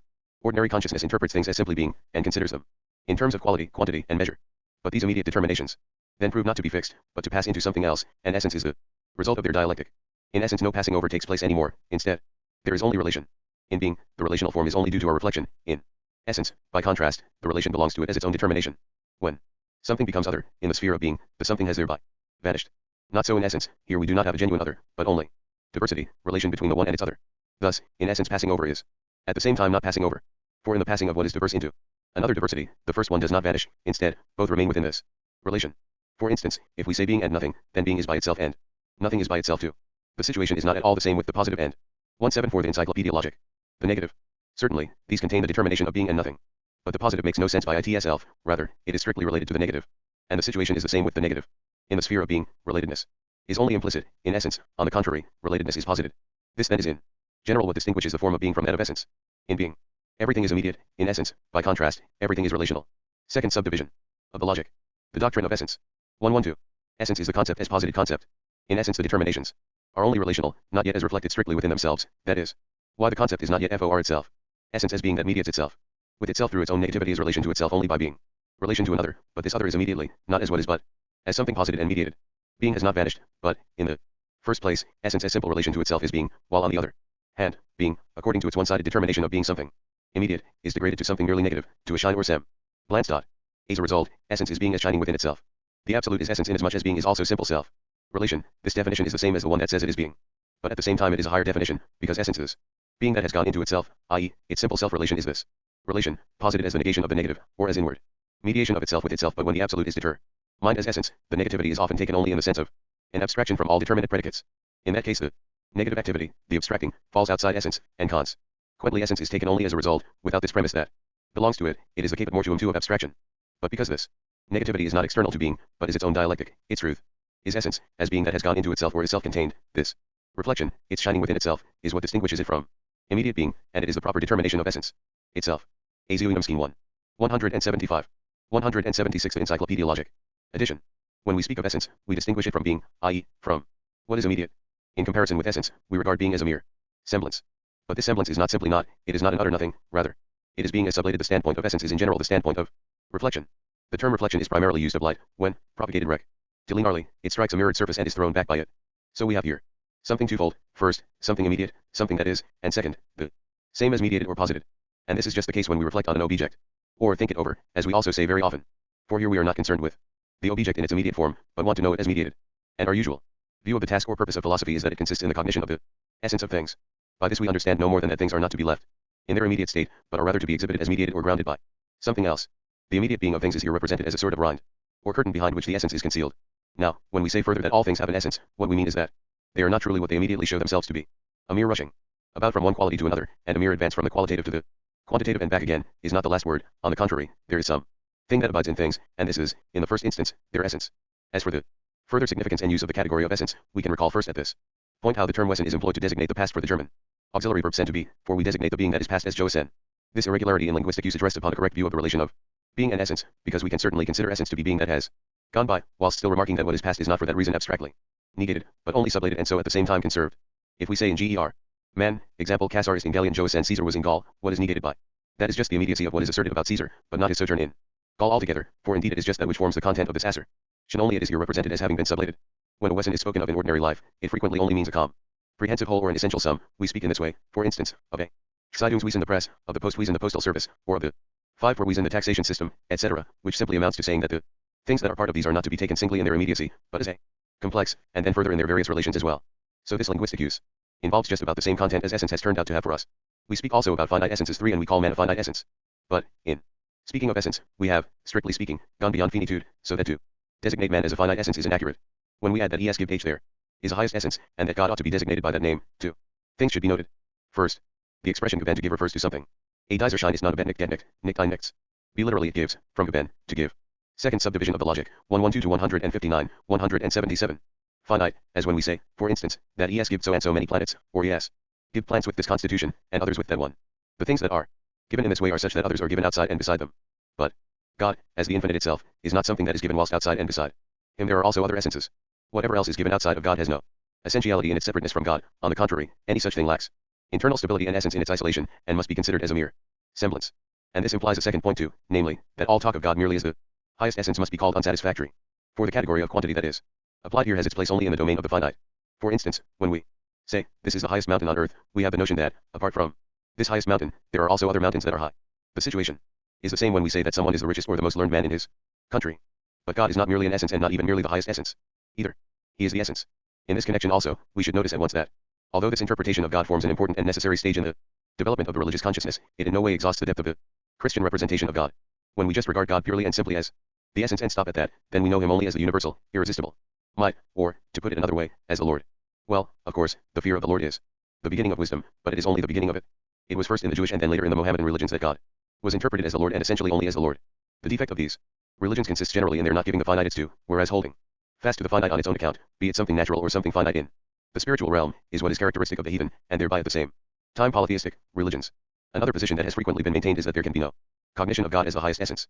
This is the general standpoint of the mode of enlightenment, which is content to say, 11 y and supreme, for and lets the matter rest there. When people talk like this, and regard God only as the highest essence in the beyond, then they have the world in view as something firm and positive in its immediacy. They are forgetting, then, that essence is precisely the sublation of everything immediate.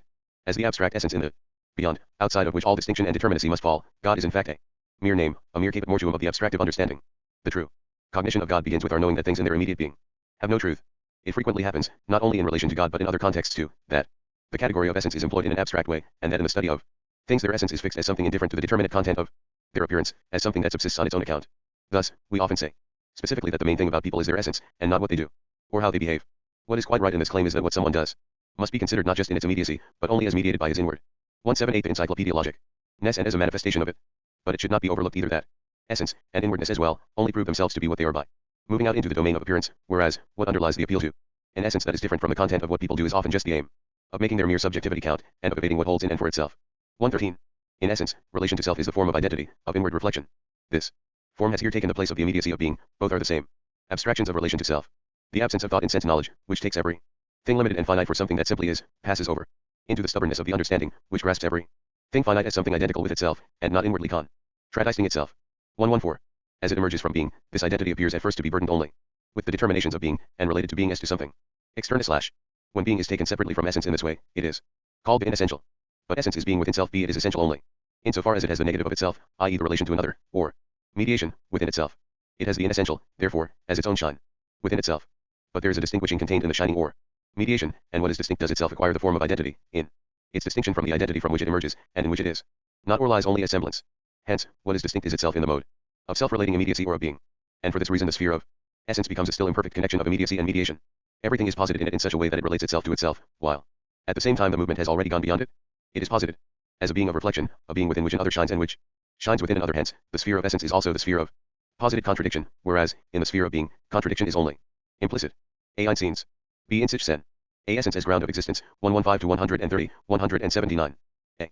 Because the one concept is unit is substantial in everything, the same determinations occur in the development of essence as in the development of being, but they occur in reflected form. Instead of being and nothing, the forms of the positive and negative present themselves. Initially the positive corresponds, as identity, to the being that lacks antithesis, while the negative, shining within it, self, develops as distinctio and then, becoming presents itself in the same way as the very ground of being there, which, as reflected upon the ground, is existence, and so on. This part of the logic, which is the most difficult one, contains most notably the categories of metaphysics and of the sciences generally. It contains them as products of the reflecting understanding, which both as sums the distinctions as independent and at the same time posits their relationality as well. But it only ties the two assumptions together, and it links the two of them only in contiguity or success. Zion, by means of an also, it does not bring these thoughts together, it does not unite them into the concept. Essence as ground of existences. A. The pure determinations of reflection. A. Identity. 115. Essence shines within itself or is pure reflection. In this way it is only relation to self, though not as immediate but as reflected relation identity with itself. Formal identity or identity of the understanding is this identity, insofar as one holds onto it firmly and abstracts from distinction. Or rather, abstraction is the positing of this formal identity, the transformation of something that is inwardly concrete into this form of simplicity, whether it be the case that a part of the man I-fold that is present in the concrete is left out, by means of what is called analysis, and that only one of these elements is selected, or 180 the Encyclopaedia logic. That, by leaving out their diversity, the manifold determinacies are drawn together into one. When identity is linked with the absolute, as the subject of a proposition, then the proposition reads, the absolute is what is identical with itself. This proposition is true enough, but it is quite unclear whether it is meant in its true sense. So it is at best incomplete in its expression, for it remains undecided whether it is the abstract identity of the understanding that is meant I.e. identity one in antithesis to the other determinations of essence or rather the identity that is inwardly concrete. The latter, as will be seen later, is first the ground and then, in its higher truth, the concept. The very word absolute itself often has no other meaning than that of abstract. Thus, absolute space and absolute time do not mean anything more than abstract space and abstract time. Taken as essential determinations, the determinations of essence become predicates of a presupposed subject, which, because they are essential, is everything. The propositions that arise in this way have been expressed as the universal laws of thought. Thus the principle of identity reads, everything is identical with itself 6a equals pi. And negatively, a cannot be both a and non-a at the same time. Instead of being a true law of thinking, this principle is nothing but the law of the abstract understanding. The propositional form itself already contradicts it, since a proposition promises a distinction between subject and predicate as well as identity, and the identity proposition does not furnish what its form demands. Specifically, however, it is sublated by the so-called laws of thought that follow it, for these make the contrary of this law into laws. If someone says that this proposition cannot be proven, but that every consciousness proceeds in accordance with it and, as experience shows, agrees with it at once, as soon as it takes it in, then, against this alleged experience of the schools we have to set the universal experience that no consciousness thinks, has notions, or speaks, according to this law, and no existence of any kind at all exists in accordance with it. Speaking in accordance with this supposed law of truth, a planet is a planet, magnetism is magnetism, the spirit is a spirit, is rightly regarded as silly, that is, indeed a universal experience. The schoolroom, which is the only place where these laws are valid, along with its logic which propounds them in earnest, has long since lost all credit with sound common sense as well as with reason. Addition. Identity is in the first place the repetition of what we had before us earlier, as being, but now as what has come to be through the sublation of immediate a essence as ground of existence, 115 to minus 130, 181. Determinacy, hence, it is being as ideality it is of great importance to reach an adequate understanding of the true significance of identity, and this means above all that it must not be interpreted merely as abstract identity, i.e., as identity that excludes distinction. This is the point that distinguishes all bad philosophy from what alone deserves the name of philosophy. In its truth, as the ideality of what immediately is, identity is a lofty determination both for our religious consciousness and for the rest of our thinking and consciousness in general. It can be said that the true knowledge of God begins at the point where he is known as identity, i.e., as absolute identity, and this implies, at the same time, that all the power and the glory of the world sinks into nothing before God and can subsist only as the shining forth of his power and his glory. Similarly, it is his identity as consciousness of himself that distinguishes man from nature in general, and particularly from animals, which do not achieve a grasp of themselves as one, i.e., as their pure self-unity. As for the significance of identity in relation to thinking, this is above all a matter of not confusing true identity, which contains being and its determination sublated within itself, with abstract, merely formal identity. All the charges of one-sidedness, harshness, lack of content, etc., which are so often labelled at thinking, especially from the standpoint of feeling and immediate intuition, have their basis in the perverse assumption that the activity of thinking is only an abstract positing of identity, and it is formal logic itself that confirms this assumption, by setting up the supposedly highest law of thought that has been elucidated in the above paragraph. If thinking were no more than that abstract identity, it would have to be declared the most odious and boring business in the world. Certainly the concept, and furthermore, the idea, are self-identical, but they are self-identical only insofar as they at the same time contain distinction within themselves. 13. Distinction. 116. Essence is pure identity and inward shine only because it is negativity, relating itself to itself, and hence by being self-repulsion from itself, thus it contains the determination of distinction essentially. At this point otherness is no longer qualitative, i.e., no longer determinacy, or limit, but within the self-relating of essence, negation. Being also relation, is at the same time distinction, positedness. Mediatedness. Addition. The question, how does identity arrive at distinction, presupposes that identity, taken as mere, i.e., abstract, identity is something on its own account, and that distinction, too, is something else that is equally something on its own AC count. But this presupposition makes it impossible to answer the question raised. For when identity and distinction are regarded as diverse, then what we have in 182 the Encyclopaedia logic. Fact is only distinction, and for that reason the advance to distinction cannot be demonstrated, because what the advance is supposed to start from is not present at all for the one who is asking about the how of the advance. So when we look more closely, the question proves to be a completely unthinking one, and whoever raises it should be asked first of all what he understands by identity. It would then turn out that no thought underlies the word he uses, and that identity is just an empty name for him. Moreover, as we have seen, identity is certainly something negative, though not just abstract, empty nothing. Instead, it is the negation of being and of its determinations. But as this negation, identity is at the same time relation. Indeed, it is negative relation to itself, or a distinguishing of itself from itself. 117. Distinction is 1. Immediate distinction, diversity, in which each of the distinct terms is what it is on its own account, and each is indifferent vis-a-vis its relation to the other, so that the relation is an external one for it. Because of the indifference of the diverse terms with regard to their distinction, the distinction falls outside of them in a third, that makes the comparison as identity of those that are related. This external distinction is equality, as their non-identity it is inequality. The understanding lets these determinations themselves fall outside of each other in such a way that, although the comparison has one and the same substratum for the equality and the inequality, these are supposed to be diverse sides and aspects of it, but equality on its own is just the preceding term, identity, and inequality on its own is distinction. Diversity has also been transformed into a principle. Every thing is diverse, or there are no two things that are perfectly equal to each other. Here everything is given the predicate opposed to the identity which was attributed to it in the first principle, and thus a law that contradicts the first one is proclaimed. All the same, inasmuch as diversity only belongs to external comparison, something by itself is supposed to be only identical with itself, and in this way the second principle is supposed not to contradict the first. But in this case the diversity does not belong to the something or to everything, it does not constitute an essential determination of this subject, so the second principle cannot be proclaimed at all, but if, in accordance with the second principle, the something is itself diverse, then it is so in virtue of its own determinacy, but in this case it is no longer diversity as such that is meant, but determinate distinction. This is the meaning of Leibniz's principle, 2. A essence as ground of existence, 115 to 130, 183. Addition. When it sets itself to consider identity, the understanding is in fact already beyond it, and has distinction before it in the shape of mere diversity.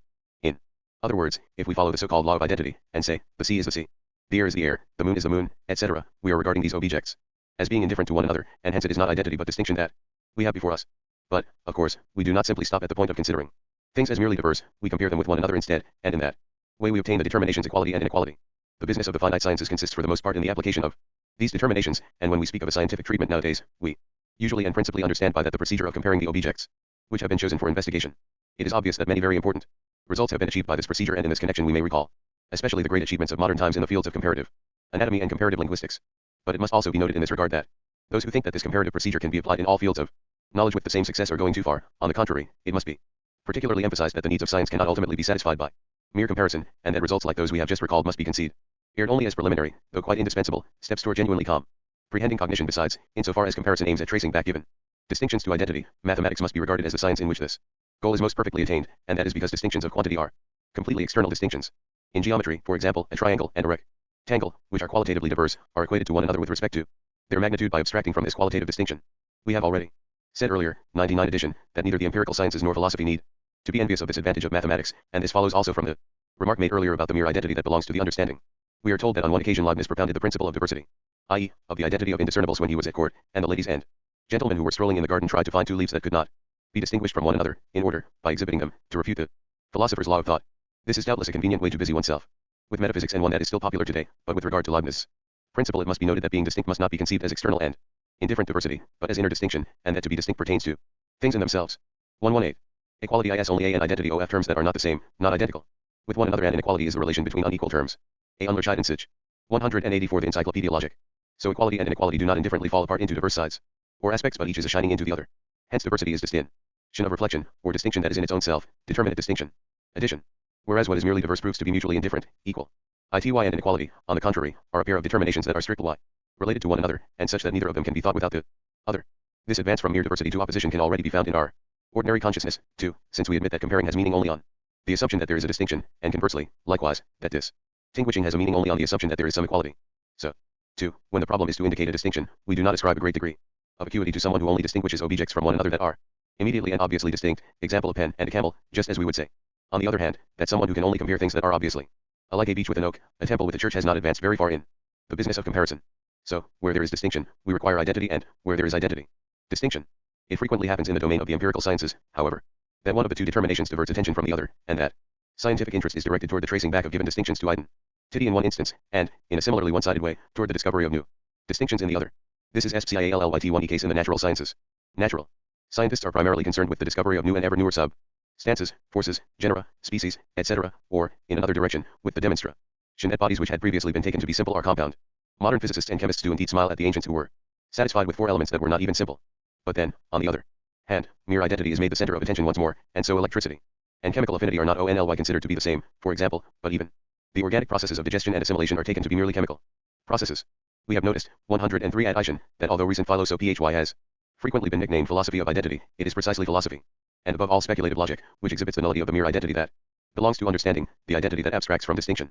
This philosophy then also insists, to be sure, that we should not rest content with mere diversity but become cognizant of the inner unity of everything there is. 119. 2. Distinction in its own self is the essential distinction, the positive and the negative. The positive is the identical relation to self in such a way that it is not the negative, while the negative is what is distinct on its own account. A essence as ground of existence, 115 to 130, 185. In such a way that it is not the positive. Since each of them is on its own account only in virtue of not being the other one, each shines within the other, and is only insofar as the other is. Hence, the distinction of essence is opposition through which what is distinct does not have an other in general, but its own other facing it, that is to say, each has its own determination only in its relation to the other, it is only inwardly reflected, insofar as it is reflected into the other, and the other likewise, thus each is the other's own other. Distinction in itself gives us the principle, everything is some thing essentially distinct, or, as it also has been expressed of two opposed predicates, only one belongs to something, and there is no third. This principle of antithesis contradicts the principle of identity most explicitly, since according to the latter, something is supposed to be only relation to self, while according to the former it is supposed to be an opposite, or the relation to its other. It is the peculiar absence of thought in abstraction to put two such contradictory principles side by side, without even comparing them. The principle of the excluded third is the principle of the determinate understanding, which tries to avoid the contradiction, and by doing so commits it. A must be either and A or A. Thus the third term, the A which is neither and nor, and which is posited, also equally as and A and as A, is already expressed. If and W means 6 miles in the westerly direction, but W 6 miles in the easterly direction, and sublate each other, then 6 miles of road or of space remain what they were, with or without the antithesis. Even the mere plus and minus of number or of abstract direction have, if one pleases, 0 for their third term, but one ought not to deny that the empty antithesis of the understanding between plus and also has its place, precisely in the context of such abstractions as number, direction, etc. In the doctrine of contradictory concepts, one concept is, for instance, called blue, for in a doctrine of this kind even something like the sense representation of a color is called a concept, the other not blue, so that this other would not be an affirmative, like, for instance, yellow, but is just the abstractly negative that has to be held fast that the negative is also positive within itself is shown in the following paragraph 120, but this is already implied in the determination that which is opposed to another is a Satz der Gegensatzes. 186 The Encyclopaedia Logic. Its other the emptiness of the antithesis between so-called contradictory concepts had its full presentation in the grandiose expression, as we may call it, of a universal law, that of all such opposed predicates one applies to each thing and the other not so. That spirit would be either white or not white, yellow or not yellow, and so on ad infinitum. Since it is forgotten that identity and opposition are themselves opposed, the principle of opposition is taken also for the principle of identity in the form of the principle of contradiction, and a concept to which neither, see above, or both of two mutually contradictory characteristics apply, is declared to be logically false. Like, for instance, a square circle point 8 now, although a polygonal circle, or a rectilinear arc contradicts this principle just as much. Geometers do not hesitate to consider and to treat the circle as a polygon, with rectilinear sides. But something like a circle, its mere determinacy, is not yet a concept. In the concept of circle, center and periphery are equally essential, both characteristics belong to it, and yet periphery and center are opposed to and contradict each other. The notion of polarity, which is so generally current in physics, contains within itself a more correct determination of opposition. But if physics holds on to ordinary logic as far as its thoughts are concerned, it would easily get scared if it were to develop polarity for itself, and would thus come to the thoughts that are implied in it. Addition 1. The positive is identity once more, but now in its higher truth, as identical relation to itself, and at the same time in such a way that it is not the negative. The negative on its own account is nothing but distinction itself. The identical as such is, to begin with, what lacks determination. The positive, in contrast, is what is identical with itself, but determined against another, and the negative is distinction as such, determined as not being identity. This is the inward distinction of distinction itself. In the positive and the negative we think we have an absolute distinction. Both terms, however, are implicitly the same, and therefore we could call the positive the negative if we liked, and conversely we could call the negative the positive as well. Consequently, assets and debts are not two particular, independently subsisting species of assets. What is something negative for the debtor is something positive for the creditor. The same applies to a road to the east, it is equally a road to the west. Thus, what is positive and what is negative are essentially conditioned by one another, and are what they are only in their relation to one another. There cannot be the north pole of a magnet without the south pole, nor the south pole without the north pole. If we cut a magnet in two we do not have the north pole in a essence as ground of existence, 115 to minus 130, 187. One piece and the south pole in the other. And in the same way, positive and negative electricity are not two diverse, independently subsisting fluids. Quite generally, what is distinct in an opposition confronts not only an other, but its other. Ordinary consciousness treats the distinct terms as indifferent to one another. Thus we say, I am a human being, and I am surrounded by air, water, animals, and everything else. In this ordinary consciousness everything falls outside everything else. The purpose of philosophy is, in contrast, to banish indifference Ferents tend to become cognizant of the necessity of things, so that the other is seen to confront its other. And so, for instance, inorganic nature must be considered not merely as something other than organic nature, but as its necessary other. The two are in essential relation to one another, and each of them is what it is, only insofar as it excludes the other from itself, and is related to it precisely by that exclusion. Or in the same way again, there is no nature without spirit, or spirit without nature. In any case, it is an important step in thinking, when we cease to say, well, something else is possible, too.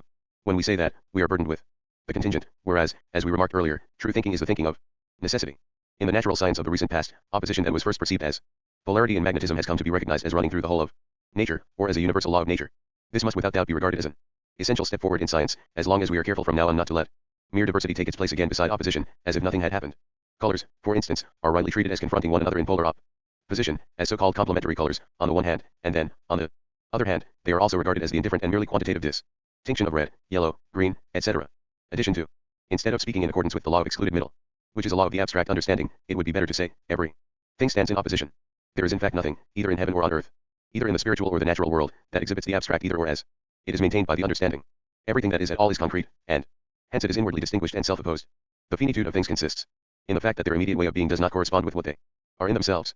For instance, in inorganic nature, acid is at same time in itself base, i.e., its being is totally and solely in its relatedness to its other. Hence also, however, acid is not something that persists quietly in the antithesis, but is rather what strives to posit itself as what it is in itself. Generally speaking, it is contradiction that moves the world, and it is ridiculous to say that contradiction cannot be thought. What is correct in this assertion is just that contradiction is not all there is to it, and that contradiction sublates itself by its own doing. Sublated contradiction, however, is not abstract identity, for that is itself only one side of the antithesis. The proximate result of opposition posited as contradiction is the ground, which contains within itself both identity and distinction as sublated and reduced to merely ideal moments. 188 Encyclopaedia Logic. 020. The positive is the diverse term, which has to be on its own account and, at the same time not indifferent vis-a-vis its relation to its other. The negative, as negative relation to self, has to be equally independent. It has to be on its own account but at the same time, as strictly negative, it has to have its positive, this relation to self that belongs to it, only in the other. Both of them, therefore, are the posited contradiction, both are in themselves the same. And both are the same for themselves, too, since each is the sublating of the other and of itself. As a result they go to the ground. In other words, essential distinction, as distinction in and for itself, is immediately only distinction of itself from itself, it therefore contains the identical, so essential distinction itself belongs, together with identity, to the whole. Distinction that is in and for itself as relating itself to itself, essential distinction is already expressed equally as what is identical with itself, and what is opposed is precisely that which contains the one and its other, both itself and its opposite within itself. The being within self of essence, mind in this way, is ground. What? Ground. 021. Ground is the unity of identity and distinction, the truth of what distinction and identity have shown themselves to be, the inward reflection which is just as much reflection into another and vice versa. It is essence posited as totality. The principle of ground reads, everything has its sufficient ground, 9 i.e., the true essentiality of something is not the determination of it as identical with itself or as diverse, as merely positive or as merely negative, but the fact that it has its being in an other, which, as the identical with itself that belongs to it, is its essence. The latter also is not abstract reflection into self, but reflection into another. Ground is the essence that is within itself. The latter is essentially ground, and it is ground only insofar as it is the ground of something, of another. Addition. When we say that ground is the unity of identity and distinction, this unity must not be understood as abstract identity, for then we would just have another name for a thought that is once more just that identity of the understand. Grunde. Bals an identisches mit sich. A essence as ground of existence, 115 130, 189. In which we have recognized to be untrue. So, in order to counter this misunderstanding, we can also say that ground is not only the unity but equally the distinction of identity and distinction, too. Ground, which we encountered first as the sublation of contradiction, therefore makes its appearance as a new contradiction. But, as such, it is not what abides peacefully within itself, but is rather the exual sign of itself from itself. Ground is ground only insofar as it grounds, but what has come forth from the ground is the ground itself, and herein lies the formalism of ground. The ground and what is grounded are one and the same content, and the distinction between them is a mere distinction of form between simple relation to self and mediation or positedness. When we ask about the grounds of things, this is precisely the standpoint of reflection that we mentioned earlier, 112 edition, we want to see the thing in question duplicated as it were, first in its immediacy and secondly in its ground, where it is no longer immediate. This is indeed the simple meaning of the so-called principle of sufficient reason or ground. This principle only asserts that things must essentially be regarded as mediated. Moreover, in setting up this law of thought, formal logic gives the other sciences a bad example, since it asks them not to take their content as valid in its immediacy, while, for its own part, it sets up this law of thought without deducing it and exhibiting its process of mediation. With the same right that the logician asserts when he maintains that our faculty of thinking happens to be so constituted that we must always ask for a ground, the doctor could answer that people are so organized that they cannot live underwater. When he is asked why a person who falls into the water drowns, and in the same way a jurist who is asked why a criminal is punished could answer that civil society is so constituted that crime cannot be allowed to go unpunished. But even if we present from the demand, addressed to logic, that it should furnish a grounding for the principle of sufficient reason or ground, still it must at least answer the question of what is to be understood by ground. The usual explanation, that a ground is what has a consequence, appears at first sight to be more illuminating and accessible than the determination of this concept that was given above. But if we go on to ask what a consequence is, and we get the answer that a consequence is what has a ground, then it is clear that the accessibility of this explanation consists only in the fact that what in our case has been reached as the result of a preceding movement of thought is simply presupposed in that explanation. It is precisely the business of the logic, however, to exhibit the thoughts that are merely represented, and which as such are not comprehended nor demonstrated, as stages of self-determining thinking, so that these thoughts come to be both comprehended and demonstrated. In ordinary life, and equally in the finite sciences, we very frequently employ this form of reflection with the aim of finding out, by its use, what the situation of the objects under examination really is. And although there is nothing wrong with this way of looking at things, so long as it is only a matter of the immediate housekeeping needs of cognition, so to speak, still it should be noted at once that this method cannot provide definitive satisfaction, either in a theoretical or in a practical regard. This is because the ground still has no content that is determined. 190 The Encyclopaedia Logic. In and for itself, and in consequence of that, when we consider something as grounded, we obtain only the mere distinction of form between immediacy and mediation. Thus, for instance, when we see an electrical phenomenon and ask for its ground, we receive the answer that the ground of this phenomenon is electricity, but this is simply the same content that we had before us immediately, translated into the form of something internal. Now, of course, the ground is also not just what is simply identical with itself, it is also distinct, and for that reason various grounds can be offered for one and the same content. So, in accordance with the concept of distinction, that diversity of grounds now leads to opposition in the form of grounds for and against the same content. Suppose, for example, that we consider an action, let us say, for argument's sake, a theft. This is a content in which a number of aspects can be distinguished. Property has been violated by the theft, while the thief, who was in need, has obtained the means for the satisfaction of his wants. It may be the case, too, that the person from whom the theft was made did not make good use of his property. Well, it is certainly correct that the violation of property which has taken place is the decisive point of view before which the others must give way, but this decision is not entailed by the principle of thought according to which everything must have a ground. It is certainly the case that according to the usual version of this law of thought, what is meant is not merely any ground but a sufficient one, and one might think, therefore, that, in the case of the action that has been mentioned as an example, the points of view brought forward, other than violation of property, are grounds, to be sure, although they are not sufficient grounds. But what has to be said about that is that when people speak of a sufficient ground, the predicate is either osius, or else it is one which transcends the category of ground as such. The predicate sufficient is osius and tautological if it is supposed to express only the capacity to ground something, since a ground only is a ground to the extent that it possesses this capacity. If a soldier runs away from a battle in order to save his life, he acts in a way that is contrary to his duty, of course, but it cannot be maintained that the ground which has determined him to act in this way was insufficient, for if it was he would have stayed at his post. However, it must also be said that, just as on the one hand, all grounds are sufficient, so, on the other hand, no ground is sufficient as such. This is because, as we have already remarked, the ground does not yet have a content that is determined and for itself, and consequently it does not act of itself and bring forth. It is the concept that will soon show itself to be a content of this kind, one that is determinate in and for itself, and hence acts on its own, and that is what Leibniz is concerned with when he speaks of a sufficient reason or ground and insists on considering things from this point of view. What Leibniz primarily had in mind here was the merely mechanical approach that many people are still so attached to, even now, and he rightly declared that it is inadequate. For instance, when the organic process of circulation of the blood is traced back to the contraction of the heart, this is a merely mechanical interpretation, and the theories of criminal law that consider the purpose of punishment to be to render the criminal harmless, or a essence as ground of existence, 115 to 130, 191. To deter, or to lie in other such external grounds are similarly mechanical. It is very unjust to Leibniz to suppose that he contented himself with something so lame as the formal principle of reason or ground. The mode of consideration that he asserted as valid is precisely the reverse of the formalism that lets the matter rest with mere grounds where what is at issue is a cognition that comprehends. In this regard, Leibniz contrasted causae efficiens and causae finales, and required that we should not stop at the former but press on to the latter.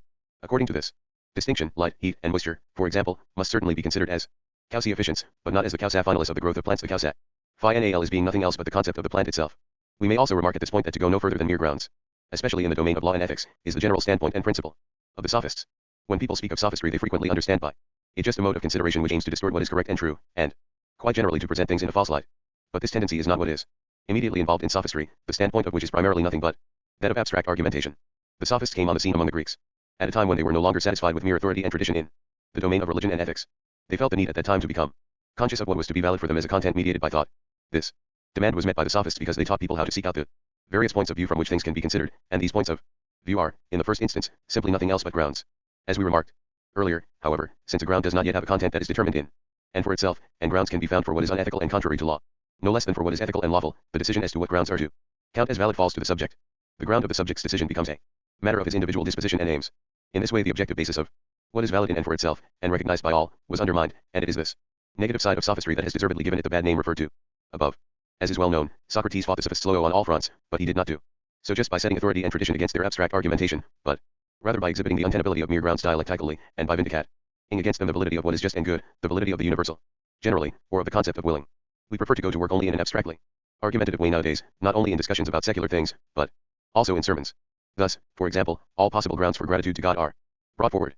Socrates, and Plato, too, would not have scrupled to declare all this to be sophistry, since sophistry is primarily a matter not of content, which may well be true, but of the form of arguing about grounds, and argumentation by which everything can be defended, but also everything can be attacked. In our time, rich as we are in reflection, and given to abstract argumentation. Someone who does not know how to advance a good ground for everything, even for the worst and most perverse views, cannot have come far. Everything in the world that 192 the Encyclopaedia logic has been corrupted on good grounds. When an appeal is made to grounds, people are at first inclined to give way to them, but if they have had experience of this procedure, they will turn a deaf ear and not let themselves be imposed upon any further. 122.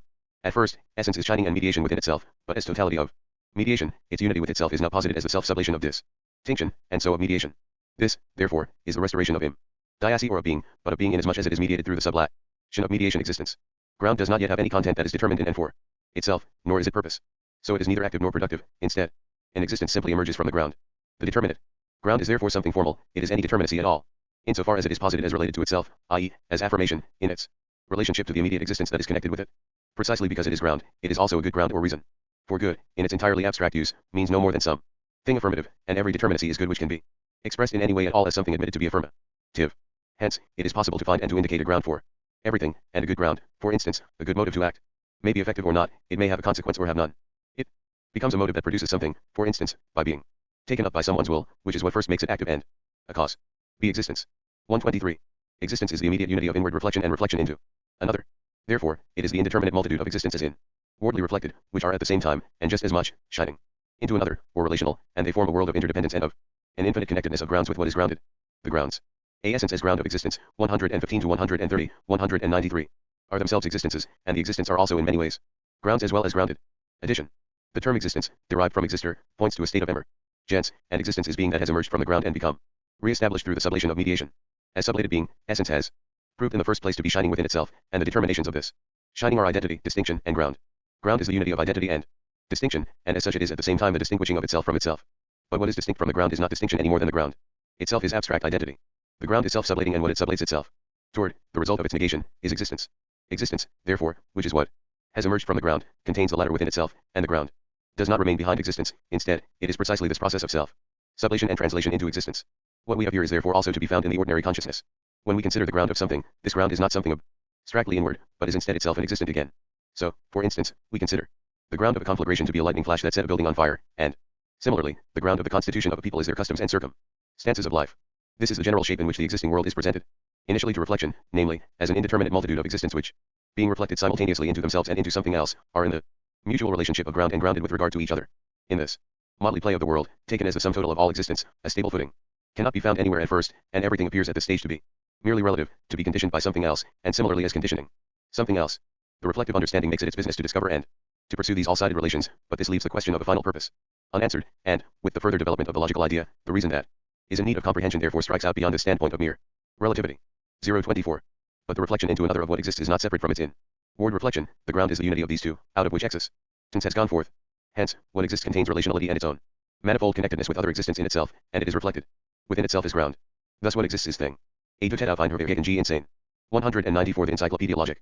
The thing in itself and which has become so famous in the Kantian philosophy, shows itself here in its genesis, i.e., as the abstract reflection into itself that is clung to, as against reflection into another and against distinct determinations in general, as the empty basis of all of them. Addition. If we are to understand by cognition the apprehending of an object in its concrete determinacy, then the assertion that the thing in itself is beyond cognition must be admitted to be correct, since the thing in itself is nothing but the completely abstract and indeterminate thing in general. But, with the same right that we speak of the thing in itself, we could also speak of quality in itself, quantity in itself, and similarly of all the other categories, and this would be understood to mean these categories in their abstract immediacy, i.e., apart from their development and inner determinacy. So we must consider the fixating of the thing as the only in itself to be a whim of the understanding. But we also have the habit of applying the term in itself to the content both of the natural and of the spiritual world. Hence we speak, for example, of electricity in itself or a plant in itself, and similarly of man or the state in itself, and by the in itself of these objects we understand what they rightly and properly are. The situation here is no different than it is in respect to the thing in itself. Generally, that situation is, more precisely, that if we halt at objects as they are, merely in themselves, then we do not apprehend them in their truth, but in the one-sided form of mere abstraction. Thus, for instance, man in himself is the child, whose task is not to remain in this abstract and undeveloped state of being in itself, but to become for himself what he is initially only in himself, namely, a free and rational essence. Similarly, the state in itself is the still undeveloped patriarchal state, in which the various political functions implied by the concept of the state have not yet become constitutional, at least in a way that is adequate to its concept. In the same sense the germ, too, can be regarded as the plant in itself. We can see from these examples that all who suppose that what things are in themselves, or the thing in itself in general, is something that is inaccessible to our cognition are very much mistaken.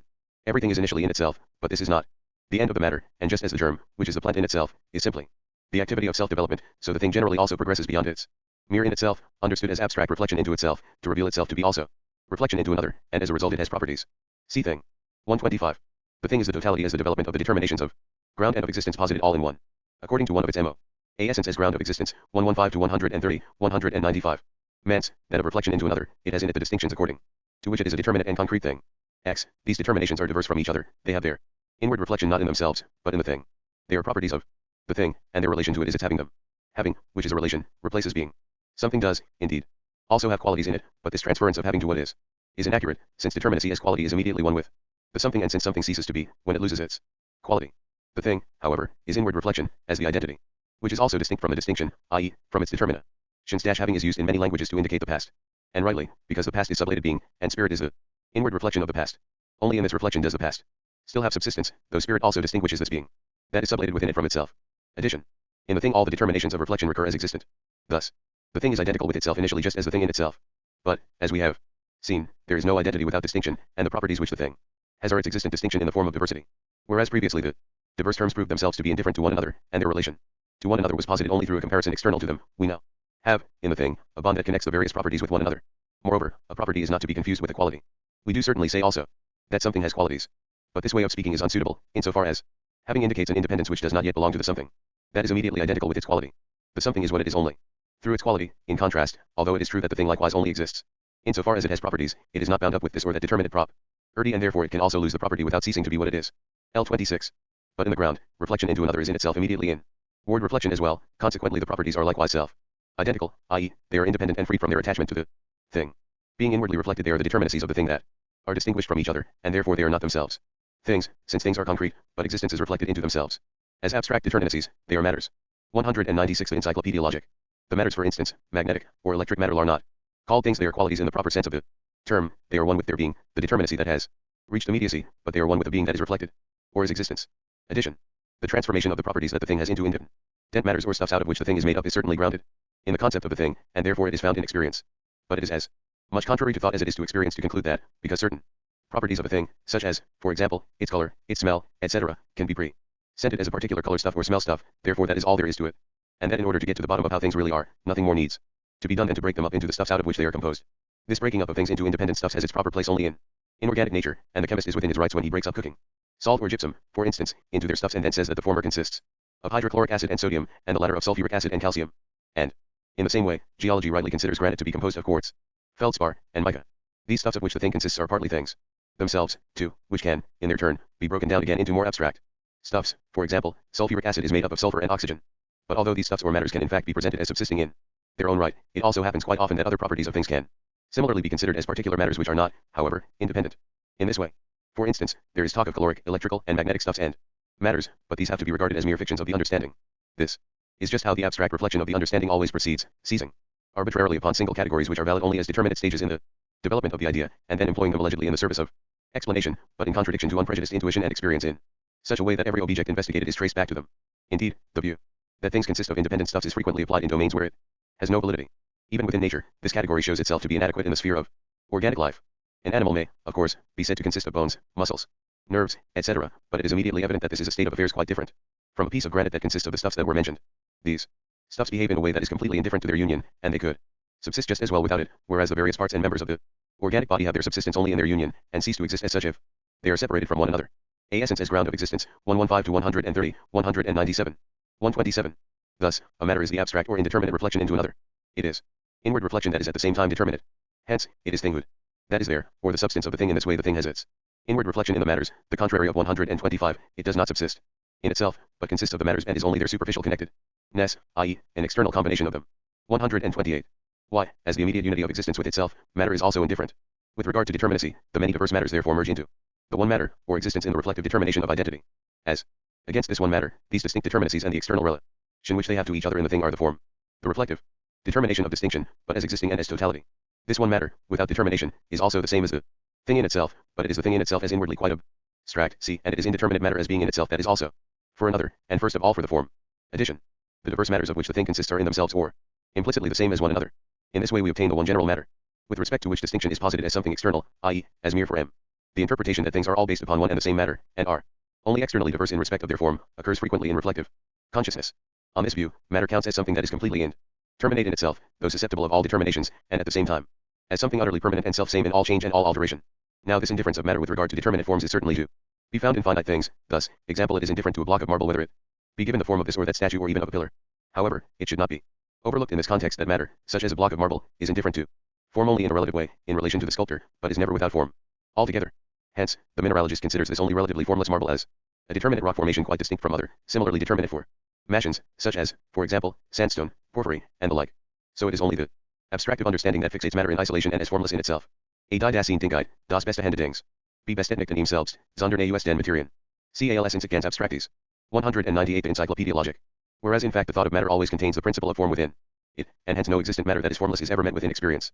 But the interpretation of matter as present from the beginning and as formless in itself is, in any case, very old. We meet it already among the Greeks, initially in the mythical shape of chaos, which was represented as the formless foundation of the existing world.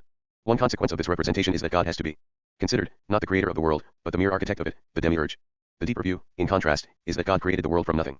What this expresses in general is that matter as such is not independent, on the one hand, and, on the other hand, that form does not accrue to matter from outside but, being itself totality, bears the principle of matter within itself.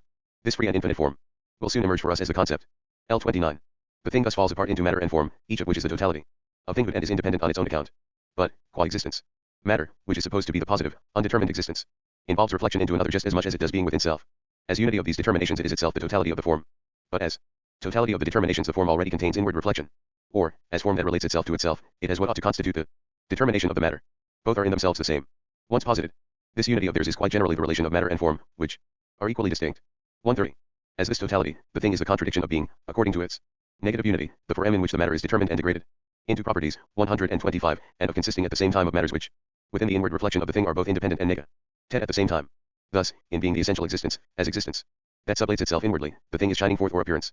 The negation, also posited in the thing as independence of the matters, occurs in physics as porosity. 14 Each of the many matters, color stuff, odor stuff, and other stuff, including, according to some, sound stuff, and further, in any case, heat stuff, electric matter, etc., is also negated, and in this negation of it and its force many other independent matters are found, which are equally. Aerschian 13. The appearance, 131 to 141, 199. Porous and which thus mutually let the others exist within themselves.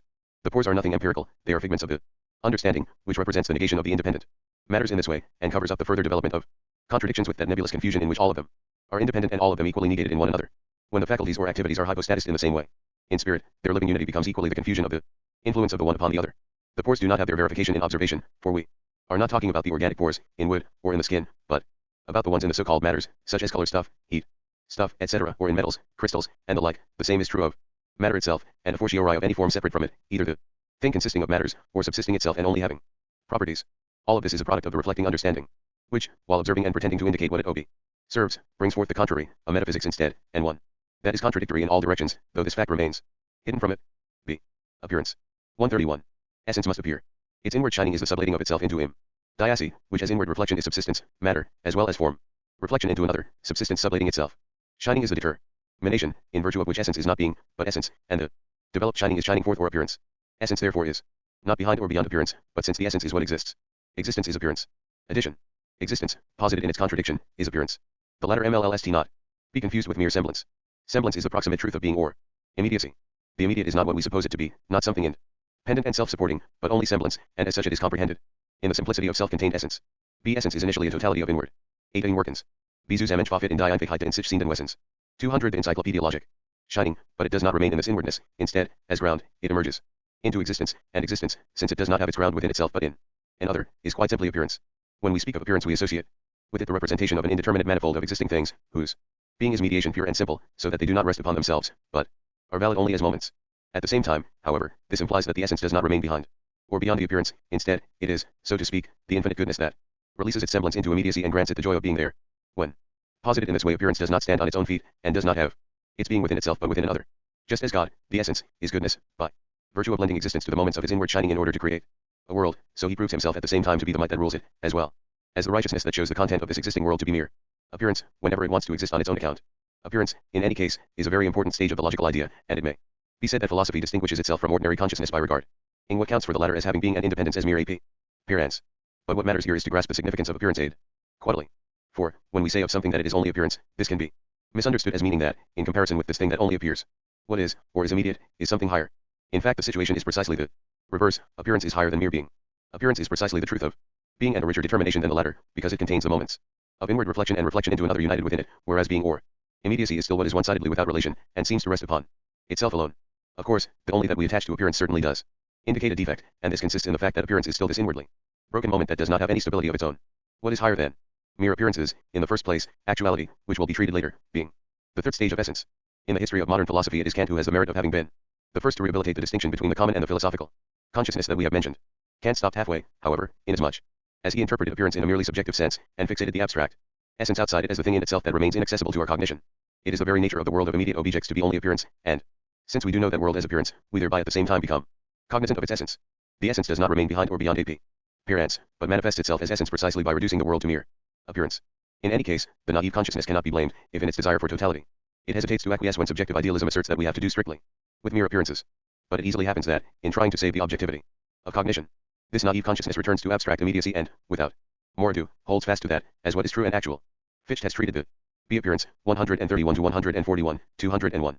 Antithesis between subjective idealism and immediate consciousness in a short work bearing the title Report, clear as daylight, to the wider public about the real nature of recent philosophy, an attempt to force the reader to understand. Here we find a conversation in which the author attempts to demonstrate to the reader how the subjective idealist standpoint is justified. During the conversation, the reader complains to the author that he, the reader, cannot succeed in putting himself in the idealist position. He is inconsolable about the fact that the things that surround him are supposed not to be real things but merely appearances. The reader is certainly not to be blamed for this distress, since he is required to regard himself as confined within an impenetrable circle of merely subjective representations, but then, quite apart from this merely subjective interpretation of appearance, it must be said that we all have cause to be glad that, in dealing with the things that surround us, we only have to do with appearances and not with firm and independent existences, because in that case we would soon die of hunger, both bodily and mental. The world of appearance. 132. What appears exists in such a way that its subsistence is immediately sub-lated, and is only one moment of the form itself. The form contains subsistence or matter within itself as one of its determinations. Thus, what appears has its ground in the form as its essence, or as its inward reflection. Vis apes its immediacy, but that only means that it has its ground in another determinacy of the form. This ground of what appears is just as much something that appears as so that appearance proceeds to an infinite mediation of its subsistence by its form, hence by non-subsistence as well. This infinite mediation is at the same time a unity of relation to self, and existence is developed into a totality and a world of appearance, or of reflected finitude. Be content and form. 133. The mutual externality of the world of appearance is totality, and it is entirely contained within its relation to self. Hence, the relation of AP. Inertion and phase. 202. The Encyclopaedia Logic. Appearance to itself is completely determinate, it has the form within itself. And, because it has it in this identity, it has the form as its essential subsistence.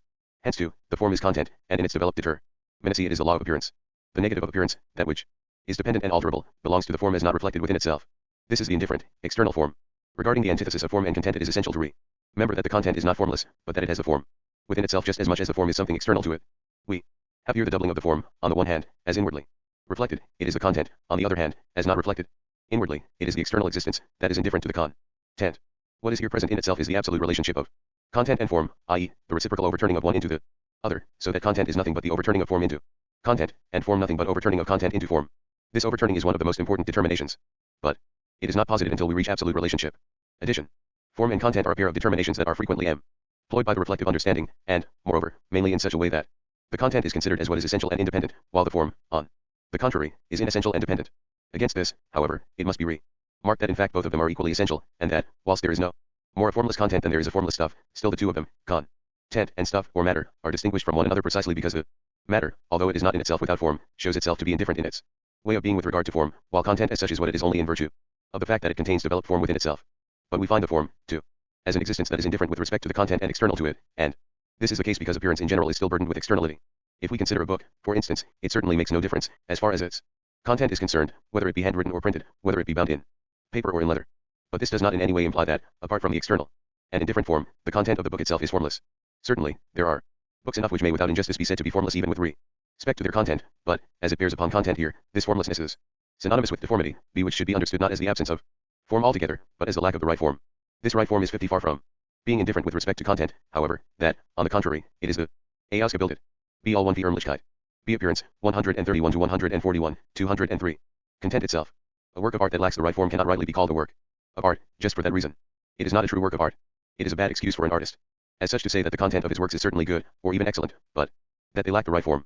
The only genuine works of art are precisely the ones whose content and form show themselves to be completely identical. We can say of the Iliad that its content is the Trojan War, or, more precisely, the wrath of Achilles. In saying this we have said everything, but also only very little, for what makes the Iliad into the Iliad is the poetic form into which that content is molded. Similarly, the content of Romeo and Juliet is the ruin of two lovers brought about by strife between their families, but by itself this is not yet Shakespeare's immortal tragedy. Moreover, as far as the relationship of content and form in the domain of science is concerned, we ought to recall here the distinction between philosophy and the other sciences. The finitude of the latter consists altogether in the fact that thinking, which is a merely formal activity in them, adopts its content as something given from outside, and the content is not known to be determined from within by the underlying thought, so that the form and content do not completely permeate one another. In philosophy, on the contrary, this separation falls by the wayside, and hence it must be called infinite cognition. But even philosophical thinking is very frequently regarded as a mere activity of the form, in regard to logic especially, which admittedly has to do only with thoughts as such, its lack of content is taken for granted. If we simply understand by content only what is palpable, what is perceptible by the senses, then it must indeed be conceded willingly that philosophy as such, and the logic in particular, have no content, i.e., they have no content of the sensibly perceptible kind. But with regard to what is understood by content, even our ordinary consciousness and our general linguistic usage do not stop at what is perceptible by the senses at all, nor yet in general at what is merely there. When we speak of a book that lacks content, everybody understands that this does not simply mean that the book has empty pages, it means a book whose content is as good as nil, and it will turn out, on closer consideration, that, in the last analysis, what an educated mind refers to primarily as content only means what is well thought out. But this means also that we must admit that thoughts are not to be considered as indifferent to their content, or as being in themselves empty forms, and that, just as in art, so too in all other domains, the truth and the solidity of the content rest essentially on the fact that this content shows itself to be identical with the form. 134. Immediate existence, however, is a determinacy of subsistence itself as well as of the form, hence, it is just as much external to the determinacy of content as this externality, which the content has through the moment of its subsistence, is essential to the content. Posited in this way, appearance is relationship, in which one and the same, the content, is the developed form, i.e., both the externality and opposition of independent existences. 204. The Encyclopaedia Logic, and their identical relation, within which alone these distinct existences are what they are. See relationship. 135. Cl. The immediate relationship is that of the whole and the parts, the content is the whole and consists of its opposite, i.e., of the parts, of the form. The parts are diverse from each other and they are what is independent. But they are parts only in their identical relation to each other, or insofar as, taken together, they constitute the whole. But the ensemble is the opposite and negation of the part. Addition. Essential relationship is the determinate, quite universal mode of appearing. Everything that exists stands in a relationship, and this relationship is what is genuine in every existence. Consequently, what exists does not do so abstractly, on its own account, but only within another. Within this other, however, it is relation to self, and relationship is the unity of relation to self and relation to another. The relationship of the whole and its parts is untrue inasmuch as its concept and reality do not correspond to one another. It is the very concept of a whole to contain parts, but if the whole is posited as what it is according to its concept, then, when it is divided, it ceases at once to be a whole. There certainly are things that answer to this part-whole relationship, but, just for that reason, they are only inferior and untrue existences. In this connection we should recollect the general point that when we speak of something's being untrue in a philosophical discourse, that should not to be understood to mean that the sort of thing spoken of does not exist. A bad state or a sick body may exist all the same, but they are untrue because their concept and their reality do not correspond to one another. The relationship of whole and parts, being relationship in its immediacy, is in any case one that easily recommends itself to the reflective understanding, hence, the understanding is frequently content with it where deeper relationships are in fact involved. For instance, the members and organs of a living body should not be considered merely as parts of it, for they are what they are only in their unity and are not indifferent to that unity at all. The members and organs become mere parts only under the hands of the anatomist, but for that reason he is dealing with corpses rather than with living bodies. This is not to say that this kind of dissection should not happen at all, but only that the external and mechanical relationship of whole and parts does not suffice for the cognition of organic life in its truth. A das Zusammen. B appearance, 131 to 141, 205. The same applies in a much higher degree when the part-whole relationship is applied to spirit and to the configurations of the spiritual world. Even in psychology, we do not speak expressly of parts of the soul or of the spirit, but still the treatment of this discipline from the point of view of the understanding also presupposes the representation of that finite relationship, because the various forms of spiritual activity are enumerated one after the other and are only described in their isolation, as so-called particular powers and capacities. 136. 13. What is one and the same in this relationship, i.e. the relation to self, that is present in it, is thus an immediately negative relation to self, namely, as the mediation, by virtue of which one and the same is indifferent with regard to the distinction and is the negative relation to self. The relation, which, as inward reflection, repels itself into distinction, and as reflection into another, posits itself as existing, and conversely leads this reflection into another back into relation to self and into indifference. This is force, and its utterance. The relationship of the whole and the parts is the immediate, and therefore the thoughtless, relationship and overturning of self identity into diversity. We pass from the whole to the parts and from the parts to the whole, forgetting in each the antithesis to the other, because we take each of them by itself, now the whole, and now the parts as an independent existence. Or, since the parts are supposed to subsist in the whole and this is supposed to consist of the parts, it follows that, in one case, the whole is what subsists, in the other case, the parts, and each time the other term is correspondingly what is unessential. In its superficial form this is just what the mechanical relationship consists in, that the parts, as independent, stand over against each other and against the whole. The progress ad infinitum that is involved in the divisibility of matter can also employ this relationship, and when it does, it becomes the thoughtless alternation of the two sides. First a thing is taken as a whole, and then we pass on to the determination of its parts, then this determination is forgotten, and we treat what was previously a part as a whole, then the determination of the part comes back, and so on ad infinitum. But when it is taken as the negative that it really is, this infinity is the negative relation of the relationship to itself, it is force, the whole that is identical with itself, as being within self and as sublating this being within self. 206. The Encyclopaedia Logic, and uttering itself and conversely the utterance which vanishes and returns into the force. In spite of this infinity, force is also finite, for the content, the one and the same of force and its utterance, is still only in itself this Identity, the two sides are not yet, each of them on its own AC. Count, the concrete identity of the relationship, i.e., the totality. Hence, they are diverse for each other and the relationship is a finite one. The force therefore needs solicitation from outside. It acts blindly, and, because of this defectiveness of the form, the content is restricted and contingent to. It is not yet truly identical with the form, not yet concept and purpose, which is what is determinate in and for itself. This distinction is most essential. But it is not easy to grasp, it has to determine itself more precisely. In the concept of purpose itself. If we disregard this distinction, we are led into the confusion of grasping God as force, a confusion from which Herder's God 16 suffers quite conspicuously. It is often said that the nature of force itself is unknown and that we are cognizant only of its utterance. But, on the one hand, the whole determination of the content of the force is just the same as the content determination of the utterance, and because of this the explanation of an appearance through a force is an empty tautology. Okay. Thus, what is supposed to remain unknown is in fact nothing but the empty form of inward reflection, which is all that makes the force distinct from its utterance, and this form is likewise something that is quite well known. It adds nothing at all to the content and the law, of which we are supposed to be cognizant just from the appearance alone. We are also assured everywhere that this does not imply any assertion concerning the force itself, but in that case it is hard to see why the form of force was introduced into the sciences. Yet, on the other hand, the nature of force is certainly something unknown, because both the necessity of the internal coherence of its content, and the necessity of the content, insofar as it is restricted on its own account and hence as its determinacy through the mediation of an other that is outside it, are still lacking. Addition 1. In comparison with the preceding immediate relationship of whole and parts, the relationship of force and its utterance should be considered infinite, because in it the identity of the two sides that was present only implicitly in whole and parts is now posited. Although I consists implicitly of parts, the whole does cease to be a whole when it is divided. A force, on the other hand, only proves itself to be a force by uttering itself. It returns to itself in its utterance, for the utterances. The appearance, 131 to 141, 207. Itself a force once more. But this relationship, too, is again a finite one, and its finitude consists generally in the fact that it is mediated, just as, conversely, the relationship of whole and parts has shown itself to be finite because of its imdiacy. The finitude of the mediated relationship of force and its utterance is shown, first, by the fact that any force is conditioned by something else and needs some thing other than itself in order to subsist. Thus we all know, for instance, that the principal vehicle of magnetic force is iron, whose remaining properties, color, specific weight, relationship to acids, etc., are independent of this relation to magnetism. The situation is the same with all the other forces, which show themselves always to be conditioned and mediated by something other than themselves. The finitude of force is shown further by the fact that it requires solicitation in order to utter itself. What solicits a force is again itself the utterance of a force, which in order to be uttered must similarly be solicited. In this way we get either an infinite progression once more or a reciprocity of soliciting and being solicited. But an absolute beginning of motion is still lacking here. Unlike purpose, force is not yet something that determines itself from within, the content is something determinately given, so that force, in uttering itself, is, as we say, blind in its working, and that is what is to be understood as the difference between the abstract utterance of force and all purposive activity. Addition to the oft-repeated assertion that there can be cognition only of the utterance of a force, and not of the force itself, must be rejected as unfounded. Because a force consists precisely in its utterance, so that cognition of the totality of utterance grasped as law is cognition of the force itself. Nevertheless, it should not be overlooked here that the assertion that what forces are in themselves is beyond cognition involves a correct hunch about the finitude of its relationship. We first encounter the single utterances of a force as an indeterminate manifold, and in their isolation they are contingent. Then we reduce this manifold to its inner unity, which we designate as force, and by becoming cognizant of the law that reigns in it we become aware that what seems to be contingent is something necessary. But the various forces themselves are again manifold and, being merely juxtaposed, they appear contingent. In empirical physics, therefore, we talk about the forces of gravity, of magnetism, of electricity, and so on, and similarly, in empirical psychology, we speak of the force of memory, the force of imagination, the force of will, and all manner of other forces of the soul. Hence, the need to become conscious of these various forces as a similarly unified whole recurs once more, and this need would not be satisfied by the simple reduction of the various forces to one primitive force that is common to them all. In fact, any such primitive force would be only an empty abstraction, as much lacking in content as the abstract thing in itself. Moreover, the relationship of force to its utterance is essentially a mediated one, and consequently, if we interpret the force as original or as self-subsistent, this contradicts the very concept of force. This being the nature of force, we may well be content to let it be said that the existent world is an utterance of divine forces, but we should object to the treat. 208 Encyclopaedia Logic meant of God himself as a mere force, because force is still a subordinate and finite determination. It was in this sense therefore that the Church declared impious the undertaking of those who, at the time of the so-called reawakening of the sciences, set themselves to trace the singular phenomena of nature back to the same underlying force. For, if it were the forces of gravitation, of vegetation, etc., which explain the motion of the heavenly bodies, the growth of plants, etc., then nothing would remain for the divine governance of the world to do, and God would thereby be degraded into the idle spectator of this play of forces.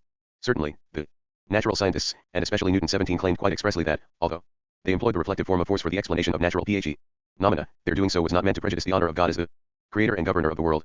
Nevertheless, this explanation by reference to forces has the consequence that the argumentative understanding proceeds to fixate the singular forces, each one on its own account, and cleaves to them in this finitude as something ultimate, so that, over and against this finitized world of independent forces and stuffs, nothing remains for the determination of God but the abstract infinity of the highest essence in a beyond that is inaccessible to our cognition. This is, indeed, the standpoint of materialism, and of the modern enlightenment, whose knowledge of God reduces to the fact that he is and disclaims all knowledge of what he is. So, in the polemic of which we are speaking, the Church and the religious consciousness must be said to have been right, inasmuch as the finite forms of the understanding certainly do not suffice for the cognition either of nature or of the configurations of the spiritual world in their truth. All the same, we should not overlook the formal justification of the empirical sciences by the Enlightenment. This justification consists generally in reclaiming the content of this present world in all its determinacy for our thinking cognition instead of letting the matter end simply with the abstract faith that God created and governs the world. When our religious consciousness, supported by the authority of the Church, teaches us that it is God who created the world by his almighty will, and that it is he who guides the stars in their courses, and grants all creatures subsistence and well-being, the question why remains to be answered, and the swearing of this question is just what constitutes the common task of science, both empirical and philosophical. Insofar as the religious consciousness does not recognize this task and the right contained in it, but appeals to the impossibility of inquiry into the divine decrees, it adopts the above standpoint of the enlightenment itself, and does not go beyond the mere understanding. But any such appeal must be regarded as the arbitrary assurance, not of Christian humility at all, but of courtly and fanatical self-debasement, since it contradicts the express command of the Christian religion that we should recognize God in spirit and truth. John 4:24. L37. As the whole which in its own self is negative relation to self, forces this, the repulsion of itself from itself and the utterance of itself, but since this, a sich zu of urn, B appearance, 131 to 141, 209. Reflection into another, or the distinction of the parts, is to the same extent. In word reflection, the utterance is a mediation, through which the force, which returns into itself, is as force. The utterance itself is a sublation of the diversity of the two sides that is present in this relationship, and the p-osity of the identity, which in itself constitutes the content.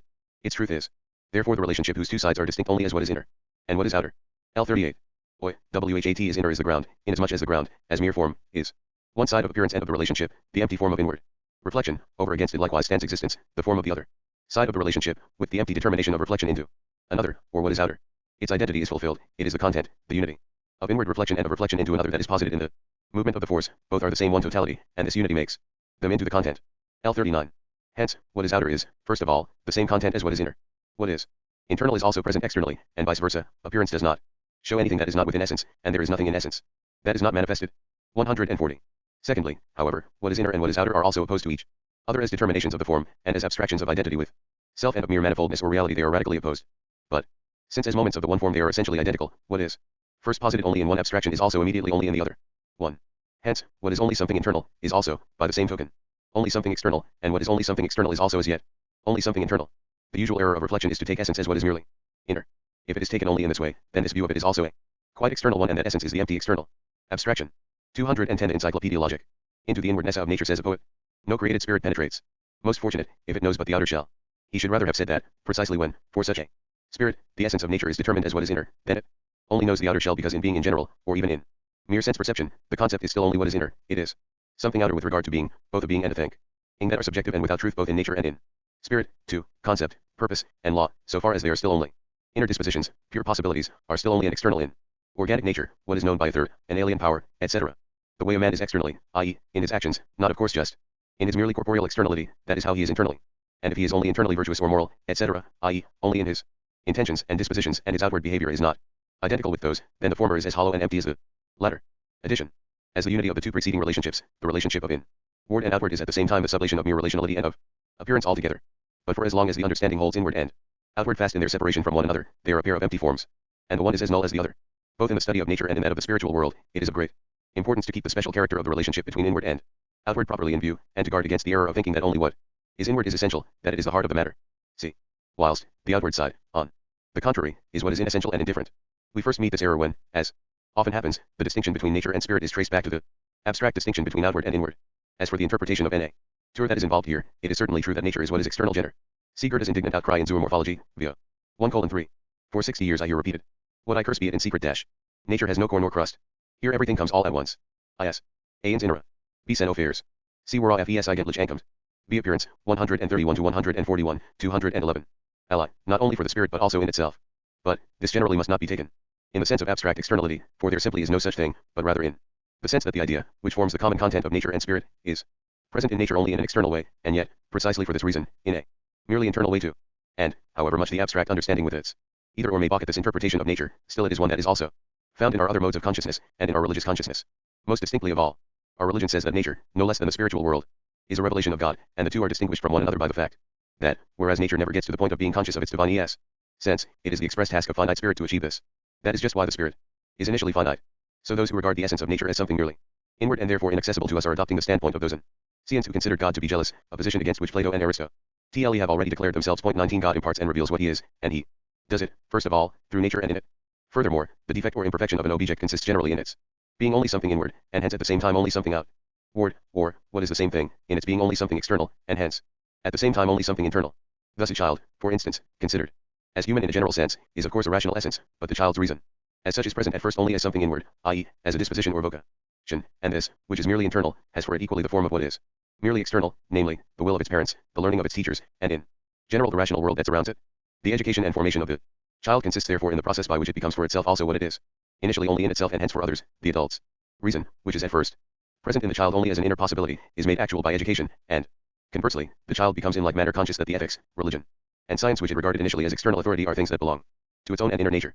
In this connection, the situation is the same for the adult as it is for the child, to the extent that, in conflict with his vocation, he remains embroiled in the natural state of his knowing and willing, and similarly, for example, the punishment to which the criminal is subjected has for him the form of an external violence, but in fact it is only the manifestation of his own criminal will.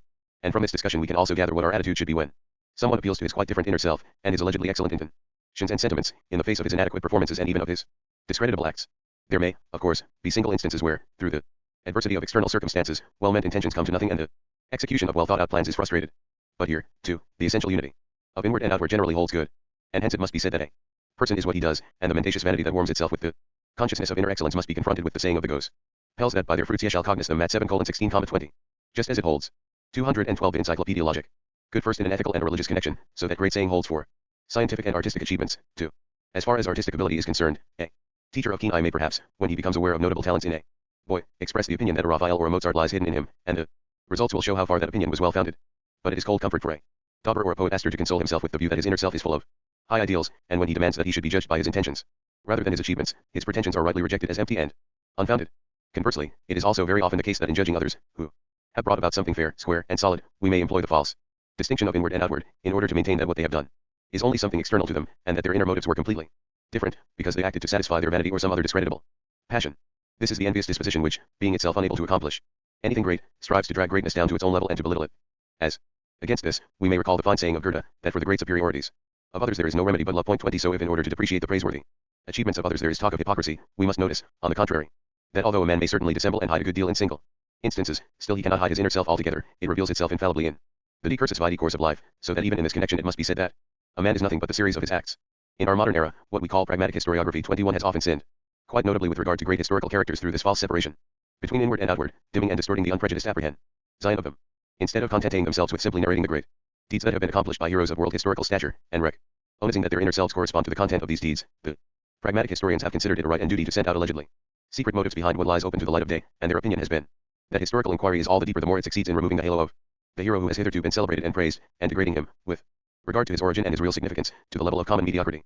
In the interest of this kind of pragmatic historical inquiry, the study of psychology is often recommended, too, because it is supposed to yield information about the real motives by which people are generally determined to act. The psychology that is here appealed to, however, is nothing but that petty expertise about human nature which takes as the object of its study, not what is universal and essential about human nature, but principally just what is peculiar and contingent, such as isolated drives, passions, and so on. Besides, although the psychological pragmatic approach to the motives that underlie great deeds would still leave the historian the choice between the substantial interests of the fatherland, of justice, of religious truth, etc., on the one hand, and the subjective and formal interests of vanity, ambition, avarice, etc., on the other, the latter are considered the real moving amen genere. See Actuality, 142 to 159, 213. Forces, because otherwise the presupposed antithesis between what is inward, the disposition of the person acting, and what is outward, the content of the action, would not be borne out. But since inward and outward have in truth the same content, it must be expressly asserted, against all such schoolmasterly cleverness, that if the historical heroes had been only concerned with subjective and form J22 interests, they would not have accomplished what they did, and with reference to the unity of inward and outward, it must be recognized that the great men willed what they did and did what they willed. 141. The empty abstractions, because of which the one identical content is still supposed to be in relationship, sublate themselves, through their immediate 8 passing over, into one another, the content is itself nothing but their identity. 138. They are the semblance of essence, posited as semblance. Through the utterance of force, what is inward is posited in existence. This positing is a mediation through empty abstractions, it vanishes within itself into the immediacy, in which what is inner and what is outer are identical in and for themselves, and where their distinction is determined as mere positedness. This identity is actuality. See Actuality. 142. Actuality is the unity, become immediate, of essence and existence, or of what is inner and what is outer. The utterance of the actual is the actual itself, so that the actual remains still something essential in this utterance, and is only something essential so far as it is in immediate external existence. Being and existence presented themselves earlier as forms of the immediate. Being is quite generally unreflected immediacy, and passing over into another existence is immediate unity of being and reflection, and hence appearance. It comes from the ground and goes to the ground. The actual is the positedness of that unity, the relationship that has become identical with itself, hence, it is X. 214 Encyclopaedia Logic. Emptied from passing over, and its externality is its energy, in that externality it is inwardly reflected, its being there is only the man. I've station OF itself, not of another. Addition. Actuality and thought, more precisely the idea, are usually opposed to one another in a trivial way, and hence we often hear it said therefore that, al. Though there is certainly nothing to be said against the correctness and truth of a certain thought, still nothing like it is to be found or can actually be put into effect. Those who talk like this, however, only demonstrate that they have not adequately interpreted the nature either of thought or of actuality. For, on the one hand, in all talk of this kind, thought is assumed to be synonymous with subjective representation, planning, intention, and so on, and, on the other hand, actuality is assumed to be synonymous with external, sensible existence. These assumptions may be all very well in common life where people are not very precise about categories and their designation, and it may of course happen to be the case the plan, or the so-called idea, of a certain method of taxation, for example, is quite good and expedient in itself, but that nothing of the sort can be found in what is called, in the same ordinary usage, actuality, and that in the given circumstances it cannot be put into effect. All the same, when the abstract understanding takes control of these categories and exaggerates their distinction to the point of regarding them as a hard and fast antithesis, such that in this actual world we must knock ideas out of our heads, then it is necessary, in the name of science and sound reason, to reject such stuff decisively. For, on the one hand, ideas are not just to be found in our heads, and the idea is not at all something so impotent that whether it is realized or not depends upon our own sweet will. On the contrary, it is at once what is quite simply effective and actual as well. On the other hand, actuality is not so bad or so irrational as it is imagined to be by practical men who are devoid of thoughts or at odds with thinking and intellect. Totally derelict. As distinct from mere appearance, actuality, being the of inward and outward, is so far from confronting reason as something other than it, that it is, on the contrary, what is rational through and through, and what is not rational must, for that very reason, be considered not to be actual. This agrees, for that matter, with the usage of educated speech, in that, for example, we would object to recognizing someone who does not know how to bring about something valid and rational as being actually a poet or a statesman. The ground of a widespread prejudice about the relationship between the philosophies of Aristotle and Plato must also be looked for in the common interpretation of actuality that we are here discussing, and in the con fusion of it with what is tangible and immediately perceptible. According to this prejudice, the difference between Plato and Aristotle is supposed to be that, whereas the former recognizes the idea and only the idea as what is true, the latter, in contrast, rejects the idea and clings to what is actual. For that reason he should be considered the founder and leader of empiricism. On this head it must be remarked that actuality certainly does form the principle of Aristotle's philosophy, but his actuality is that of the idea itself, and not the ordinary actuality of what is immediately present. See Actuality, 142 to 159, 215. More precisely, therefore, Aristotle's polemic against Plato consists in his designation of the Platonic idea as mere dynamis, and in urging, on the contrary, that the idea, which is recognized by both of them equally to be what is alone true, should be regarded essentially as energia, i.e., as the inwardness that is totally to the fore, so that it is the unity of inward and outward. In other words, the idea should be regarded as actuality in the emphatic sense that we have given to it here. 23. 143. As this concreteness, actuality contains those determinations, i.e., essence and existence, what is inner and what is outer, and their distinction, and it is therefore their development, too, so that they are at the same time determined in it as semblance, or as merely posited. 141. 1. As identity. In general it is, first, possibility, the inward reflection that is posited as the abstract and unessential essentiality, in contrast to the concrete unity of the actual. Possibility is what is essential to reality, but in such a way that it is at the same time only possibility. A heros. It was probably the determination of possibility that allowed Kant to regard it together with actuality and necessity as modalities, since these determinations do not in the least enlarge the concept as object, but only express its relationship to the faculty of cognition. 24. Possibility is indeed the empty abstraction of inward reflection, what was earlier called the inner, except that now it is determined as sublated, merely posited, external inwardness, and so it is certainly now also posited as a mere modality, as an innate quaint abstraction, or taken more concretely, as belonging only to subjective thinking. Actuality and necessity, on the contrary, are truly anything but a mere mode or matter for something else. They are rather just the opposite, for they are posited as the concrete. That is not only posited, but inwardly complete, since possibility is at first a mere form of self-identity, in contrast to the concrete. As what is actual, the rule for it is only that something shall not inwardly contradict itself, consequently everything is possible, for this form of identity can be given to every content through abstraction. But everything is just as much impossible to, for in every content, since it is something concrete, its determinacy can be grasped. B. Das. 2 of your Leitenra. C. Argumentwise. 216 Encyclopaedia Logic. As a determinate opposition and hence as a contradiction. For this reason there is nothing emptier than the talk about possibilities and impossibilities of this kind. And in particular, there should be no talk in philosophy of proving that something is possible, or that something else is possible, too, and that something, as people also say, is thinkable. And the warning not to use this category, which has already been shown up as untrue even on its own account, applies just as immediately to the historian. But the subtlety of the empty understanding takes the greatest pleasure in this pointless invention of possibilities, and write many of them at that addition. The notion of possibility appears initially to be the richer and more comprehensive determination, and actuality, in contrast, as the poorer and more restricted one. So we say, everything is possible, but not everything that is possible is on that account actual too. But, in fact, i.e., in thought, actuality is what is more comprehensive, because, being the concrete thought, it contains possibility within itself as an abstract moment. We find this accepted in our ordinary consciousness, too, for when we speak of the possible, as distinct from the actual, we call it merely possible. It is usually said that possibility consists generally in thinkability. But thinking is here understood to mean just the apprehending of a content in the form of abstract identity. Now, since any content can be brought into this form, providing only that it is separated from the relations in which it stands, even the most absurd and nonsensical suppositions can be considered possible. It is possible that the moon will fall on the earth this evening, for the moon is a body separate from the earth, and therefore can fall downward just as easily as a stone that has been flung into the air. It is possible that the Sultan may become pope, for he is a human being, and as such he can become a convert to Christianity, and then a priest, and so on. Now in all this talk of possibilities, it is especially the principle of grounding that is applied in the way discussed earlier. According to this principle, anything for which a ground, or reason, can be specified is possible. The more uneducated a person is, the less he knows about the determinate relations in which the objects that he is considering stand, and the more inclined he tends to be to indulge in all manner of empty possibilities. We see this, for example, with so-called Keans in the political domain. Moreover, it happens not infrequently in practical matters that evil will and inertia hide behind the category of possibility, in order to avoid definite obligations. In that way, what we said earlier about the use of the principle of grounding holds good here, too. Rational, practical people do not let themselves be impressed by what is possible, precisely because it is only possible. Instead they hold on to what is actual, and, of course, it is not just what is immediately there that should Gesetz. See Actuality, 142 to 159, 217. Be understood as actual. For that matter, there is no shortage of all manner of proverbs in common life in which the justly low estimation of abstract possibility is expressed. For instance, we say that a bird in the hand is worth two in the bush.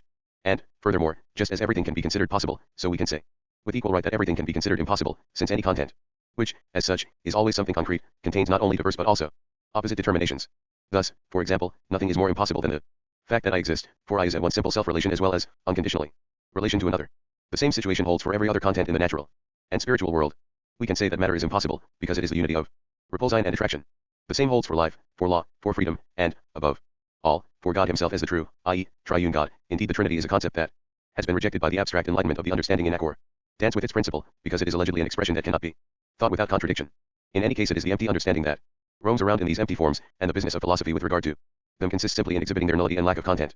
Whether this or that is possible or impossible depends on the content, on the totality of the moments of actuality, an actuality which, in the unfolding of its moments, proves to be necessity. 144. 2. But, in its distinction from possibility as inward reflection, the actual is itself just the externally concrete, i.e., the immediate that is inessential. Or, immediately, insofar as it is to begin with. 142. The simple unity of W cat is inner, and what is outer, a unity which is itself immediate. The actual is actual as something outer that is inessential. Thus, it is at the same time. 140. What is only internal, the abstraction of inward reflection, hence it is itself determined as something only possible. When it is given this value of a mere possibility, the actual is something contingent, and conversely, possibility is mere chance itself. L45. Possibility and contingency are the moments of actuality, what is inner and what is outer, posited as mere forms that together constitute the externality of the actual. They have their inward reflection in the actual that is determinate within itself, i.e., in the content, as their essential ground of determination. Hence, the finitude of the contingent and the possible consists more precisely in the distinctness of the form determination from the content, and for that reason whether something is contingent and possible depends on the content. 218 Encyclopaedia Logic. Edition. Being just the inwardness of actuality, possibility is, precisely for that reason, merely external actuality or contingency as well. The contingent is generally what has the ground of its being not within itself but elsewhere. This is the shape in which actuality first presents itself to consciousness, and which is frequently confused with actuality itself. But the contingent is only the actual in the one-sided form of reflection into another, or the actual considered as what is merely possible. We consider the contingent, therefore, as what either can be or can also not be, as what can be thus or otherwise too, i.e., as that whose being or not being, thus or otherwise, is grounded not within itself but in another. It is, on the one hand, the general task of cognition to overcome the contingent, whilst, on the other hand, in the domain of the practical, the point is not to remain at the stage of the contingency of willing or of simple freedom of choice. All the same, it has often happened, particularly in modern times, that contingency has been improperly elevated, and a value that it does not have has been ascribed to it, both in reference to nature and to the spiritual world as well. To begin with nature, it is very often admired chiefly on account of the richness and the multiplicity of its configurations alone. But, apart from the unfolding of the idea that is present in it, that wealth, taken as it stands, offers nothing of higher rational interest, and the great multiplicity of inorganic and organic configurations affords only the intuition of a contingency that loses itself in indeterminateness. In any case, the motley play of single varieties of animals and plants, the ever-changing figures and groupings of clouds and so on, all conditioned by external circumstances, should not be rated higher than the equally contingent brainwaves of a spirit that indulges itself in its own arbitrariness, and the admiration devoted to these phenomena is a very abstract mode of behavior, from which we ought to advance to a closer insight into the inner harmony and lawfulness of nature. In the next place, it is particularly important to make an adequate evaluation of contingency in respect of the will. When people speak of freedom of the will, they frequently understand by this simply freedom of choice, i.e., will in the form of contingency. Now, freedom of choice, as the capacity to determine oneself in this way or that, is certainly an essential moment of the will, which by its very concept is free.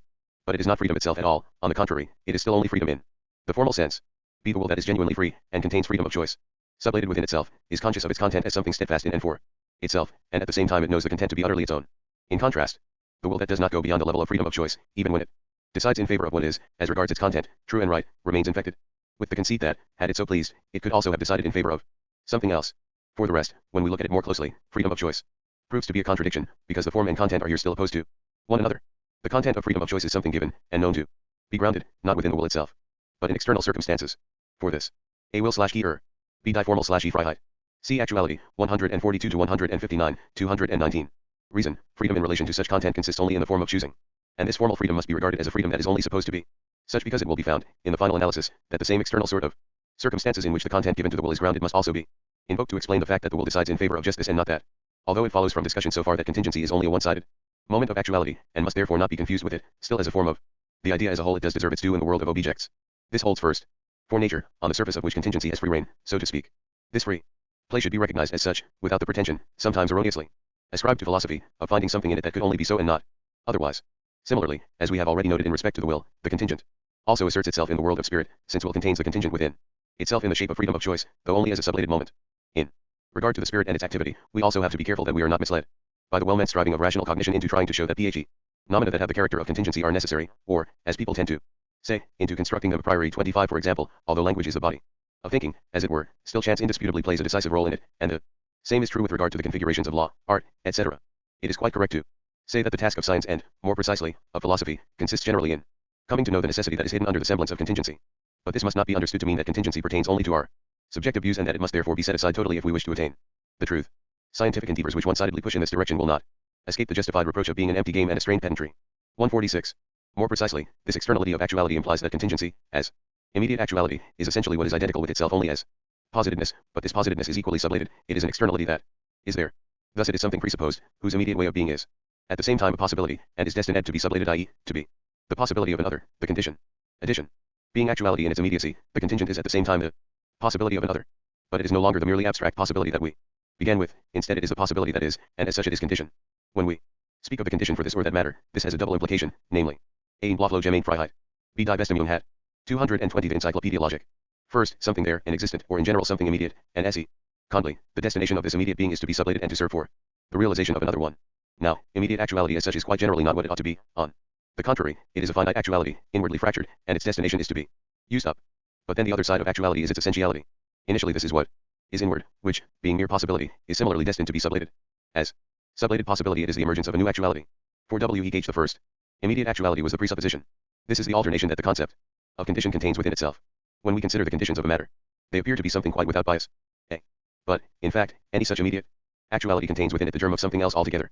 Initially, this other is just something possible, but this form then sublates and translates itself into actuality. The new actuality that emerges in this way is the specific inwardness of the immediate actuality, which the new actuality uses up. So what comes to be is quite another shape of things, and yet it is not another one either, for the first actuality is now simply posited in accordance with its essence. The conditions that sacrifice themselves, go under and are used up, only come together with them selves in the other actuality. This is just what the process of actuality is like. Actuality is not just something that is immediately, but, as the essential being, it is the sublation of its own immediacy, and in this way it mediates itself with itself. 047. 3. When it is developed in this way, this externality is a circle of the determinations of possibility and immediate actuality. The reciprocal mediation of these determinations is real possibility in general, as this circle. Moreover, it is the totality, i.e., the content, the matter, i.e., thing in question be, that is determined in and for itself, and, according to the distinction of the determinations within this unity, it is likewise the concrete totality of the form for itself, the immediate self-translation of the inner into the outer, and of the outer into the inner. This self-movement of the form is activity. Activation of the matter itself, as the real ground, which sublates itself into actuality, and the activation of the contingent actuality, i.e., of the conditions, their inward reflection and their self-sublation into another actuality, the actuality of the matter.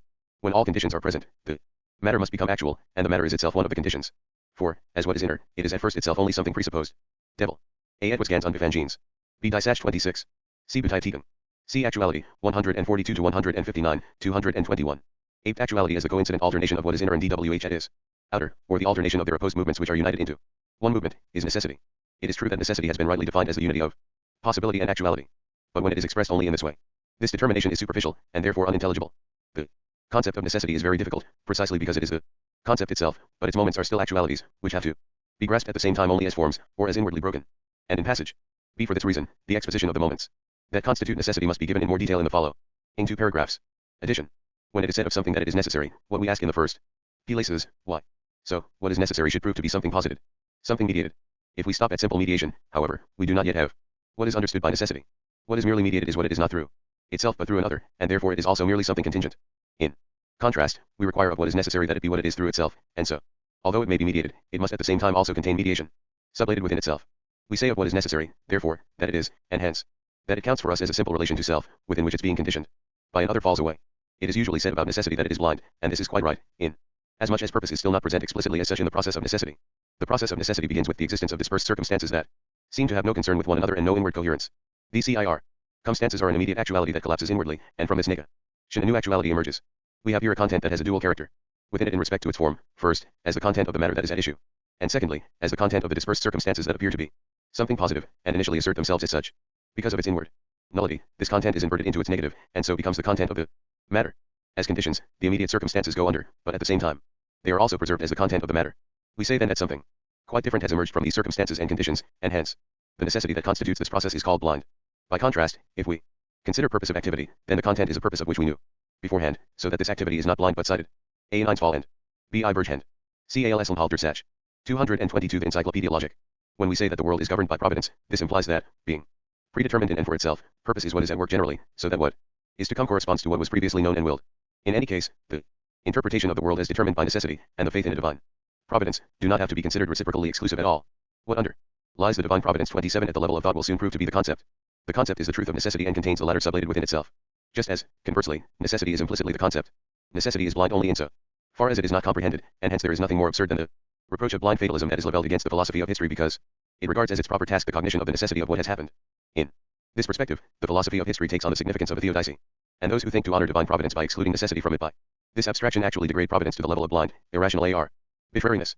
The naive religious consciousness speaks of God's eternal and immutable decrees, and in that there lies the express recognition that necessity belongs to the essence of God. As distinct from God, man with his particular opining and willing carries on according to his mood and caprice, and so it happens to him that, when he acts, what comes forth is something quite different from what he intended and willed. On the contrary, God knows what he wills, he is not determined in his eternal willing by inward or outward chance, and what he wills he also irresistibly brings about. In relation to our disposition and behavior generally, the standpoint of necessity is in any case of great importance. When we consider what happens as necessary, we seem at first sight to be in a completely unfree situation.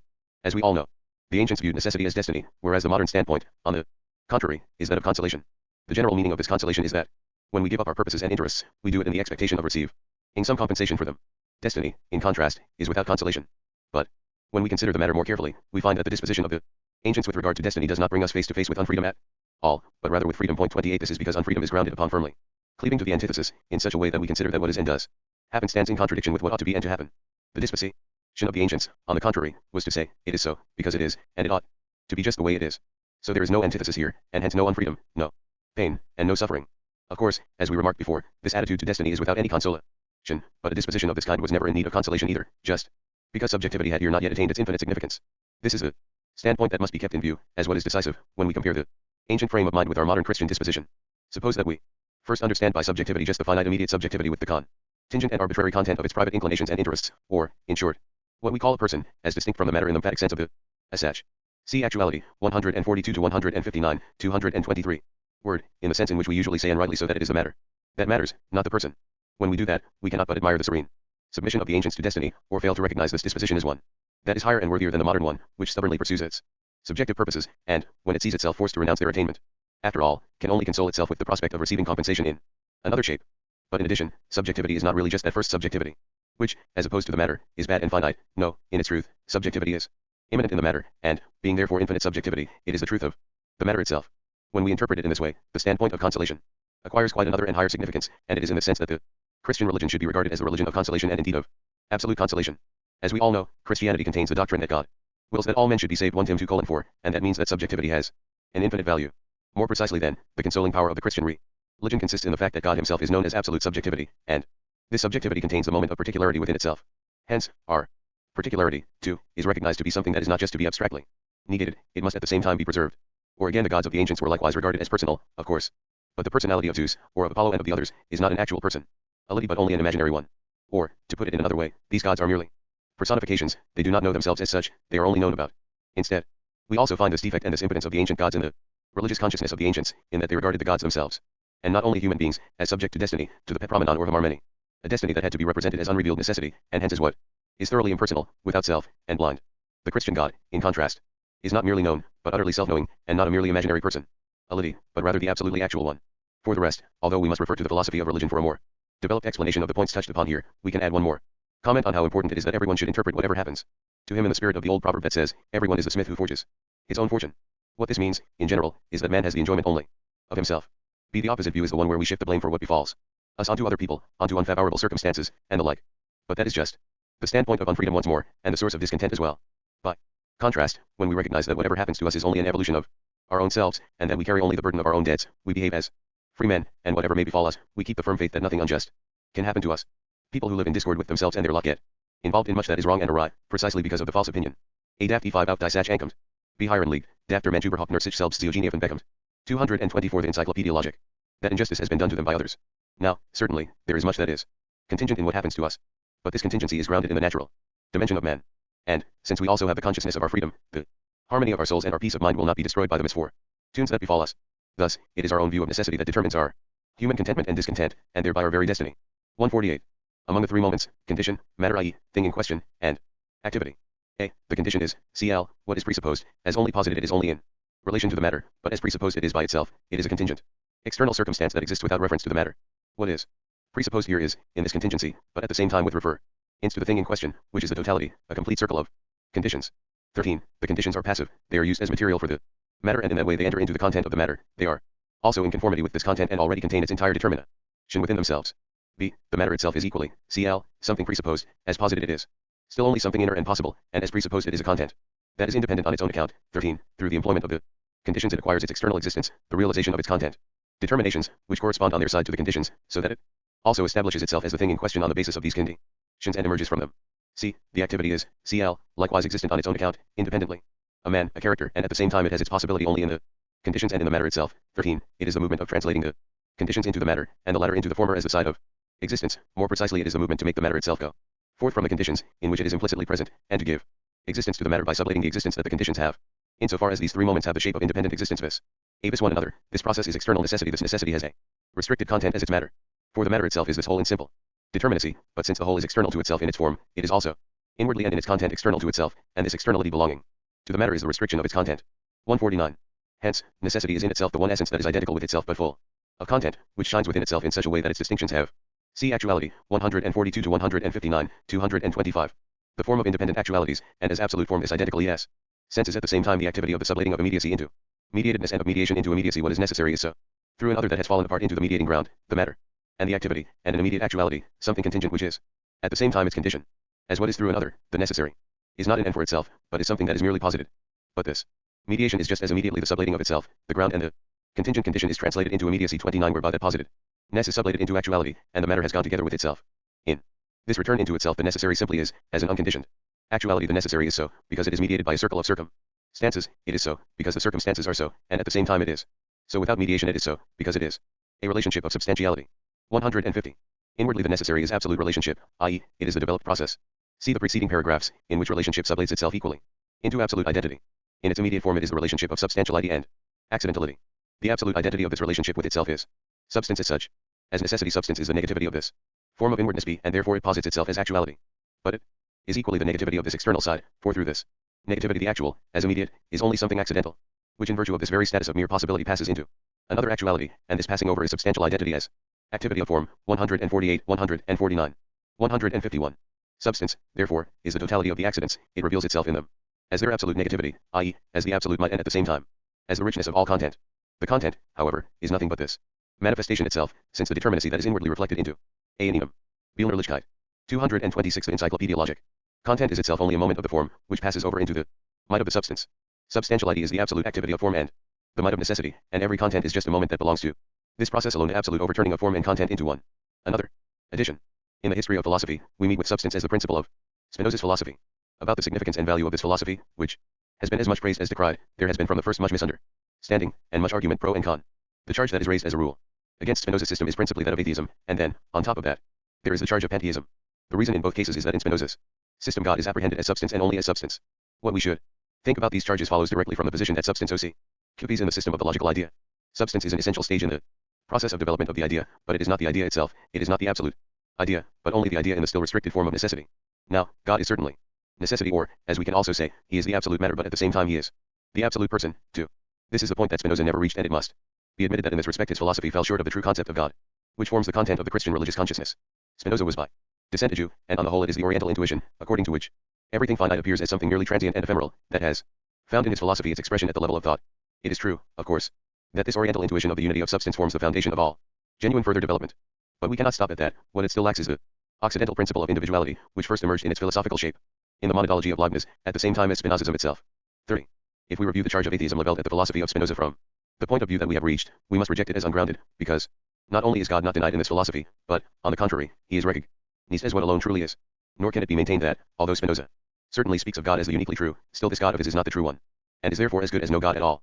For in that case, if they remained at a subordinate stage of the idea in their philosophizing, we would have to charge all the other philosophers with atheism as well, and we should have to charge not only the Jews and the Mohammedans, because they know of God only as the Lord, but all the many Christians, too, who regard God only as the unknowable, the supreme and otherworldly essence.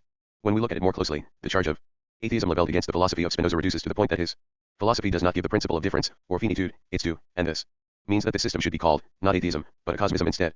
For there is not, properly speaking, any world at all in it, in the sense of something that positively is a die-absolute sach. See Actuality, 142 to 159, 227. What we ought to hold about the charge of pantheism follows from this too. If we accept a view that is widely held, and understand pantheism to be the doctrine that considers finite things as such, and the complex of them, to be God, then we shall be forced to acquit Spinoza's philosophy of the charge of pantheism, because no truth at all is ascribed to finite things or to the world as a whole in that philosophy. Nevertheless, this philosophy is certainly pantheistic, precisely because of its acosmism. Thus, the defect that we have recognized with respect to its content does, at the same time, prove to be a defect with respect to its form, in the first place, because Spinoza places substance at the head of his system and defines it as the unity of thinking and extension, without demonstrating how he arrives at this distinction and how he succeeds in tracing it back to the unity of substance. The further treatment of the content then takes place according to the so-called mathematical method, which involves the initial setting up of definitions and axioms, from which a series of theorems follow in sequence, the proof of which consists simply in deriving them in the manner of the understanding, from those unproven presuppositions. Spinoza's philosophy is usually praised for the strict consistency of its method, even by those who completely reject its content and its results. But this unconditional recognition of the form is, in fact, just as unjustified as the unconditional rejection of the content. On the side of content, the defect of Spinoza's philosophy consists precisely in the fact that the form is not known to be immanent to that content, and for that reason it supervenes upon it only as an external, subjective form. Substance, as it is apprehended immediately by Spinoza, without preceding dialectical mediation being the universal might of negation, is only the dark, shapeless abyss, so to speak, in which all determinate content is swallowed up as radically null and void, and which produces nothing out of itself. That has a positive subsistence of its own. 152. In the first form of necessity, substance is simply substance. Then, as absolute might, substance is the might that relates itself to itself as a merely inner possibility, and hence determines itself to accidentality. According to this moment of might, from which the externality that is thereby posited is distinguished, substance is relationship in the most proper sense, the relationship of causality. The relationship of causality. 153. Substance is cause, because in contrast to its passing over into accidentality it is inwardly reflected, and in this way, it is the originating 228 Encyclopaedia Logic thing, but it is cause also because it equally sublates the inward reflection, or its mere possibility, i.e., because it posits itself as the negative of itself, and in that way produces an effect, an actuality which is therefore only a posited one, although at the same time it is a necessary one in virtue of the causal process. B. As the originating thing, the cause has the determination of absolute independence and of a subsistence that preserves itself against the effect, but in the necessity, the identity of which constitutes that originality itself, it has merely passed over into the effect. Inasmuch as we can speak again of a determinate content, there is no content in the effect that is not in the cause. That identity is the absolute content itself, but it is equally the form determination as well. The originality of the cause is sublated in the effect, where it makes itself into a positedness. But this does not mean that the cause has vanished, so that only the effect would be actual. For this positedness is just as immediately sublated, it is rather the inward self-reflection of the cause, or its originality. It is only in the effect that the cause is actual, and is truly cause, in and for itself. Therefore the cause is causasui, holding firmly to the one-sided representation of the mediation. Jacobi took this absolute truth of the cause, the causasui, which is the same as the ffectasui, to be a mere formalism. Letters on Spinoza, 2d ed. 416. 3.1. He also declared that God must not be determined as ground, but essentially as cause. That this does not establish the point he was concerned about, however, would have become evident through a more thorough meditation on the nature of cause, even in the finite cause. And in its representation this identity with regard to the content is present. The rain, which is the cause, and the wetness, which is the effect, are one and the same existing water. With regard to the form, the cause, rain, is lost in the effect, wetness, but by the same token the determination of the effect as effect is lost, too, for the effect is nothing without the cause, and there remains only the undifferentiated wetness. In the usual sense of the causal relationship, the cause is finite, inasmuch as its content is finite, just as it is in the finite substance, and inasmuch as the cause and the effect are represented as two diverse independent existences, but that is only what they are. When we abstract from the causal relationship in considering a die sprung like sach, b process workens. See Actuality, 142 to 159, 229. Them. In the realm of the finite, we do not get beyond the distinction of the form determinations within their relation, hence, it is the turn of the cause to be also determined as something posited or as an effect. This effect then has yet another cause, and in this way, the progress ad infinitum, from effects to causes, arises once more. A descending progress arises in the same way, since it follows from the identity of the effect with the cause that the effect is itself determined as a cause and at the same time as another cause, which has again other effects, and so on forever. Addition. Just as the understanding tends to balk at substantiality, so, on the contrary, it is quite comfortable with causality, i.e., the relationship of cause and effect. When it is a case of interpreting some content as necessary, the reflective understanding makes a special point of tracing it back to the relationship of causality. This relationship certainly has the character of necessity, but it is itself only one side of the process of necessity. This process is just as much the sublation of the mediation that is contained in causality, and the demonstration that it, i.e., necessity, is simple self-relation. If we stop short at causality as such, we do not have causality in its truth, but only a finite causality instead, and the finitude of this relationship then consists in holding fast to cause and effect in their distinction. Cause and effect, however, are not only distinct, but are just as much identical to. And this is even registered in our ordinary consciousness, when we say that the cause is a cause only because it has an effect, and the effect is an effect only because it has a cause. Thus, cause and effect have, both of them, one and the same content, and the distinction between them is primarily just that between positing and being posited, but then this difference of form sublates itself again, too, since the cause is not only the cause of another, but is also the cause of itself, and the effect is not only the effect of another, but also the effect of itself. So, the finitude of things consists in the fact that, although cause and effect are conceptually identical, the two forms occur separated in just this way, that although the cause is indeed an effect too and the effect is also a cause, nevertheless, the cause is not an effect in the same relation in which it is cause, and the effect is not a cause in the same relation in which it is an effect. This then gives us once again an infinite progress sign in the shape of an endless series of causes, which exhibits itself at the same time as an endless series of effects. 054. The effect is diverse from the cause, as such the effect is positedness. But T.S. positedness is likewise inward reflection and immediacy, and insofar as we hold on to the diversity of the effect from the cause, the effective action of the cause, its positing, is at the same time a presupposing. Hence, there is an other substance present, upon which the cause happens to work. As immediate, this other substance is not a negativity relating itself to 230 the Encyclopaedia Logic. Itself, it is not active, but passive. Yet as substance it is active, too, it sublates the presupposed immediacy and the effect that is posited in it, it reacts. I.e., it sublates the activity of the first substance, but the first substance is likewise the sublation of its immediacy or of the effect posited in it, so that it sublates the activity of the second, too, and reacts. As a result, causality has passed over into the relationship of reciprocal action. Although causality is not yet posited in its genuine determination, the progress, as an infinite progress from causes to effects, is truly sublated as progress in reciprocal action, because the rectilinear progression from causes to effects and from effects to causes is curved and bent back upon itself. As in every other case, this curve of the infinite progress into a relationship that is self-enclosed is the simple reflection that in all those unthinking repetitions, there is only one and the same relation, namely, this cause and that other one, and their relation to each other. Reciprocal action, however, being the development of this relation, is itself the alternation of the distinguishing, not now of causes, but of the moments, in each of which on its own, again in accordance with the identity that the cause is cause in the effect, and vice versa, i.e., in accordance with this inseparability, the other moment, too, is posited equally. See reciprocal action. 155. The determinations that are maintained firmly as distinct in reciprocal action are, zero in themselves the same, each side is the cause, original, active, passive, etc., just as much as the other one. Similarly, the presupposing of an other and the working upon it, the immediate originality and the positedness through the exchange, are one and the same. In virtue of its immediacy, the cause that is taken as the first one is passive, positedness and effect. The distinction between the causes that are said to be two is there for empty, and there is in itself only one cause present, which both sublates itself as substance in its effect and equally gives itself independence. Only in this effective action. A in diesem worken. See actuality, 142 to 159, 231. 056. But this unity is also for itself, since the whole exchange is the cause's own positing, and since only this positing of it is its being. The nullity of the distinctions is not only in itself or due to our reflection, see the preceding paragraph. On the contrary, the reciprocal action is itself also the sublating again of each of the posited determinations and its conversion into the opposite one, and hence it is the positing of the nullity, which is, at first in itself, of the moments. In the originality there is posited an effect, i.e., the originality is sublated, the action of a cause becomes recession, and so on. Addition. Reciprocal action is the relationship of causality posited in its complete development, and hence it is to this relationship that reflection tends to have recourse when the consideration of things from the standpoint of causality proves to be unsatisfactory because of the infinite progression discussed above. In the case of historical studies, for instance, the question discussed first is whether the character and the customs of a people are the cause of its constitution and laws, or whether, conversely, they are the effect of the constitution. Then the discussion moves on to the interpreting of both terms, character and customs on the one hand, and constitution and laws on the other, from the standpoint of reciprocal action, so that the cause is also the effect, in the same relation in which it is cause, and the effect is at the same time the cause, in the same relation in which it is effect. Or again, the same thing happens in the study of nature, and especially in that of the living organism, where single organs and functions likewise turn out to stand to one another in the relationship of reciprocal action. Of course, reciprocal action certainly is the proximate truth of the relationship of cause and effect, and it stands on the threshold of the concept, so to speak, but, just for this reason, we must not be satisfied to employ this relationship, when what is at issue is conceptually comprehensive cognition. If we stop at considering a given content just from the point of view of reciprocal action, we are in fact proceeding quite unconceptually, we are then dealing just with a dry fact, and the requirement of mediation, which is what is at issue when we start to use the relationship of causality, still remains unsatisfied. Looked at more closely, the use of the relationship of reciprocal action is unsatisfactory because, instead of being able to count as an equivalent of the concept, this relationship itself still requires to be comprehended. And comprehension comes when its two sides are not left as something immediately given, but, as we have shown in the two preceding paragraphs, when they are recognized as the moments of a third, a higher whole, which is, in fact, precisely the concept. To consider the customs of the Spartans, for example, as the effect of their constitution, and then, conversely, to regard the constitution as the effect of their customs, may be correct so far as it goes. But this interpretation does not give us any ultimate satisfaction, because neither the constitution nor the customs of this people are in fact comprehended by this approach. 232 The Encyclopaedia Logic. Comprehension comes about only when both of them, and similarly all of the other particular aspects that the life and the history of the Spartans display, are recognized as grounded in their concept. 057. Why, hence, this pure exchange with itself is unveiled or posited necessity. The bond of necessity as such is the identity that is still inner and hidden, for it is the identity of those terms which count as actual, although their independence should precisely be the necessity. Hence, the course of substance through causality and reciprocal action is just the positing of the fact that, Independence is the infinite negative relation to self, negative indeed be.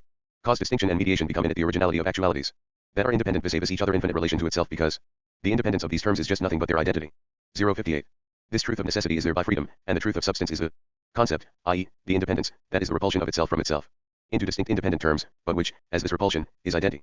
Hell with itself, and which is this movement of exchange with itself alone, that remains at home with itself. Addition.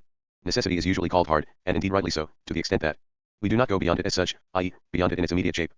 We have here a state of things, or in general a content, that subsists on its own account, and necessity implies, in the first place, that this content is overcome by another which brings it to the ground. That is what is hard and sorrowful about immediate or abstract necessity. The identity of the two things which appear as bound to one another in necessity, and which, for that reason, lose their independence, is at first only an inner identity that is not yet present to those who are subject to necessity. And from this point of view, freedom, too, is, initially, just the abstract freedom that can only be saved by renouncing what we immediately have and are. But again, as we have seen already, the process of necessity is the overcoming of what is present at first as rigid externality, so that its inwardness is revealed. What this process shows is that the terms that appear initially to be bound together are not in fact alien to one another, instead, they are only moments of one whole, each of which, being related to the other, is at home with itself, and goes together with itself. This is the transfiguration of necessity into freedom, and freedom now is not just the freedom of abstract negation, but concrete and positive freedom in stead. From this we can also gather how absurd it is to regard freedom and necessities. See Actuality, 142 to 159, 233. Side as mutually exclusive. To be sure, necessity as such is not yet freedom, but freedom presupposes necessity and contains it sublated within itself. The ethical person is conscious of the content of his action as something necessary, something that is valid in and for itself, and this consciousness is so far from diminishing his freedom, that, on the contrary, it is only through this consciousness that his abstract freedom becomes a freedom that is actual and rich in content, as distinct from freedom of choice. A freedom that still lacks content and is merely possible. A criminal who is punished may regard the punishment meted out to him as a restriction of his freedom. In fact, however, the punishment is not an alien violence to which he is subject, but is only the manifestation of his own deed, and it is when he recognizes this that he behaves as a free person. Generally speaking, the highest independence of man is to know himself as totally determined by the absolute idea. This is the consciousness and attitude that Spinoza calls a more intellectualist DEI. The intellectual love of God. 32. 059. The concept, therefore, is the truth of being and essence, since the shining of reflection within itself is, at the same time, independent immediacy, and this being of a diverse actuality is immediately just a shining within itself. In that the concept has proven itself to be the truth of being and essence, which are both returned into it as their ground, it has also, conversely, developed itself out of being as out of its ground. The first side of the progression can be considered as a deepening of being into itself, whose inwardness has been unveiled through this progress sign, while the second side can be considered as a going forth of the more perfect from the imperfect. Where this development has been considered only from the latter side, philosophy has been criticized for it. The more determinate import, which the superficial thoughts about imperfect and more perfect have here, is the distinction of being, as immediate unity with itself, from the concept, as free mediation with itself. Since being has shown itself to be a moment of the concept, the latter has thereby proven itself to be the truth of being, as its inward reflection and as the sublating of mediation. The concept is the presupposing of the immediate, a presupposing which is identical with the return into self, the identity that constitutes freedom and the concept.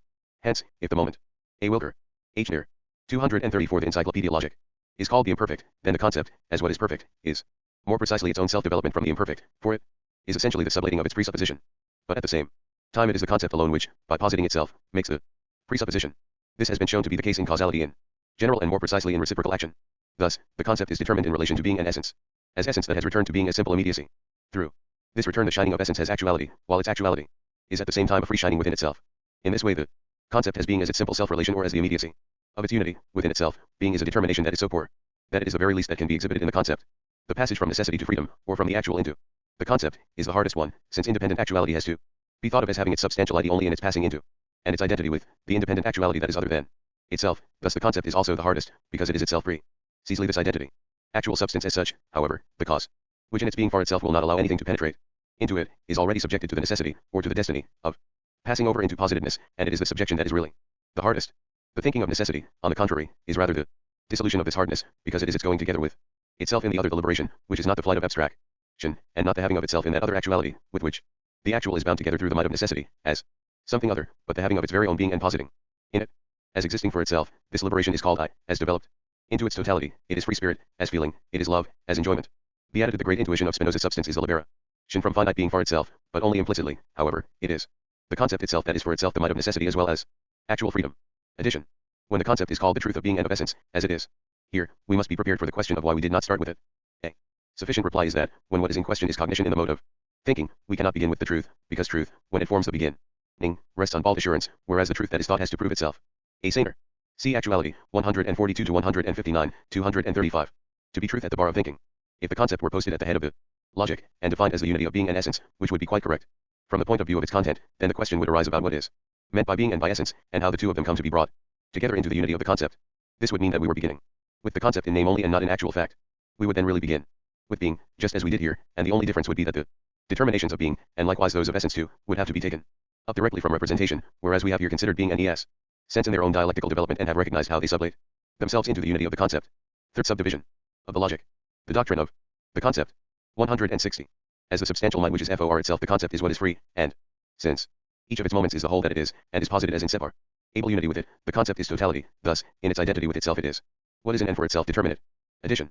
The general standpoint of the concept is indeed that of absolute idealism, and philosophy is conceptually comprehensive cognition, insofar as every thing which in other forms of consciousness counts as something that is, and because it is immediate, as independent is known within the concept simply as an ideal moment.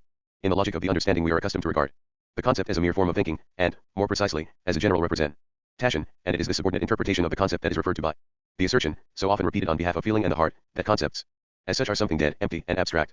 The situation is in fact quite the reverse. Properly speaking, the concept is the principle of all life, and hence, at the same time, it is what is utterly concrete. That this is so has emerged as the result of the entire logical movement up to this point, so we do not have to start proving it here. The antithesis between form and content, which is given special validity when the concept is supposed to be what is only formal, now lies behind us, together with all the other antitheses that reflection keeps fixed. They have been overcome dialectically, i.e., through themselves, and it is precisely the concept that contains all the earlier determinations of thinking sublated within itself. Certainly the concept must be considered as a form, but it is a form that is infinite and creative, one that both encloses the plenitude of all content within itself, and at the same time releases it from itself. For all that, the concept can indeed be called abstract, too, if we understand by con. 236. Third subdivision of the logic concept, 160 to 244, 237. Create only what is sensibly concrete, and in general what is immediately perceptible, for the concept as such will not let us grasp it with our hands too, and, in general, when the concept is in question, hearing and seeing are things of the past. All the same, as we have said already, the concept is also what is utterly concrete, precisely because it contains being and essence, and hence all the riches of both these spheres, within itself in ideal unity. As we said earlier, the various stages of the logical idea can be considered as a series of definitions of the absolute. Consequently, the definition that results at this point is that the absolute is the concept. For this to be true, we must certainly apprehend the concept in another and higher sense than that which concept has in the logic of the understanding, where it is regarded merely as a form of our subjective thinking, without any content of its own. In this connection, and because the concept has a meaning in the speculative logic that is so different from the one that we usually associate with this term, we might raise just the following question: why is something that is so completely different nevertheless called concept? For the result is that an occasion for misunderstanding and confusion is created. The answer to this question must be that, however great the distance between the concept of formal logic and the speculative concept may be, a more careful consideration will still show that the deeper significance of the concept is in no way so alien to general linguistic usage as it might seem to be at first sight. We do speak of the deduction of a content from its concept, for instance, of the deduction of legal determinations pertaining to property from the concept of property, and conversely, we speak of tracing a content of this kind back to its concept. This involves the recognition that the concept is not merely a form which is without any content of its own, for, on the one hand, nothing could be deduced from such a form, and, on the other, tracing a given content back to the empty form of the concept would only rob the content of its determinacy, instead of securing the cognition of it. 161. The progression of the concept is no longer either passing over or shining into another, but development, for the moments that are distinguished are immediately posited at the same time as identical with one another and with the whole, and each determinacy is as a free being of the whole concept. Addition. In the sphere of being the dialectical process is passing over into another, whilst in the sphere of essence it is shining into another. In contrast, the movement of the concept is development, through which only that is posited which is already implicitly present. What corresponds to the stage of the concept in nature is organic life. For example, a plant develops from its germ, the germ already contains the whole plant within itself, but in an ideal way, so that we must not envisage its 238 Encyclopaedia logic development as if the various parts of the plant root, stem, leaves, etc. were already present in the germ here, though only in a very minute form. This is the so-called Chinese box hypothesis 3, the defect of which is that what is present initially only in an ideal way is regarded as already existent.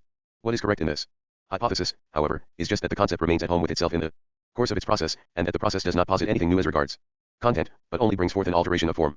This nature of the concept, which shows itself in its process to be a development of itself, is what people have in view when they speak of the ideas that are innate in man, or when they say, as Plato himself did, that all learning is merely reminiscence, but, all the same, reminiscence should not be understood to mean that whatever constitutes the content of a mind that is educated by instruction was already present in that mind previously in its determinate unfolding.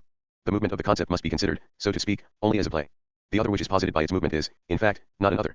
In the doctrine of the Christian religion this is expressed by the assertion that God not only created a world that confronts him as an other, but also that he has from all eternity begotten a Son in whom he, as Spirit, is at home with himself. 162. The doctrine of the concept subdivides into 1. The doctrine of the subjective or formal concept, 2. That of objectivity or of the concept as determined to immediacy, 3. That of the idea, or of the subject object, the unity of the concept and of objectivity, the absolute truth. Ordinary logic embraces only the matters that we here encounter as one part of the third part of the whole, together with the so-called laws of thinking that we encountered above, and in applied logic there is some discussion of cognition, in combination with psychological, metaphysical, and other empirical material, because those forms of thinking turned out to be no longer sufficient by themselves, but as a result this science has lost its firm orientation, and those forms, which do at least belong to the proper domain of the logic, are taken only as determinations of conscious thinking. or more exactly of conscious thinking only at the level of the understanding, not at the level of reason. The preceding logical determinations, the determinations of being and essence, are, of course, not mere thought determinations. In the dialectical moment of their passing over, and in their return into themselves and in their totality, they prove themselves to be concepts. But TAR, cf 84 and 112, only determinate concepts, concepts in themselves, or to say the same. ATHE subjective concept, 163 to -193, 239. A. Thing another way, concepts for us. For the other, into which each determination passes over, or within which it shines and therefore is as something relational, is not determined as something particular, nor is its third moment determined as something singular, or as subject. The identity of the determination in its opposite, i.e., its freedom, is not posited, because it is not universality. What is usually understood by concepts are determinations of the understanding, or even just general notions, hence such concepts are always finite determinations, cf 62. The logic of the concept is usually understood as a merely formal science, in the sense that what counts for it is a mere form of concept, judgment, and syllogism, but not at all whether some thing is true. Truth is supposed to depend exclusively on the content. If the logical forms of the concept were really dead, inactive, and in different receptacles of representations or thoughts, then, as far as truth is concerned, our information about them would be a completely superfluous and dispensable description. In fact, however, being forms of the concept, they are, on the contrary, the living spirit of what is actual, and what is true of the actual is only true in virtue of these forms, through them and in them. Yet the truth of these forms on their very own account has never been conceived and investigated until now, any more than the necessary connection between them has. The subjective concept. A. The concept as such. 163. The concept as such contains the moment of universality, as free equality with itself in its determinacy. It contains the moment of particularity, or of the determinacy in which the universal remains serenely equal to itself. And it contains the moment of singularity, as the inward reflection of the determinacies of universality and particularity. This singular negative unity with itself is what is in and for itself determined, and at the same time identical with itself or universal. A. History. 240. The Encyclopaedia Logic. The singular is the same as the actual, except that it has issued from the concept, and hence is posited as something universal, or as negative identity with itself. Since the actual is still only in itself, or immediately the unity of essence and existence, it is potentially effective, but the singularity of the concept is strictly what is FFEC to be. And of course it no longer works like a cause, with the semblance of producing something else, rather it is one what produces itself. Singular ity, however, is not to be taken in the sense of merely immediate singularity as when we speak of single things, or human beings, etc. This determinacy of singularity is found only where we have the judgment. Every moment of the concept is itself the whole concept, 160, but singularity, the subject, is the concept posited as totality. Addition 1. When people speak of the concept, they ordinarily have only abstract universality in mind, and consequently the concept is usually also defined as a general notion. We speak in this way of the concept of color, or of a plant, or of an animal, and so on, and these concepts are supposed to arise by omitting the particularities through which the various colors, plants, animals, etc., are distinguished from one another, and holding fast to what they have in common. This is the way in which the understanding apprehends the concept, and the feeling that such concepts are hollow and empty, that they are mere schemata and shadows, is justified. What is universal about the concept is indeed not just some thing common against which the particular stands on its own. Instead, the universal is what particularizes, specifies, itself, remaining at home with itself in its other, in unc clarity. It is of the greatest importance, both for cognition and for our practical behavior, too, that we should not confuse what is merely communal with what is truly universal. All the reproaches that are habitually leveled against thinking in general, and, more specifically, against philosophical thinking, from the standpoint of feeling, and the oft-repeated assertion that it is dangerous to pursue thought to what are alleged to be too great lengths have their ground in this confusion. And in any case it must be said that in its true and comprehensive significance the university or Sal is a thought that took millennia to enter into man's consciousness, and it only achieved its full recognition through Christianity. The Greeks, although otherwise so highly cultivated, did not know God, or even man, in their true universality. The Greek gods were only the particular powers of the spirit, and the universal God, the God of all nations, was, for the Athenians, still the hidden God. Consequently, for the Greeks there was an absolute gulf between themselves and the barbarians, and they did not yet recognize man as such in his infinite worth and his infinite justification. The question of why slavery has disappeared in modern Europe has indeed been raised, and this or that circumstance has been offered as the explanation of this phenomenon. But the genuine reason why there are no longer any slaves in Christian Europe is to be sought in nothing but the principle of Christianity itself. The Christian religion is the religion of absolute freedom, and only for A. The subjective concept, 163 to -193, 241. Christians does man count as such, man in his infinity and universality. What the slave lacks is the recognition of his personality, but the principle of personality is universality. The master considers the slave not as a person, but as a thing devoid of self, and the slave himself does not count as an I, for his master is his I. Instead. 5. The distinction that we have made above between what is merely held in common and the genuine universal is strikingly expressed in Rousseau's well-known Contrat Social, when he says that the laws of a state must emerge from the general will, the Belant gem, Ral, but that they do not at all need on that account to be the will of all, Belant 2.6. With regard to the theory of the state, Rousseau would have achieved something sounder if he had kept this distinction in mind all the time. The general will is the concept of willing, and the laws are the particular determinations of willing as grounded in this concept. Addition 2. We must add a remark about the explanation of the origin and formation of concepts that is usually given in the logic of the understanding. It is not we who form concepts, and in general the concept should not be considered as something that has come to be at all. Certainly the concept is not just being or what is immediate, because, of course, it involves mediation too. But mediation lies in the concept itself, and the concept is what is mediated by and with itself. It is a mistake to assume that, first of all, there are objects which form the content of our representations, and then our subjective activity comes in afterwards to form sets of them, through the operation of abstracting that we spoke of earlier, and by summarizing what the objects have in common. Instead, the concept is what truly comes first, and things are what they are through the activity of the concept that dwells in them and reveals itself in them. This comes up in our religious consciousness when we say that God created the world out of nothing, or, in other words, that all finite things have emerged from the fullness of God's thoughts and from his divine decrees. This involves the recognition that thought, and, more precisely, the concept, is the infinite form, or the free, creative activity that does not need a material at hand outside it in order to realize itself. 064. The concept is what is altogether concrete, because negative unity with itself as being determined in and for itself, which is what singularity is, constitutes its own relation to self, or universality. From this point of view, the moments of the concept cannot be separated, the determinations of reflection are supposed to be grasped and to be valid each on its own, separately from the one opposed to it, but since in the concept their identity is posited, each of its moments can only be grasped immediately on the basis of and together with the others. B. Asach. BAUSUND MIT Den Endern. 242. The Encyclopaedia Logic. Taken abstractly, universality, particularity, and singularity are the same as identity, distinction, and ground. But the universal is what is identical with itself explicitly in the sense that it contains the particular and the singular at the same time. Furthermore, the particular is what is distinct or the determinacy, but in the sense that it is inwardly universal and is actual as something singular. Similarly, the singular means that it is subject, the foundation that contains the genus and species within itself and is itself substantial. This is the posited unseparatedness of the moments in their distinction. 160. The clarity of the concept, in which each of the distinctions does not constitute a breach, or blurring, but is transparent precisely as such. There is no greater commonplace than that the concept is some thing abstract. This is correct in two ways, inasmuch as the element of the concept is just thinking, and not the sensible in its empirical concreteness, and inasmuch as the concept is not yet the idea. From this point of view the subjective concept is still formal, but this in no way means that it has to have or to receive any content other than itself as the absolute form itself. It is every determinacy, but in the way that it is in its truth. Although it is abstract, therefore, it is also what is concrete, and indeed it is what is altogether concrete, subject as such. What is absolutely concrete is the spirit. C. 159. Remark the concept, insofar as it exists as concept, distinguishing itself from its own objectivity, which remains its own, however, in spite of the distinguishing. Everything else that is concrete, however rich it may be, is not so intimately identical with itself, and hence not so concrete in itself, and least of all what is commonly understood by concrete, i.e. a manifold that is externally held together, what are also called concepts, and indeed determinate concepts. For instance, man, house, animal, etc., are simple determinations and abstract representations. These are abstractions that take only the moment of universality from the concept, leaving out particularity and singularity, so that they are not developed in themselves and therefore they abstract precisely from the concept. 065. It is only the moment of singularity that posits the moments of the concept as distinctions, inasmuch as singularity is the negative inward reflection of the concept. Hence, it is initially its free distinguishing, as the first negation. Hereby the determinacy of the concept is posited, but as particularity, i.e. A. The subjective cons. pt. 163 to -193, 243. The distinct moments have at first only the determinacy of the moments of the concept over and against each other, and then secondly their identity, that the one moment is the other, is posited likewise.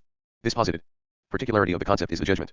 The usual classification of concepts as clear, distinct, and adequate 7 does not apply to the concept, but so far as it refers to representations it belongs rather to psychology, in that what is meant by a clear concept is an abstract, simply determined representation, and by a distinct concept a similar one, but in such a way that one characteristic in it, i.e., some determinacy, is emphasized as a sign for subjective cognition. There is nothing more characteristic of the superficiality and degradation of logic than the favorite category of the characteristic itself. The adequate concept comes closer to the concept, and even to the idea, but it still expresses only the formal aspect of the correspondence of the concept or a representation with its object, i.e., with an external thing. The so-called subordinate and coordinate concepts are founded on the conceptless distinction of the universal and the particular, and on their relational connection in an external reflection. Moreover, an enumeration of the types of contrary and contradictory, affirmative and negative concepts, etc., is nothing but a haphazard recital of determinacies of thought which for their own part belong to the sphere of being or to that of essence, where they have already been considered. They have nothing to do with the determinacy of the concept as such. Only the genuine distinctions of the concept, the universal, the particular, and the singular, constitute types of the concept, and even then only so far as they are kept apart by an external reflection. The immanent distinguishing and determining of the concept is given in the judgment, for to judge is to determine the concept. B. The judgment. 166. The judgment is the concept in its particularity, as the distinguishing relation of its moments, which are posited as being for themselves and at the same time as identical with themselves, and not with each other. A. Variableness hung. 244. The Encyclopaedia Logic. When considering the judgment, one usually thinks first of the independence of the extremes, the subject and the predicate, that the first is a thing or determination that stands on its own, and that the predicate likewise is a universal determination outside that subject, for instance, in my head, which is then brought together with the subject by me, and is thus judged.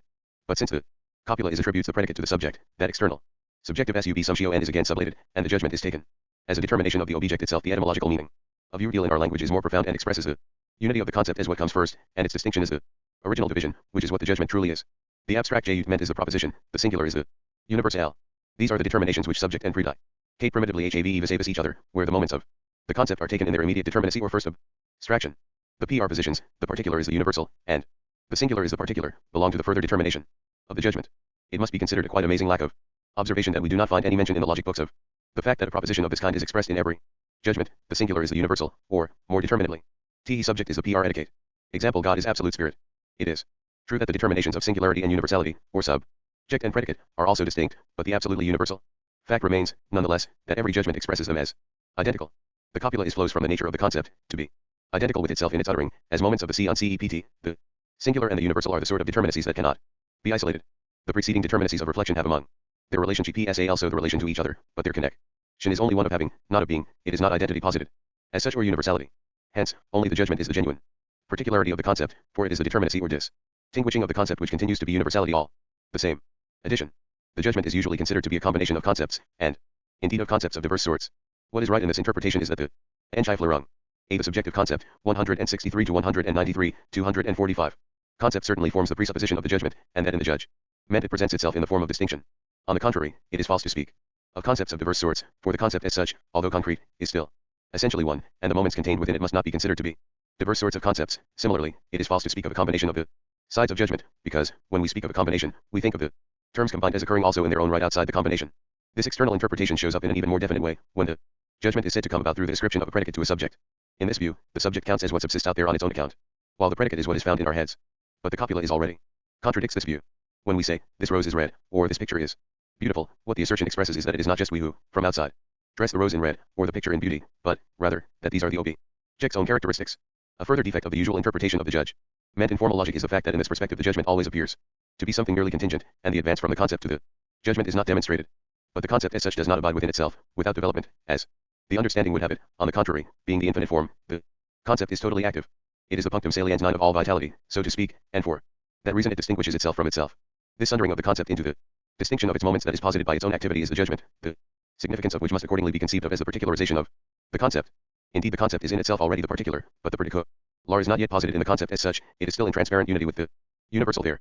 So, as we have already noted, 160 edition, the germ of a plant, for instance, already contains the particular, root, branches, leaves, etc., but the particular is here present only in itself, and is posited only when the germ opens up. This unclosing should be regarded as the judgment of the plant. Consequently, the same example can also serve to make it obvious that neither the concept nor the judgment is found only in our heads, and that they are not merely formed by us. The concept dwells within the things themselves. It is that through which they are what they are, and to comprehend an object means therefore to become conscious of its concept. If we advance from this to the judging of the object, the judgment is not our subjective doing, by which this or that predicate is ascribed to the object. On the contrary, we are considering the object in the determinacy that is posited by its concept. 167. The judgment is usually taken in a subjective sense, as an operation and a form, which occurs only in thinking that is conscious of itself. But this distinction is not yet present in the logical realm. Here the judgment is 246. The Encyclopaedia Logic. To be taken as entirely universal, everything is a judgment. That is, every thing is a singular which is inwardly a universality or inner nature. In other words, a universal that is made singular. Universality and singularity distinguish themselves from each other within it, but at the same time they are identical. The supposedly merely subjective sense of the judgment, as if it were I who ascribe a predicate to a subject, is contradicted by the expression of the judgment, which is, on the contrary, objective. The rose is red, gold is a metal, etc. It is not I who first ascribe something to these subjects. Judgments are distinct from propositions. Propositions contain a determination of the subjects which does not stand in a relationship of universality to the may state, a singular action, and the like. Caesar was born in Rome in this or that year, waged war in Gaul for 10 years, crossed the Rubicon, etc. These are propositions, not judgments. Moreover, it is quite vacuous to say that propositions such as, for instance, I slept well last night, or even present arms, can be put in the form of a judgment. A proposition like, a carriage is passing by, would be a judgment, and a subjective one at that, only if there could be doubt whether what is passing by is a carriage, or whether the object is moving, and not, on the contrary, the stand point from which we observe it, for then the concern would be to find the right determination for my not yet appropriately determined representation. L68. The standpoint of the judgment is finitude, and from this point of view the finitude of things consists in their being a judgment, i.e. their there-ness, and their universal nature, their body and their soul, are indeed united. Otherwise the things would be nothing, but these moments are already diverse as well as separable in principle. L69.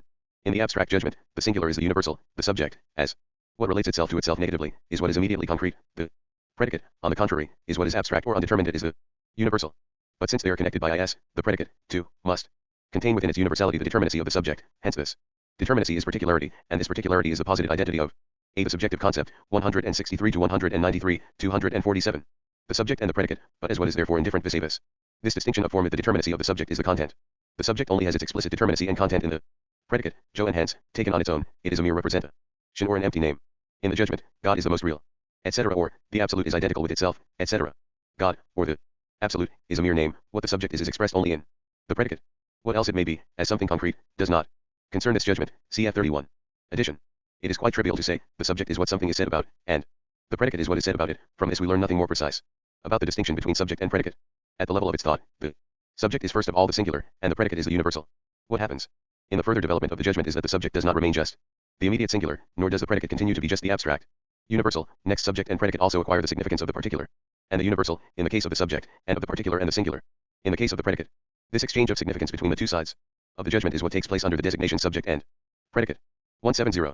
With regard to the more precise determinacy of the subject and the predicate, the first, as negative relation to itself, 163, 106 remark, is the solid ground in which the predicate has its subsistence and is ideal, it inheres in the subject, and since the subject is altogether and immediately concrete, the determinate content of the predicate is only one of the many determinacies of the subject, and the latter is richer and wider than the predicate. Conversely, the predicate, as what is universal, subsists on its own AC count, and it is indifferent as to whether the subject is or is not, it reaches beyond the subject, subsumes it under itself, and is for its part wider than the subject. It is only the determinate content of the predicate, 169, that constitutes the identity of the two. 171. In the judgment, subject, predicate, and the determinate content or their identity are posited at first precisely in their relation as diverse, or as following. 248 The Encyclopaedia Logic. Outside each other. But in themselves, i.e., according to the concept, they are identical, since the concrete totality of the subject consists, not in being some undeterminate manifold, but in the fact that only it is singularity, i.e. it is the particular and the universal within an identity, and precisely. This unity is the predicate, 170, L and the copula. Moreover, the identity of the subject and the predicate is posited, to be sure, but it is posited at first only as an abstract is. According to this identity, the subject also has to be posited in the determination of the predicate, and therefore the predicate, 2, receives the determination of the subject, and the copula fulfills itself. This is the further determination of the judgment by the fulfilled copula, which leads to the syllogism. But in respect of the judgment there is first the further determination of the judgment itself, the determination of the initially abstract, sensible universality to allness, genus, and species, and to the developed universality of the concept. It is only the cognition of the further determination of the judgment that gives coherence as well as sense to what are usually presented as the species of judgment. Apart from looking quite contingent, the usual enumeration is superficial, and even confused, and disorderly, in its indication of the distinctions. How positive, categorical, and assertoric judgments are distinguished is sometimes just a matter of pure conjecture, and sometimes it remains undetermined. The various judgments have to be looked upon as following necessarily from one another and as a further determination of the concept, for the judgment itself is nothing but the determinate concept. In their relation to the two preceding spheres of being and of essence, the determinate concepts are, as judgments, reproductions of these spheres, but they are posited in the simple relation of the concept. Addition. The various types of judgment are to be interpreted not just as an empirical multiplicity, but as a totality determined by thinking, and one of Kant's great achievements was to have been the first to draw our attention to this. Kant's classification of judgments according to the schema of his table of categories into the judgments of quality, quantity, relation, and modality cannot be regarded as adequate, partly because of the merely formal application of the schema, and partly because of its content. But all the same, what underlies this classification is the genuine intuition that the various types of judgment are determined by the university or sal forms of the logical idea itself. Thus we obtain, first of all, three main types of judgment, which correspond to the stages of being, essence, and concept. In accord with the character of essence, as the stage of difference, the second of these, A. The subjective concept, 163 to 193, 249. Main types is again inwardly divided into the inner ground of the system of the judgment must be sought in the fact that, since the concept is the ideal unity of being and essence, the unfolding of it that comes about in the judgment must also, first of all, reproduce these two stages in a conceptual transformation, while the concept itself shows itself to be what determines the genuine judgment. The various types of judgment must not be regarded as standing beside one another, each having the same value. Instead, they must be seen as forming a sequence of stages, and the distinction between them rests on the logical significance of the predicate. We can indeed find this already in our ordinary consciousness, in that we unhesitatingly ascribe only a very inadequate power of judgment to someone who habitually frames only such judgments as this wall is green, this oven is hot, and so on. In contrast, we say that someone genuinely understands how to judge only when his judgments deal with whether a certain work of art is beautiful, whether an action is good, and so on. In the case of judgments of the first kind, the content is only an abstract quality, the presence of which can be adequately decided by immediate perception, whereas, to say of a work of art that it is beautiful, or of an action that it is good, the objects in question must be compared with what they ought to be, i.e., with their concept. A. The qualitative judgment. I-72. The immediate judgment is the judgment of theirness. The subject is posited in a universality, as its predicate, which is an immediate, and hence sensible, quality. 1. The positive judgment. The singular is something particular. But the singular is not something particular. More precisely, such a singular quality does not correspond to the concrete nature of the subject. 2. The negative judgment. It is one of the most fundamental logical prejudices that qualitative judgments such as, the rose is red, or, is not red, can contain truth. 12. Correct they may be, but only in the restricted confines of perception, finite representation, and thinking. This depends on the content, which is just as finite, and untrue on its own account. But the truth rests only on the form, i.e., on the posited concept, and the reality that corresponds to it. Truth of this kind is not present in the qualitative judgment, however. Addition. In ordinary life, correctness and truth are very often considered to be synonymous, and hence we often speak of the truth of a content when it is a matter of mere correctness. In general, correctness is only a matter of the formal agreement of our representation with its content, whatever kind this content may other. 250 The Encyclopaedia Logic. Wise be. Truth, on the contrary, consists in the agreement of the object with itself, i.e., with its concept. It may certainly be correct that someone is ill, or has stolen something, but a content like this is not true, for an ill body is not in agreement with the concept of life, and similarly theft is an action that does not correspond to the concept of human action. From these examples it may be gathered that, no matter how correct it may be, an immediate judgment, in which an abstract quality is asserted of something immediately singular, simply cannot contain any truth, for subject and predicate do not stand to one another here in the relationship of reality and concept. Furthermore, the untruth of the immediate judgment consists in the fact that its form and its content do not correspond to one another. When we say, this rose is red, the copula is implies that subject and predicate agree with one another. But, of course, the rose, being something concrete, is not merely red. On the contrary, it also has a scent, a definite form, and all manner of other features, which are not contained within the predicate red. On the other hand, this predicate, being something abstractly universal, does not belong merely to the subject. For there are other flowers, too, and other objects altogether that are also red. In an immediate judgment, subject and predicate do not coincide with one another, but touch at just one point, so to speak. With the judgment of the concept, the situation is different. When we say, this action is good, we are asserting a judgment of the concept. We can notice here at once that the subject and predicate do not now have the loose and external relationship that occurs in the immediate judgment. In the latter, the predicate consists in some abstract quality or other, which may or may not belong to the subject. In the judgment of the concept, on the contrary, the predicate is, as it were, the soul of the subject, by which the latter, as the body of this soul, is determined through and through. L7.3. Since this negation is the first one and the relation of the subject to the predicate still remains in it, and the predicate is therefore something relatively universal of which only the determinacy is negated. The rose is not red implies that it does have some color, obviously some other color, which when identified would be just another positive judgment. But the singular is also not a universal.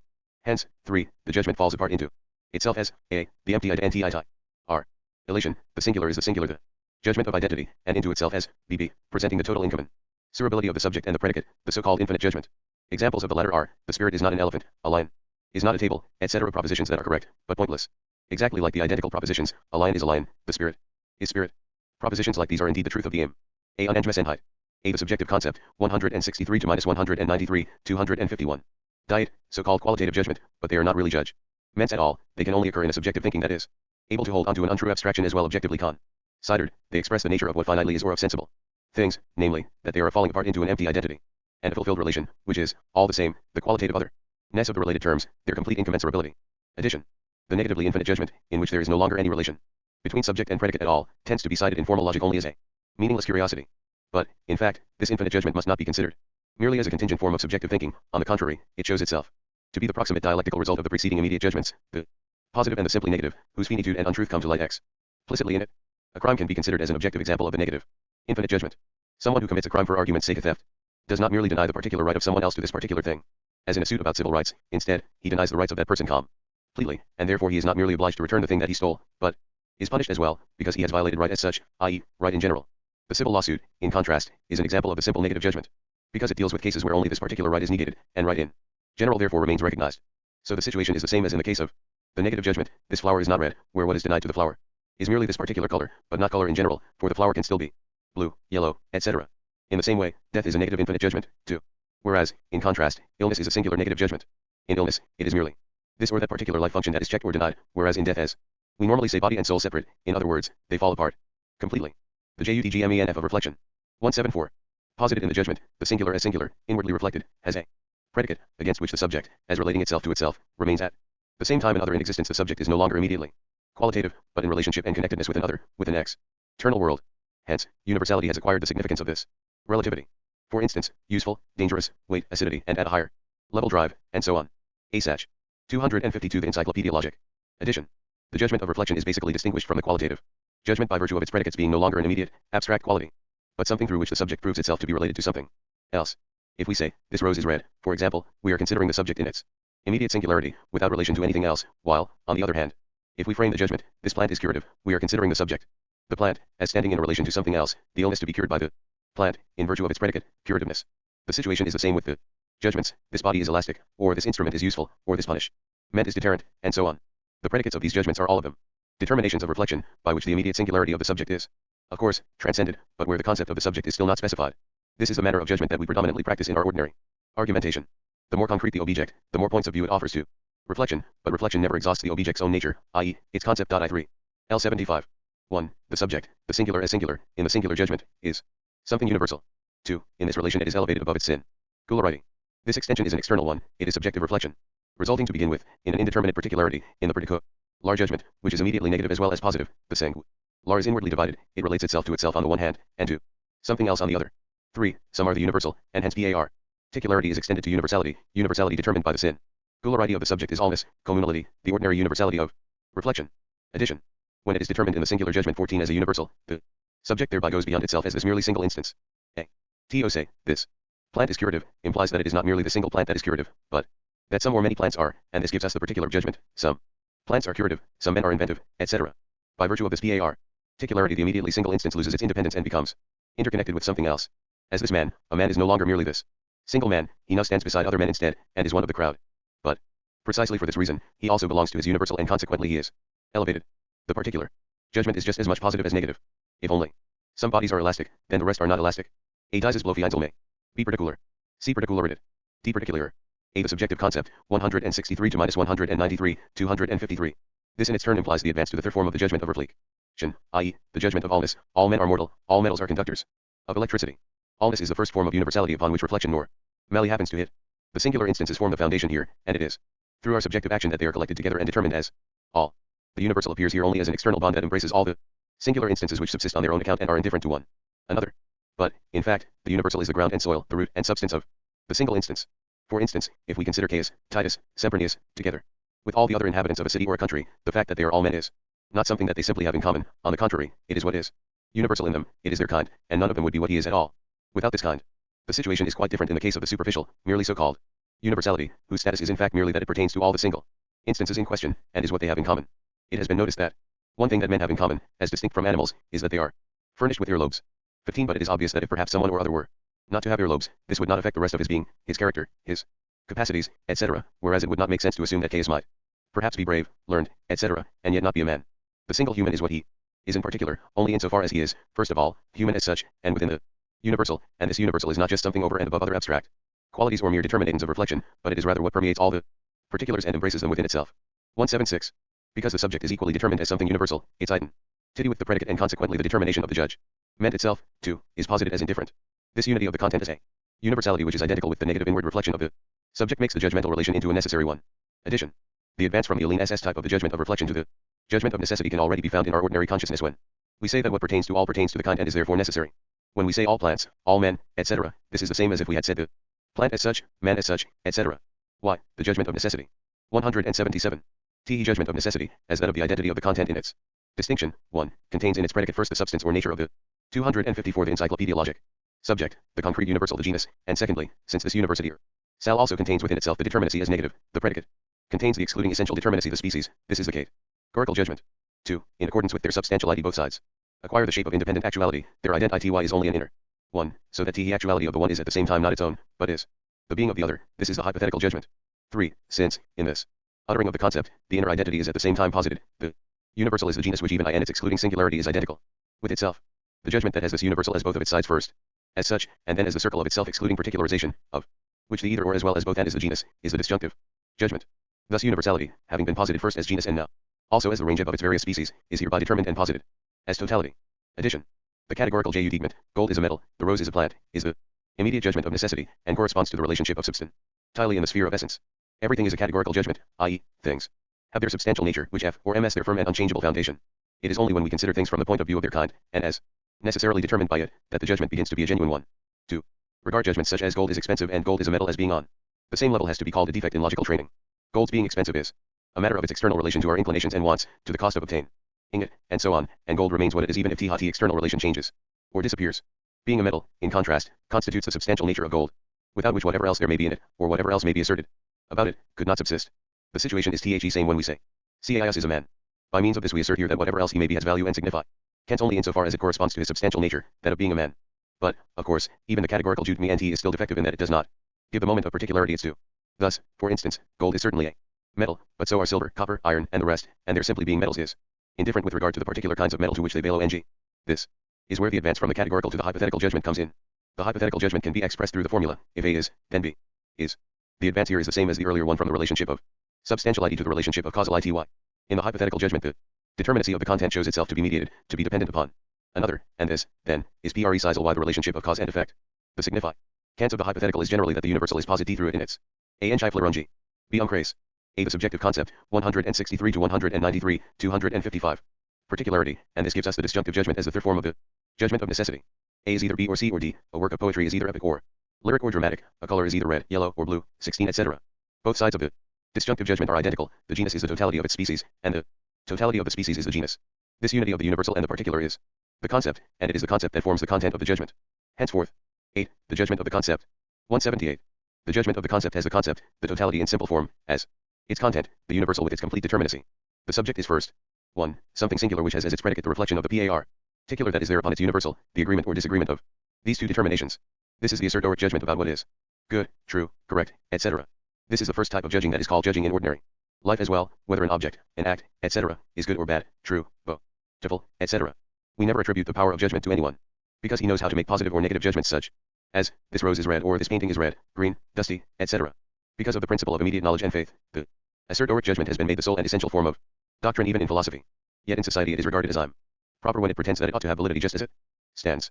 In the so-called philosophical works that uphold the principle of immediate knowledge and faith one can read hundreds and hundreds of assurances about reason, knowing, thinking, etc. And, since external authority does not count for much anymore, they seek to gain acceptance for themselves through endless repetitions of one and the same statement. 179. In its initially immediate subject the assertoric judgment does not contain the relation of the particular and the universal that is expressed in the predicate. Consequently this judgment is only a subjective specification, and the opposite assertion confronts it with the same right or rather the same lack of right. Hence it is, too, straight away just a problematic judgment. A particularity. 256 of Encyclopaedia Logic. But, 3. When the objective specification is posited in the subject or when its particularity is posited as the special way that its there-ness is constituted, then the subject expresses the relation of this way of being constituted to its determination, i.e., to its genus. Thus it expresses what constitutes the content of the predicate, see preceding paragraph. Here, we have the apodeictic judgment, example this the immediate singularity. How's the genus being constituted thus and so particularity is good or bad, all things are a genus, which is their determination and purpose. In a single actuality with a particular constitution, and their finitude consists in the fact that what is their particular way of being may, or again, may not, conform to the universal. i.e. in this way the subject and the predicate themselves are each of them the whole judgment. Initially the immediate constitution of the subject shows itself as the mediating ground between the singularity of what is actual and its universality, as the ground of the judgment. What has been posited in fact is the unity of the subject and the predicate as the concept itself. The concept is the fulfillment of the empties of the copula, and since, as subject and predicate, its moments are at the same time distinct, the concept is posited as their unity, as the relation mediating between them. This is the syllogism. See the syllogism. I-81. The syllogism is the unity of the concept and the judgment. It is the concept as the simple identity into which the form distinctions of the judgment have returned, and it is judgment, insofar as it is posited at the same time in reality, i.e., in the distinction of its determinations. The syllogism is what is rational, and it is everything that is rational. It is, of course, quite usual for the syllogism to be given out as the form of what is rational but only as a subjective form and without any connection being demonstrated between this form and any particularity. A. The subjective concept, 163 to 193, 257. Other rational content, for instance, a rational principle, a rational action or idea, etc. There is, in general, much talk of reason and it is frequently appealed to, but its determinacy, what it is not stated, and the last thing anyone thinks of in that context is syllogistic reasoning. Formal syllogism is indeed rational in a way that is so devoid of reason that it has nothing to do with the rationality of its basic import. But since any such import can only be rational in virtue of the determinacy that makes thinking into reason, it can only be rational in virtue of that form, which is the syllogism, and this last is nothing but the posited, and at first, formally, real concept, just as the above paragraph expresses it. Hence the syllogism is the essential ground of everything true, and the definition of the absolute from now on is that it is a syllogism. Expressed as a proposition, this determination becomes, everything is a syllogism. Everything is a concept, and the way that the concept is there is the distinction of its moments, in such a way that its universal nature gives itself external reality through particularity, and in this way, i.e., as negative inward reflection, the concept makes itself into the singular, or, conversely, the actual is a singular that raises itself by means of particularity to universality or sality and makes itself identical with itself. The actual is one, but it is equally the stepping asunder of the moments of the concept, and the syllogism is the cycle of the mediation of its moments, the cycle through which it posits itself as one addition. Like the concept and the judgment, the syllogism also is usually conceived only as a form of our subjective thinking, and it is said therefore that the syllogism is the grounding of the judgment. Now, it is certainly the case that the judgment refers us to the syllogism, but it is not merely our subjective doing that brings this advance about. On the contrary, it is the judgment itself that posits itself as syllogism and returns in it to the unity of concept. More precisely, it is the apodeictic judgment which forms the passage to the syllogism. In the apodeictic judgment we have something singular that relates to its universal, i.e., to its concept, in virtue of its constitution. Here the particular appears as the mediating middle of between the singular and the universal, and this is the basic form of the syllogism, whose further development, interpreted in a formal way, consists in the fact that the singular and the universal also occupy this position of being the middle. It is this process that forms the passage from subjectivity to objectivity. A reality begriff. B. Die Vermitteln mit. 258 Encyclopaedia Logic. 182. In the immediate syllogism, the determinations of the concept, being abstract, stand in a merely external relationship to each other, hence the two extremes are singularity and universality, but in the same way the concept, as the middle term which convolutes these two, is only abstract particularity. As a result the extremes are posited as subsisting on their own account, just as indifferent toward each other as toward their middle term. This syllogism, therefore, is the rational that lacks the concept. It is the formal syllogism of the understanding. Here the subject is convoluted with an other determinacy, or from the other side by a means of this mediation. The universal sub sum as a subject that is external to it. What happens in the rational syllogism, on the contrary, is that by means of the mediation the subject convolutes itself with itself. Only then is it truly subject, or the subject is all by itself the syllogism of reason. In the following examination, the syllogism of the understanding is expressed in its subjective mode, according to its ordinary current meaning. 17. This mode belongs to it when we say that we make these syllogisms. And, in fact, the syllogism of the understanding is only a subjective syllogism, but this has also the objective meaning, in that the syllogism expresses only the finitude of things, albeit in the determinate mode that the form has achieved at this point. In finite things their subjectivity as a thinghood that is separable from their proper IES, i.e. from their particularity is equally as separable from their universality, not only insofar as this universality is the mere quality of the thing and its external connectedness with other things, but also insofar as it is its genus and concept. Addition. In conformity with the above-mentioned interpretation of the syllogism, as the form of what is rational, reason itself has been defined as the faculty of syllogising, while the understanding, in contrast, has been defined as the faculty of forming concepts. Quite apart from the underlying superficial representation of the spirit as a mere ensemble of forces or faculties subsisting side by side, there is this to be said about the association of the understanding with the concept and of reason with the syllogism, that we ought not to regard the concept as a mere determination of the understanding any more than we ought to regard the syllogism as rational without qualification. For, on the one hand, what is usually dealt with in formal logic as the doctrine of the syllogism is nothing but the simple syllogism of the understanding. It does not deserve the honor of counting as the a to isra.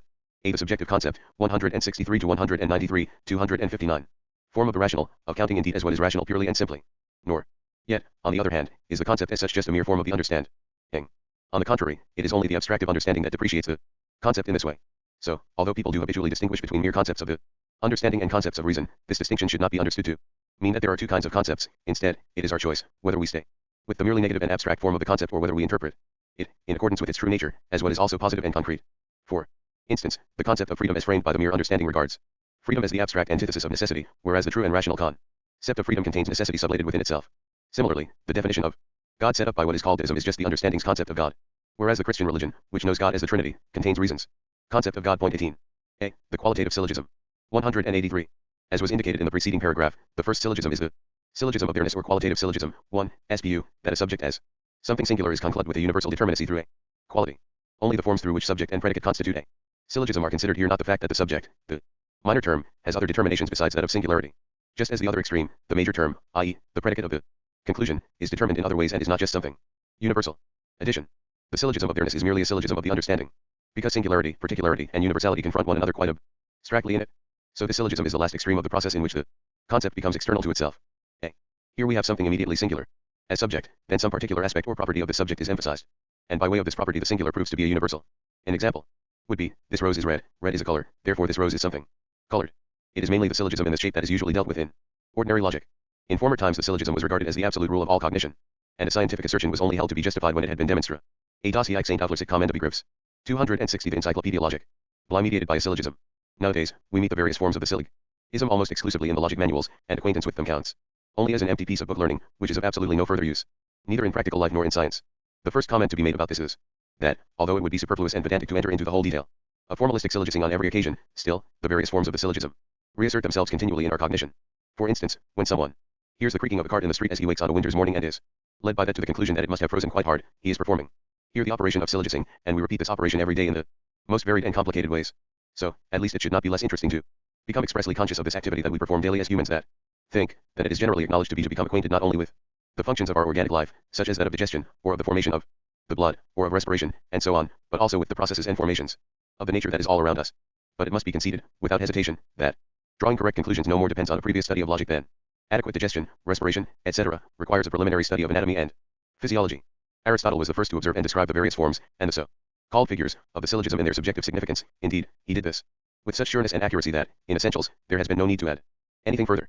But, although this achievement does great honor to Aristotle, he himself made no use of the forms of the syllogism of the understanding in his properly philosophical inquiries, nor even of finite thinking in general. See the remark to 187. 184. This syllogism is, a, entirely contingent with regard to its determinations, since, as an abstract particularity, the middle term is any determinacy of the subject whatever. For being something immediate, and hence empirically concrete, the subject has several of these determinacies, so it can be concluded with a variety of other universalities as well. In the same way, since even a single particularity can again have diverse determinacies within it, the subject can be related to distinct universals through one and the same middle term. It is more the case that formalistic syllogising has gone out of fashion, than that people have become aware of its incorrectness, and have tried to justify not using it on that account. This para. A. Not 189, our correction. A. The subjective concept, 163 to 193, 261. Graph and the one following show that syllogising of this kind is quite pointless for the truth. Under the aspect that is dealt with in the present paragraph, all sorts of things can, as people say, be proven by means of this kind of syllogisms. We only have to choose the middle term from which the passage can be made to the determination that we want. But with another middle term something else can be proven, even its opposite. The more concrete an object is, the more sides there are that belong to it, and can serve as middle terms. Which of them is more essential than the others must again depend on a syllogism of this kind, which holds on to the single determinacy and can easily find a side and an aspect in this determinacy according to which it can be made important and necessarily valid. Addition.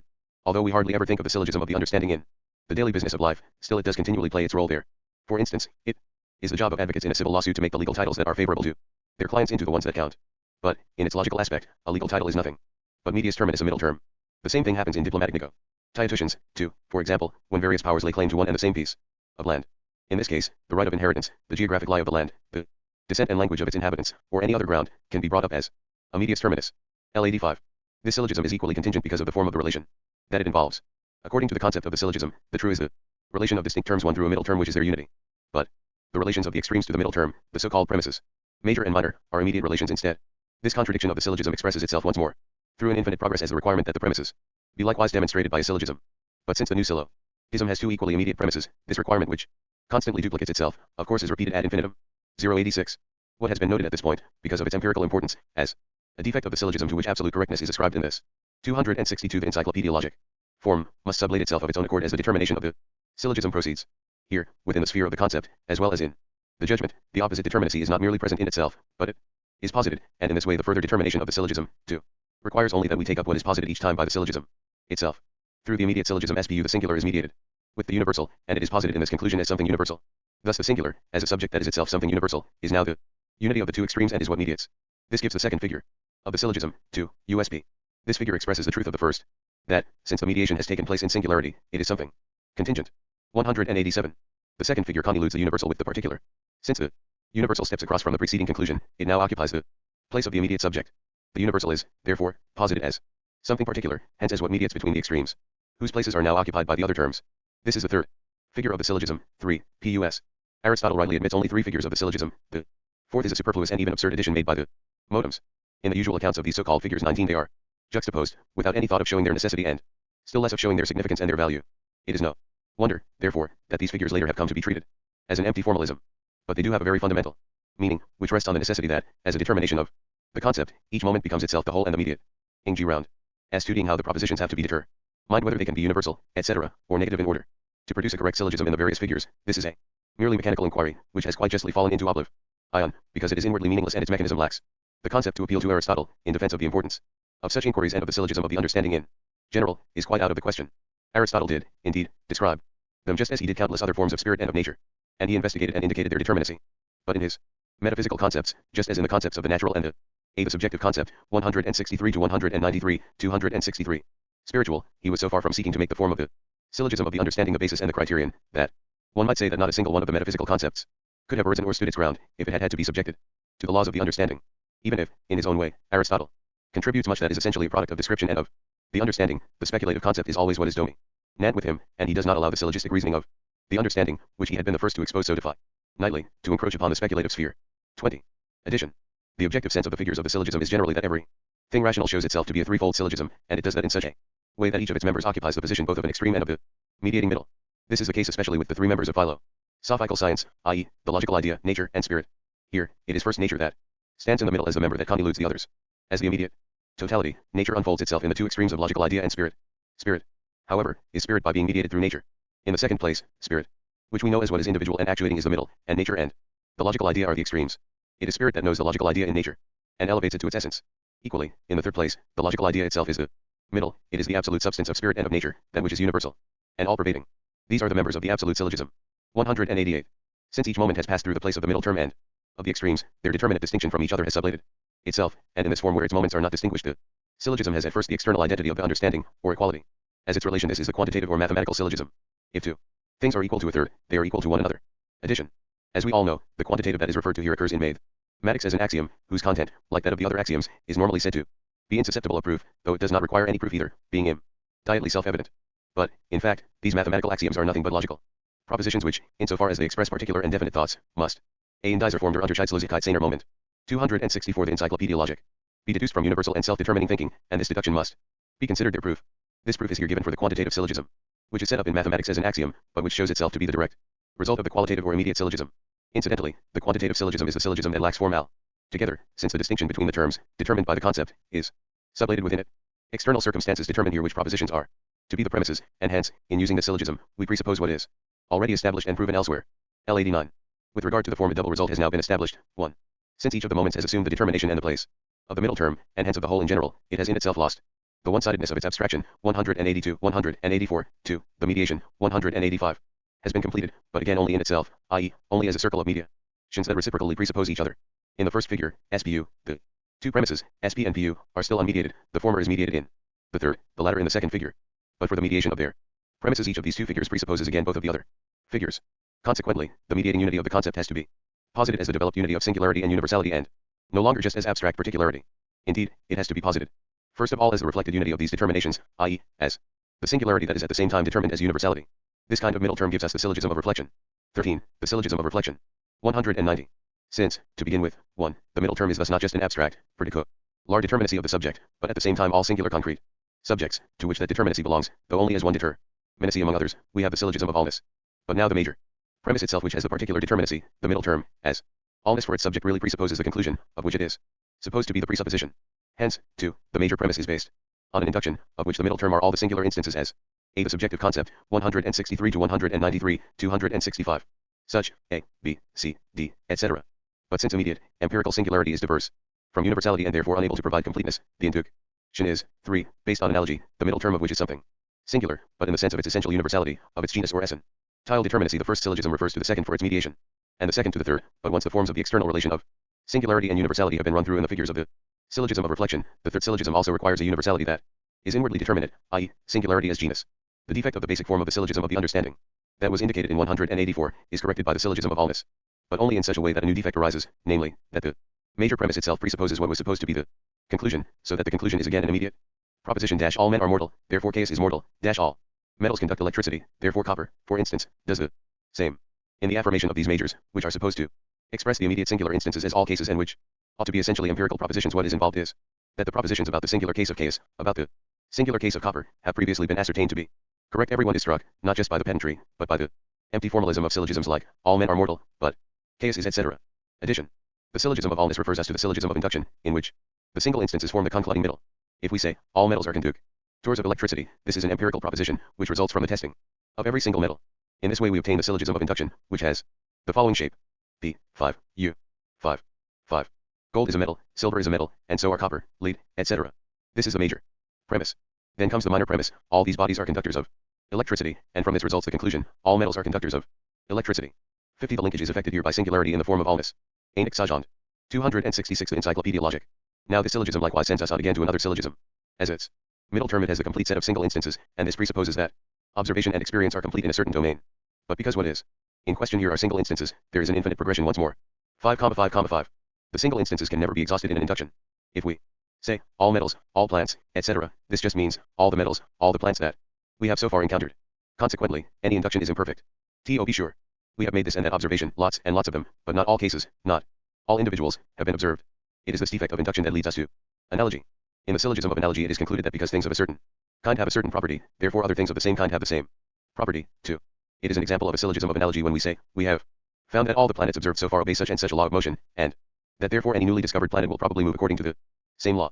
Analogy is rightly held in high esteem in the empirical sciences, and very important results have been arrived at by this path. It is the instinct of reason which surmises that this or that empirically discovered determination is grounded in an object's inner nature or kind, and which proceeds on that basis. Point 21. Analogy, it may be added, can be more or less superficial or well-grounded. For instance, if one says, Caius, who is a man, is a scholar, Titus is a man, too, so he will probably be a scholar also. This is a very bad analogy in any case, because, of course, a man's being a scholar is certainly not grounded just in his being human. Superficial analogies of this kind do, however, occur very often.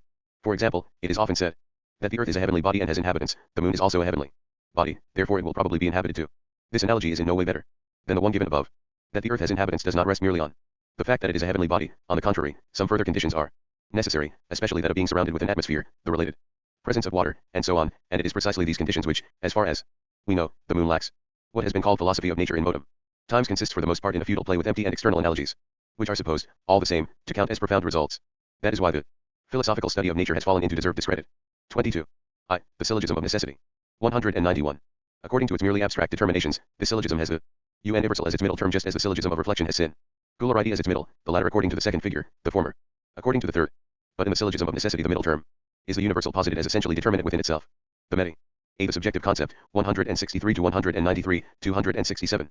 Aiding determination is initially, 1. The particular in the sense of the determinate genus or species. This is the case in the categorical syllogism. Then, it is 2. The singular in the sense of immediate being, so that it is both mediate ing and mediated in the hypothetical syllogism. 3. The mediating university.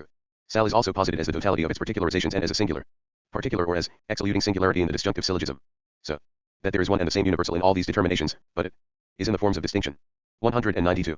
The syllogism has been taken according to the distinctions which it contains, and the universal result of its course is that the self-sublation of these distinctions and of the self externally of the concept is produced in it. And indeed, 1. Each of the moments has proven itself to be the totality of the moments, hence the whole syllogism. In this way, they are in themselves identical. 2. The negation of their distinctions, and the mediation of them, constitutes the being for itself of the concept, so that it is one and the same universal that is in these forms and hence is posited also as their identity. In this ideality of the moments, syllogistic reasoning acquires the determination of essentially containing the negation of the determinacies through which it proceeds, and hence that of being a mediation through the sublation of mediation, and a convoluting of the subject, not with an other, but with a sublated other, i.e., with itself. Addition. It is customary in traditional logic to conclude the first part, the so-called doctrine of elements, with the treatment of the doctrine of the syllogism. What follows then, as the second part, is the so-called doctrine of method, in which it is supposed to be shown how a whole body of scientific cognition can be brought into existence by applying the forms of thinking treated in the doctrine of elements to the objects that are present. Point 23. Where these objects come from and how it stands with the thought of objectivity are questions about which the logic of the understanding gives no information. In that logic, thinking is taken to be a merely subjective and formal activity, and the objective world that confronts thinking counts as something fixed and present in its own right. But this dualism is not the true state of affairs, and to take up the determinations of subjectivity and objectivity without further ado, and without examining their origins, is a mindless procedure. Both subjectivity and objectivity are thoughts in any case, and indeed they are determinate thoughts, which have to prove themselves to be grounded in the thinking that is universal and self-determining. This has been done here, first with regard to subjectivity. We have come to the cognition of subjectivity, or the subjective concept, which contains the concept as such, the judgment, and the syllogism within it, as the dialectical result of the first 268th Encyclopaedia Logic. Two principal stages of the logical idea, namely, being and essence. It is quite correct to say of the concept that it is subjective and only subjective, because it is certainly subjectivity itself. And both the judgment and the syllogism are as subjective as the concept as such. These, together with the so-called laws of thought, the laws of identity, of distinction, and of sufficient reason, form the content of the so-called doctrine of elements in traditional logic. But now, this subjectivity, with the determinations which have been cited here, the concept, the judgment, and the syllogism, is not to be regarded as an empty framework that can only be filled up from outside by objects that are present on their own account. On the contrary, it is subjectivity itself which, being dialectical, breaks through its own barrier, and opens itself up into objectivity by means of syllogism. 193. This realization of the concept, in which the universal is this one totality, returned into itself, whose distinctions are equally this totality, and which, through the sublation of the mediation has determined itself as immediate unity, is the object. This passage from the subject, from the concept in general and, more precisely from the syllogism, to the object, may seem at first sight to be very strange, especially if one thinks only of the syllogism of the understanding and considers syllogistic reasoning as done by consciousness. But all the same, it is not part of our concern to make this passage plausible to representation. We can only look back to see whether our usual notion of what is called an object corresponds more or less with what constitutes the determination of the object here. Now we do not usually understand by an object merely something that is abstractly, or an existing thing, or something actual in general, but something independent, that is concrete and complete within itself. This completeness is the totality of the concept. The fact that the object is also object, and is something external to another will be established later insofar as it sets itself up in its antithesis to what is subjective. But at this point, the object, as that into which the concept has passed over from its mediation, is initially just immediate unaffected object, just as the concept is likewise only determined as what is subjective in the antithesis that comes later. Moreover, the object is quite generally the one whole that is inwardly still undetermined. It is the objective world in general, God, the absolute object. But equally the object has distinction in a reading unity, instead of odor. B. Auxerre. A. The subjective concept, 163 to 193, 269. It, as objective world, it falls apart inwardly into an undetermined manifoldness, and each of these isolated bits is also an object, or something there that is inwardly concrete, complete, and independent. We have compared objectivity with being, existence, and actuality, in the same way the passage to existence and actuality, for being is the first, totally abstract immediacy, has to be compared with the passage to objectivity. The ground from which existence emerges, the relationship of reflection that sublates itself into actuality, are nothing but the still imperfectly posited concept, i.e., they are only abstract sides of it. The ground is just the unity of the concept at the level of essence, the relationship is just the relation of real sides that are supposed to be only inwardly reflected. The concept is the unity of the two, and the object is a unity which is not just one appropriate to essence, but one that is inwardly universal. It does not merely contain real distinctions, but contains them as totalities within itself. It is clear, moreover, that what is at issue in all these transitions is more than just showing the inseparability of the concept, or of thinking, from being. It has often been noted that being is nothing more than a simple relation to itself, and that this poor determination is indubitably contained in the concept, or in thinking. The sense of these transitions is not to take up determinations simply as contained in the concept, in the way this happens in the ontological argument for God's being there, by means of the proposition that being is one of the realities. The task here is rather to take the concept, the way it initially ought to be determined on its own account as concept, with which this remote abstraction of being or even of objectivity has still nothing to do, and then, in its determinacy as determinacy of the concept alone, to see whether, and indeed that this determinacy passes over into a form that is diverse from determinacy as it belongs to the concept and appears in it. If the object, as the product of this passage, is put in relation with the concept, which as far as its proper form is concerned has vanished in this transition, then the result may be correctly expressed by saying that the concept, or even, if one prefers, subjectivity, and the object are in themselves the same. But it is equally correct to say that they are diverse. Precisely because each statement is as correct as the other, each of them is as incorrect as the other. Expressions of this kind are incapable of presenting the genuine relationship, the sameness in themselves that was 270. The Encyclopaedia logic mentioned above is something abstract and even more one-sided than the concept itself, whose one-sidedness sublates itself, generally speaking, in the fact that the concept sublates itself into the object, the opposite one-sidedness. That sameness in themselves also must therefore determine itself to be for itself, through the negation of itself. As is always the case, the speculative identity is not the trivial one, that concept and objectivity are in themselves identical. This is a remark that has been repeated often enough, yet it cannot be repeated often enough, if the intention is to put an end to the stale and totally malicious misunderstandings about this identity. But, of course, there is no hope of achieving this at the level of the understanding. Besides, if one takes this unity quite generally, without bearing the one-sided form of its being in itself, then as everyone knows, it is this unity that is presupposed in the ontological proof that there is a God. It is presupposed precisely as what is the most perfect. It is true that Anselm, to whom the most remarkable thought of this proof occurs for the first time, simply discusses to begin with whether a content is in our thinking only. His words are briefly these: cert id, quo magis cogitari nequid, non potest esse. In intellectu solo. Sinem vel in solo intellectu est, potest cogitari. Seet in re, quod maius estsi ergo id, quo maius cogitari non potest, est in solo intellectu, id ipsum, quo maius cogitari non potest, est, quo maius cogitari potest. Sed cert hoc esse non pot. Est. Assuredly, that than which nothing greater can be thought, cannot be in the intellect alone. For suppose it is in the intellect alone that it can be thought to be in reality as well, and that is greater. Therefore, if that than which nothing greater can be thought is in the intellect alone, then precisely that than which nothing greater can be thought is that than which a greater can be thought. But obviously this is impossible. 24. According to the determinations which we have now reached, finite things are such that their objectivity is not in agreement with the thoughts of them, not in agreement with their universal determination, their genus, and their purpose. Descartes and Spinoza and others have expressed this unity in a more objective way, but the principle of immediate certainty or of faith takes it more in the subjective way of Anselm, i.e., that in our consciousness the determination of God's being is inseparably bound up with our representation of Him. And if the principle of this faith also takes the representations of external finite things in the inseparability of the consciousness of them and of their being, because they are bound up with the subjective concept, 163 to -193, 271. The determination of existence in our intuition, that too is quite correct. But it would be mindless in the extreme, if this were supposed to mean that in our consciousness existence is bound up with the representation of finite things in the same way as it is with the representation of God. To suppose that would be to forget that finite things are alterable and perishable, i.e., that existence is bound up with them only in a transitory manner, that this bond is not eternal but can be severed. Hence Anselm put aside the sort of linkage that occurs in finite things, and declared rightly that the perfect being is that which is not merely in a subjective way, but in an objective way as well. Every attempt to look down upon the so-called ontological proof and upon Anselm's determination of what is perfect is futile, since this determination is implicit in every unprejudiced human mind, just as it finds its way back in every philosophy, even against its wit and will, as in the case of the principle of immediate faith. The defect in Anselm's argumentation, however, which is also shared by Descartes and Spinoza, as well as by the principle of immediate knowing, is that this unity, which is proclaimed as what is most perfect, or subjectively as the true knowing, is supposed, i.e., it is assumed as in itself only. Consequently this unity is abstract, and the diversity of the two determinations is at once brought up against it, as happened to Anselm long ago. In other words, it is the representation and existence of the finite that is actually brought up against the infinite, for, as was remarked above, the finite is the sort of objectivity which is at the same time not adequate to its purpose, to its essence and concept, but diverse from it, or it is the sort of representation, the sort of subjective something, that does not involve existence. This objection and antithesis is only removed by showing that the finite is something untrue, or that these determinations are on their own account one-sided and null, and that their identity is therefore one into which they pass over by themselves and in which they are reconciled. B. Das B. Ol Kamin. B. The object. 194. Because of its indifference vis-a-vis the distinction that has sublated itself in it, the object is immediate being, and it is an inward totality at the same time it is equally indifferent vis-a-vis its own immediate unity, since that identity, i.e., totality, is the identity of its moments that is only in itself. It is a falling apart into distinct moments, each of which is itself the totality. Hence, the object is the absolute contradiction of the complete independence of the distinct moments that are manifold and of their equally complete dependency.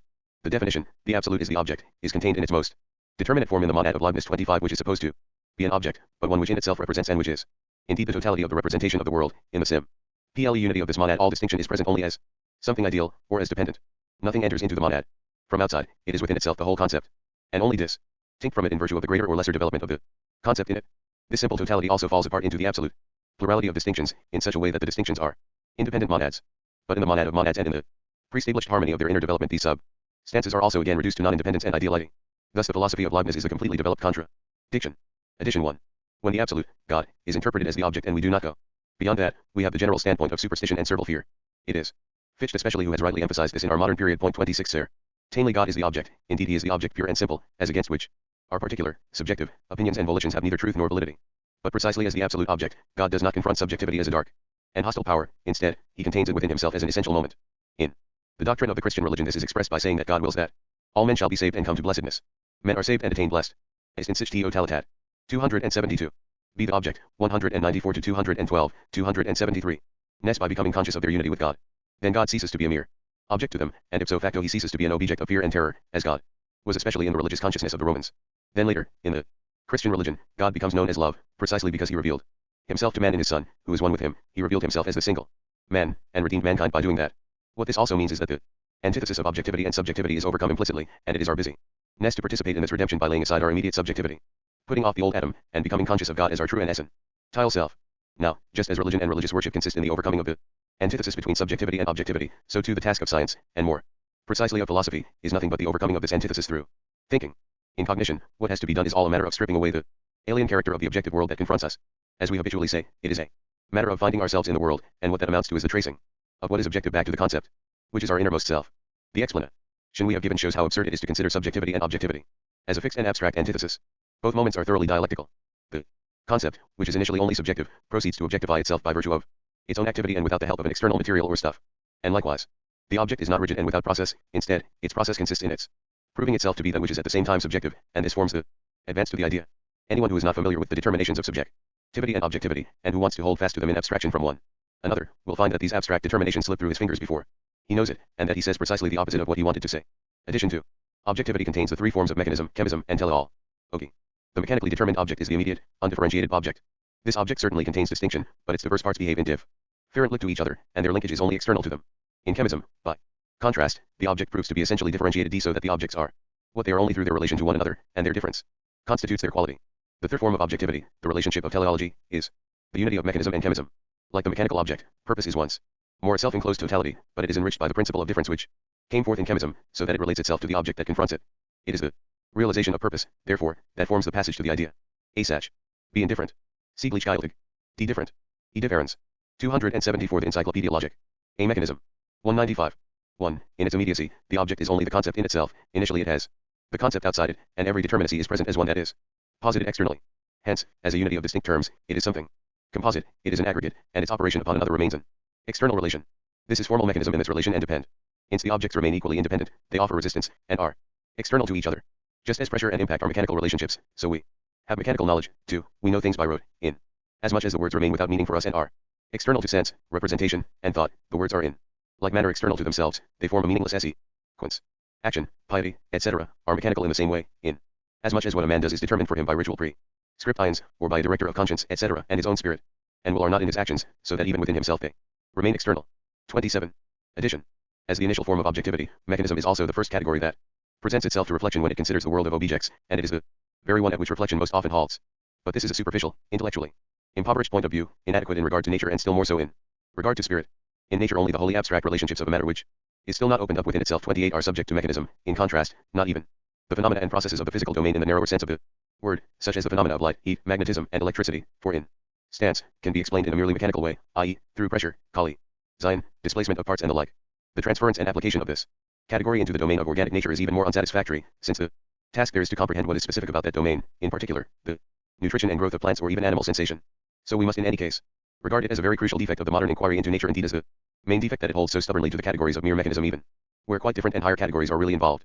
In doing this, it contradicts what offers itself to unprejudiced intuition, and bars the way to an adequate cognition of nature. In the study of the formations of the world of spirit, to which comes next, the mechanical view has frequently been adopted in a quite unwarranted manner. Be the object, 194 to 212, 275. This is the case, for example, when it is said that man consists of body and soul. In this view, body and soul are held to subsist each on its own account and to be connected together only in an external way. It is the same, too, when the soul is treated as a mere complex of forces and faculties that subsist independently, one beside the other. But, although, on the one hand, the mechanical point of view must be rejected quite decisively when it pretends to take the place of conceptually comprehensive cognition altogether, and to establish mechanism as the absolute category, still, on the other hand, we must also vindicate for mechanism the right and the significance of a universal logical category, and therefore we must not restrict it simply to that domain of nature from which it derives its name. So there is no reason for us to object when attention is drawn to mechanical actions outside of the domain of mechanics proper, especially in physics and physiology, example actions like those of weight, the lever, and the like. But it must not be overlooked here that in these domains the laws of mechanism are no longer the decisive ones, but enter only in a subservient position, so to speak. Another remark that directly follows is that wherever in nature the higher functions suffer some kind of disturbance or check in their normal functioning, and especially the functions of the organism, the otherwise subordinated mechanism immediately advances to a dominating role. For example, someone who suffers from weakness of the stomach feels pressure there after having eaten a small quantity of certain foods, whilst others, whose digestive organs are healthy, remain free of this feeling, even though they have eaten the same amount. It is the same with regard to a general feeling of heaviness in the limbs in the case of bodily indisposition. Even in the domain of the spiritual world, mechanism has its place, though again, it is only a subordinate one. It is quite right to speak of mechanical memory, and of all manner of mechanical activities, such as reading, writing, and playing music, for example. As for memory specifically, we may note, in this connection, that a mechanical mode of behavior belongs even to its essence. This is a circumstance that is not infrequently overlooked by modern pedagogy in a mistaken zeal for the freedom of intelligence, something that has caused great harm to the education of youth. Nevertheless, anyone who has recourse to mechanics in order to explain the nature of memory and wants to apply its laws without further ado to the soul will thereby show himself to be a bad psychologist. The mechanical aspect of memory simply consists in the fact that certain signs, tones, etc., are here apprehended in their merely external combination and are then reproduced in this combination, without there being any need to draw attention expressly to their significance and inner association. To be cognizant of this aspect of mechanical memory requires no further study of mechanics, and the study of mechanics can not advance psychology as such. 196. The object only has the dependence according to which it suffers violence. Inasmuch as it is independent, see the preceding paragraph, and as 276 the Encyclopaedia Logic. Posited concept in itself, neither of these determinations sublates itself in its other, but the object convolutes itself with itself through its own negation or its dependence, and only in this way is it independent. This independence of the object, in distinction from the externality which it negates in its independence, is negative unity with itself, centrality, subjectivity in which the object is itself directed at and related to what is external to it. The latter is centered on itself in the same way, and therein it is only related to the other center. Likewise, it also has its centrality in the other. This is, 2. Differentiated mechanism, fall, desire, urge to socialize, etc. 197. The development of this relationship forms the syllogism in which the immanent negativity, as the central singularity of an object, i.e., the abstract center, relates itself to objects that are not independent, as to the other extreme, through a middle term, the relative center, which unites the centrality and the dependence of the objects within itself. This gives us 3. Absolute mechanism. 198. The syllogism we have now reached, SPU, is a triad of syllogisms. Qua dependence, the spurious singularity of the dependent objects among which formal mechanism is at home, is just as much external universality. These objects, therefore, are also the middle term between the absolute and the relative center, the form of the syllogism USB, for it is through this dependence that the absolute and relative centers are sundered into extremes, as well as related to each other. Similarly, absolute centrality is what mediates between the relative center and the independent objects, the form of the syllogism PUS. It is the substantial universal, the gravity that remains identical, which, as pure negativity, involutes singularity within itself equally, and, of course, it mediates just as essentially in its sundering action, according to its immanent singularity, as it does in its identical cohesion and undisturbed being within self, according to its universality. In the practical sphere, for instance, the state is a system of 3 syllogisms, just like the solar system. 1. The singular, the person, convolutes himself through his particularity, the physical and spiritual needs, which when further developed on their own account, give rise to civil society, with the universal society, right, law, government. 2. The will or the activity of the individuals is the mediating term that gives satisfaction to their needs in the con. Be the object, 194 to 212, 277. Text of society, right, etc., and provides fulfillment and actualization to society, right, etc. 3. But it is the universal, state, government, right, that is the substantial middle term within which the individuals and their satisfaction have and preserve their full real ity, mediation, and subsistence. Precisely because the mediation convolutes each of these determinations with the other extreme, each of them convolutes itself with itself in this way or produces itself, and this production is its self-preservation. It is only through the nature of this convoluting, or through this triad of syllogisms with the same terms, that a whole is truly understood in its organization. 099. The immediacy of the existence that the objects have in absolute mechanism is in itself negated by the fact that their independence is mediated through their relations to each other, i.e., through their dependence. Hence, the object has to be posited as differentiated in its existence vis-a-vis its own other bechemism. 200. The differentiated object has an immanent determinacy which constitutes its nature and in which it has existence. But as the posited totality of the concept, it is the contradiction between this, its own totality, and the determinacy of its existence. Hence, it is the striving to sublate this contradiction, and to make its way of being equal to the concept. Addition. Chemism is a category of objectivity which as a rule is not particularly emphasized.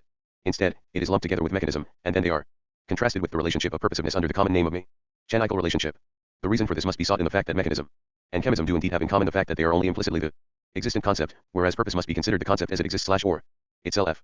But mechanism and chemism are also very definitely distinct from one another. Specifically, this is because in the mode of mechanism the object is, initially, only in different relation to itself, whereas the chemical object proves to be strictly a under Gesellschaft. 278 The Encyclopaedia Logic. Related to what is other. It is true, of course, that even in the course of development of mechanism, some relations to what is other emerge already, but the relation of mechanical objects to one another is, to start with, only an external one, a relation in which the objects that are related to one another retain the semblance of independence. So, for example, in nature, the various heavenly bodies that form our solar system move in relationship to one another, and thereby show themselves to be related to one another. But as the unity of space and time, motion is only the quite external and abstract relation, and it seems therefore as if the heavenly bodies, being thus externally related to one another, would be what they are, and remain so, even without this relation to one another that they have. The situation is different with chemism, however. Objects that are chemically differentiated are explicitly what they are only in virtue of their difference. Hence, they are the absolute drive to integrate themselves through and into one another. 201. Hence, the chemical process has as its product the neutral state between its tensed extremes, which are in themselves this neutral state. Through the difference of the objects there particularizing the concept, as the concrete universal, convolutes itself with the singularity, i.e., with the product, and thus only with itself. and the other syllogisms are again contained in this process too, as activity. The singularity is again the mediating term, just like the concrete universal, the essence of the tensed extremes, which comes to be there in the product. 202. As the reflective relationship of objectivity, chemism still has as its presupposition, not just the differentiated nature of the objects, but also their immediate independence. The process is the going back and forth, from one form to the other, while these forms still remain external to each other in the neutral product. The determinate properties which the extremes had vis-a-vis each other are sublated. It is in conformity with the concept, to be sure, but the inspiriting principle of differentiation does not exist in it, because it has sunk back into immediacy. Hence, the neutral product is something separable, but both the judging or dividing principle which sunders the neutral into the differentiated extremes and gives the A das Begeisternprinzip, B das Urteilenprinzip, B the object, 194 to 212, 279.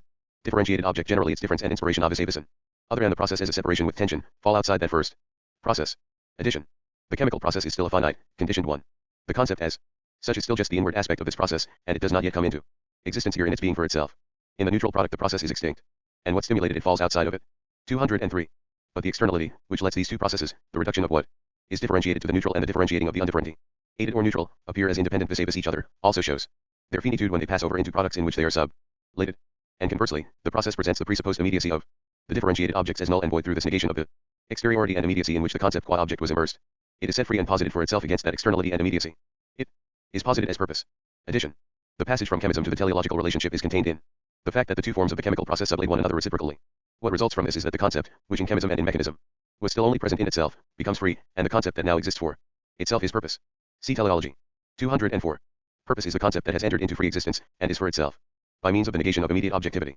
It is determined as subjective, because this negation is initially abstract, and so at first it merely stands opposed to objectivity. But this determinacy of its subjectivity is one-sided vis-a-vis the totality of the concept, and this one-sidedness holds a Begeistung. 280. The Encyclopaedia Logic. For the purpose itself, since all determinacy has posited itself in it as sublated. So, for the purpose too, the presupposed object is only an ideal reality, one that is null and void in itself. As this contradiction between its identity with itself and the negation and antithesis that is posited in it, the purpose itself is the sublation, the activity which negates the antithesis in such a way that the purpose posits it as identical with itself. This is the realizing of the purpose, in which the purpose has sublated the distinction between the two, i.e., subjectivity and objectivity, since it makes itself into the other of its subjectivity and objectifies itself. It has convoluted itself with itself alone and has preserved itself. On the one hand, the concept of purpose is called redundant, but, on the other hand, it is quite rightly called the concept of reason, and it has been set up in contrast to the abstract universal of the understanding which relates itself to the particular only by subsuming this particular which it does not have in itself. Moreover, the distinction of the purpose as final cause from the merely efficient cause, i.e., from what is usually called cause, is of the highest importance. The cause belongs to the necessity that is not yet unveiled and blind, hence, it appears to pass over into its other end, thus to lose its originality in its positedness. Only in itself, or for us, does the cause return into itself, being cause only in the effect. The purpose, on the contrary, is posited as containing within itself the determinacy, or what still appears there, in the context of causality, as otherness, i.e., the effect. In this way the purpose does not pass over, but preserves itself, in its operation, i.e., it brings only itself about and is at the end what it was in the beginning, or in its originality, what is truly original comes to be only. Through this self-preservation the purpose requires a speculative interpretation, as the concept which itself, in its own unity, and in the ideal idea of its determinations, contains the judgment or negation, i.e., the antithesis of the subjective and objective and, which is just as much their sublation. In dealing with the purpose, we must not think at once, or merely, of the form in which it occurs in consciousness as a determination that is present in representation. With his concept of internal purposiveness, Kant has resuscitated the idea in general and, especially the idea of life. The determination of life by Aristotle 29 already contains this internal purposiveness, hence, it stands in finitely far above the concept of modern teleology which had only finite, or external, purposiveness in view. Be the object, 194 to 212, 281. Need and drive are the readiest examples of purpose. They are the felt contradiction, as it occurs within the living subject itself, and they lead into the activity of negating this negation, which is what mere subjectivity still is. Satisfaction establishes peace between the subject and the object, since what is objective, what stands on the other side in the contradiction while it is still present, i.e., in the need, is sublated with respect to its one-sidedness by being united with the subjective. Those who talk so much about the stability and invincibility of the finite, whether subjective or objective, can find an example of the contrary in every drive. Drive is, so to speak, the certainty that the subjective is only one-sided, and that it has no more truth than the objective. Drive, moreover, is the carrying out of the certainty that belongs to it. It accomplishes the sublation of this antithesis between one the subjective that is and remains only something subjective, and the objective that is and remains only something objective, and of this finitude that belongs to each of them. Concerning the activity of the purpose, it may be worth noting that in the syllogism, which this activity is and which conneludes the purpose with itself by means of its realization, the negation of the terms is essentially present. This is the negation of the immediate subjectivity present in the purpose as such that was just mentioned, as well as the negation of the immediate objectivity of the means and of the presupposed objects. It is the same negation that is put into practice in the elevation of the spirit to God, above the contingent things of the world as well as above our own subjectivity, as has been mentioned in the introduction and in 192. This is the moment which is overlooked and left out in the form that is given to this elevation in the so-called proofs that there is a God I.E. in the form of the syllogisms of the understanding. 205. In its immediacy, the teleological relation is initially external purposiveness, and the concept confronts the object as something presupposed. As a result, the purpose is finite, partly in respect to its content, and partly because it has an external condition in a pre-given object which is the material for its realization. In these respects, its self-determination is merely a Vorzufind end. 282 The Encyclopaedia Logic. Formal. More precisely, its immediacy implies that the particularity, which, as a determination of form is the subjectivity of the purpose, appears as inwardly reflected, and that the content appears as distinct from the totality of the form, i.e., from the subjectivity in itself, or from the concept. This diversity is what constitutes the finitude of the purpose within itself. Because of it, the content of the purpose is just as much restricted, contingent, and given as the object is particular and given in advance. Addition. When people speak of purpose, they usually have only external purposiveness in mind. From this point of view, things are held not to bear their determination within themselves, but to count merely as means, which are used and used up in the realization of a purpose that lies outside them. This is a general viewpoint of utility, which once played a great role, even in the sciences, but soon fell into deserved discredit, and was recognized as a viewpoint that does not suffice for a genuine insight into the nature of things. Certainly finite things as such must be given their due by being regarded as not ultimate and as pointing beyond themselves. But this negativity of finite things is their own dialectic, and if we are to recognize this, we must involve ourselves first of all in their positive content. However, since in the teleological approach we also have to deal with the well-intentioned concern to demonstrate the wisdom of God, as it specifically announces itself in nature, it must be remarked that, in all this searching out of the purposes for which things serve as means, we do not get beyond the finite, and we can very easily end up in lame reflections, for example, when it is not only the vine that is considered under the aspect of the well-known utility that it has for men, but the cork tree, too, is considered in its relation to the stoppers cut from its bark in order to seal wine bottles. Whole books used to be written in this spirit, and it is easy to see that neither the true interest of religion nor that of science can be advanced in this way. External purposiveness stands immediately before the idea, but what stands on the threshold like that is often precisely what is most unsatisfactory. 206. The teleological relation is the syllogism in which the subjective purpose convolutes itself with the objectivity external to it, through a middle term, which is the unity of these two. This unity is both the purposive activity and the objectivity posited immediately as subservient to the purpose. In other words, it is the means. Addition. The development of purpose into the idea proceeds through three stages. First, subjective purpose. Secondly, purpose in the process of accomplishing itself. And thirdly, the accomplished purpose. In the first place, we have the subjective purpose, and this, being the concept which is for itself, is itself a totality of concept. Be the object. 194 to minus 212, 283. 12 moments. First among these moments is the universality that is identical with itself, as it were the neutral first water, 3D, in which everything is contained, but not yet separated out. The second moment then is the particularization of this universality, or sal, through which it acquires a definite content. And when this definite content is posited by the agency of the universal, the latter returns to itself through this content and convolutes itself with itself. Accordingly, too, when we set ourselves a purpose, we say in German that we beschreiben 32 something, and we consider ourselves therefore initially as open, so to speak, and as accessible to this or that determination. But we say equally that we have entschlossen on something, expressing in this way that the subject steps out from his inwardness that is merely on its own and starts to deal with the objectivity that confronts him. This results in the advance from the merely subjective purpose to the purposive activity that is turned outwards. 207. 1. The subjective purpose is the syllogism in which the universal concept convolutes itself with singularity through particularity, in such a way that, as self-determination, singularity judges -le, it not only particularizes the still indeterminate universal and makes it into a determinate content, but it also posits the antithesis of subjectivity and objectivity. At the same time, singularity is, in itself, the return into itself. For it determines that the subjectivity of the concept, presupposed as confronting the objectivity, is something deficient, in comparison with the totality that is convoluted within itself, and it thereby turns itself outwards at once. 208. 2. In the subjective purpose, this outward directed activity is the singularity that is identical with the particularity in which, together with the content, external objectivity is included as well. This activity relates itself in the first place immediately to the object, and makes itself master of it as a means. The concept is this immediate might, because it is the negativity that is identical with itself, in which the entire being of the object is determined. Only as an ideal being the whole middle term is now this inner might of the concept, as the activity with which the object is immediately united as a means, and to which it is subservient. A Ertielt. In finite purposiveness, the middle term is broken apart into these two moments that are external to each other, the activity and the 284 The Encyclopaedia Logic. Object that serves as a means. The relation of the purpose as power to this object, and the latter subservience to it, is immediate. It is the first premise of the syllogism, inasmuch as the object is posited as in itself null within the concept as the ideality that is for itself. But because the purpose convolutes itself with the objectivity, through this relation to activity in which it is contained and which it continues to dominate, this immediate relation or first premise becomes itself the middle which is inwardly the syllogism at the same time. Addition. The execution of the purpose is the mediated way of realizing it, but immediate realization is also equally necessary. The purpose seizes upon the object in immediate fashion, because it is the power over the object. Particularity is contained within it, and within this particularity objectivity is contained as well. The living being has a body, the soul takes hold of the body, and, in doing so, it has objectified itself immediately. The human soul has much to do in making its corporeal nature into a means. Man must first take possession of his body, as it were, in order for it to be the instrument of his soul. 209.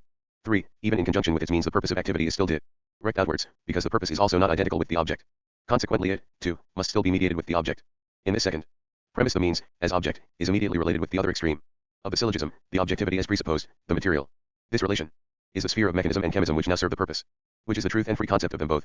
The fact that the subjective purpose, as the power over these processes, in which the objective gets used up through mutual friction and sublates itself, keeps itself outside of them and preserves itself in them, is the cunning of reason.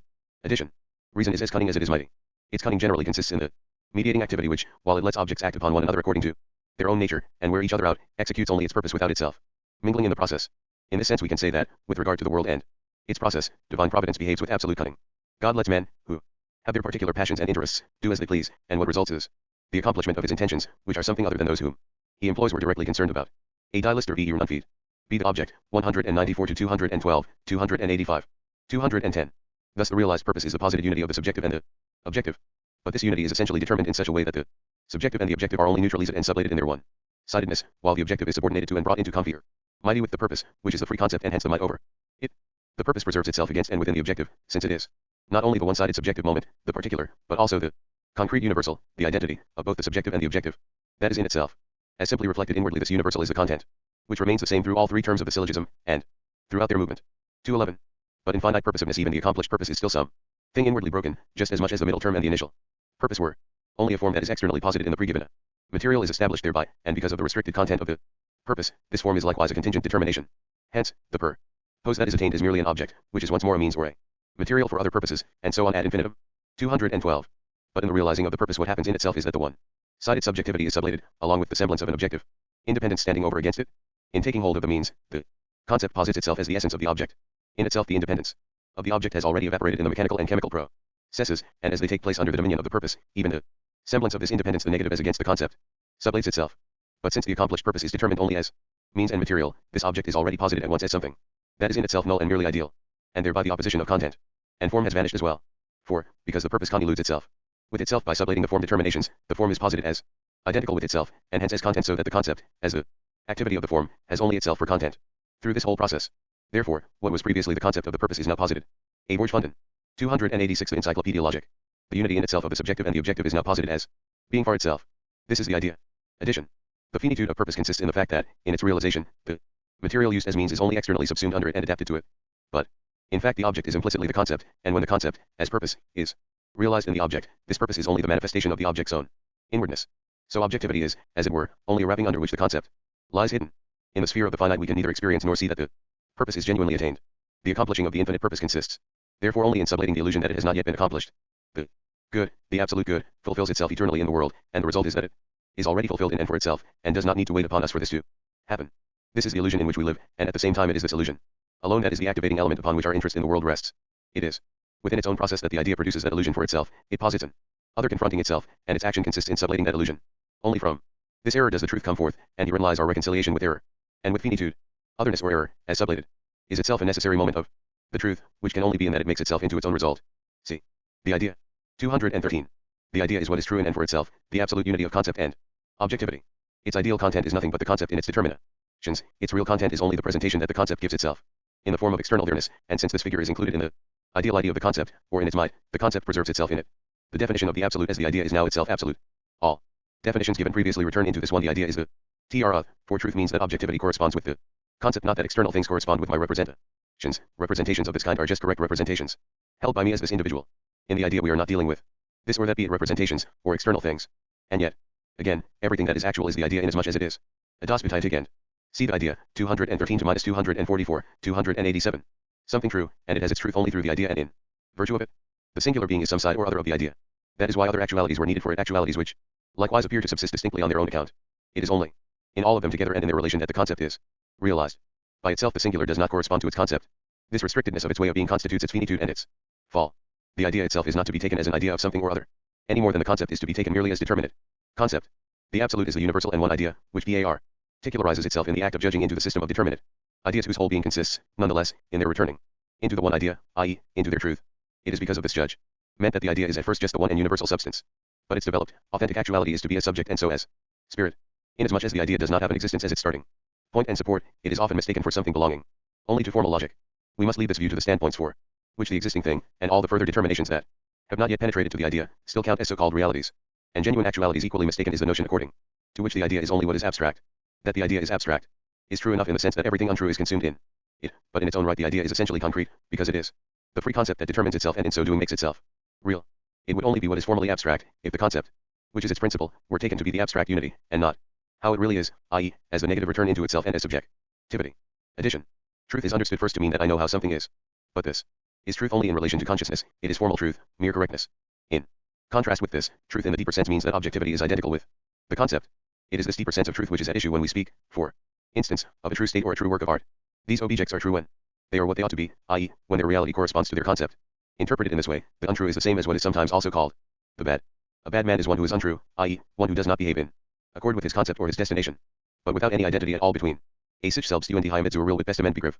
288 The Encyclopaedia Logic. Concept and reality nothing can subsist. Even what is bad and untrue can only be because its reality conforms to some extent with its concept. Precisely for this reason, what is thoroughly bad or contrary to its concept disintegrates inwardly. It is by virtue of the concept alone that things in the world have their own standing are, to use the language of religious representation, things are what they are only because of the divine and hence creative thought that dwells within them. When we speak of the idea, it must not be taken to mean something far away and beyond. Instead, the idea is what is perfectly present, and it is likewise to be found in any consciousness too, however confused and impaired it may be. We imagine the world as a great whole which has been created by God in such a way that God has manifested himself to us in it. In like manner, we regard the world as governed by divine providence, and this implies that the world, in its mutual externality, is eternally led back to the unity from which it came forth, and is preserved in accordance with that unity. The concern of philosophy has always been simply with the thinking cognition of the idea, and everything that deserves the name of philosophy has always had at its foundation the consciousness of an absolute unity of what is valid for the understanding only in its separateness. It is not just now that we can for the first time ask for a proof that the idea is the truth. The whole preceding exposition and development of thinking contains this proof. The idea is the result of this journey. But this result is not to be understood as if it were only mediated, i.e., mediated by something other than itself. Rather, the idea is its own result, and, as such, it is immediate just as much as it is mediated. The stages of being and of essence, previously considered, and similarly those of the concept, and of objectivity, while distinct from one another, are not something fixed and resting upon themselves. Instead, they have proved to be dialectical, and their truth is only that they are moments of the idea. 214. The idea can be grasped as reason. This is the proper philosophical meaning of reason, and further as the subject object, as the unity of the ideal, and the real, of the finite and the infinite, of the soul and the body is the possibility that has its actuality in itself, as that whose nature can be comprehended only as existing, and so forth. It can be grasped in all these ways, because all the relationships of the understanding are contained in the idea, but in their infinite self-return and self-identity. Alive. It is an easy task for the understanding to show that everything asserted about the idea is self. See Andre Dic Tori. But the proof can be sent home to the understanding, or rather, that has already been brought about in the idea. This is the work of reason, which is not, see the idea, 213 to 244, 289. At all as easy as that of the understanding. The understanding shows that the idea contradicts itself, because the subjective, for instance, is merely subjective and the objective is really opposed to it, and being is something quite other than the concept, so that it cannot be plucked out of it. 33 Likewise, the finite is merely finite, and the exact opposite of the infinite, so that it is not identical with it, and so on, through all determinations, one after the other. But the logic demonstrates the opposite instead, namely, that the subjective that is supposed to be merely subjective, the finite that is supposed to be merely finite, and the infinite that is supposed to be merely infinite, and so on, do not have any truth. They contradict themselves and pass over into their opposites as a result. The passing over and the unity, in which the extremes are present, as sublated I.e., as a shining or as moments reveals itself as their truth. The understanding that applies itself to the idea is a misunderstanding in two ways. In the first place, it still takes the extremes of the idea, express them any way you like, as long as they are in their unity, in the sense and determination that they have when they are not in their concrete unity, but are only abstractions outside of it. It equally fails to recognize the relation, even when it has already been expressly posited. For instance, it overlooks the very nature of the copula in the judgment, which says that the singular, or the subject, is not just singular but universal as well. Secondly, the understanding takes its own reflection, that the self-identical idea contains the negative of itself, the contradiction, to be an external reflection which does not fall within the idea itself. But, in fact, this is not a wisdom that belongs just to the understanding, rather, it is the idea itself which is the dialectic which eternally divides and distinguishes what is self-identical from what is differentiated, the subjective from the objective, the finite from the infinite, the soul from the body. Only in this way is the idea eternal creation, eternal vitality, and eternal spirit. While the idea itself is this passing over, or rather self-translation into the abstract understanding, it is also eternally reason. It is the dialectic that makes this product of the understanding, this diversity, understand its own finite nature. Once more, makes it see that the independence of its productions is a false semblance, and leads it all back to unity. Since this double movement is not temporal, and not in any way separate and distinct, for then it would again belong to the abstract understanding. It is the eternal intuiting of itself in the other, the concept, that has carried itself out in its objectivity, or the object that is inner purposiveness, essential subjectivity. 290 The Encyclopaedia Logic. The various ways of interpreting the idea as the unity of the ideal and the real, of the finite and the infinite, of identity and difference, and so forth are all more or less formal, because they designate some level or other of the determinate concept. Only the concept itself is free, and what is truly universal, in the idea, therefore, its determinacy is at the same time only itself, and objectivity in which the concept, as the universal, sets itself forth, and in which it has only the determinacy that is its own, i.e. the total determinacy. The idea is the infinite judgment, of which the sides are each the independent totality, while, precisely because it completes itself in this way, each of them has also passed over into the other. None of the concepts that are determined otherwise is this totality that is completed in both of its sides, both as the concept itself and as objectivity. 215. The idea is essentially process, because its identity is only the absolute and free identity of the concept, because this identity is the absolute negativity, and hence dialectical. The idea is the course in which the concept, as the Universality, that is singularity, determines itself both to objectivity and to the antithesis against it, and in which this externality, which the concept has with regard to its substance, leads itself back again, through its immanent dialectic, into subjectivity. Since the idea is a process, the expression of the absolute is the unity of the finite and the infinite, of thinking and being, etc. is false, as we have often said, for unity expresses an abstract, quietly persisting identity. And because the idea is b subjectivity, that expression is equally false for another reason. Unity there expresses the in itself, the substantial side of the genuine unity. Thus, the infinite only appears to be neutralized with the finite, just as the subjective is neutralized with the objective, and thinking with being. But in the negative unity of the idea, the infinite over grasps the finite, thinking over grasps being, subjectivity over grasps objectivity.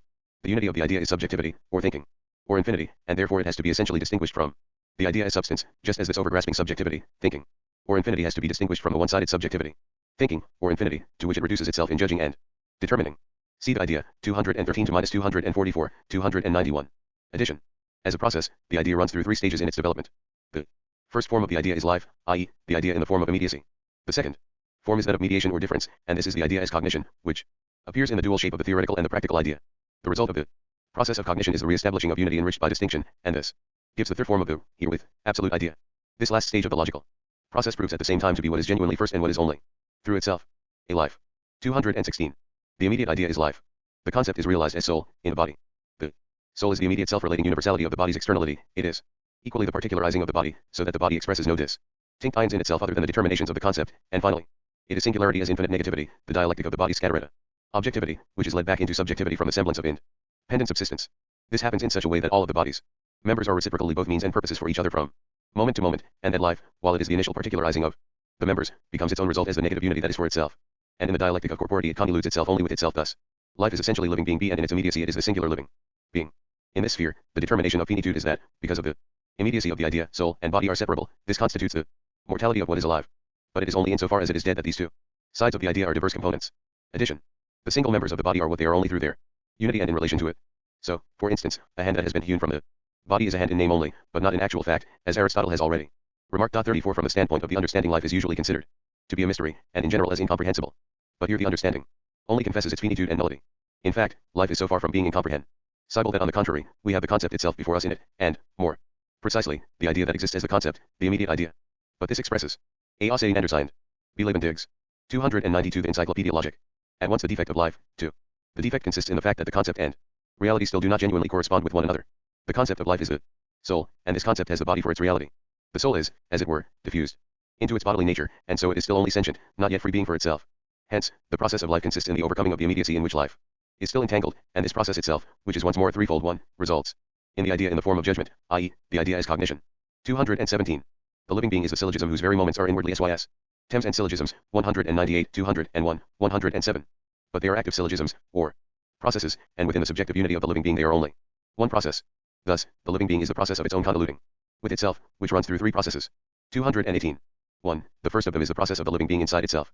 In this process it sunders itself and makes its corporeity into its object, or its inorganic nature. As what is relatively external, this inorganic nature enters on its own part into the distinction and antithesis of its moments, each of which abandons itself to the others, assimilates the others to itself, and maintains itself by self-production. But this activity of the members is just the one activity of the subject into which its productions return, so that in all this only the subject is produced, i.e., it simply reproduces itself. Addition. The process of the living being inside itself has in nature the threefold form of sensibility, irritability, and reproduction. 35 As sensibility, the living being is immediately simple relation to itself, the soul, which is everywhere present in its body, so that the mutual externality of the bodily parts has no truth for it. As irritability, the living being appears sundered within itself, and, as reproduction, it is constantly re-establishing itself out of the inner distinction of its members and organs. It is only as this constantly renewed inner process that the living being is. 219. 2. But the judgment of the concept goes on, in its freedom, to release the objective out of itself as an independent totality, and, as immediate singularity, the negative relation of the living being to itself makes the presupposition of an inorganic nature that confronts it. Since this negative, see the idea, 213-244, 293, of itself is nonetheless a conceptual moment of the living being itself, it is, in the living being which is at the same time a concrete universal as a want. The dialectic, through which the object, as in itself null, sublates itself, is the activity of the living being that is certain of itself, in and.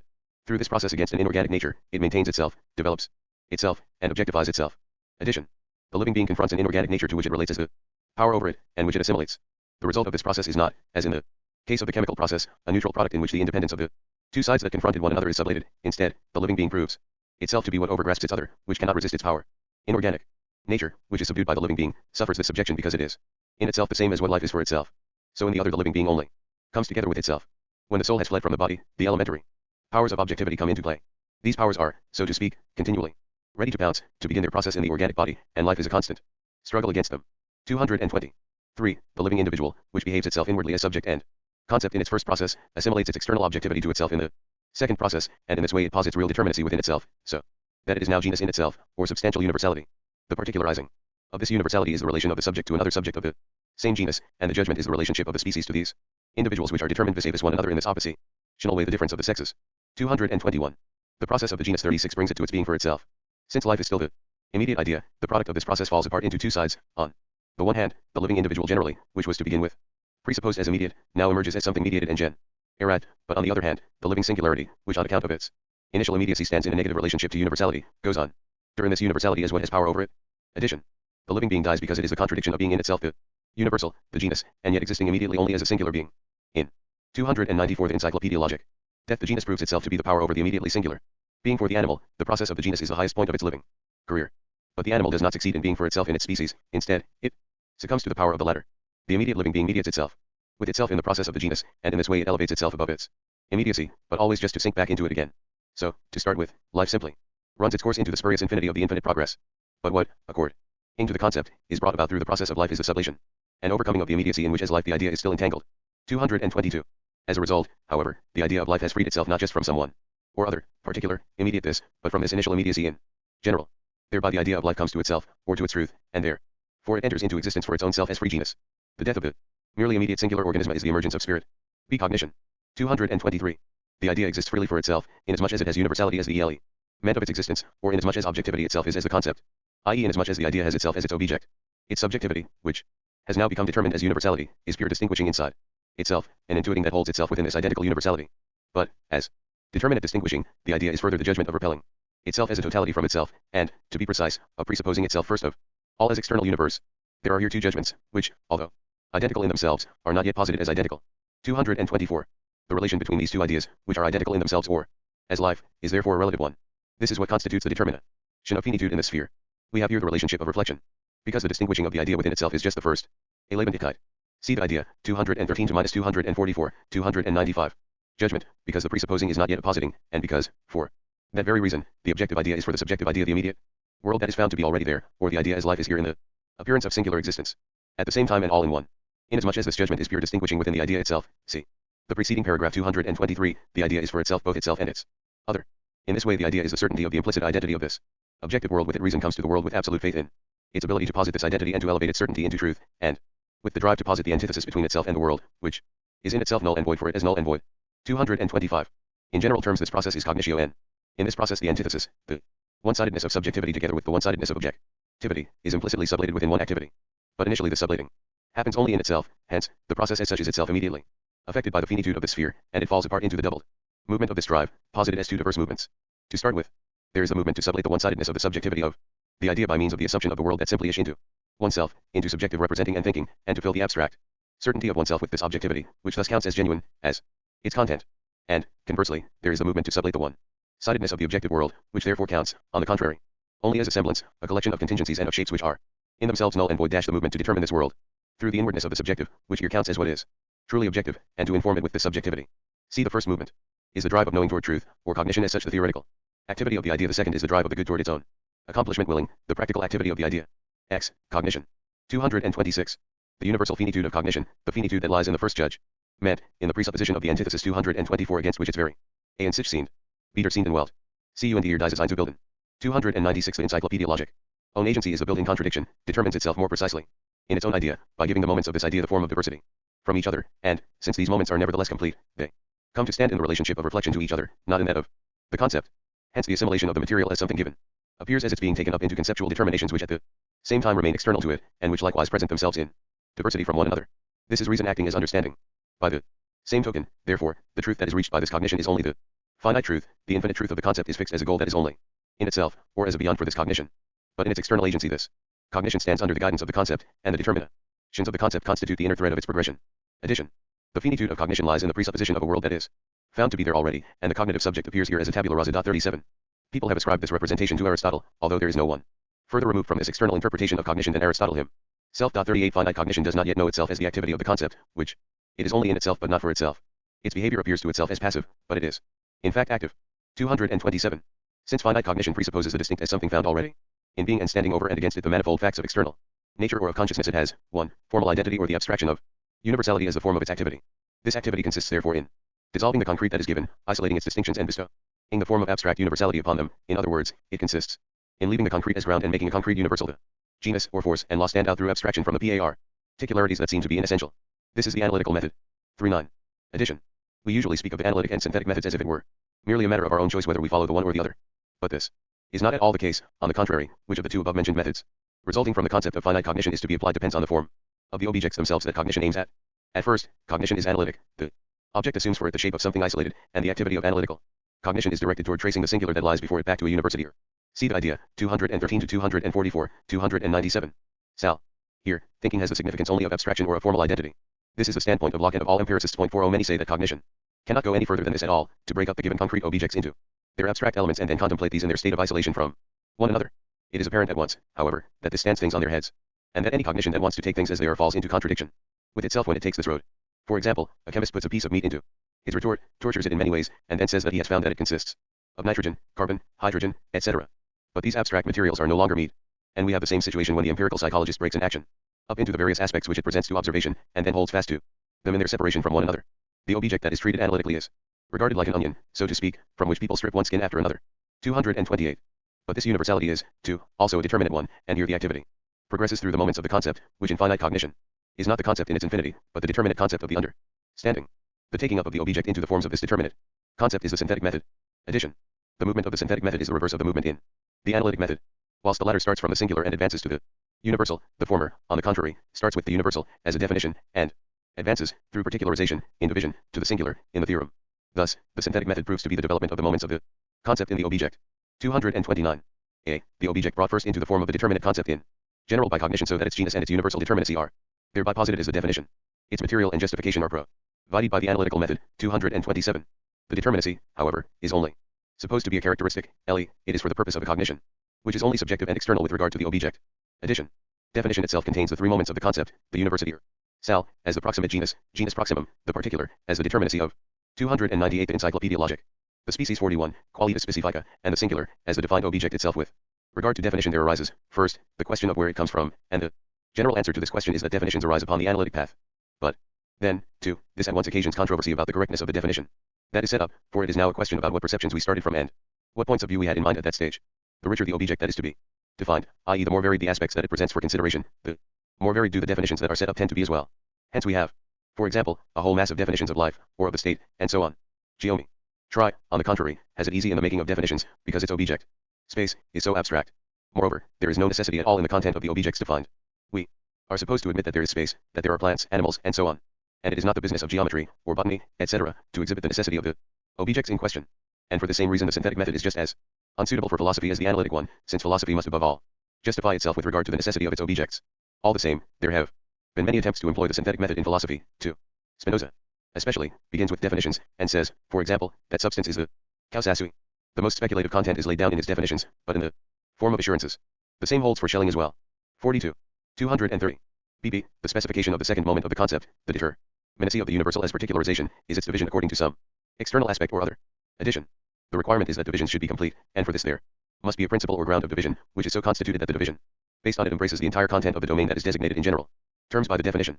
More precisely, the principle of division must be taken from the nature of the very object that is to be subdivided, so that the division is made naturally and is not merely artificial, i.e., arbitrary. Hence, for example, the division of mammals in zoology is mainly based upon the teeth and the claws, and this makes sense, because the mammals distinguish themselves from one another through these parts of their bodies, and the universal type of the various classes can be traced back to them. 43. Any division is to be considered genuine when it is determined by the concept. So genuine division is, first of all, tripartite, and then, because particularity presents itself as doubled, the division moves on to fourfoldness as well. In the sphere of spirit trichotomy predominates, and it is one of Kant's merits to have drawn attention to this. 44. See the idea, 213 to 244, 299. 231. cc, in its concrete singularity, where the determinacy, which in the definition is simple, is taken as a relationship. The object is a synthetic relation of distinct determinations, a theorem. Since there are diverse determinations, their identity is a mediated one. The bringing forward of the materials that constitute the middle terms is the construction, and the mediation itself, from which the necessity of that relation for cognition flows, is the demonstration. A. Abues. Bbues. The way the distinction between the synthetic and the analytical methods is usually specified makes the use of one or the other appear on the whole to be optional. If the concrete case which is presented as a result, according to the synthetic method, is presupposed, then the abstract determinations, which constitute the presuppositions and the material for the demonstration can be a list out of it as its consequences. The algebraical definitions of curved lines become theorems in the procedure of geometry. And the Pythagorean theorem, too, if it is taken as a definition of the right-angled triangle, would yield, by way of analysis, the propositions which have already been demonstrated in order to prove it in geometry. The optional character of the choice rests upon the fact that both methods equally start from something that is externally presupposed. According to the nature of the concept, the analytical procedure comes first, since its first task is to elevate the given empirically concrete material into the form of universal abstractions. Only after that can the abstractions be set up as the starting definitions in the synthetic method. Although these methods are essential, and are brilliantly successful in their own field, they cannot be used for philosophical cognition. This is obvious because they have presuppositions and because cognition functions in them as understanding, and advances toward formal identity. In Spinoza, who made notable use of the geometrical method and for speculative concepts at that, the formalism of this method makes itself conspicuous at once. The philosophy of Wolff, which carried this method to the height of pedantry 45, is also a metaphysics of the understanding with regard to its content. The misuse of this method and its formalism in philosophy and in the sciences has been replaced in more recent years by the misuse of what is called construction. The 300 Encyclopaedia Logic notion that mathematics constructs its concepts became current through the influence of Kant, 46, but this only means that mathematics does not deal with concepts at all, but with abstract determinations of sensible intuitions. As a result, the specification of sensible determinations, taken up from perception in a way that bypasses the concept, along with the further formalism of a classification of philosophical and scientific objects, tabulated according to a presupposed schema, but for the rest in a completely arbitrary manner. All this has been called the construction of concepts. Admittedly, there lies at the bottom of all this an obscure notion of the idea, of the unity of the concept and objectivity, as well as of the concreteness of the idea. But this game of construction, as it is called, falls far short of presenting the unity, which only the concept as such is, and by the same token what is sensibly concrete in intuition is not a concrete content of reason and the idea. Since geometry is concerned after all with the sensible, though abstract, intuition of space, it has no difficulty in fixing simple determinations of the understanding in this space. That is why geometry alone employs the synthetic method of finite cognition in its perfection. It is important to note, however, that geometry does, in its normal course, finally strike upon incommensurabilities and irrationals. At this point, it is driven beyond the principle of the understanding if it wants to go further in its determining. As so often happens elsewhere, so here, too, we find that terminology is stood on its head. What is called rational belongs to the understanding, while what is called irrational is rather the beginning and a first trace of rationality. When other sciences reach the limit of their advance according to the understanding, which happens to them necessarily and quite often, since they are not confined to the simplicity of space or of number, they easily find a way out. They break off their consistent advance and take up what they need, often the opposite of what preceded, from without, from representation, opinion, perception, or from any other source. Since this finite cognition is not conscious of the nature of its method or of the relationship of this method with the content, it cannot recognize that it is being led on by the necessity of the determinations of the concept in its progression through definitions, divisions, etc., nor can it recognize the point where it reaches its limit, and once it has transgressed this limit, it is unaware that it finds itself in a field where the determinations of the understanding, which it still continues to use in a rough and ready way, are no longer valid. See the idea, 213-244, 301. 232. The necessity, which finite cognition produces in its demonstration, is to begin with an external one, directed only at subjective insight. But in necessity as such, finite cognition itself has abandoned its presupposition and starting point, the simple finding and givenness of its content. Necessity as such is implicitly the concept that relates itself to itself. In this way, the subjective idea has, in itself, arrived at what is determinate in and for itself, not given, and hence immanent in the subject, and it passes over into the idea of willing addition. The necessity that cognition achieves through proof is the contrary of that which forms its starting point. In the latter, cognition had a given and contingent content, but at the conclusion of its movement, it knows that its content is necessary, and this necessity is mediated by subjective activity. Similarly, subjectivity was at first wholly abstract, a mere tabula rasa 47, whereas from now on it proves to be determining. But in this lies the passage from the idea of cognition to the idea of willing. This passage consists, more precisely, in the fact that the universal in its truth must be interpreted as subjectivity, as the concept that is self, moving and active, and that posits determinations. Willing. 233. As what is in and for itself determinate, and as a content that is equal to itself and simple, the subjective idea is the good. It strives to realize itself. Has the converse relationship to that of the idea of the true, and aims rather to determine the world that it finds already there according to its own purpose. On the one hand, this willing has the certainty that the presupposed object is null and void, but, at the same time, on the other hand, being finite, it takes the purpose of the good to be a merely subjective idea, and it presupposes the independence of the object. 234. The finitude of this activity, therefore, is the contradiction that the purpose of the good is being achieved and equally is not being achieved in the self-contradicting determinations of the objective world, that it is posited equally as an inessential purpose and an essential one, as an actual purpose and at the same time as a merely possible one. This contradiction, Abues. 302. The Encyclopaedia Logic presents itself as the infinite progress in the actualization of the good, which is fixed in this progress as a mere 0.48. Formally, the vanishing of this contradiction consists in the fact that the activity sublates the subjectivity of the purpose and hence the objectivity, the antithesis that makes both finite. It does not just sublate the finitude of its subjectivity but subjectivity in general. Another similar subjectivity, i.e., the reproduction of the antithesis, is not distinguished from the one that was supposed to be an earlier one. This return into itself is at the same time the recollection of the content into itself, a content which is the good and the identity in itself of both sides. It is the recollection of the presupposition of the theoretical attitude, 224, that the object is what is substantial and true in it.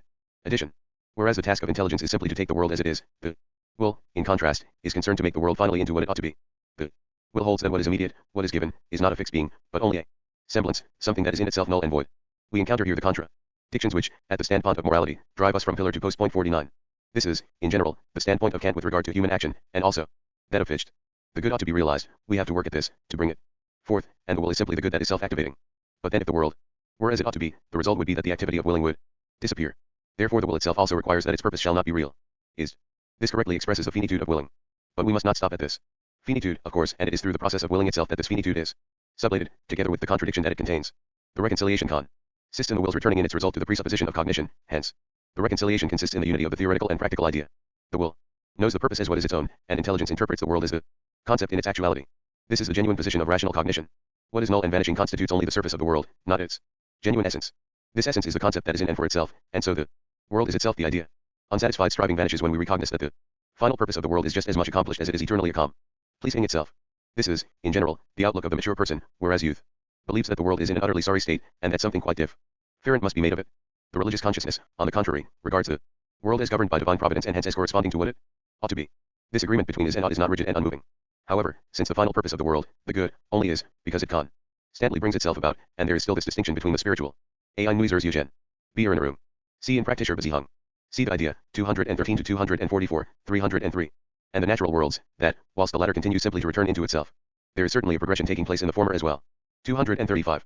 As a result the truth of the good is posited as the unity of the theoretical and the practical idea, the truth that the good has been reached in and for itself that the objective world is in this way in and for itself the idea, positing itself eternally as purpose and at the same time bringing forth its actuality through its activity this life, which has returned to itself from the difference and finitude of cognition, and which has become identical with the concept through the activity of the concept, is the speculative or absolute idea.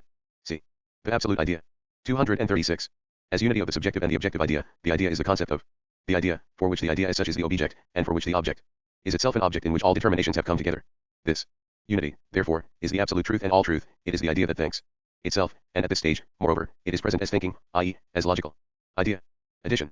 The absolute idea is first of all the unity of the theoretical and the practical idea, and hence equally the unity of the idea of life with the idea of cognition.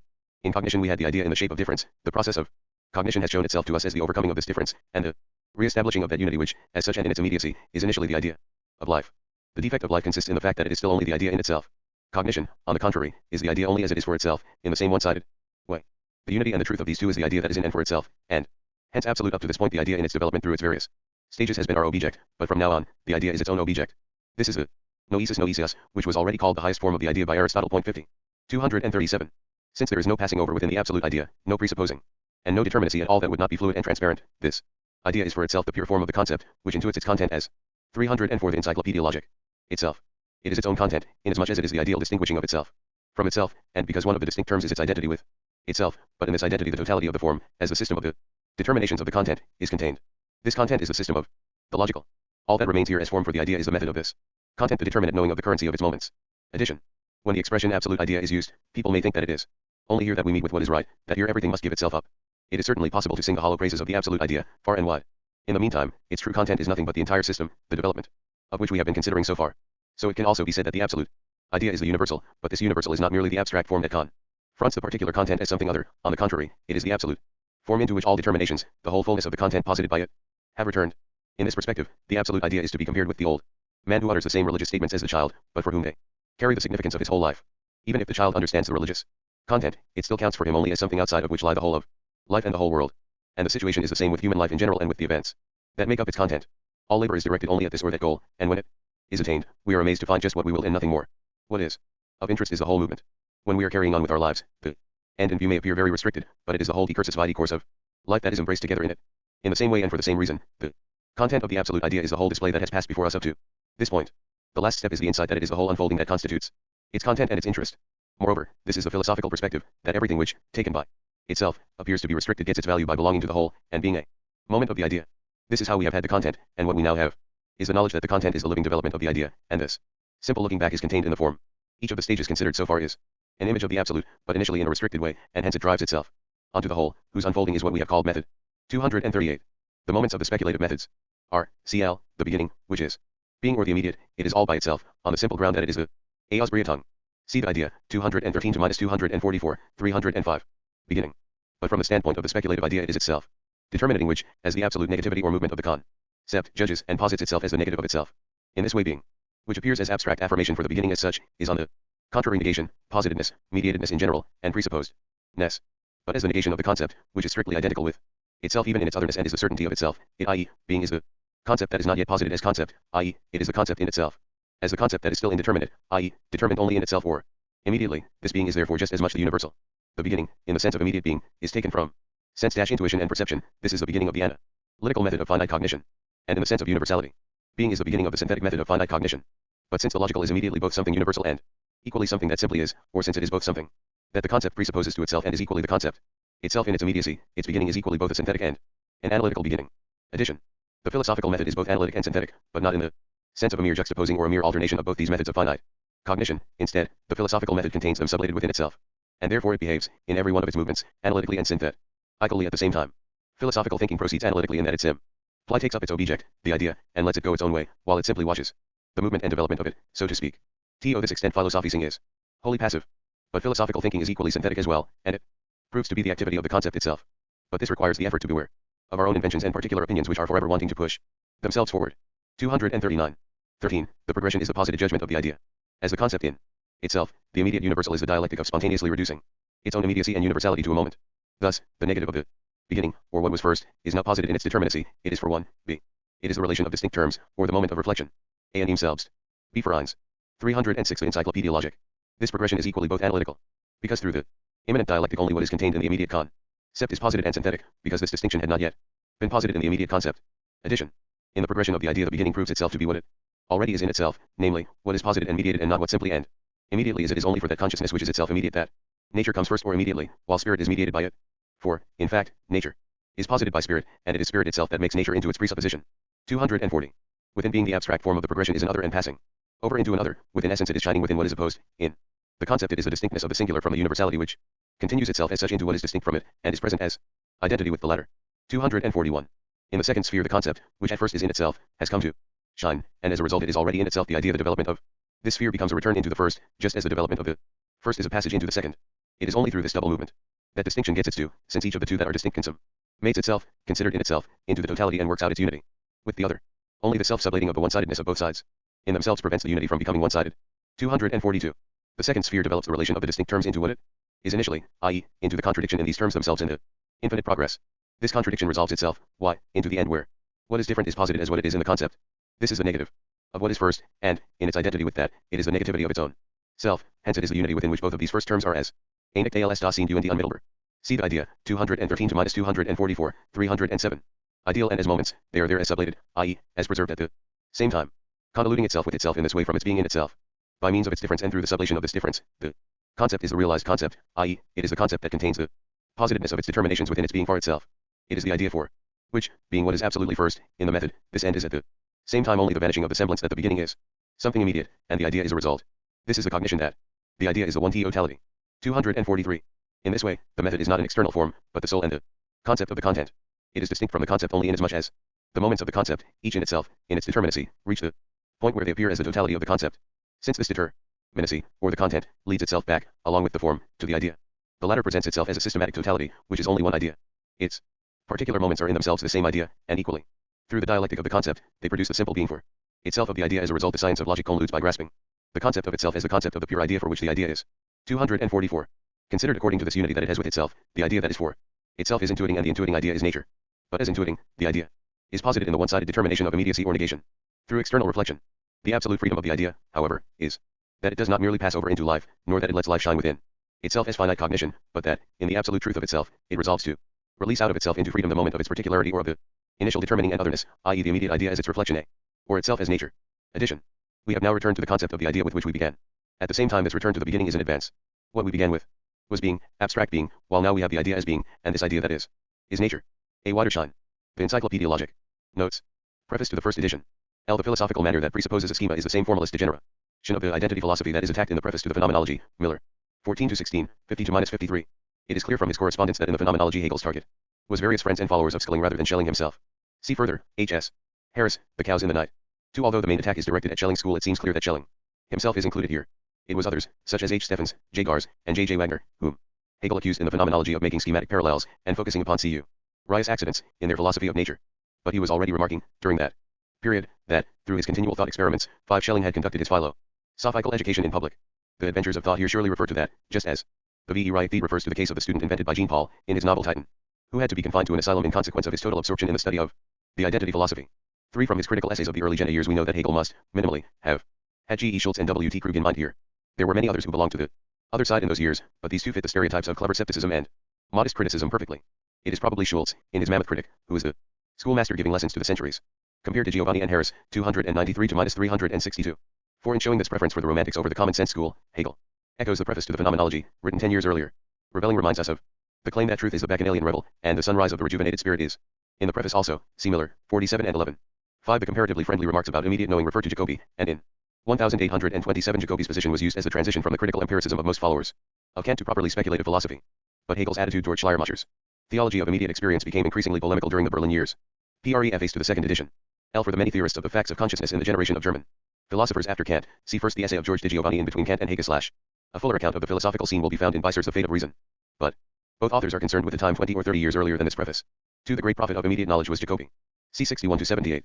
But Jacobi had been dead for more than 10 years. The voice of immediate knowledge in Hegel's Berlin was Schleiermacher. 308. Notes 309. 3. This is a revised version of a remark of Mephistopheles, from the evil one they are free. But the evil ones remain, Faust, pt. 1, which is kitchen. 4. Factum. See note 21 to the glossary. 5. Dirk Nachdenken. Here, as well as in some other places, this is Hegel's word for the procedure of Descartes. 50. We have used an appropriately Cartesian word for it. 6. It is true that Tholuck characterizes the monotheistic mysticism of the Sufis as pantheistic. But he does not call the monist philosophers pantheists, and Hegel's polytheistic pantheism arises entirely from his own sophistical reading of Tholuck's argument. 7. This famous remark comes from the reports of Jacobi in his letters on the teaching of Spinoza, 1785. See Werke, 4i, 68. Hegel's citation is from memory. What Lessing said, according to Jacobi, was, people always talk about Spinoza still, as if he were a dead dog. H.J. Brugger, Historia Critica Philosophia, via 6, 1767. Compare Hegel's criticisms in the Lectures on the History of Philosophy, trans. Haldane and Simpson, 143, 112. Compare also 1:51-55 with his remarks about the history of philosophy here. 9. Homer, Iliad 1.401, 2.813, 14.290, 20.74. In 1827 Hegel actually wrote certain stars. He repeated this error in his review of Gaskell in 1829, but by 1830 he had discovered that he was mistaken. 10. Compare Haldane and Simpson, 3:197-99, or better still, V. or Lessingen, band 9:82. This latter volume provides us with the course of 1825-26, for the translation see the index of refer. Insis. The expression qualir cannot actually be found in Boehme, who uses qualificert. But Hegel is thinking of the importance of qual in Boehme's speculation. 11. The Fata Morgana was properly a mirage in the Straits of Messina. The tradition of the English Normans was that King Arthur's sister, the enchantress Morgana le Fay, lived in Calabria, Brewer. For this and the other passages to which Hegel directly refers, Niccolin and Pogler have provided the relevant citations from Tholuck's essay in their notes. 12. The English newspaper report about the Unitarians was in the Morning Chronicle, June 6. 1825 See Samuel Werke GW, 19:491-92, note to 14, 33-35. 13. Berlin, 1824, the emphasis is Hegel's.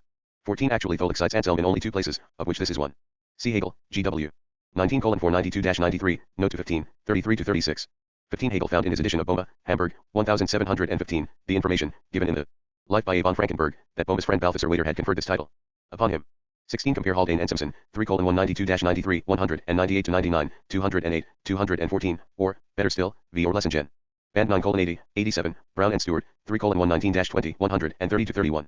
17. Niccolin and Pogler cite the appreciative remarks of Franz von Bader about Hegel in the first of his 6 volumes of Firm Anticognitiones, in the passage with which Hegel takes issue here, from a separate polemic of 1824, von Bader refers specifically to 193 of it. 1817 Encyclopaedia. The doctrine that he criticizes will be most easily found by Anglophone readers in Philosophy of Nature, Petrie or Miller, 248, note. Bader replied to the aggressive defense offered by Hegel in the present note in a short essay titled Hegel on My Doctrine in the preface to the second edition of the Encyclopedia. See His like Werke, Series I.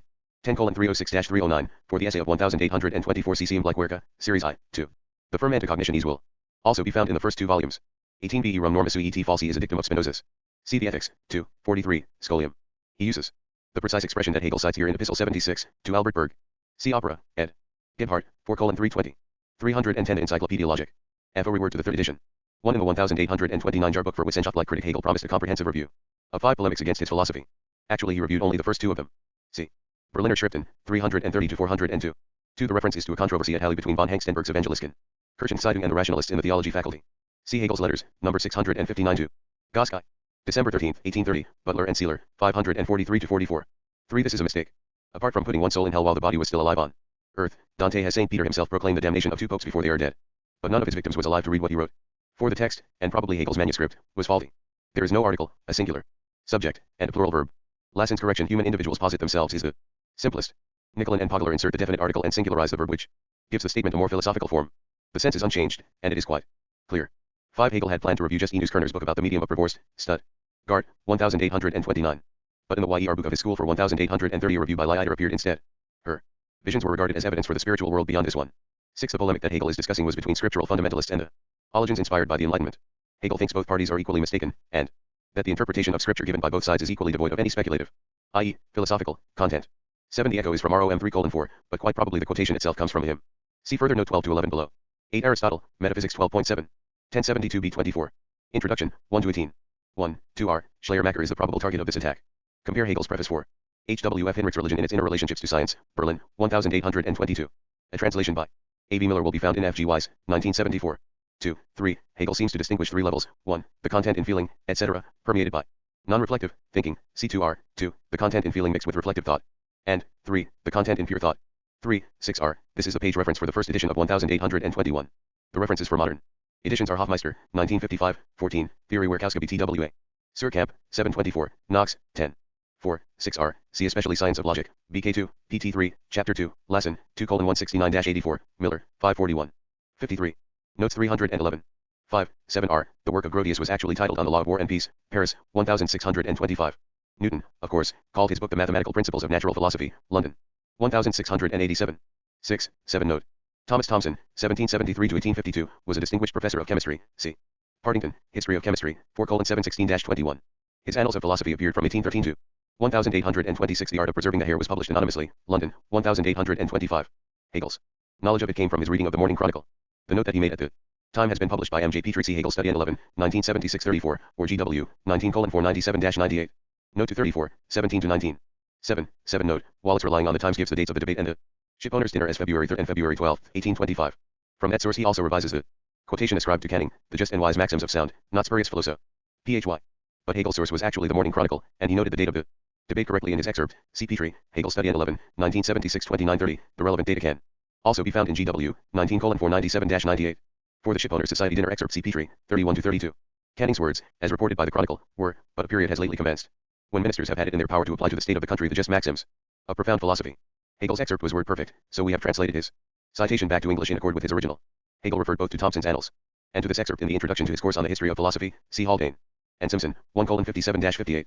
8. 8r. This maxim was everywhere used, correctly, as a summary of the Aristotelian position. See especially to Anima 2.8.432a. But Leibniz made the appropriate response to the tabula rasa interpretation of this tag, nisi intellect asipsi, nothing g in the intellect that was not previously in the sense that the intellect itself. Jacobi drew attention to this meant in the preface to his collected works, Werke, 2:16. For the passage in Leibniz himself. See New Essays, 2:1, 2. 9, 10r. This became a commonplace of critical empiricism beginning with Locke's preface for the essay. But in Kant himself the most familiar echoes of it are in the Critique of Pure Reason, CPRB, 7-9, 22-27, and the opening paragraphs of the Prolegomena. 10, 10r. Wallace refers us to the facetiae ascribed to Herodes for this and other deeds of the guileless Scholasticus. For details, CGW, 19:499, note to 37, 1-2. 11, 10r. This criticism of K.L. Reinhold is an old hobby horse of Hegel's. See especially the Difference Essay, 1801, trans. Harris and Serve, 174-92. For a balanced account of Reinhold's work, see De Giovanni, The Facts of Consciousness, in between Kant and Hegel, eds. De Giovanni and Harris. 12:11, underlined because it is an intentional echo of ROM 3:4. The conflict there is between unbelief and the faith in God. See note 5 to the 1834 word, above. Hegel also used the phrase in his own translation of Aristotle, De Anima 3.4.429 and 19. 13, 11r. Hegel probably means us to remember Phaedo 89c90e. But Nicolin and Pygler refer also to Lashes 188c and Republic 411d. 14. 12r. It is Schelling's own early philosophy of the absolute identity that is here compared with the necessarily formal beginning of Greek speculation. Compare Haldane and Simpson, 3:529-45, especially 534, 540, and 542-45. 15. 13. As Wallace has already pointed out, it would be difficult to map the history of philosophy, or even Hegel's account of it, directly onto the logic. But the clue given here to what Hegel is doing should never be forgotten. Compare the remark to 12. 312 Encyclopaedia Logic. 16. 13r. Fichte, Schelling, and Hegel all of them habitually wrote as the mouthpieces of philosophy simply. But, as Wallace pointed out, Reinhold and J. S. Beck had claimed to do this also. The attempt to stand above any battle of the schools begins with Kant. 17. 16r. The use of the 10 anthropology in Kant and the post-Kantian schools was quite different from ours. In Hegel's philosophy of subjective spirit, anthropology is the first division. It is followed by phenomenology and psychology. Wallace defines anthropology neatly as a study of those aspects of psychology which are most closely allied with physiological conditions. The facts of consciousness provided the foundation for Reinhold and other philosophers who adopted the method of Hume and his Scottish opponents. See the essay of De Giovanni referred to in note 11. 18. 16r. Wallace thought, plausibly enough, that I end this section of his remark Hegel was referring to the scientific work of Goethe.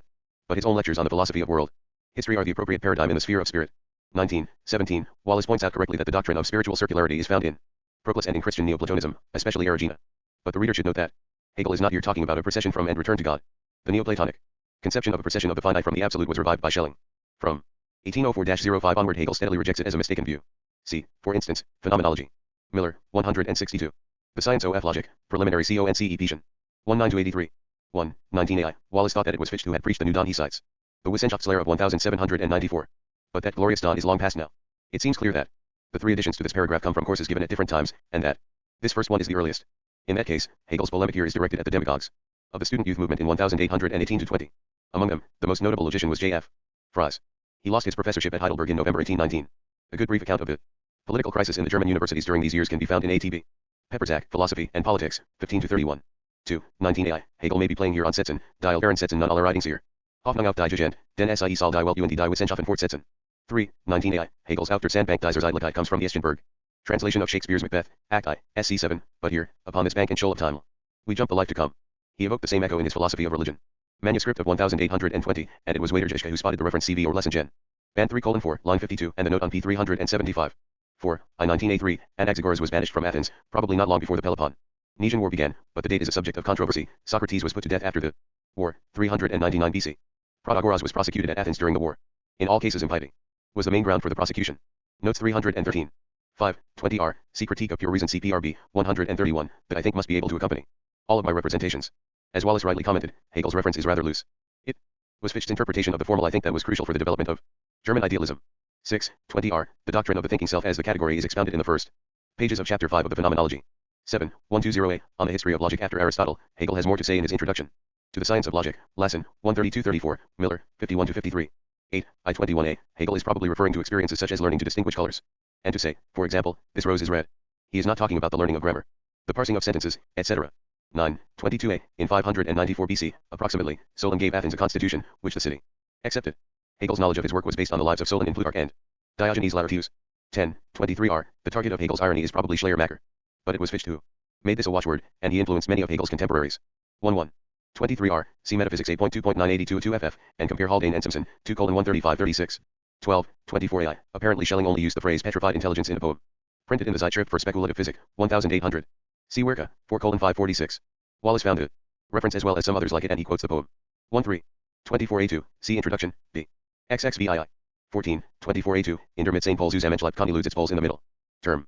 The impotence consists precisely in the shift to a spatial sense of middle. 15. I-24a2, compare Phenomenology Preface, Miller, 58. 16. 24a2, compare the lecture of 1804 quoted in the introduction above, and Science of Logic, Lassen, 1, 9-12, Miller, 31-33. 17. 24a3, from the Scepticism essay of 1802 we can learn that the supreme master of high scepticism was Plato in the Parmenids. Also that the misapplication of sceptical method to the forms of reason began in the school of Sextus. See the translation in De Giovanni and Harris, 322, 325-30, 334-39. For a fuller account of the significance of the sceptical tradition, both ancient and modern, for Hegel, see M. N. Forster, Hegel, and Scepticism. 18. 24a3, Hegel's discussion here should be compared with the interpretations offered in his Philosophy of Religion lectures, see Hodgson, 3:104-108, 200, and 7-11, and 300-304. The erkenness of good and evil is logically significant because simple evil is aufgehoben in it. This would not be the case in the mere acquaintance of simple Kentni or elementary Wissen. 19. 25r, what follows is the authoritative statement of the relation between the PHE Nomenology and the new introductory discussion, U26-78, that was first written for the 1827 edition of the Encyclopaedia. Compare and contrast the references in the Science of Logic. The description of the development as behind the back of consciousness is an echo of PHE Nomenology, Miller, 87. 20, 28a, for the origin of these questions, and the consequent identity of the older metaphysics, see note 25 below. 21. 28a, the source of Hegel's knowledge of this Oriental doctrine is probably Philo, via August Neander. See Jeschke's note in B or lesson gen, 5:353, note to 202, 742-45. 314 Encyclopedia Logic. 22, 29r, see note 21. 23, 31r, compare the doctrine of the speculative proposition in the preface to the Phenomenology, Miller, 58-62. 24, 32a, this use of dogmatism is typical in Sextus Empiricus, but Hegel means to refer both to the Pyrrhonists and to the academics. See further note 17 above. 25, 33, the four branches of metaphysics discussed in 33-36-0 ontology, cosmology, psychology, rational theology come from the school metaphysics that Wolff bequeathed to a host of followers. Thus, the first 5 telling of thought which Hegel calls simply metaphysics in his table of contents is really that of Wolff and his school. 26, 34a, where Hegel found this term, which he ascribes to the scholastics, is not clear. But it comes either from a history of philosophy or from his reading of von Bader, Boma, and German mysticism. In his Philosophy of Religion lectures Hegel used it once only, 1827. Band 5:196, line 586, Hodgson, 3:271, and Zizka has no note on it. 27, 36r, the origins of the eminent sense are probably in Neoplatonism. It was an axiom of scholastic metaphysics that the cause must contain the effect. But a spiritual or intellectual cause, such as God, or the human mind, can only contain its physical effects in an eminent sense. Thus God as its creator contains the world eminently. The generally accepted definition of causal eminence can be found in St. Thomas, 5. T1:4, 2, but see also Descartes Meditation 3 for one of the most celebrated appeals to it. The eminence of God's attributes generally, not only his causal power, but his wisdom and goodness, etc., was the principal topic of the negative theology. The standard authority for that is Pseudo Dionysius on the divine names. But Hegel encountered the doctrine of God's eminent perfections in the Theodicy of Leibniz, and it is altogether more likely that he has Spinoza's attack upon it, Epistle 6, in his mind, rather than anything he may have learned during his theological education. The doctrine was part of the Wolffian school metaphysics. Hence, apart from the Spinoza letter, the following references are pertinent: Wolff, Theologia Naturalis, pt. 1, 1096, 1098, 1099, 1066, 1068, and pt. 2, chapter 2, 158-59, quoted in GW, 19:502 note to 55, 23. Also, Leibniz, Theodicy, 4, 192, Monadology, 41, Principles of Nature and Grace, 9. C. Hodgson, 3:75, 28, 36a, Aller real Saint Wesson. The German would normally and naturally be rendered supremely real being, since Wesson corresponds to both being and essence in English, but the majority opinion favored essence in order to translate Wesson consistently. See the Introduction, p. 18. 29, 36a. The first abstract refers to the fixed separation between the determinations of the understanding, the second time abstract indicates the absence of all negation and hence of all determination. A useful survey of the different uses of abstract in Hegel's logic is provided by Philip Greer in ed. Di Giovanni, Essays on Hegel/S Logic, for the Methodical Acquisition of Concreteness, C.J. Glenn Gray, 1971. 30, 37, clearly in view of his comments about Hume in 39 Hegel means to embrace the whole movement of thought from Bacon and Locke onward. He can still call it the second five-telling of thought, because, as he explains in the lecture commentary on 38, the metaphysical five-telling embraces the earlier tradition of medieval scholasticism. But he is mainly concerned with the German followers of Scottish common sense, and with who mean sceptics like G.E. Schultz. 31. 38a, Faust, pt. 1, lines 1940-41, 1938-39, trans. David Luke, Oxford University Press. 1987, a more literal translation would read. Notes. Chemistry calls it the handling of nature. It fools itself and it knows not how. It has the parts right in its hand. But it lacks, alas, just the spiritual bond. 315. 32, 39r, this is the first of four references to Hume, see 47, 50, 53 for the others.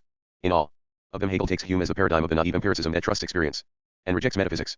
He understands very well that Hume is a mitigated sceptic, not a Pyrrhonian, and he thinks the worse of him for it. But he also recognizes the crucial role of Hume in the awakening of Kant. In 53 he mentions the ancient sceptics and Hume, both together, as cultural relativists about ethical principles. It seems likely that Hegel read the first inquiry and the natural history of religion, as well as some parts of the history of England. He may have read more, but he depends heavily on Schultz and on manuals of the history of philosophy. Compare further Haldane and Simpson, 3:369-75, and for lesson Gen. 9:146-48. 33, 39r, the critical journal is reproduced as a whole in GW, Band 4. There is an English translation of the Scepticism essay in Di Giovanni and Harris. 34, 40, see especially the introduction to the CPR. 35, 41, see especially CPRB, 2, Prolegomena, 18-19. 36, 41a2, Das Edict. It is clear from Hegel's immediate effort to specify this more closely that he does not mean what anyone just happens to think, but the result of a process of logical thinking, i.e., any thought that is valid for all, because it embodies a category that everyone must use. 37, 42, Kant, of course, calls it the transcendental unity of apperception CCPRB. 132 ff, 16. For a better account of Hegel's interpretation of it see Faith and Knowledge, trans. Cerf and Harris, 69-75. 38, 42, Kant's theory is in the transcendental aesthetic of the CPR. 39, I-42, Kant's table and deduction of 12 categories is in the transcendental analytic of the CPR. 40, 42r, Fichte's contribution was principally in the Wissenschaftslehre of 1794 and the two introductions of 1797. In one of the aphorisms from his Audiobook, probably late 18,041. Early 1805, Hegel defined it thus: only after the history of consciousness does one know what one has in these abstractions, through the concept. Fichte's contribution, Hegel Study N4. 1967-13, Independent Journal of Philosophy 3 1979-4.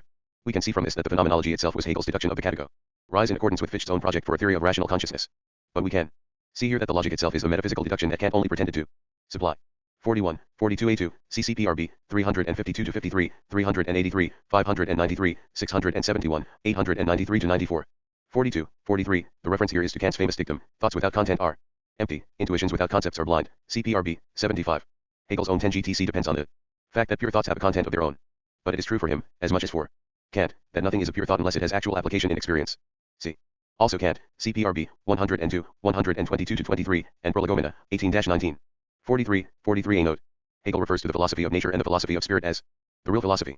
316 Encyclopaedia Logic. 44, 44r, Kant's initial statement about the thing in itself, in the preface to the second edition of the CPR, is as follows: that space and time are only forms of sensible intuition, and so only conditions of the existence of things as appearances, that, moreover, we have no concepts of understanding, and consequently no elements for the knowledge of things, save insofar as intuition can be given corresponding to these concepts, and that we can therefore have no knowledge of any object as thing in itself, but only insofar as it is an object of sensible intuition, that is, an appearance. All this is proved in the analytical part of the critique. Thus it does indeed follow that all possible speculative knowledge of reason is limited to mere objects of experience.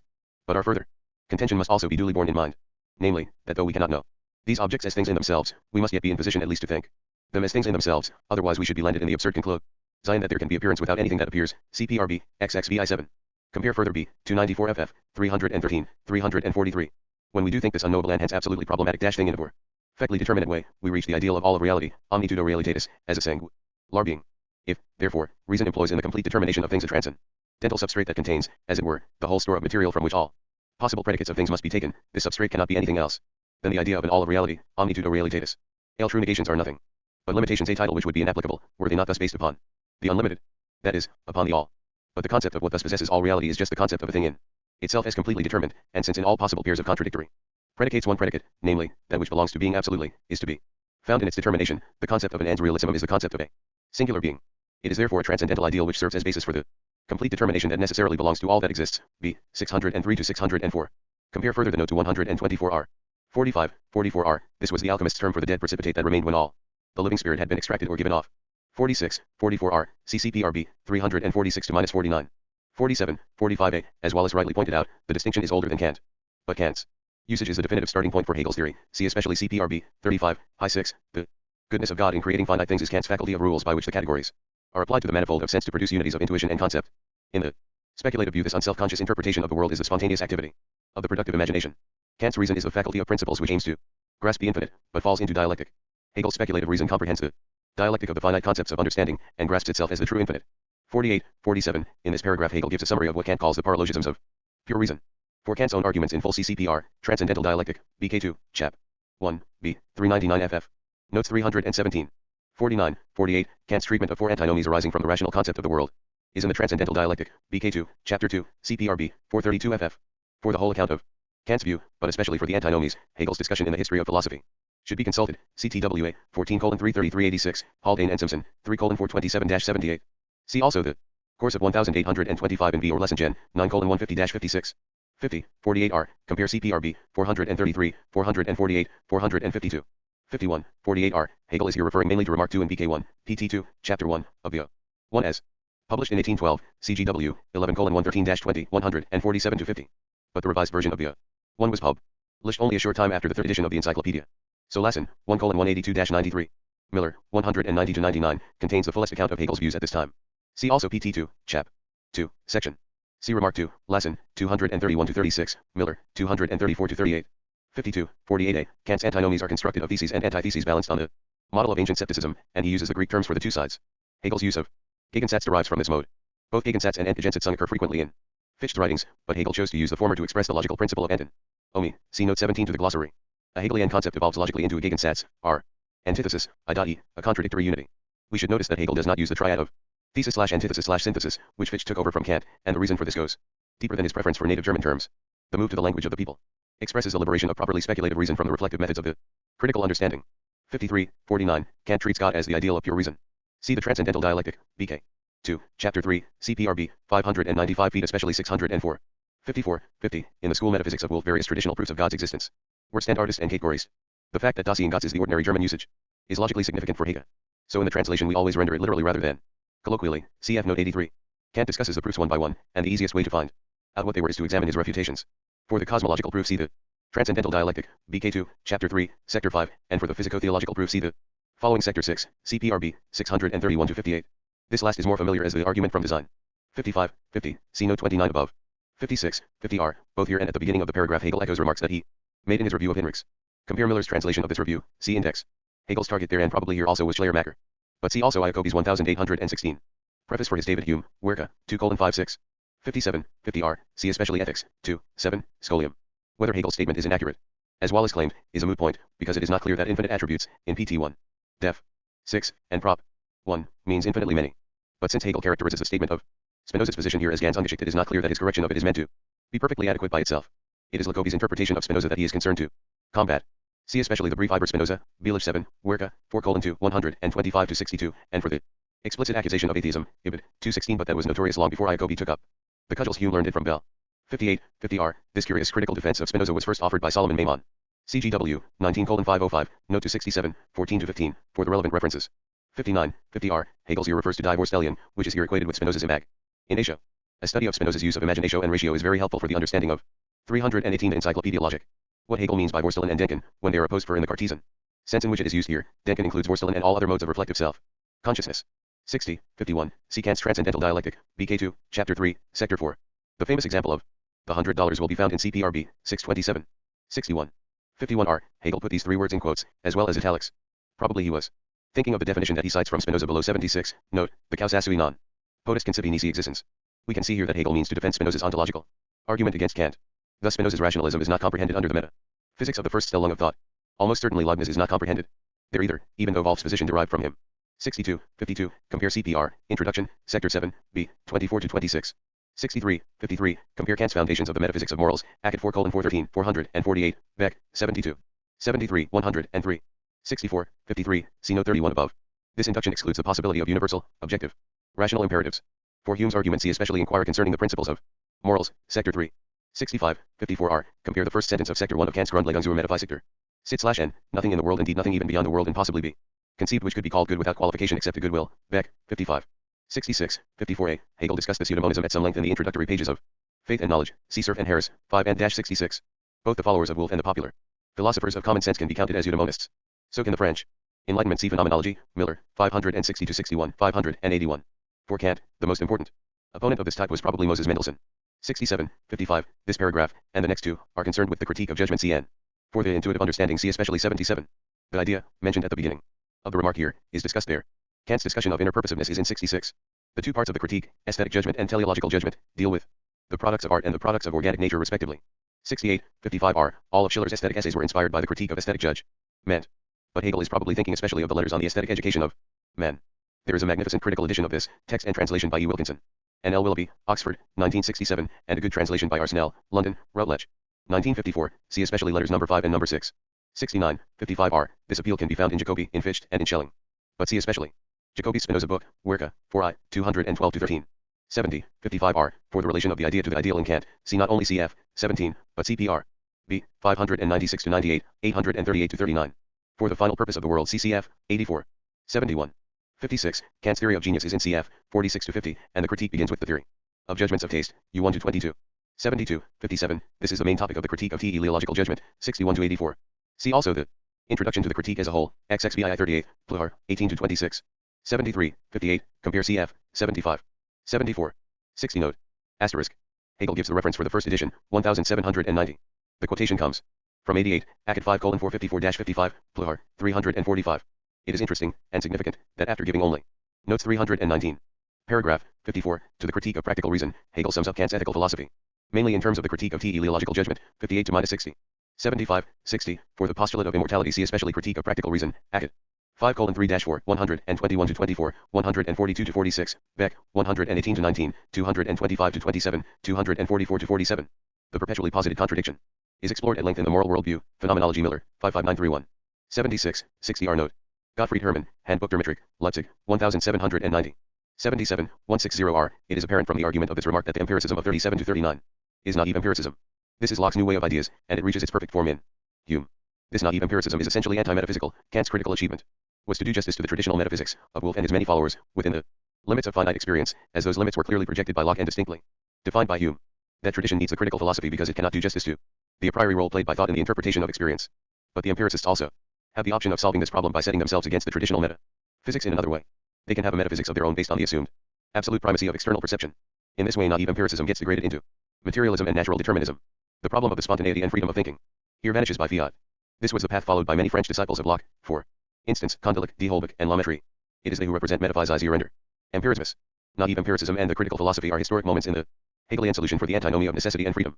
Materialism is a simple deviation and a side issue. 78, 60R, this is clearly not the authority of some external actuality, such as the Bible or the Church. It is the authority of the inner sense. Hegel's argument here depends upon Jacobi's extension of the Humean theory of belief to embrace faith in God. That extension of Hume was actually initiated by Hamann, but it is Jacobi who appears as the exemplary gestalt of immediate knowing here. Metaphysical empiricism is consistent in the sense that it is monistic. It allows only one form of true belief and makes the concept of matter into its ultimate, highest content. 79, 60 R. Note B. Hegel uses Vorurteil, generally rendered prejudice. But this is a highly pejorative term. In the present context it is quite clear that Hegel is positive about this. Vorurteil. We translate it by assumption. So, 60a, nur in historisch Beschreibung. It seems possible that this characterization of Kant's method is a deliberate assimilation of it to the historical, plain method of Locke. Essay, Intro, 2, ed. Yolton, 1:5. Hegel owned the 1721 edition of Locke's essay in English. But the most direct and probable source of Hegel's usage is Kant himself, see especially CPRB. 864, this gives a very ironical twist to Hegel's comment here. 81, 68-2, in Fichte's theory the Ding and Sich is thinkable only negatively, not positively. As in Kant. The Fichtean Anschaffung is a critical heritage of enlightened materialism, rather than of deism, as in Kant. Thus, what Fichte says about it is, the principle of life and consciousness, the ground of its possibility is admittedly contained in the self, but this gives rise to no genuine self, no empirical existence in time, and any other kind, for us, is absolutely unthinkable. If such a genuine life is to be possible, we need for the purpose another and special sort of shock, Anschaffung, to the self on the part of a not-self. According to the science of knowledge, then, the ultimate ground of all reality.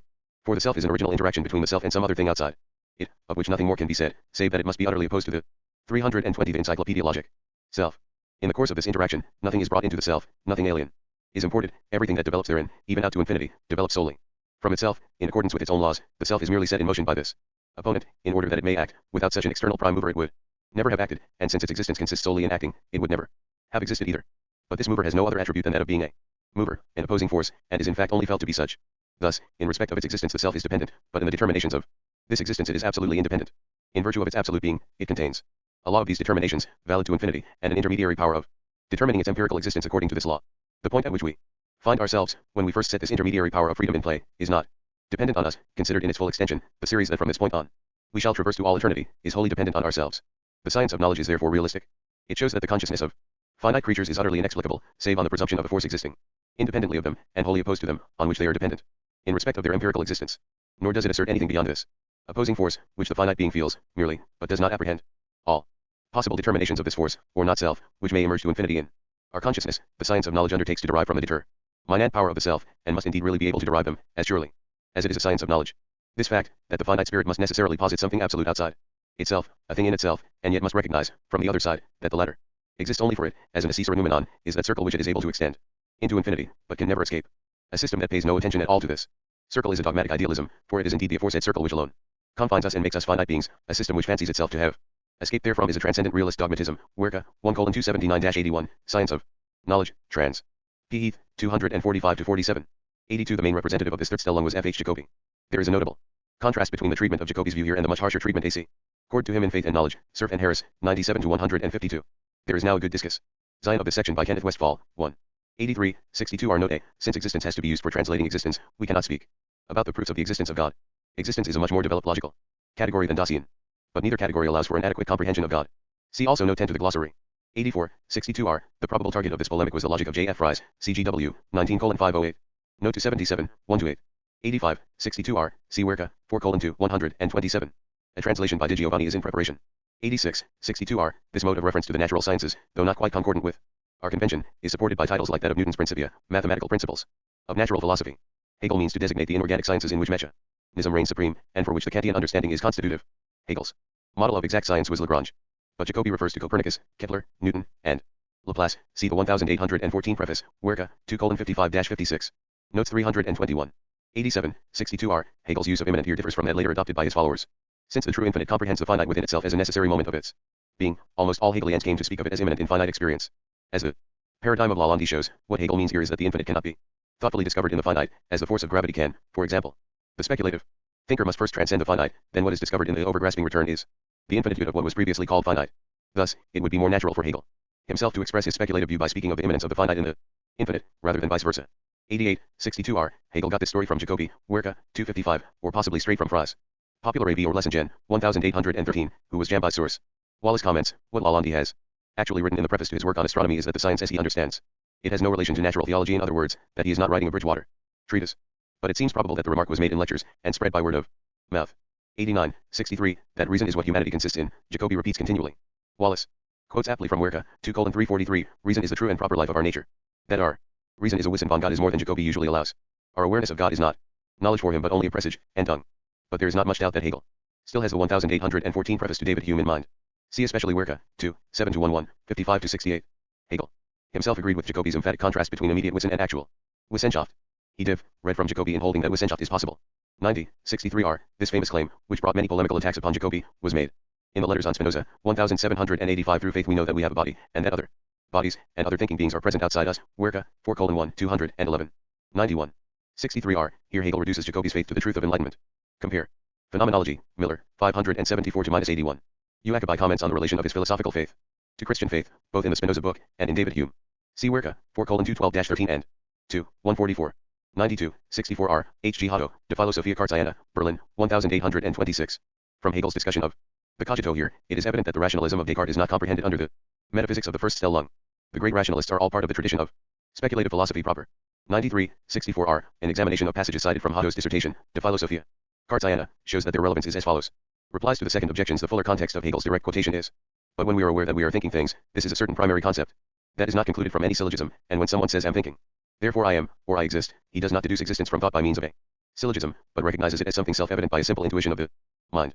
This is clear from the fact that if he were deducing it by means of a syllogism, he would have to have had previous knowledge of the major premise, everything that thinks is, or exists, yet in fact he learns it from experiencing in his own case, that it is impossible that he should think without existing.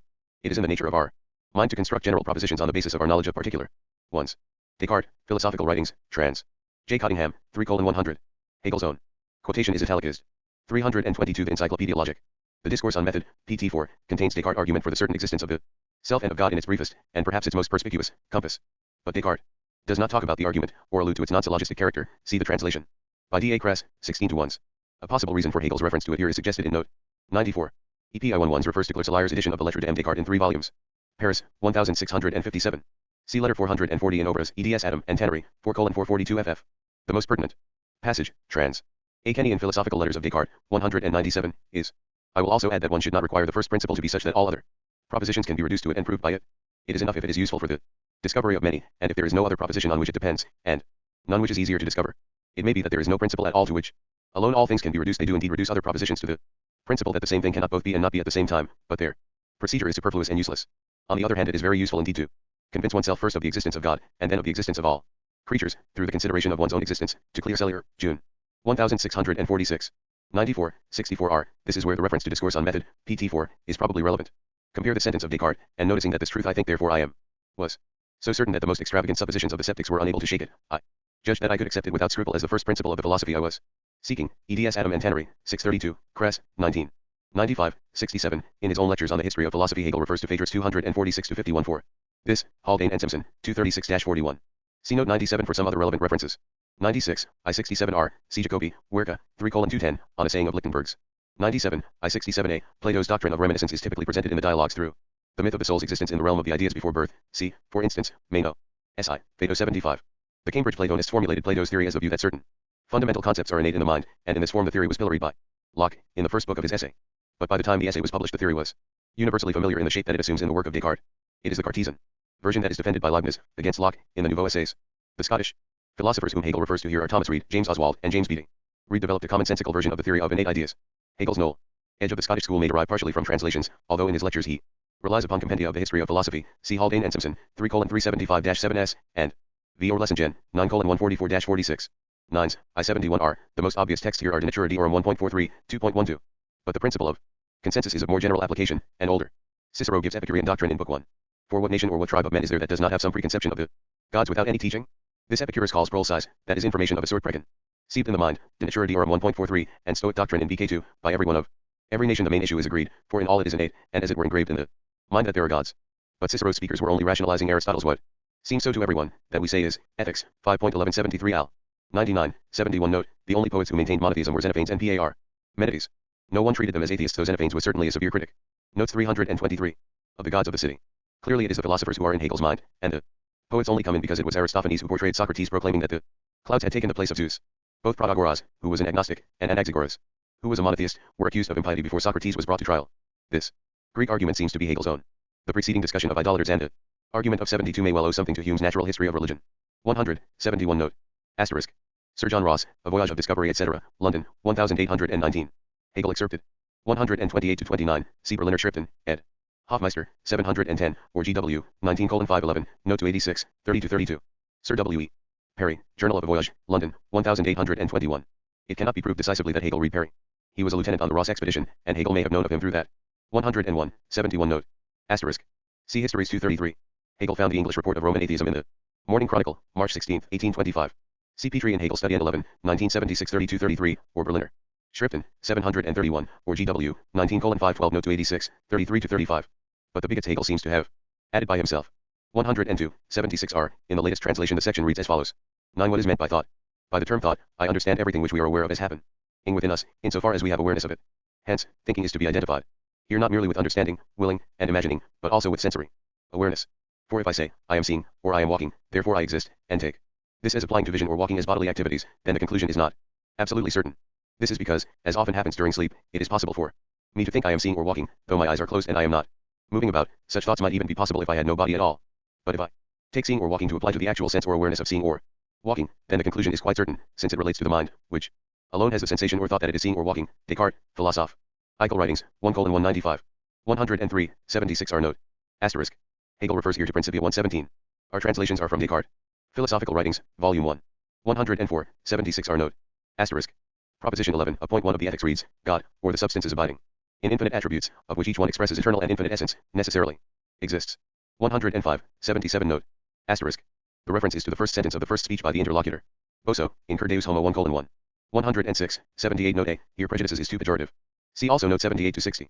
107, 80a, in the poem Natur und die Kunst, wer grosses Wohl, mu be sich zusammenrufen / in der Beschränkung sieht sich der Meister und die das Gesetz nur uns Freiheit geben. Werke, Berlin edition, Aufbau Verlag, 1973, 2:121. The same moral is preached often in Wilhelm Meister's Apprenticeship.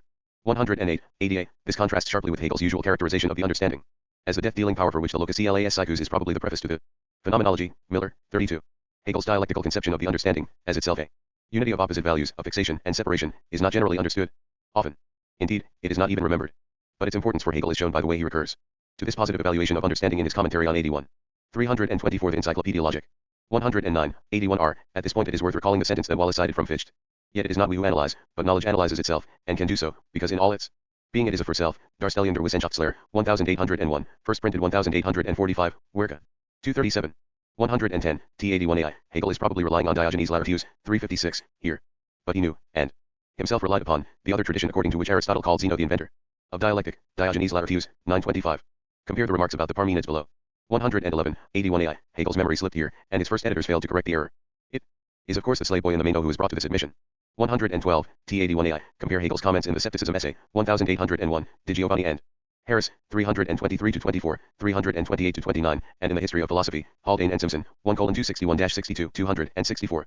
113, T81a2, Hegel's contrast between the ancient and the modern scepticism goes back to the Scepticism Essay of 1801, which can be read in Di Giovanni and Harris, 313-62, with the essays of Harris, on the ancient, and Di Giovanni, on the modern scepticism. It will be seen that Hegel here gives a somewhat higher evaluation of Sixtus and Cicero, who are the sources of ancient scepticism for his students, than he gave them, in comparison with their sources, in the essay itself. For a very good account of Hegel's interpretation and use of the whole sceptical tradition see M. N. Forster, Hegel, and Scepticism. The Doctrine of being, 84-111. 1. 84 note A, see note 38 to the glossary and note 16 to the introduction. 2. 85 note B, see the introduction, pages XXIIIXXIV. 3. 85, Wallace gives an outline history of the term, logic, 3d ed. 318. Hegel adopted it in concert with Schelling, but his logical usage is fixed by Spinoza who defines God as ens. Absolute infinitum. The absolute is that which is not bounded by, not related to or dependent upon, anything else. What is distinctive about Hegel's usage is that, in order to be without any extremely bounding relations, that which is absolute must logically contain, or compare, and all finite relations and necessities. It cannot simply be other than they are, for that itself would be a relation to them. 4. 86r, Letters on Spinoza, 2d ed. 61, repeated in Bailage, 7:398, Werke, 4:187 and 4:2. 127, I equals. I is Fichte's first principle, and the absolute indifference or identity is the principle of Schelling's school. The intuition of what is absolutely certain is the beginning of the Cartesian philosophy.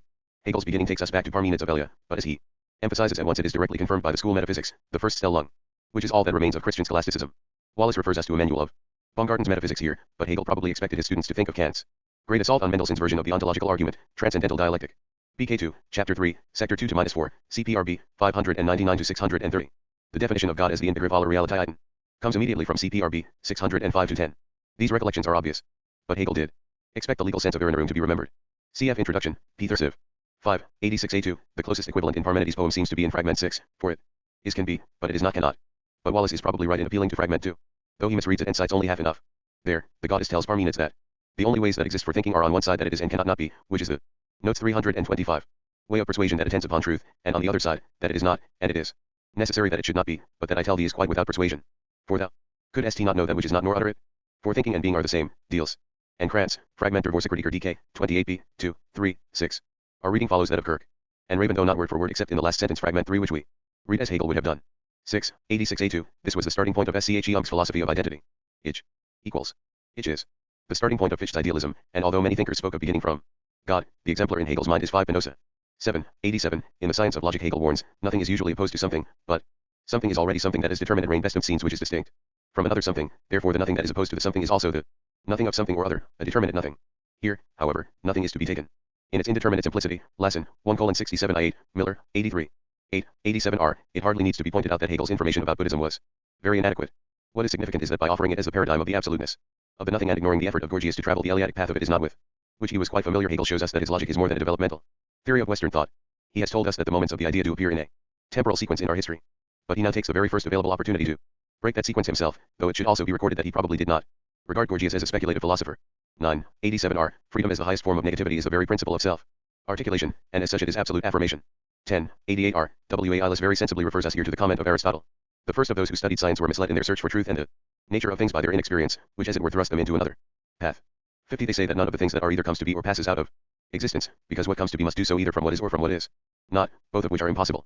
For what is cannot come to be, because it is already, and from what is not nothing could have come to be, because something must be present as a substratum.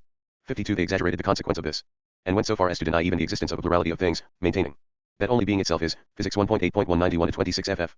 For Hegel, the dialectic and the speculative sublation of the exclusive alternatives was the logical road out of this impasse. He offers us a logical theory of development. We should notice that this section, S, against pantheism was added only in 1830.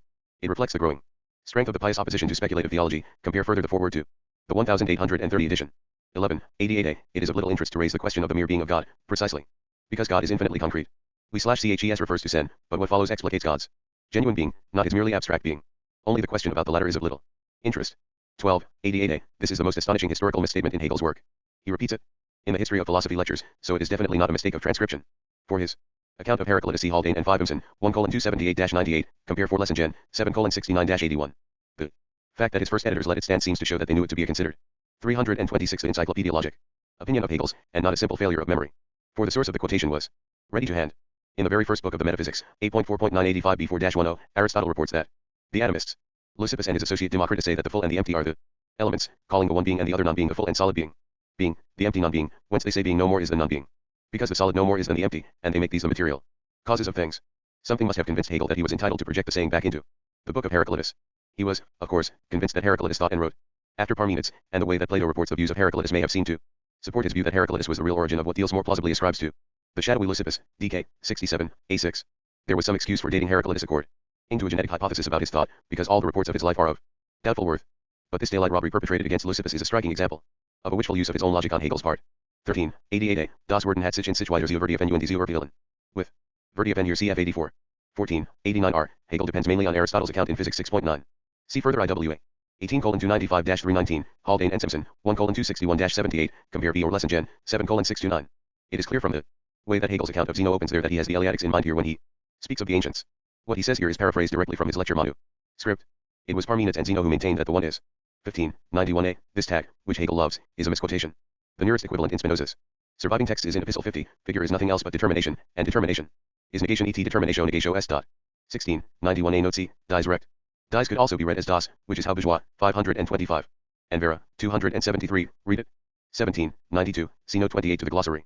1892a, et was and ears is naturally rendered in English as something else, rather than something other. Whenever it occurs we have to remember its essential relatedness to other. 1992a, Hegel's students apparently copied this down as a direct quotation. Actually it is only a paraphrase of Timaeus 35ab. 94, this spurious infinity is typically found in the natural philosophy of Galileo and Newton, with reference to space, time, causal chains, etc., and the logical paradigm of it is the series of natural numbers. But the way it is deployed in the practical philosophy of Kant and Fichte is a more important ground of Hegel's antipathy. It is the postulate of immortality required for an infinite progress in morality that represents for him the absolute triumph of God. This antipathy is the reason why he virtually ignores the critique of practical reason in his own systematic outline of Kant, 50 above. Compare the last sentences in his lecture commentary on this paragraph. 21. 95, as Hegel's explanation in the following remark shows, this is logically identical with the absolute. Compare note 3. 22, 95r, this is because every genuine philosophy interprets all finite data in the context of a genuinely infinite concept. In that sense every systematic philosophy, every philosophy that operates constructively with Kant's ideas of reason is an idealism in the same. Notes 327. Sense as Hegel's philosophy, and Hegel's philosophy is not idealism in Berkeley's sense at all. As Hegel says in The Science of Logic, the antithesis of idealistic and realistic philosophy is therefore without significance. Lassen, 1:145, Miller, 155. See also notes to the glossary. 23, 96a. This interpretation was the work of Schelling. It can be found in his earliest Essays on the Philosophy of Nature. Wallace refers us to the Einleitung of 1799, Werke, 3:272. But the doctrine can be readily found in the available translations. See for instance Ideas for a Philosophy of Nature, 1797, 1803, trans. E. Harris N. P. Heath, 27, or Bruno, 1801, trans. M. Vatter, 158-59. The doctrine stems from Spinoza's thesis that the order of ideas is the same as the order of things. 24, 98, Hegel relies especially on Cicero. See to Divination E2. 17, 40, and in Natura Deorum. 1, 8. 25, 98, the reference is to the second chapter, The Metaphysical Foundations of D.Y. Namics, Acad 4:498-517, Ellington, 40-94. What Hegel means by muddy confusion here is explained fully in The Science of Logic, 1812, GW, 11102-107. For the second edition of 1830. See Lassen, 1:170-76, Miller, 178-84. 26, 98 AI. In the famous general scholium at the end of Principia, Newton himself held to a corpuscularian theory of matter. Corpuscles differed from atoms in that they could be divided. This is a logically degenerate form of atomism which Hegel discusses in the Remark to 98. 27, 98 AI. A.G. Kiesnetter, 1719-1800, was a professor of mathematics and physics at G. Sixtfingen, and a literary essayist of considerable repute. His warning is probably to be found somewhere in Umfangsgreen der Herren Mechanic. 28, 102 R. As a moment of number, Ansel is enumeration, but as a number that is one of the factors of multiplication, or of squaring, it is the enumerator. 29, 103a. This was the name that Schelling gave to his speculative idealism in 1801, see. Especially Bruno. Hegel here acknowledges implicitly that his mature idealism is still a philosophy of identity. But he distinguishes the speculative identity of nature and spirit, or the real and the ideal, from the formal logical law of identity. The philosophical champions of this formal identity were Reinhold and Bartilli. 30, 104 R. Actually the reporter is Simplicius in his commentary on the physics, CDK. 29, B1. 31. 104a2, for Spinoza's distinction between the infinite of reason and that of imagination. See especially Ethics, 1, Prop. 8, Scholium, Ethics, 2, Prop. 44, and Epistle 12, equals 29 in the Paulus edition that Hegel himself used.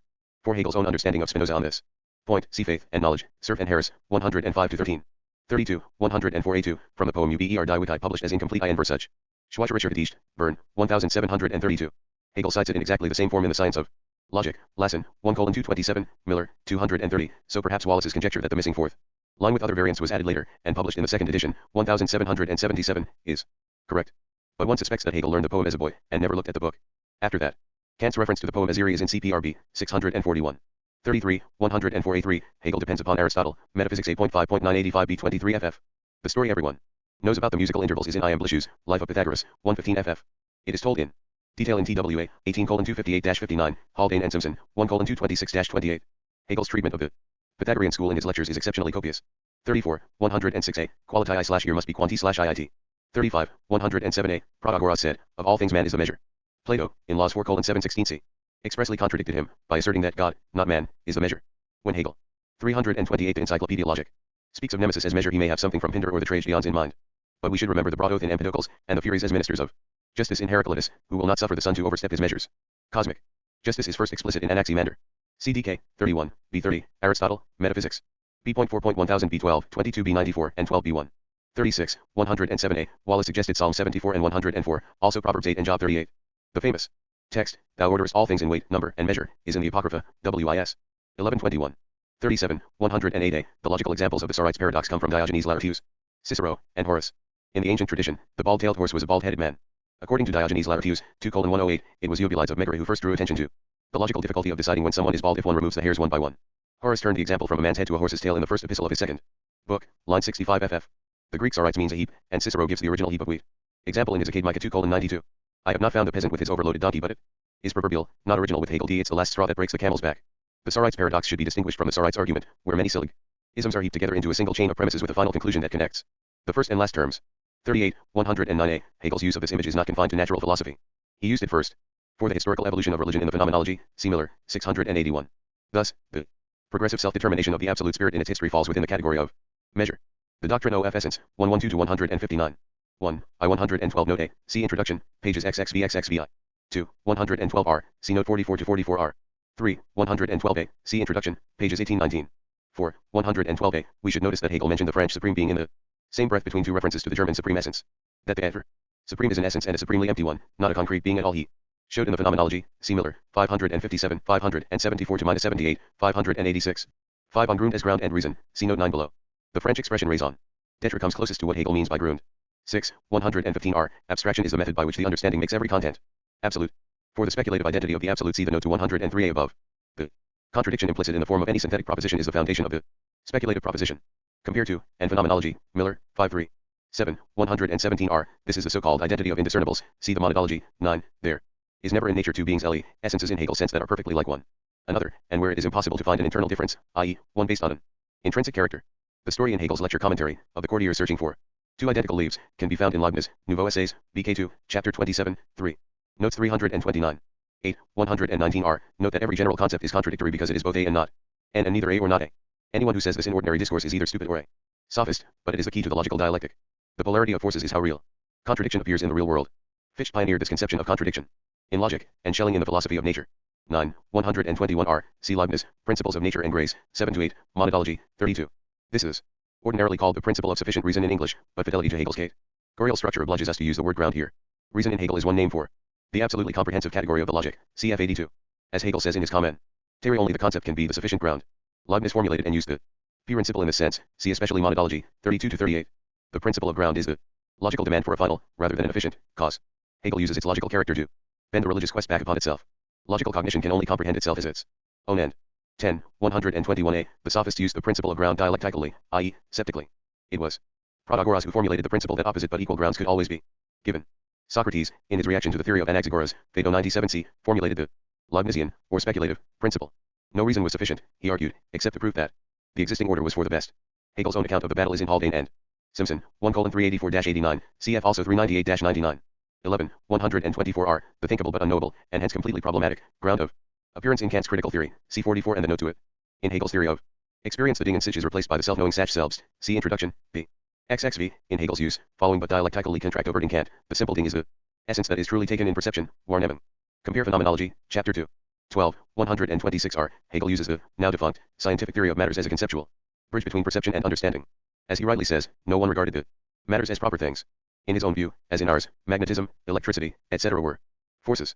But the theoretical mistake was logically necessary for the development of the concept, because in a thing world the transient and variable properties of the real things have to be conceived as having a real foundation. See further Phenomenology, Chapter 2. Science of Logic, Miller, 491-98, Philosophy of Nature, 334. 13. 130 Note A. See the introduction, pages XXV-XXVI. 14. 130r. The theory of force comes from Empedocles, CDK, 31, A86. But among the scientific thinkers of his time, Hegel found it specifically in John Dalton, compare Phe.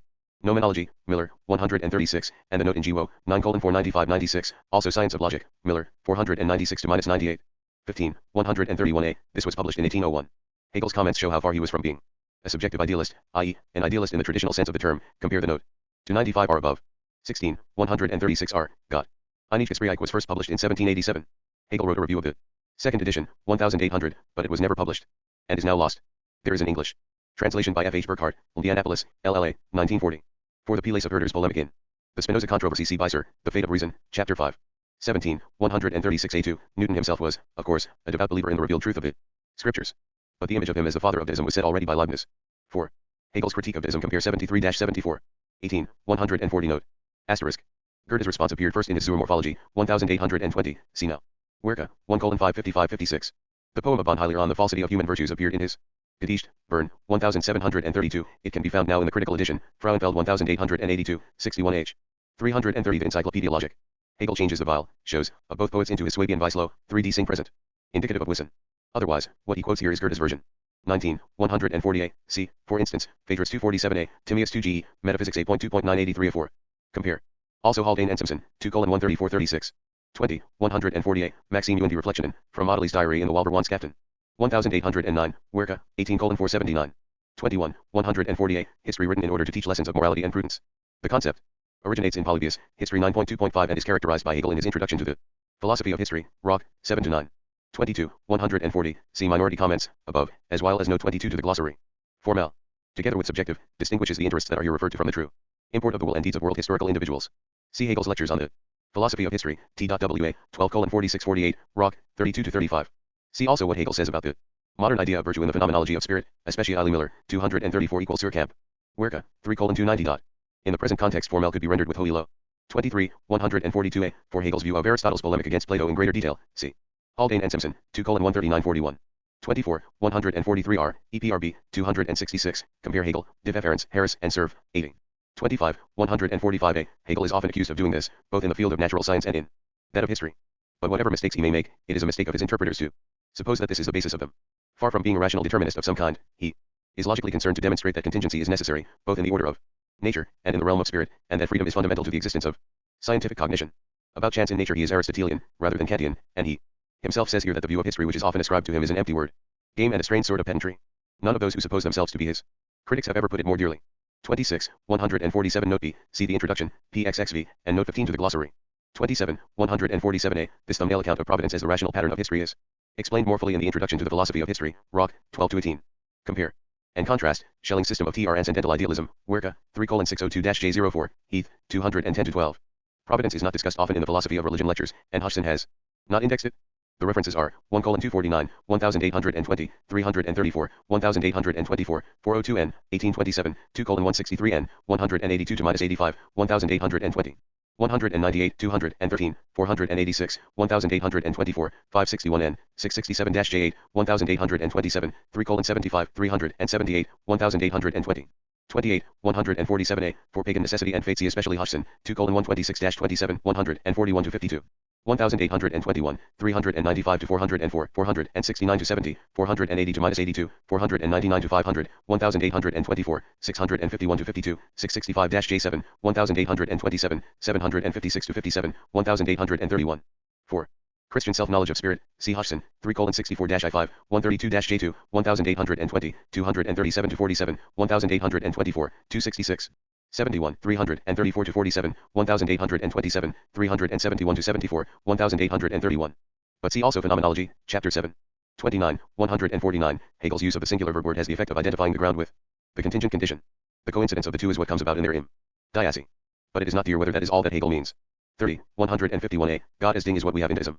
God as such is what we have in Spinoza's ethics. God as principle of personal individuation is what we reach in the mon-adology. These examples will help the comprehension of the conceptual progression, and vice versa. The Oriental intuition of God is the Mosaic lawgiver.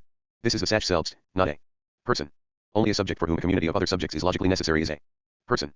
Thus, from the point of view of someone for whom God is a person, Spinoza is an atheist, otherwise not. But we ought to say of him whatever we say of Moses. Notes 331. That because Moses is not a philosopher, this logical requirement is not clear to him, or to those who read about him.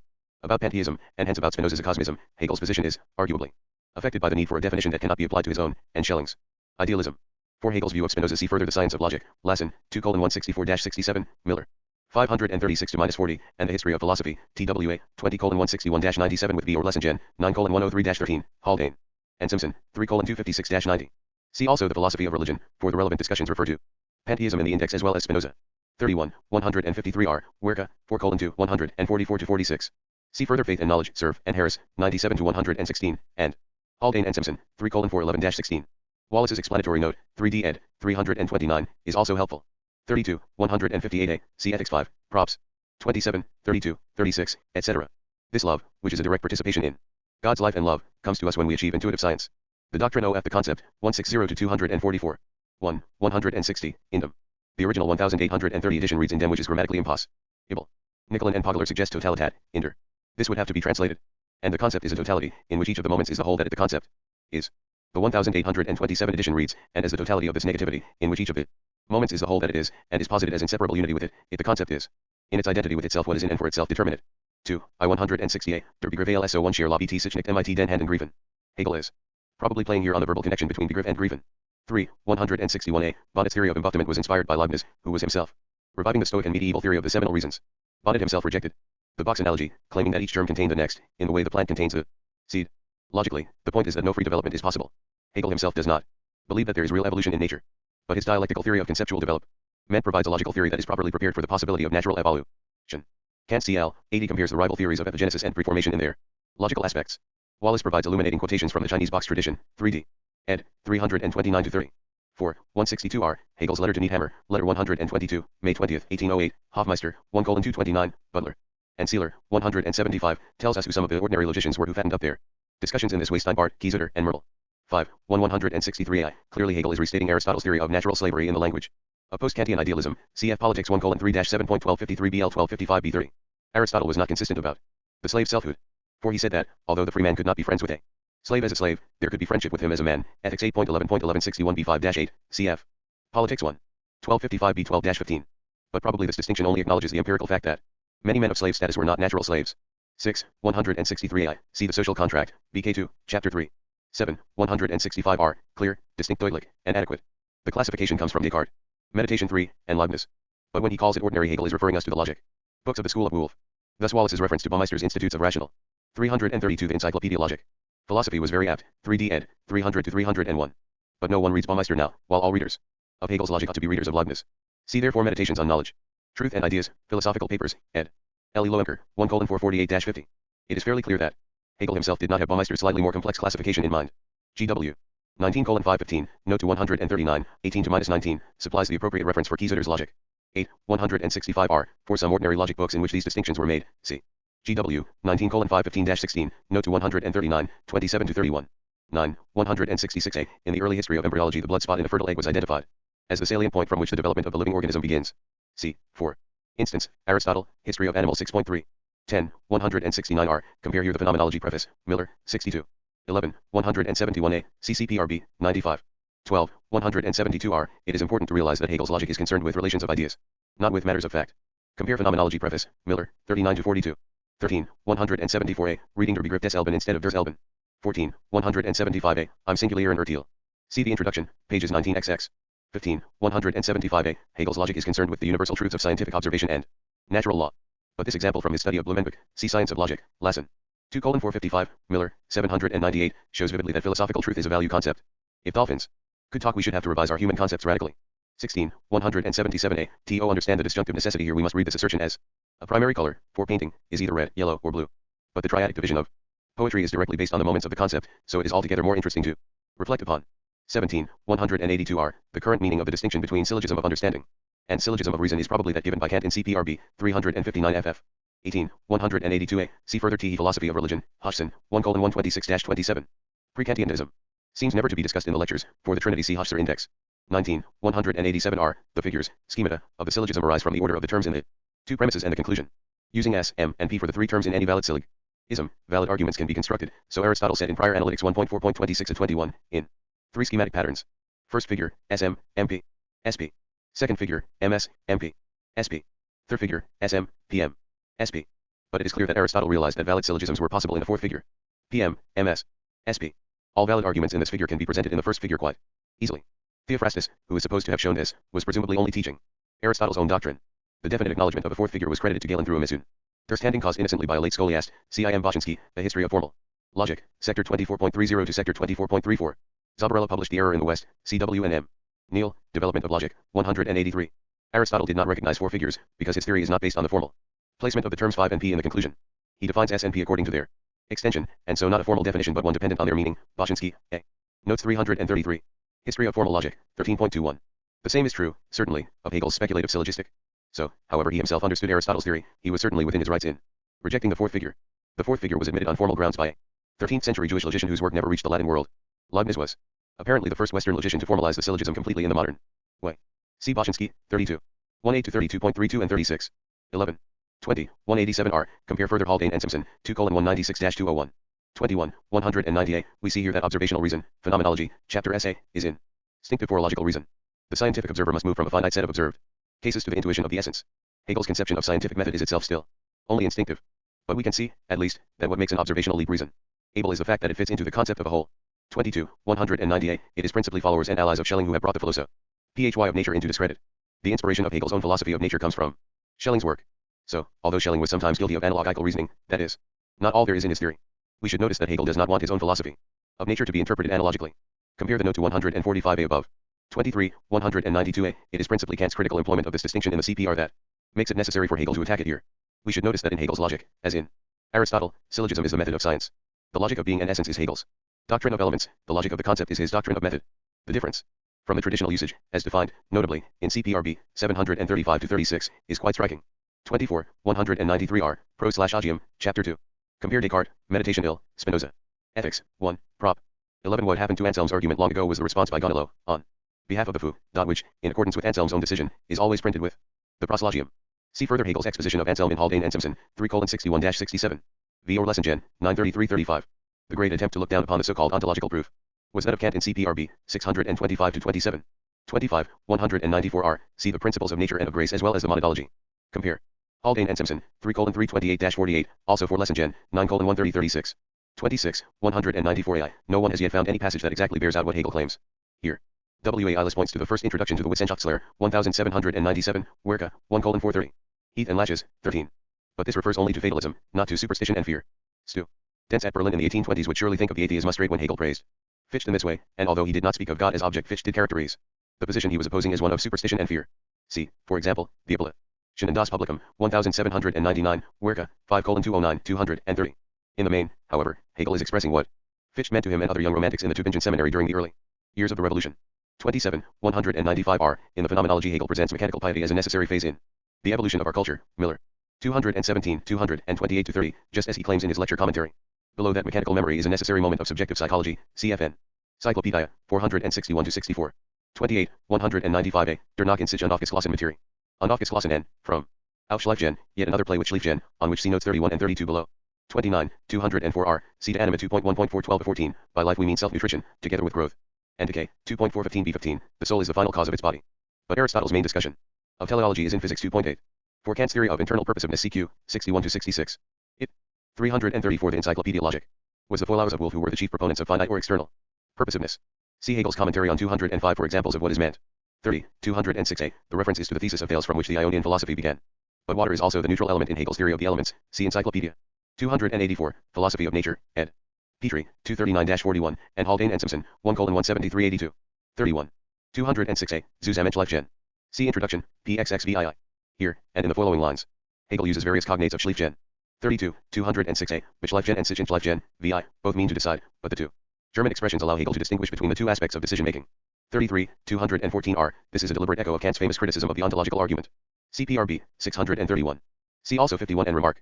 34, 216a, see Generation of Animals 1. 19726b24. 35, 218a, this triad goes back to Van Hyllier, and perhaps further. But it was a lecture of C. F. Kielmeyer in 1793 that focused the attention of the romantic philosophers of nature upon it. See especially Schelling's treatise on the world soul, Werke, 2:503-69. In chapter 5 of the Phenomenology, Hegel criticizes the attempt to found an observational science of the living organism upon it. But he still employs it in his own speculative theory. 36, 221, on its objective side Katung here means what is ordinarily, but loosely, called the human species. But spiritually, and also in the technical parlance of biological classification, humanity is a genus, and in Hegel's logic it is the genus. 37, 226a, see note 8-8r. 38, 226a, it must have been some Folaus of Locke who fathered the tabula rasa off upon Aristotle. As Hegel argued in 8r, it is a complete misinterpretation of the primacy of sense experience in Aristotle's theory of knowledge. 39, 227, both this and the synthetic method, 228-31, are explained much more fully in the Science of Logic, Miller, 786s18. 40, 227a, see above 38a, but also compare Haldane and Simpson, 3:298-300. 41, 229a, see note 36 above. 42, 229a, the difficulty is that a properly speculative definition, example the definition of substance as cause of itself, is a contradiction. Schelling's most noteworthy imitation of the Spinozist method was the Darsaint mean systems, Werke, 4:104-212.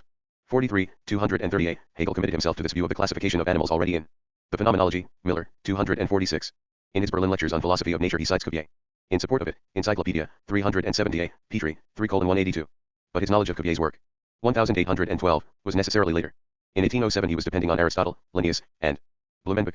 44, 238, cl. 9, note. The logical explanation for fourfold division in nature, and triadic division in spirit, seems to be a lineal descendant of the square of nature and triangle of spirit in the Disputation Theses of 1800, Thesis Ill, Erste Druckschriften, ed. Lassen, 404. Trans. N. Wazekin ed.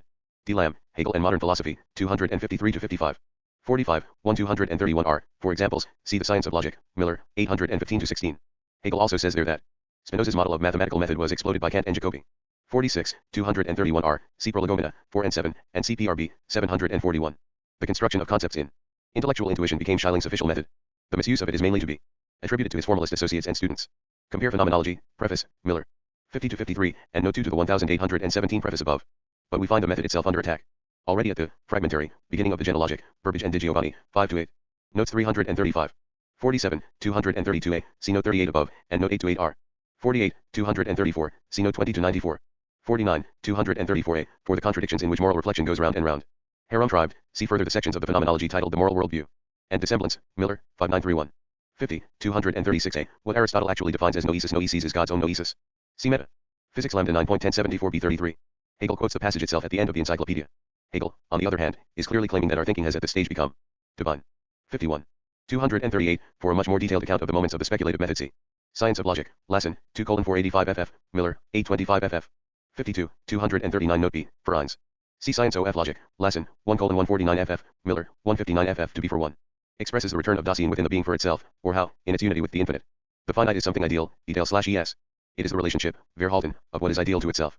As ideal. Here, in 239, this term serves to remind us of the ideal nature of all distinct terms that are produced by the progression of the concept. All of them, even the beginning itself, are posited and mediated and not something that simply and immediately is. See the follow. In addition,